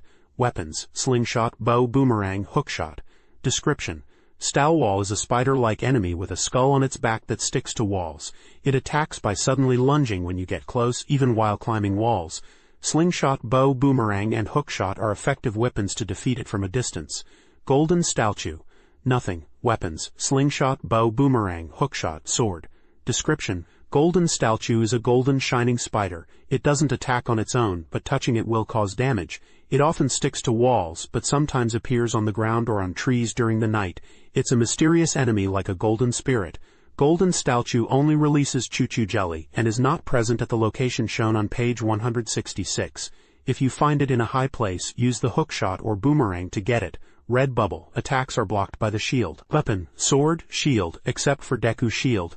Description: Red bubble is a skull covered in flames. It lurks in lava and suddenly jumps out to attack. Its movement is fast, so watch out for its appearance. If you see it, immediately equip your shield to defend. If you keep your shield up, the flames will disappear and you can attack it with your sword. Also, especially in the Master Quest, it is not uncommon to encounter them in places other than lava, so be careful. Blue bubble. Blue flames can be blocked with a shield weapon, shield hookshot. Description: Blue bubble is a skull enveloped in blue flames. The color of the flames is different, but the way to defeat it is the same as red bubble. It flies around the floor. If you block the flames with your shield, the flames will disappear, so approach it and finish it off. If it runs away, chase it down. White bubble. Aim for when it stops, weapon, sword, hookshot. Description: White bubble is a skull that floats around like a soul. It doesn't attack, but when it touches you, it will take away your soul, reducing your life. It doesn't move much, but when it does, it is very fast. When it stops moving, aim for that moment and attack it with your sword. You can also attack it with weapons like the hookshot from a distance. Green bubble. Aim when the green flames disappear, weapon, sword, shield, boomerang, hookshot. Description: Green bubble is a flying-type skull wrapped in green flames. Like red and blue bubbles, you can defend against the flames with your shield. When the flames disappear, attack it with your sword. Also, since the flames disappear and reappear at regular intervals, you can defeat it by aiming for the moment when the flames disappear. Stal baby. Don't be afraid and slash it repeatedly. Weapon, sword, boomerang. Description: Stal baby is a skeleton soldier from your childhood. It attacks by swinging its arms wildly, but if you keep slashing your sword, you can easily defeat it. Defeat a bowed 10 and Stal baby will appear. Its defense power is very low compared to its large size, so you should be able to defeat it easily with a sword. Stalfoes. Lure the opponent and watch their movements. Find an opening and attack. Weapons, sword, boomerang, hookshot. Description: Stalfoes is a skeleton swordsman who has hardened his body with armor. It has high endurance and powerful attacks. Long battles should be avoided. When Stalfoes raises its sword high, a gap is created. While paying attention to this gap, circle around Stalfoes and slash it from behind. When attacking, it is good to use thrust attacks with your sword as they come out quickly. Flying type, aerial strong enemies that soar above. P-hat. The root is its weak point. Weapons, slingshot, boomerang. Description: P-hat is a giant monster that floats by rotating its 4 propeller-like wings. Young P-hats often appear in Hyrule Field, and adult P-hats are formidable foes. The root protruding from its lower body is its weak point. After Z-targeting it, aim for the root to attack it. Although it is a weak point, it is difficult to hit with a sword. Equip the slingshot and aim for the root to defeat it. This page depicts a guide to defeating various enemies in the game. Starting at the top, we have Baby P-hat. The advice is to defend against it with your shield. Next is keys. The advice is when they approach, use Z-targeting. Even if they run away, you can keep targeting them. Effective weapons are the slingshot or bow, boomerang, and hookshot. Then we have fire keys. The advice is to defeat them before they charge in, as your Deku shield will be burned by their flames. Effective weapons are the slingshot or bow, boomerang, and hookshot. Following that is ice keys. The advice is to defeat them before they charge in. Effective weapons are the slingshot or bow, boomerang, and hookshot. Next is Gwei. The advice is to defeat them before they charge in. Effective weapons are the slingshot or bow, boomerang, and hookshot. Lastly in this section is Shabam. The advice is if you slash them with your sword, you'll be repelled. The effective weapon is the boomerang. Moving to the section titled Beast Family, Wild Power with Great Destructive Power. First is Baby Dodongo. The advice is to be careful of their jump attacks as they explode when they die. The effective weapon is the sword. Next is Dodongo. The advice is to be careful of the flames they breathe, and to use Z-targeting effectively. Effective weapons are the sword and bombs. Then we have Wolfos.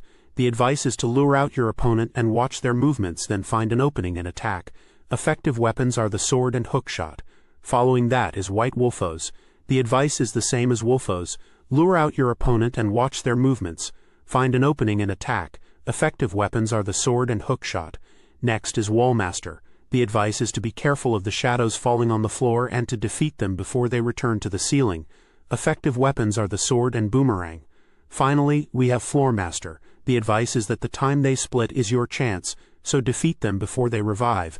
Effective weapons are the sword, hookshot, and boomerang. This page depicts an enemy guide page focusing on aquatic and insect-type monsters from the game. It outlines strategies and weaknesses for various enemies encountered in water-based and insect-infested areas. The page is divided into two main sections. Aquatic system. enemies lurking in the water in Hyrule, and insect system, tricky moving insect groups. Within the aquatic system section, it details several water-dwelling enemies. First is the shellblade. Its weakness is the hookshot, and the tip says, the shell is the weak point. The description explains that shellblades are giant shellfish living at the bottom of the water. They have mouths that open and close and attack by emitting bubbles. Since battles take place underwater, it is best to aim for the shell with the hookshot when the mouth is open.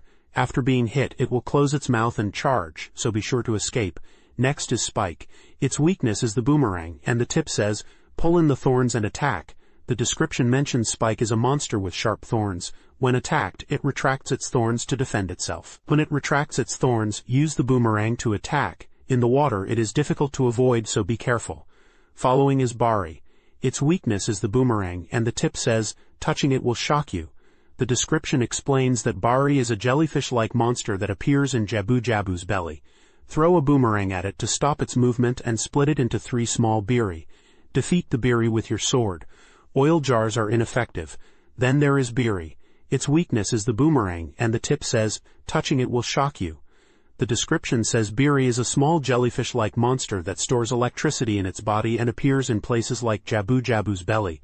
When you defeat Bari, it splits into biri. If you touch it, you will be shocked. So defeat it with a sword. Z targeting and long-range attacks are effective. Next is Stinger. Its weakness is the hookshot, and the tip says defeat it before it comes charging.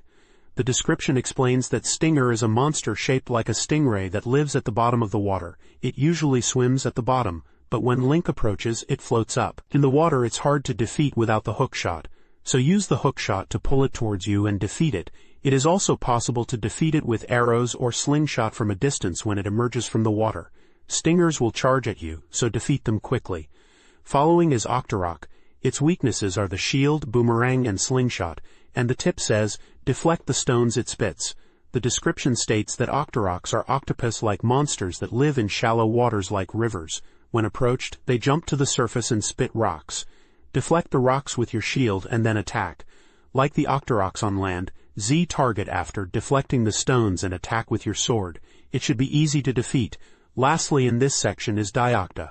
Its weaknesses are the boomerang and sword, and the tip says circle around to the back. The description mentions Diocta is a giant octopus monster that lurks in Jabu Jabu's belly. It attacks by rotating in a circle. Since the passage is narrow, it is easy to bump into it. The strategy is to move along the walls of the passage and proceed in the opposite direction of Diocta's rotation. Diocta has a habit of changing direction and rotating in reverse. Use this to your advantage to get behind it. Once Diocta shows its back, immediately Z target and throw a boomerang to stop its movement. Then attack it with your sword. The second main section is Insect System, rampaging giant insects. They attack in swarms. First in this section is Red Tektite. Its weakness is the sword, and the tip says lock on with Z targeting to catch its jumping movements. The description explains that Red Tektites are monsters that inhabit Death Mountain trails. They jump around and attack. If you get too close, they will jump away, so be careful not to get too close. Use Z targeting to lock on to its jumping movements and swing your sword to easily defeat it. You can also defeat them by hitting the ground with the Megaton Hammer. Next is Blue Tektite.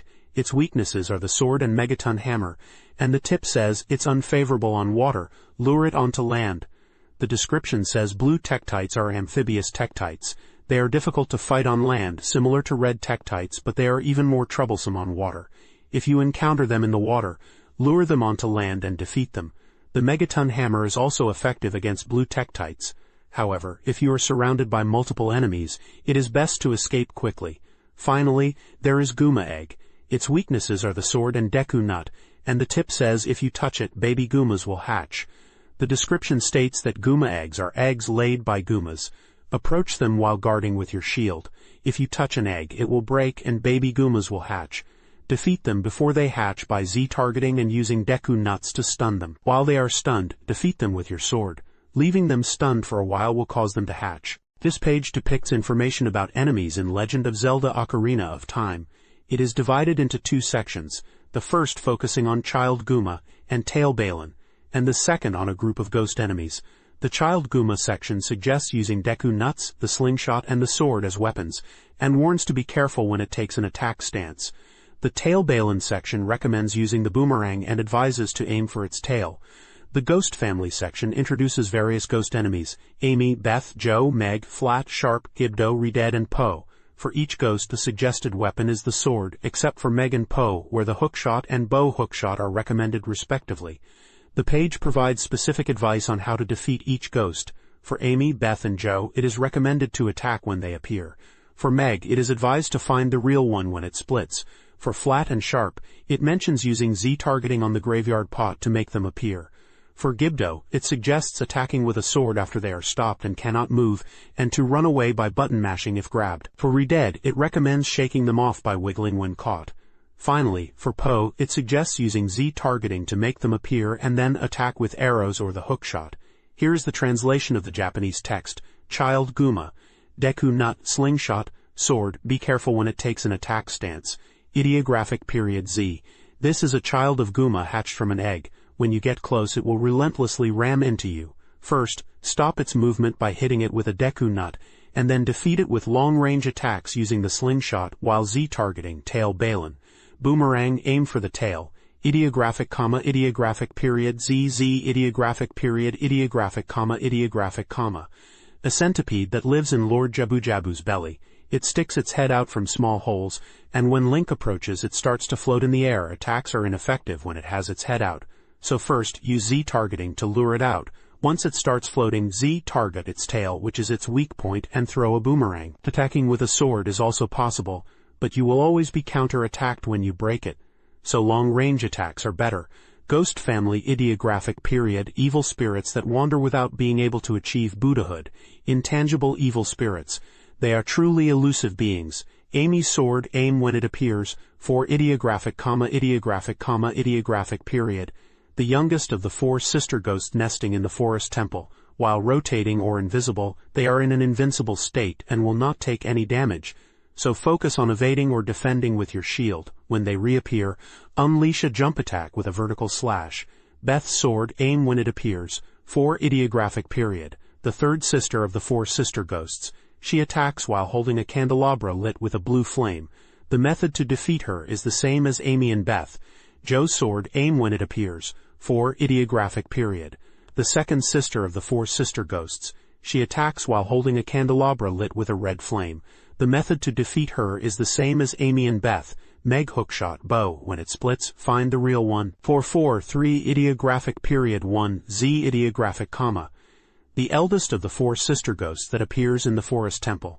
She attacks while dividing into 4 bodies and rotating around Link. However, 3 of the divided bodies are fakes. You must identify the real one and attack it to inflict damage. The way to distinguish them is simple and clear. It's the one that rotates once in place during the rotation. Z target it and shoot arrows or a hookshot. If you lose sight of the real one, you can eliminate the fakes with a spin attack. Flat sword Z. Graveyard pot. Z target it to hide its appearance. Ideographic period. Ideographic period, ideographic period ZZ. Ideographic period. A ghost of the younger brother of the musician brothers that appears in Kakariko Village graveyard. It appears when you check the gravestone on the right side of the Hyrule royal family's grave. Originally he manipulated time using an ocarina, but it was taken away by Ganondorf. It seems that O.U.T. of resentment, he became a ghost and wanders the graveyard. When it appears, do not Z-target it. It will disappear if you Z-target it, and approach it. Defeat it with sword slashes to help it achieve Buddhahood. Sharp sword Z.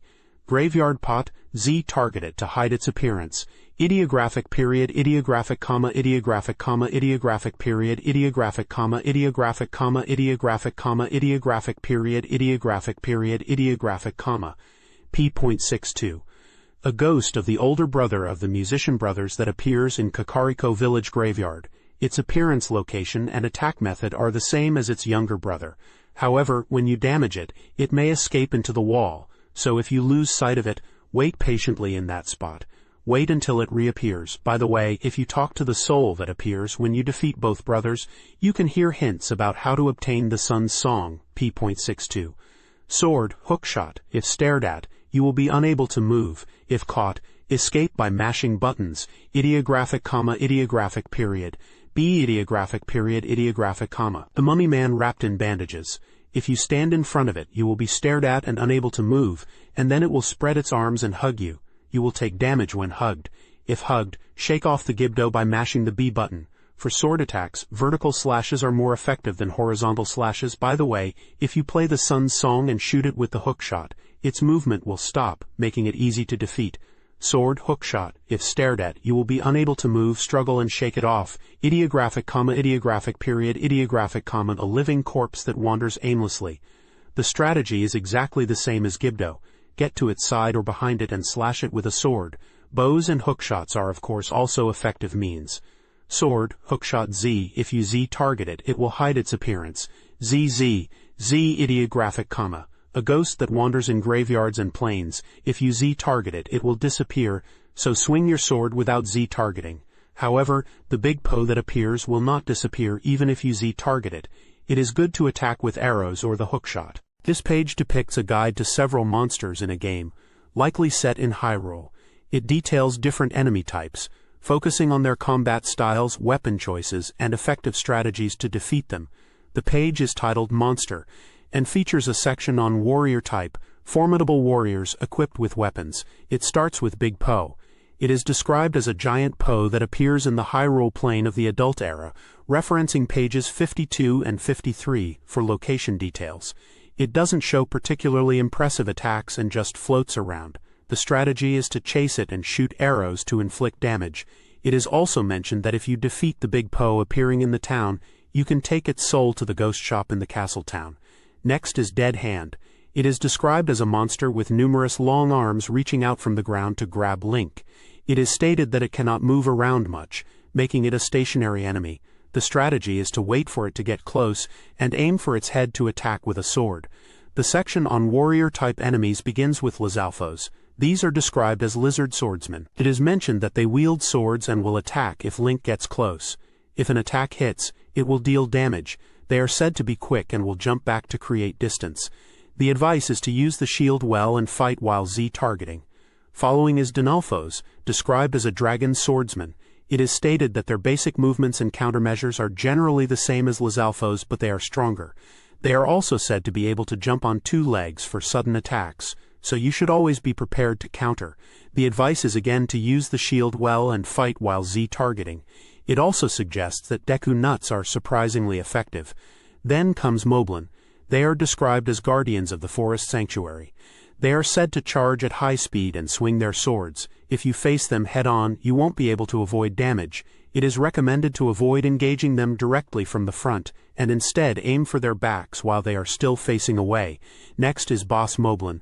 This is also described as a guardian of the forest sanctuary, but of the Adult Era. It is said to wield a large club and generate shockwaves with its attacks.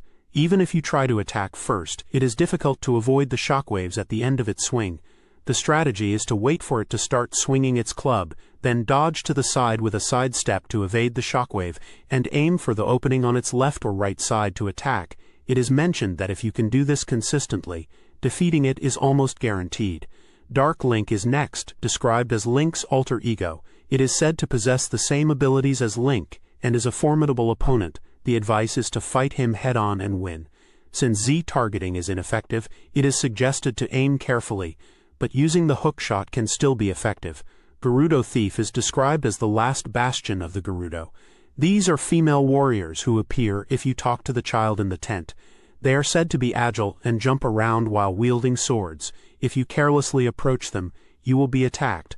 The strategy is to find an opening and attack. If you fail to defeat them, you will be caught and taken back to the tower on page 81. Finally, there is Iron Knuckle. These are described as heavily armored warriors.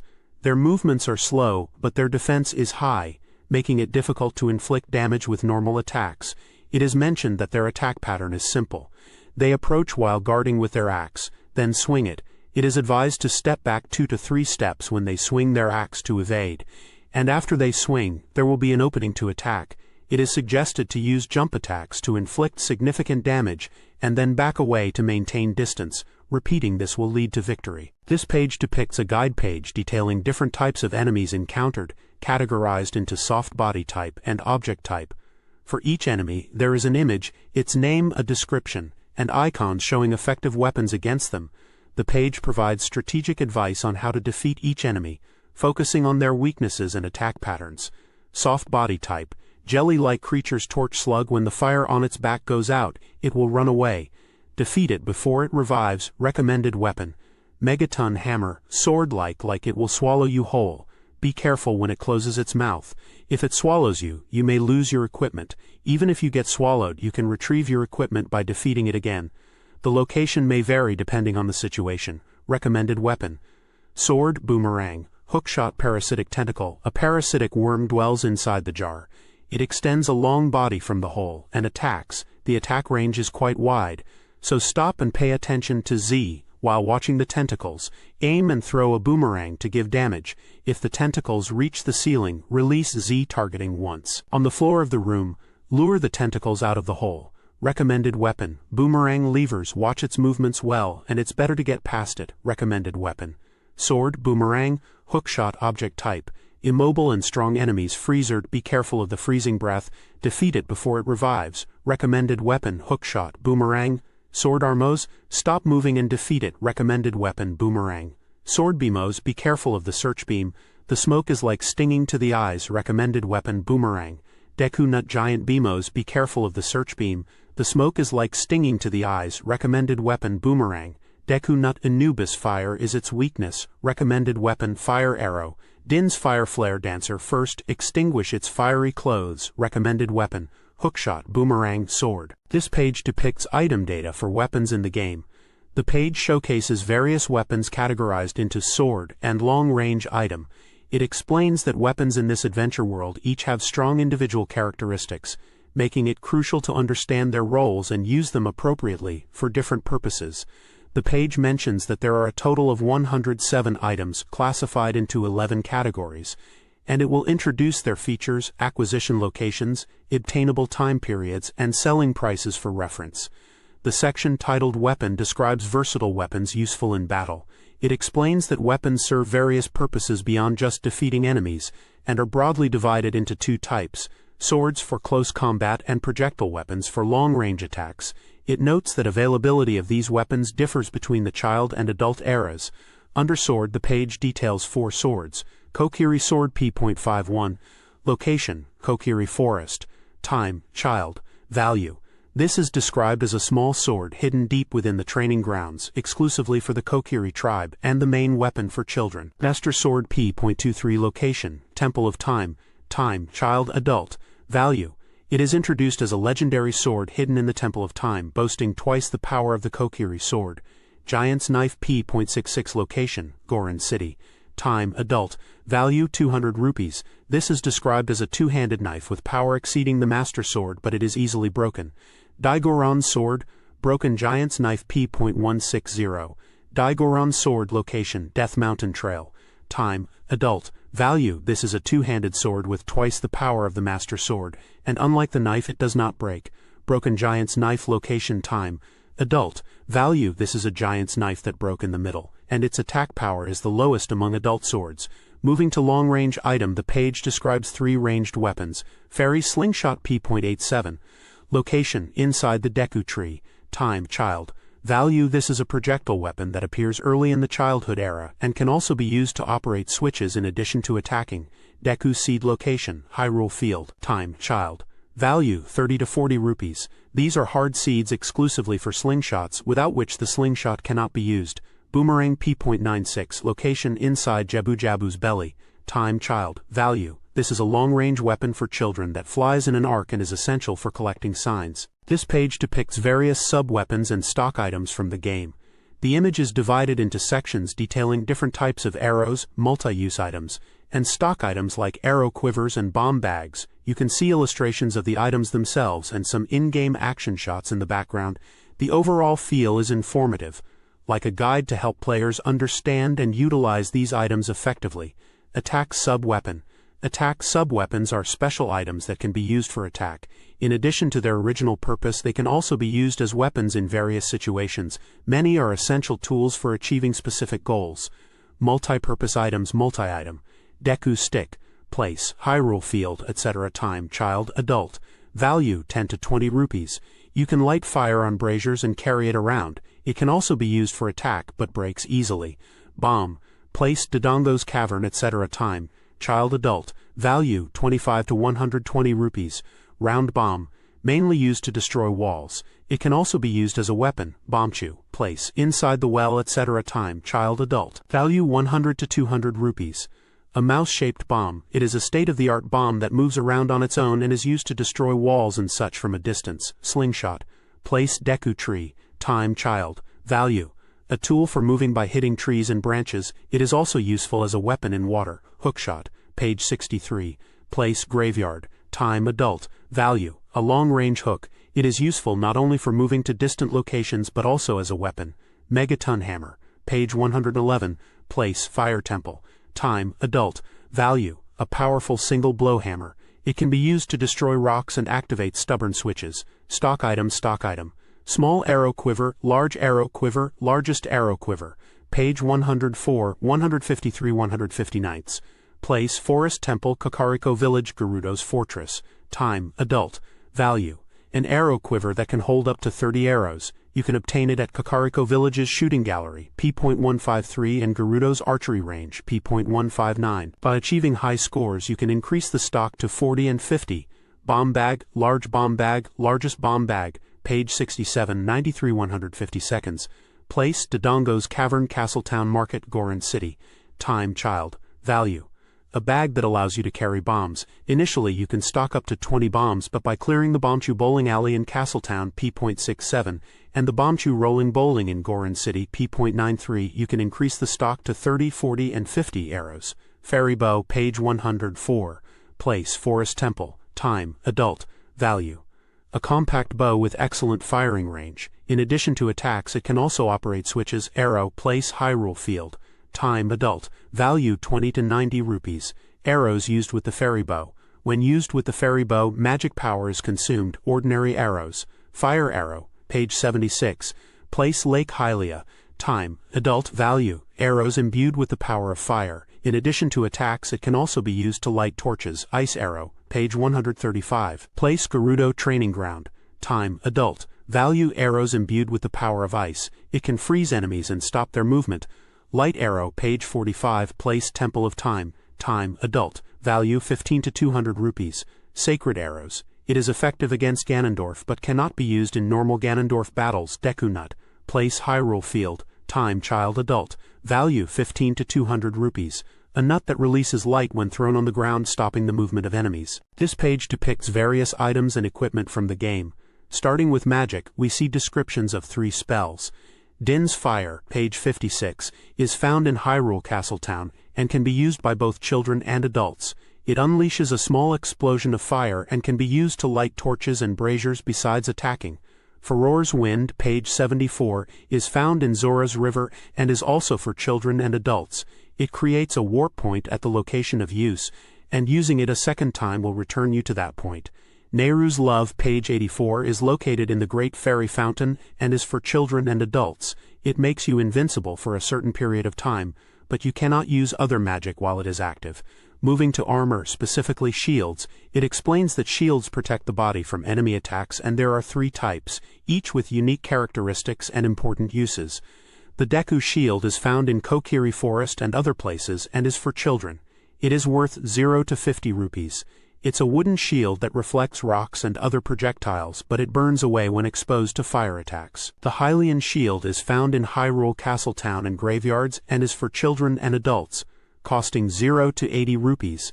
It is a sturdy iron shield that can be equipped by children and adults and is resistant to fire. The Mirror Shield, page 141, is found in the Spirit Temple and is for adults only. It is described as having a surface polished like a mirror, capable of reflecting light and absorbing magic. Lastly, the page covers clothes and boots, described as equipment to support activities in special terrains. It mentions these are support items Link wears totaling 9. While not defensive armor, they are effective when visiting specific locations, aiding in overcoming various hardships. The standard Kokiri clothes are for children and adults but have no listed value. They are Link's usual attire. The Goron Tunic, page 67, is found in Goron City and is for adults, costing 200 rupees. It is described as Goron tribe clothing with heat resistance, suitable for use in hot areas and underwater, but not resistant to fire. The Zora Tunic, page 72, is found in Zora's village and is for adults, costing 300 rupees. It is Zora tribe clothing, allowing you to breathe underwater, making water travel easier. Normal boots are for children and adults with no listed value. Link wears these boots from the beginning of his adventure, and they are described as having no special features. Iron boots, page 101, are found in the ice cavern and are for adults with no listed value. These lead-lined boots allow free movement underwater and prevent being blown away by strong winds. Hover boots, page 127, are found in the Spirit Temple and are for adults with no listed value. These boots possess mysterious power and have wings attached, enabling you to walk in the air for a short time. This page depicts items from the game, separated into categories of bracelets and gloves, musical instruments, jewels, and medals. Bracelets and gloves. This section describes armwear items. It includes the Goron's bracelet from page 67, found in Goron City, obtainable during the Child Era, which allows you to lift bakud and flowers. The silver gauntlets from page 135, found in the Spirit Temple, obtainable during the Child Era, are silver gloves that let you move large blocks and throw large rocks. Lastly, the gold gauntlets from page 147, found inside Ganon's castle, obtainable during the Adult Era, are gold gloves that allow you to throw black, extra-large rocks. Musical instruments. This section is about musical instruments that play mysterious sounds. It explains that linking musical instruments to the next step of the adventure and causing various phenomena are the ocarinas. The Triforce is a key item in the adventure. Ocarina. This section details the ocarinas. The Fairy Ocarina from page 10, found in Kokiri Forest, obtainable during the Child Era, is an ocarina handed to Link by Saria in Kokiri Forest when he leaves the forest. Until you get the Ocarina of Time, this Fairy Ocarina will help you learn various melodies. The Ocarina of Time from page 53, found in Hyrule Field, obtainable during the Child Era, is an ocarina passed down in the Hyrule royal family, possessing mysterious power. It is one of the keys to opening the door of time when used with the 3 spiritual stones. Also, if you put the Ocarina of Time into the pedestal in the Temple of Time, the Fairy Ocarina will disappear. Jewels. This section is about jewels that possess the power to ward off evil. It mentions that to defeat Ganondorf's ambitions, you must absolutely obtain the spiritual stones and medallions. These are holy items that dwell in the power of the gods, and they give Link the power to defeat evil. Spiritual stones. This section highlights the spiritual stones. Kokiri Emerald from page 10, found in Kokiri Forest, obtainable during the Child Era, is a spiritual stone given by the Great Deku Tree. It is one of the keys to opening the door of time in the Temple of Time. Goron Ruby from page 17, found on Death Mountain Trail, obtainable during the Child Era, is a sparkling ruby. It is a spiritual stone passed down in the Goron tribe. It is also one of the keys to opening the door of time. Zora Sapphire from page 20, found in Zora's Fountain, obtainable during the Child Era, is a sapphire owned by Princess Ruto of the Zora tribe. This is also one of the keys to opening the door of time. Medals. This section is about the medallions. Light Medallion from page 25, found in the Chamber of Sages, obtainable during the Adult Era, is a medallion imbued with the power of shining light. It is received from Roru. Forest Medallion from page 27, found in the Chamber of Sages, obtainable during the Adult Era, is a medallion imbued with the power of a clear forest. It is received from Saria. Fire Medallion from page 30, found in the Chamber of Sages, obtainable during the Adult Era, is a medallion imbued with the power of scorching fire. It is received from Darunia. Water Medallion from page 33, found in the Chamber of Sages, obtainable during the Adult Era, is a medallion imbued with the power of deep water. It is received from Princess Ruto. Shadow Medallion from page 36, found in the Chamber of Sages, obtainable during the Adult Era, is a medallion imbued with the power of dark shadows. It is received from Impa. Spirit Medallion from page 41, found in the Chamber of Sages, obtainable during the Adult Era, is a medallion imbued with mysterious power. It is received from Naboru. This page depicts recovery items, strength and magic recovery items, and dungeon items that are helpful in the game. Recover recovery items to rescue Link from a pinch. Recover life and strength red potion. Place, Castle Town, Kakariko Village, etc. Time, child, adult value, 30 to 50 rupees. A red potion that fully recovers life. You cannot obtain it if you do not have an empty bottle. Recovery heart. Place, anywhere. Time, child, adult value, 10 rupees. a heart that recovers 1 life. You can obtain it by defeating enemies or cutting grass. Lon Lon milk, place, Lon Lon ranch cows, etc. Time, child, adult value, 0 to 30 rupees. Lon Lon milk that recovers 5 lives. You can also obtain it by playing Epona's song for the cow. Heart piece, place, Hyrule wide. Time, child, adult value, 100 rupees. A heart piece that fully recovers health. Collecting 4 of these will increase your life limit by 1 heart container. Place each dungeon. Time, child, adult value. A heart container that fully recovers health and increases your life limit by 1. You can obtain it by defeating bosses. Recover magic green potion. Place, Castle Town, Kakariko Village, etc. Time, child, adult value, 30 to 50 rupees. A green potion that fully recovers magic power. You can carry it if you have an empty bottle. Magic jar, place, Hyrule wide. Time, child, adult value. A jar containing green potion. The recovery amount varies depending on the size, both large and small. Blue potion, place, Kakariko Village. Time, adult value, 100 rupees. A blue potion that fully recovers both life and magic power. You cannot carry it if you do not have an empty bottle. Fairy, place, Hyrule wide. Time, child, adult value. A fairy that fully recovers magic power and recovers 8 hearts of life. You cannot put it in an empty bottle. Dungeon, a group of items that will help you break through dungeons. Key and guide, small key. Place each dungeon. Time, child, adult value. A key to open locked doors. It can only be used within the dungeon where you obtained it. Boss room key. Place each dungeon. Time, child, adult value. A magnificent golden shining key. It can open the door in front of the boss's room where the boss is located. Dungeon map. Place each dungeon. Time, child, adult value. A map that records the structure of the dungeon. You can view it in the item screen. Compass. Place each dungeon. Time, child, adult value. A compass that displays the location of treasure chests and other items on the screen. Treasure chests are indicated by orange squares, entrances by red triangles, and your current location by a yellow triangle. This page depicts masks and items from the Warashibe item side quest in Legend of Zelda Ocarina of Time. The page is titled Masks and Exchange. It explains that the exchange items are passed from person to person and are a sub-event that you should definitely try, even if it's not on the main path. It mentions that masks are obtained in the child era, and the Warashibe items are obtained in the adult era. The page showcases 8 masks. Keaton mask. Location, Castle Town.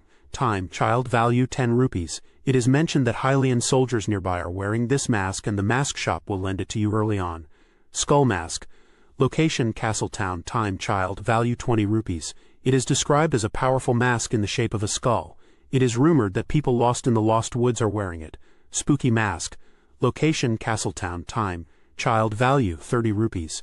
It is a wooden mask that imitates Red. It is said that those who see it are frightened and become uncomfortable. Bunny hood. Location, Castle Town. Time, child value, 50 rupees. It is a cute bunny hood made to resemble a rabbit. The long ears are a charm point. Mask of truth. Location, Castle Town. Time, child value. It is a mysterious mask that holds mysterious power. It seems you will be able to talk to gossip stones when you wear it. Goron mask. Location, Castle Town. Time, child value. It is a mask made to resemble the face of a Goron. It is mentioned that people's reactions may change when you wear it. Zora mask. Location, Castle Town. Time, child value. It is a mask made to resemble the face of a Zora. It is said to be interesting to talk to Ruto while wearing it. Gerudo mask. Location, Castle Town. Time, child value. It is a mask made to resemble the Gerudo tribe. It is said that if you show it to Gerudo people, they will get angry. Below the masks, the page lists Warashibe items. Pocket egg. P.60 location, Kakariko Village. Time, adult value. It's an egg you can get from the older sister standing in front of the chicken coop in Kakariko Village. Handheld Cucko P.60 location, Kakariko Village. Time, adult value. It is a cuckoo that has hatched from the pocket egg. It seems to crow at specific times. Kajiro P.60 location, Kakariko Village. Time, adult value. It is a blue-crested precious cuckoo. It seems to only listen to certain people. Odd mushroom, P.57 location, Lost Woods. Time, adult value. It is a strangely colored and unpleasant mushroom. It will be used as material for odd potion, P.60 location, Kakariko Village. Time, adult value. It is a potion made from odd mushroom. You should deliver the potion to the person who gave you the mushroom. Poacher's saw, P.57 location, Lost Woods. Time, adult value. It is a saw used by poachers. It is said to have originally belonged to a master craftsman. Broken Goron sword, P.80 Location Goron City Time Adult Value. It is a Goron sword that broke from the root. It cannot be used as a weapon. Prescription.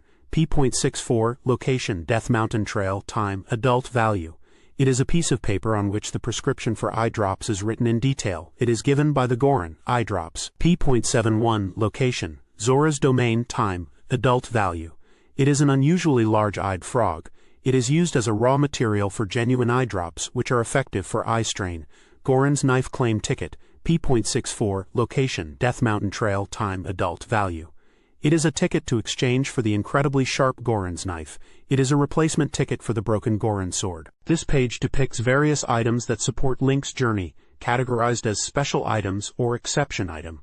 The text mentions that these items, while not fitting into previous categories, are essential aids for Link's adventure. It specifically highlights the glasses of truth, silver scale, and gold scale as items that, if missing, could lead to unexpected roadblocks. The page then lists and describes several items in a table format, including glasses of truth, located at the bottom of the well, available during the Child Era. These glasses reveal normally invisible things and consume magic power when used. Magic beans, found in Zora's River also during the Child Era. Plant these beans in designated spots to grow beanstalks that grant the power to float in the sky. Empty bottle, available in various locations like Lon Lon Ranch, Kakariko Village, Lake Hylia and Castletown, and obtainable during both child and adult eras. It is described as a versatile bottle capable of holding various items. Blue Fire, located in the ice cavern, accessible in both child and adult eras. This fire melts red ice and can be stored and carried in an empty bottle. Bug, found throughout Hyrule, available during both child and adult eras. Bugs are used to lure out golden skulltulas in bean planting spots and can be kept in an empty bottle. Fish, found in Zora's Domain and other areas, available in both child and adult eras. Fish are used to open Lord Jabu Jabu's mouth and can be stored in an empty bottle. Letter, page 76. Located in Lake Hylia and obtainable during the Child Era. This is a letter written by Princess Ruto inside Lord Jabu Jabu's belly, contained within a bottle. Zelda's letter, page 13. Located in Hyrule Castle, available during the Child Era. This handwritten letter from Princess Zelda proves Link is a messenger of the Hyrule royal family. Gerudo membership card, page 82. Located in Gerudo Fortress, obtainable during the adult era. This pass permit is given to those recognized as Gerudo Thieves members, granting passage through the fortress. Big Po, page 52. Found in Hyrule Field at night, obtainable during the adult era. Big Po's are large spirits that can be bottled and sold at the ghost shop. Po, page 5260 seconds. Found in Hyrule Field and the graveyard, obtainable during both child and adult eras. Poes are small spirits that can be bottled after defeating them and sold at the ghost shop. Odd Egg, page 55. Located in Hyrule Castle, available during the Child Era. This egg, given by Malon, hatches into a chick and then an alarming bird by evening. Alarming Bird, page 55. Located in Hyrule Castle, available during the Child Era. This cuckoo hatches from the odd egg and can be used on sleeping people. Gold Scale, page 158. Located in Lake Hylia, obtainable during the adult era. This golden scale allows diving to a depth of 8 in bodies of water. Silver Scale, page 72. Located in Zora's Domain, obtainable during the Child Era. This silver scale allows diving to a depth of 6 in bodies of water. Sinking Lure, page 158. Located in Lake Hylia, available during both child and adult eras. This lure is found in the fishing pond and is highly effective for fishing. Fishing Rod, page 158. Located in Lake Hylia, available during both child and adult eras. This fishing rod can be rented at the fishing pond but cannot be taken outside. Mark, page 166. Found throughout Hyrule, available during the Child Era. Golden marks appear after defeating golden skulltulas, with a total of 100 marks to collect. Adult's Wallet, page 166. Located in Kakariko Village, available during both child and adult eras. This large wallet holds 200 rupees and requires 10 marks to obtain. Giant's Wallet, page 166. Located in Kakariko Village, available during both child and adult eras. This extra-large wallet holds 500 rupees and requires 30 marks to obtain. Kokiri Stone, page 166. Located in Kakariko Village, available during both child and adult eras. This stone vibrates when near hidden holes and other secrets, making it a useful tool. This page depicts an ocarina column. The text describes the melodies of the ocarina, stating that by playing various tones, new paths can be opened. It is more than just a tool, being a truly profound item. The ocarina is described as an indispensable instrument for a successful adventure. It can attract horses, move giant blocks, and calm raging storms. The text suggests that only playing the ocarina when required for game progression is a waste, and encourages players to enjoy the ocarina more often, as its clear tones are sure to soothe adventurers. The page explains that each button on the controller is properly assigned to a musical scale. As an example, it introduces the opening bars of background melodies from the game, encouraging players to try them out. There is a section titled Controller and Note Assignment, which shows a table explaining how the controller buttons correspond to musical notes. It lists notes such as do, re, mi, fa, so, la, shi, do, and re, and shows the associated button combinations. It also mentions that holding the L trigger raises the pitch by a half step, and holding the R trigger lowers it by a half step. The page then presents 3 levels of songs to learn: beginner level, Lon Lon Ranch; intermediate level, Lost Woods; and advanced level, Gerudo Valley. The beginner level, Lon Lon Ranch section is subtitled Slow Tempo for Easy Practice, describing it as a slow tempo song suitable for beginners. It is based on Epona's song and is not difficult. Adding vibrato by moving the stick left and right is suggested to enhance the atmosphere. The intermediate level, Lost Woods section is subtitled Enter Tempo Accurately from the middle stage onward. It notes that the first 3 notes are exactly the same as Saria's song, and the key point is the last 2 notes. It advises that stick and button combinations are used, making it easier to press different buttons. The advanced level Gerudo Valley section is called Super Hard Up-Tempo Number. It describes it as a fast, guitar-like song heard in Gerudo Valley. Although only the first bar is shown, it is still quite difficult. It warns to be careful as notes may overlap if the down stick input is weak. For each level, musical notations are presented as yellow dots, along with controller button combinations to play the songs. This page depicts gameplay information related to Navi's reactions and the effects of playing different ocarina songs in Legend of Zelda, Ocarina of Time. The page is divided into sections detailing 4 specific songs and their uses, along with a section describing other mysterious phenomena caused by ocarina melodies. The first section, titled Navi's Reactions in Certain Locations, Try Playing 4 Songs, explains that in fields and dungeons, if Navi reacts in a location where nothing seems to be present, it's a sign of something hidden. In such places you should try playing the following 4 songs. The first song is Playing the Song of Storms to Make It Rain. It explains that if Navi reacts in a field or dungeon, you should try playing the Song of Storms to make it rain. If fairies are hidden, they should appear when lured out by the water. The page number for the Song of Storms is indicated as P61, and the ocarina notes are displayed. The second song is related to fairy gems that react to the ocarina. It mentions that fairy gems react to 2 types of ocarina melodies: the Song of Storms from the left and the Sun Song. They often appear in places like Gossip Stones and in relatively easy-to-reach locations. The page number for the Sun Song is P.63, and the ocarina notes are displayed. The third song is about blue blocks appearing with the Song of Time. It explains that if Navi reacts in an empty space in the sky, it's a sign that blue blocks will appear when you play the Song of Time. These blocks can be used as footholds, making them valuable for reaching high places. The page number for the Song of Time is P.23 and the ocarina notes are shown. The fourth song is Calling Pierre to Create a Shortcut. It describes Pierre as usually being in hard-to-reach places.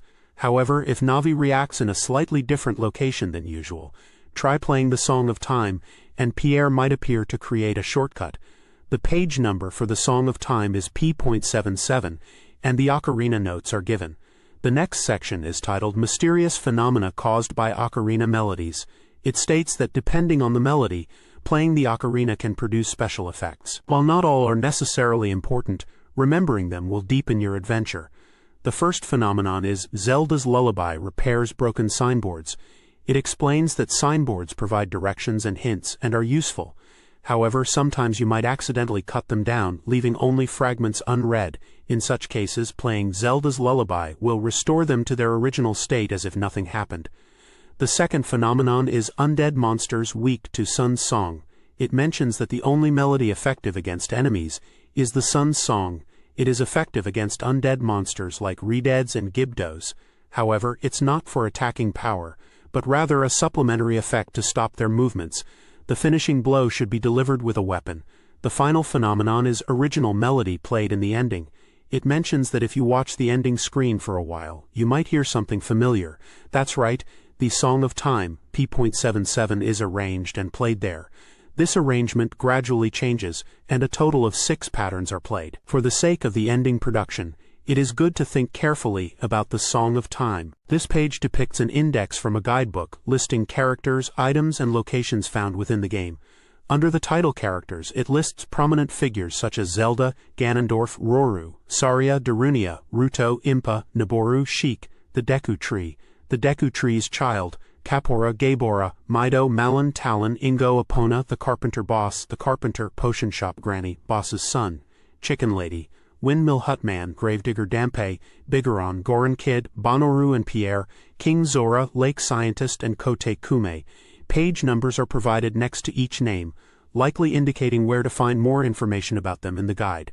The section titled Items provides an extensive list of in-game items. These include Blue Potion, Blue Fire, Red Potion, Empty Bottle, Odd Mushroom, Odd Potion, Usual Boots, Usual Clothes, Rabbit-Loving Person, Epona, Big Bomb Bag, Big Quiver, Adult's Wallet, Broken Goron Sword, Recovery Heart, Keaton Mask, Giant's Wallet, Giant's Knife, Golden Scale, Golden Gauntlets, Silver Gauntlets, Gerudo Mask, Gerudo Membership Card, Ice Arrow, Kokiri Sword, Kokiri Emerald, Kajiro, Goron Bracelet, Goron Mask, Goron Tunic, Goron Ruby, Spooky Mask, Compass, Sinking Lure, Prescription Mark, Zelda's Letter, Zora Mask, Zora Sapphire, Zora Tunic, Bigoron Sword Exchange Ticket, Spirit Medal, Dungeon Map, Small Key, Small Quiver, Fishing Rod, Din's Fire, Letter, Deku Shield, Deku Seed Bag, Deku Stick, Deku Nut, Enemy Scope, Special Today's Eye Drops, Skull Mask, Nehru's Love, Heart Container, Heart Piece, and Hylian Shield.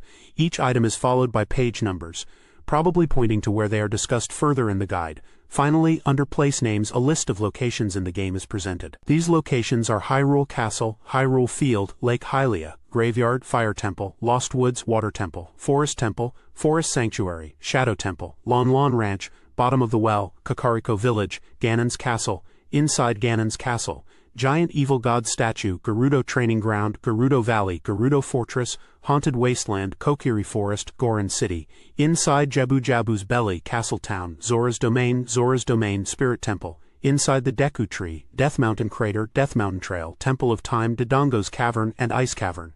Again, page numbers are listed beside each location, presumably for detailed descriptions within the guide. This page depicts a list of items and monsters with their corresponding page numbers in the guide. The page is divided into 2 sections, one for items and the other for monsters. The items section lists various items like bomb, light metal, fairy slingshot, boomerang, bottle insect, strange egg, hook shot, floral wind, heavy boots, pot, pocket egg, boss room key, fire metal, fire arrow, hover boots, bomb chew, bomb bag, Makoto's mask, Makoto's glasses, master sword, magic jar, magic beans, water metal, secret thief's saw, green potion, mirror shield, bug, megaton hammer, alarm clock bird, Madama frog, mudstone, forest metal, arrow, arrow bunch, dungeon metal, fairy, fairy jewel, fairy ocarina, and fairy soul. Each item is followed by a series of numbers which likely indicate the pages in the guide where more information about that item can be found. The Monsters section lists various monsters, such as Iron Knuckle, Ice Keys, Blue Tektite, Blue Bubble, Red Tektite, Red Bubble, Aken Nuts, Axibus, Amos, Wolfos, Valvagia, Imi, Golden Skulltula, Big Deku Baba, Octorok, Octarina Nuts, Ganon, Ganondorf, Keys, Parasitic Tentacle, Gibdo, Giant Bimos, King Dodongo, Geld Dog, Goma, Goma Larva, Shellblade, Sharp, Shabum, Jojo, White Bubble, and Stalwall. Similar to the items section, each monster name is followed by page numbers for further details in the guide. The text at the top left reads Items, and the text at the top right reads Monsters. This page depicts the credits and publishing information for a complete strategy guidebook.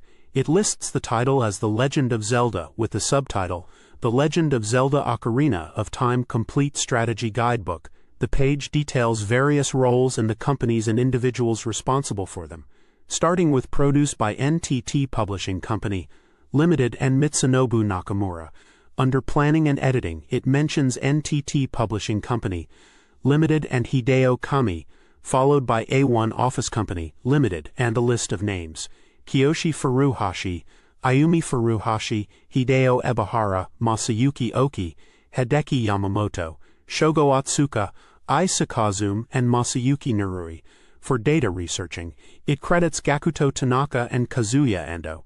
Design and layout is attributed to Wax Graphics with Koji Oshida, Kaori Yugami, Ryo Kamata, and Atsushi Kurakawa. Cover design is by Shimada Tadashi Design Office, listing Tadashi Shimada and Nori Kadokura. Photograph credits Handmade Company, Limited with Hiroshi Shibazumi and Shoji Otake. Object is attributed to Hayashi Art with Toshio Hayashi. The copyright notice reads Copyright 1998 Nintendo, stating Nintendo 64 is a trademark of Nintendo. Publication information indicates it was published on March 1, 1999 as the first edition.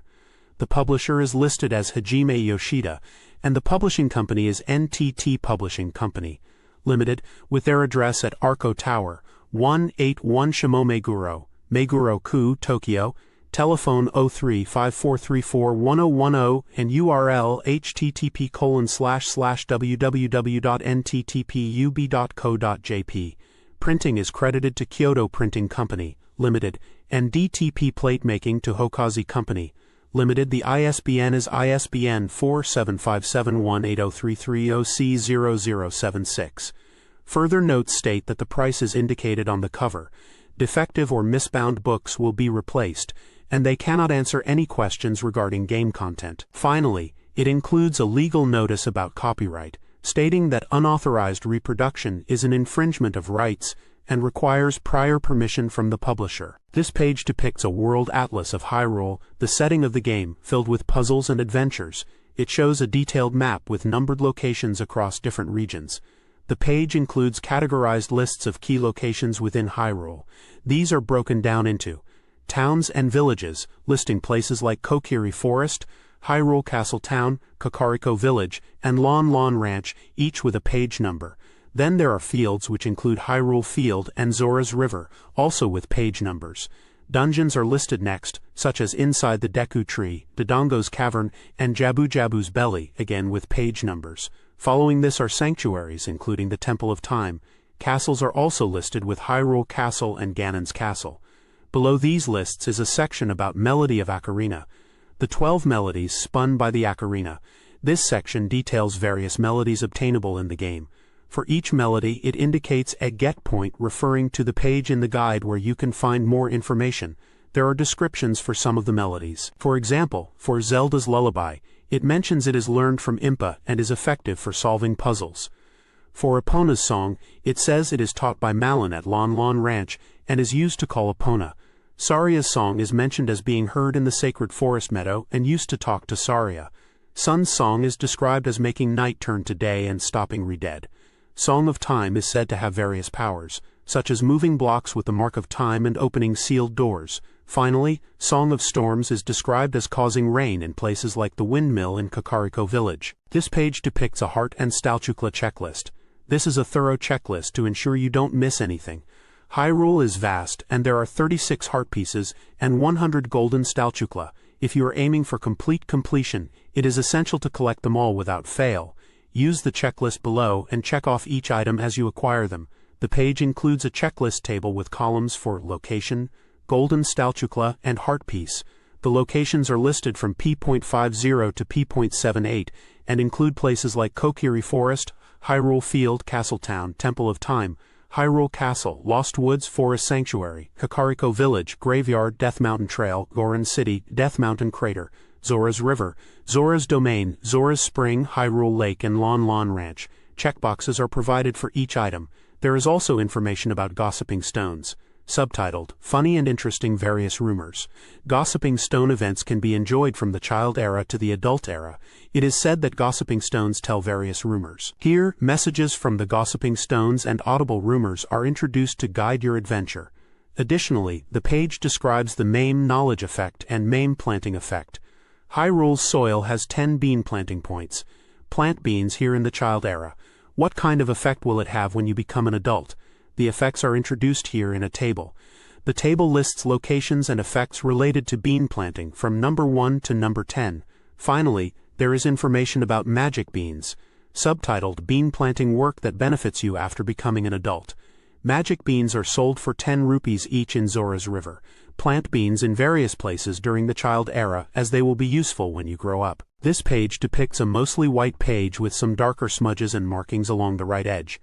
The page is largely blank with very faint, almost illegible blue markings that appear to be some kind of text in a vertical format on the right side. This page depicts the title page of a book. The main text on the page reads, "The Legend of Zelda Ocarina of Time Complete Guidebook," in a large font centered on the page. At the bottom left corner of the page, there is text indicating the publisher. The text at the bottom translates to NTT Publishing. This page depicts a blank page with a trademark notice at the bottom right corner stating that Nintendo 64 is a trademark of Nintendo. This page depicts the back cover of a guidebook for the game, The Legend of Zelda Ocarina of Time, showcasing the game's logo against a grassy background. ISBN 4757180330. C00761300E 9,757,757,180,338 1,920,076,013,003. Copyright 1998 Nintendo, NTT Publishing, fixed price, main body 1,300 yen plus tax. This page depicts the cover of a guidebook for The Legend of Zelda Ocarina of Time. The cover features the game's logo with the iconic Hylian shield and Master Sword emblem, and a blue ocarina resting on a bed of grass. The background is a dark, grassy scene, setting a natural and slightly mysterious tone. The Japanese text on the spine and front cover translates to The Legend of Zelda Ocarina of Time Complete Strategy Guidebook. At the bottom, the text indicates copyright 1998 Nintendo NTT Publishing, fixed price, main unit 1,300 yen plus tax.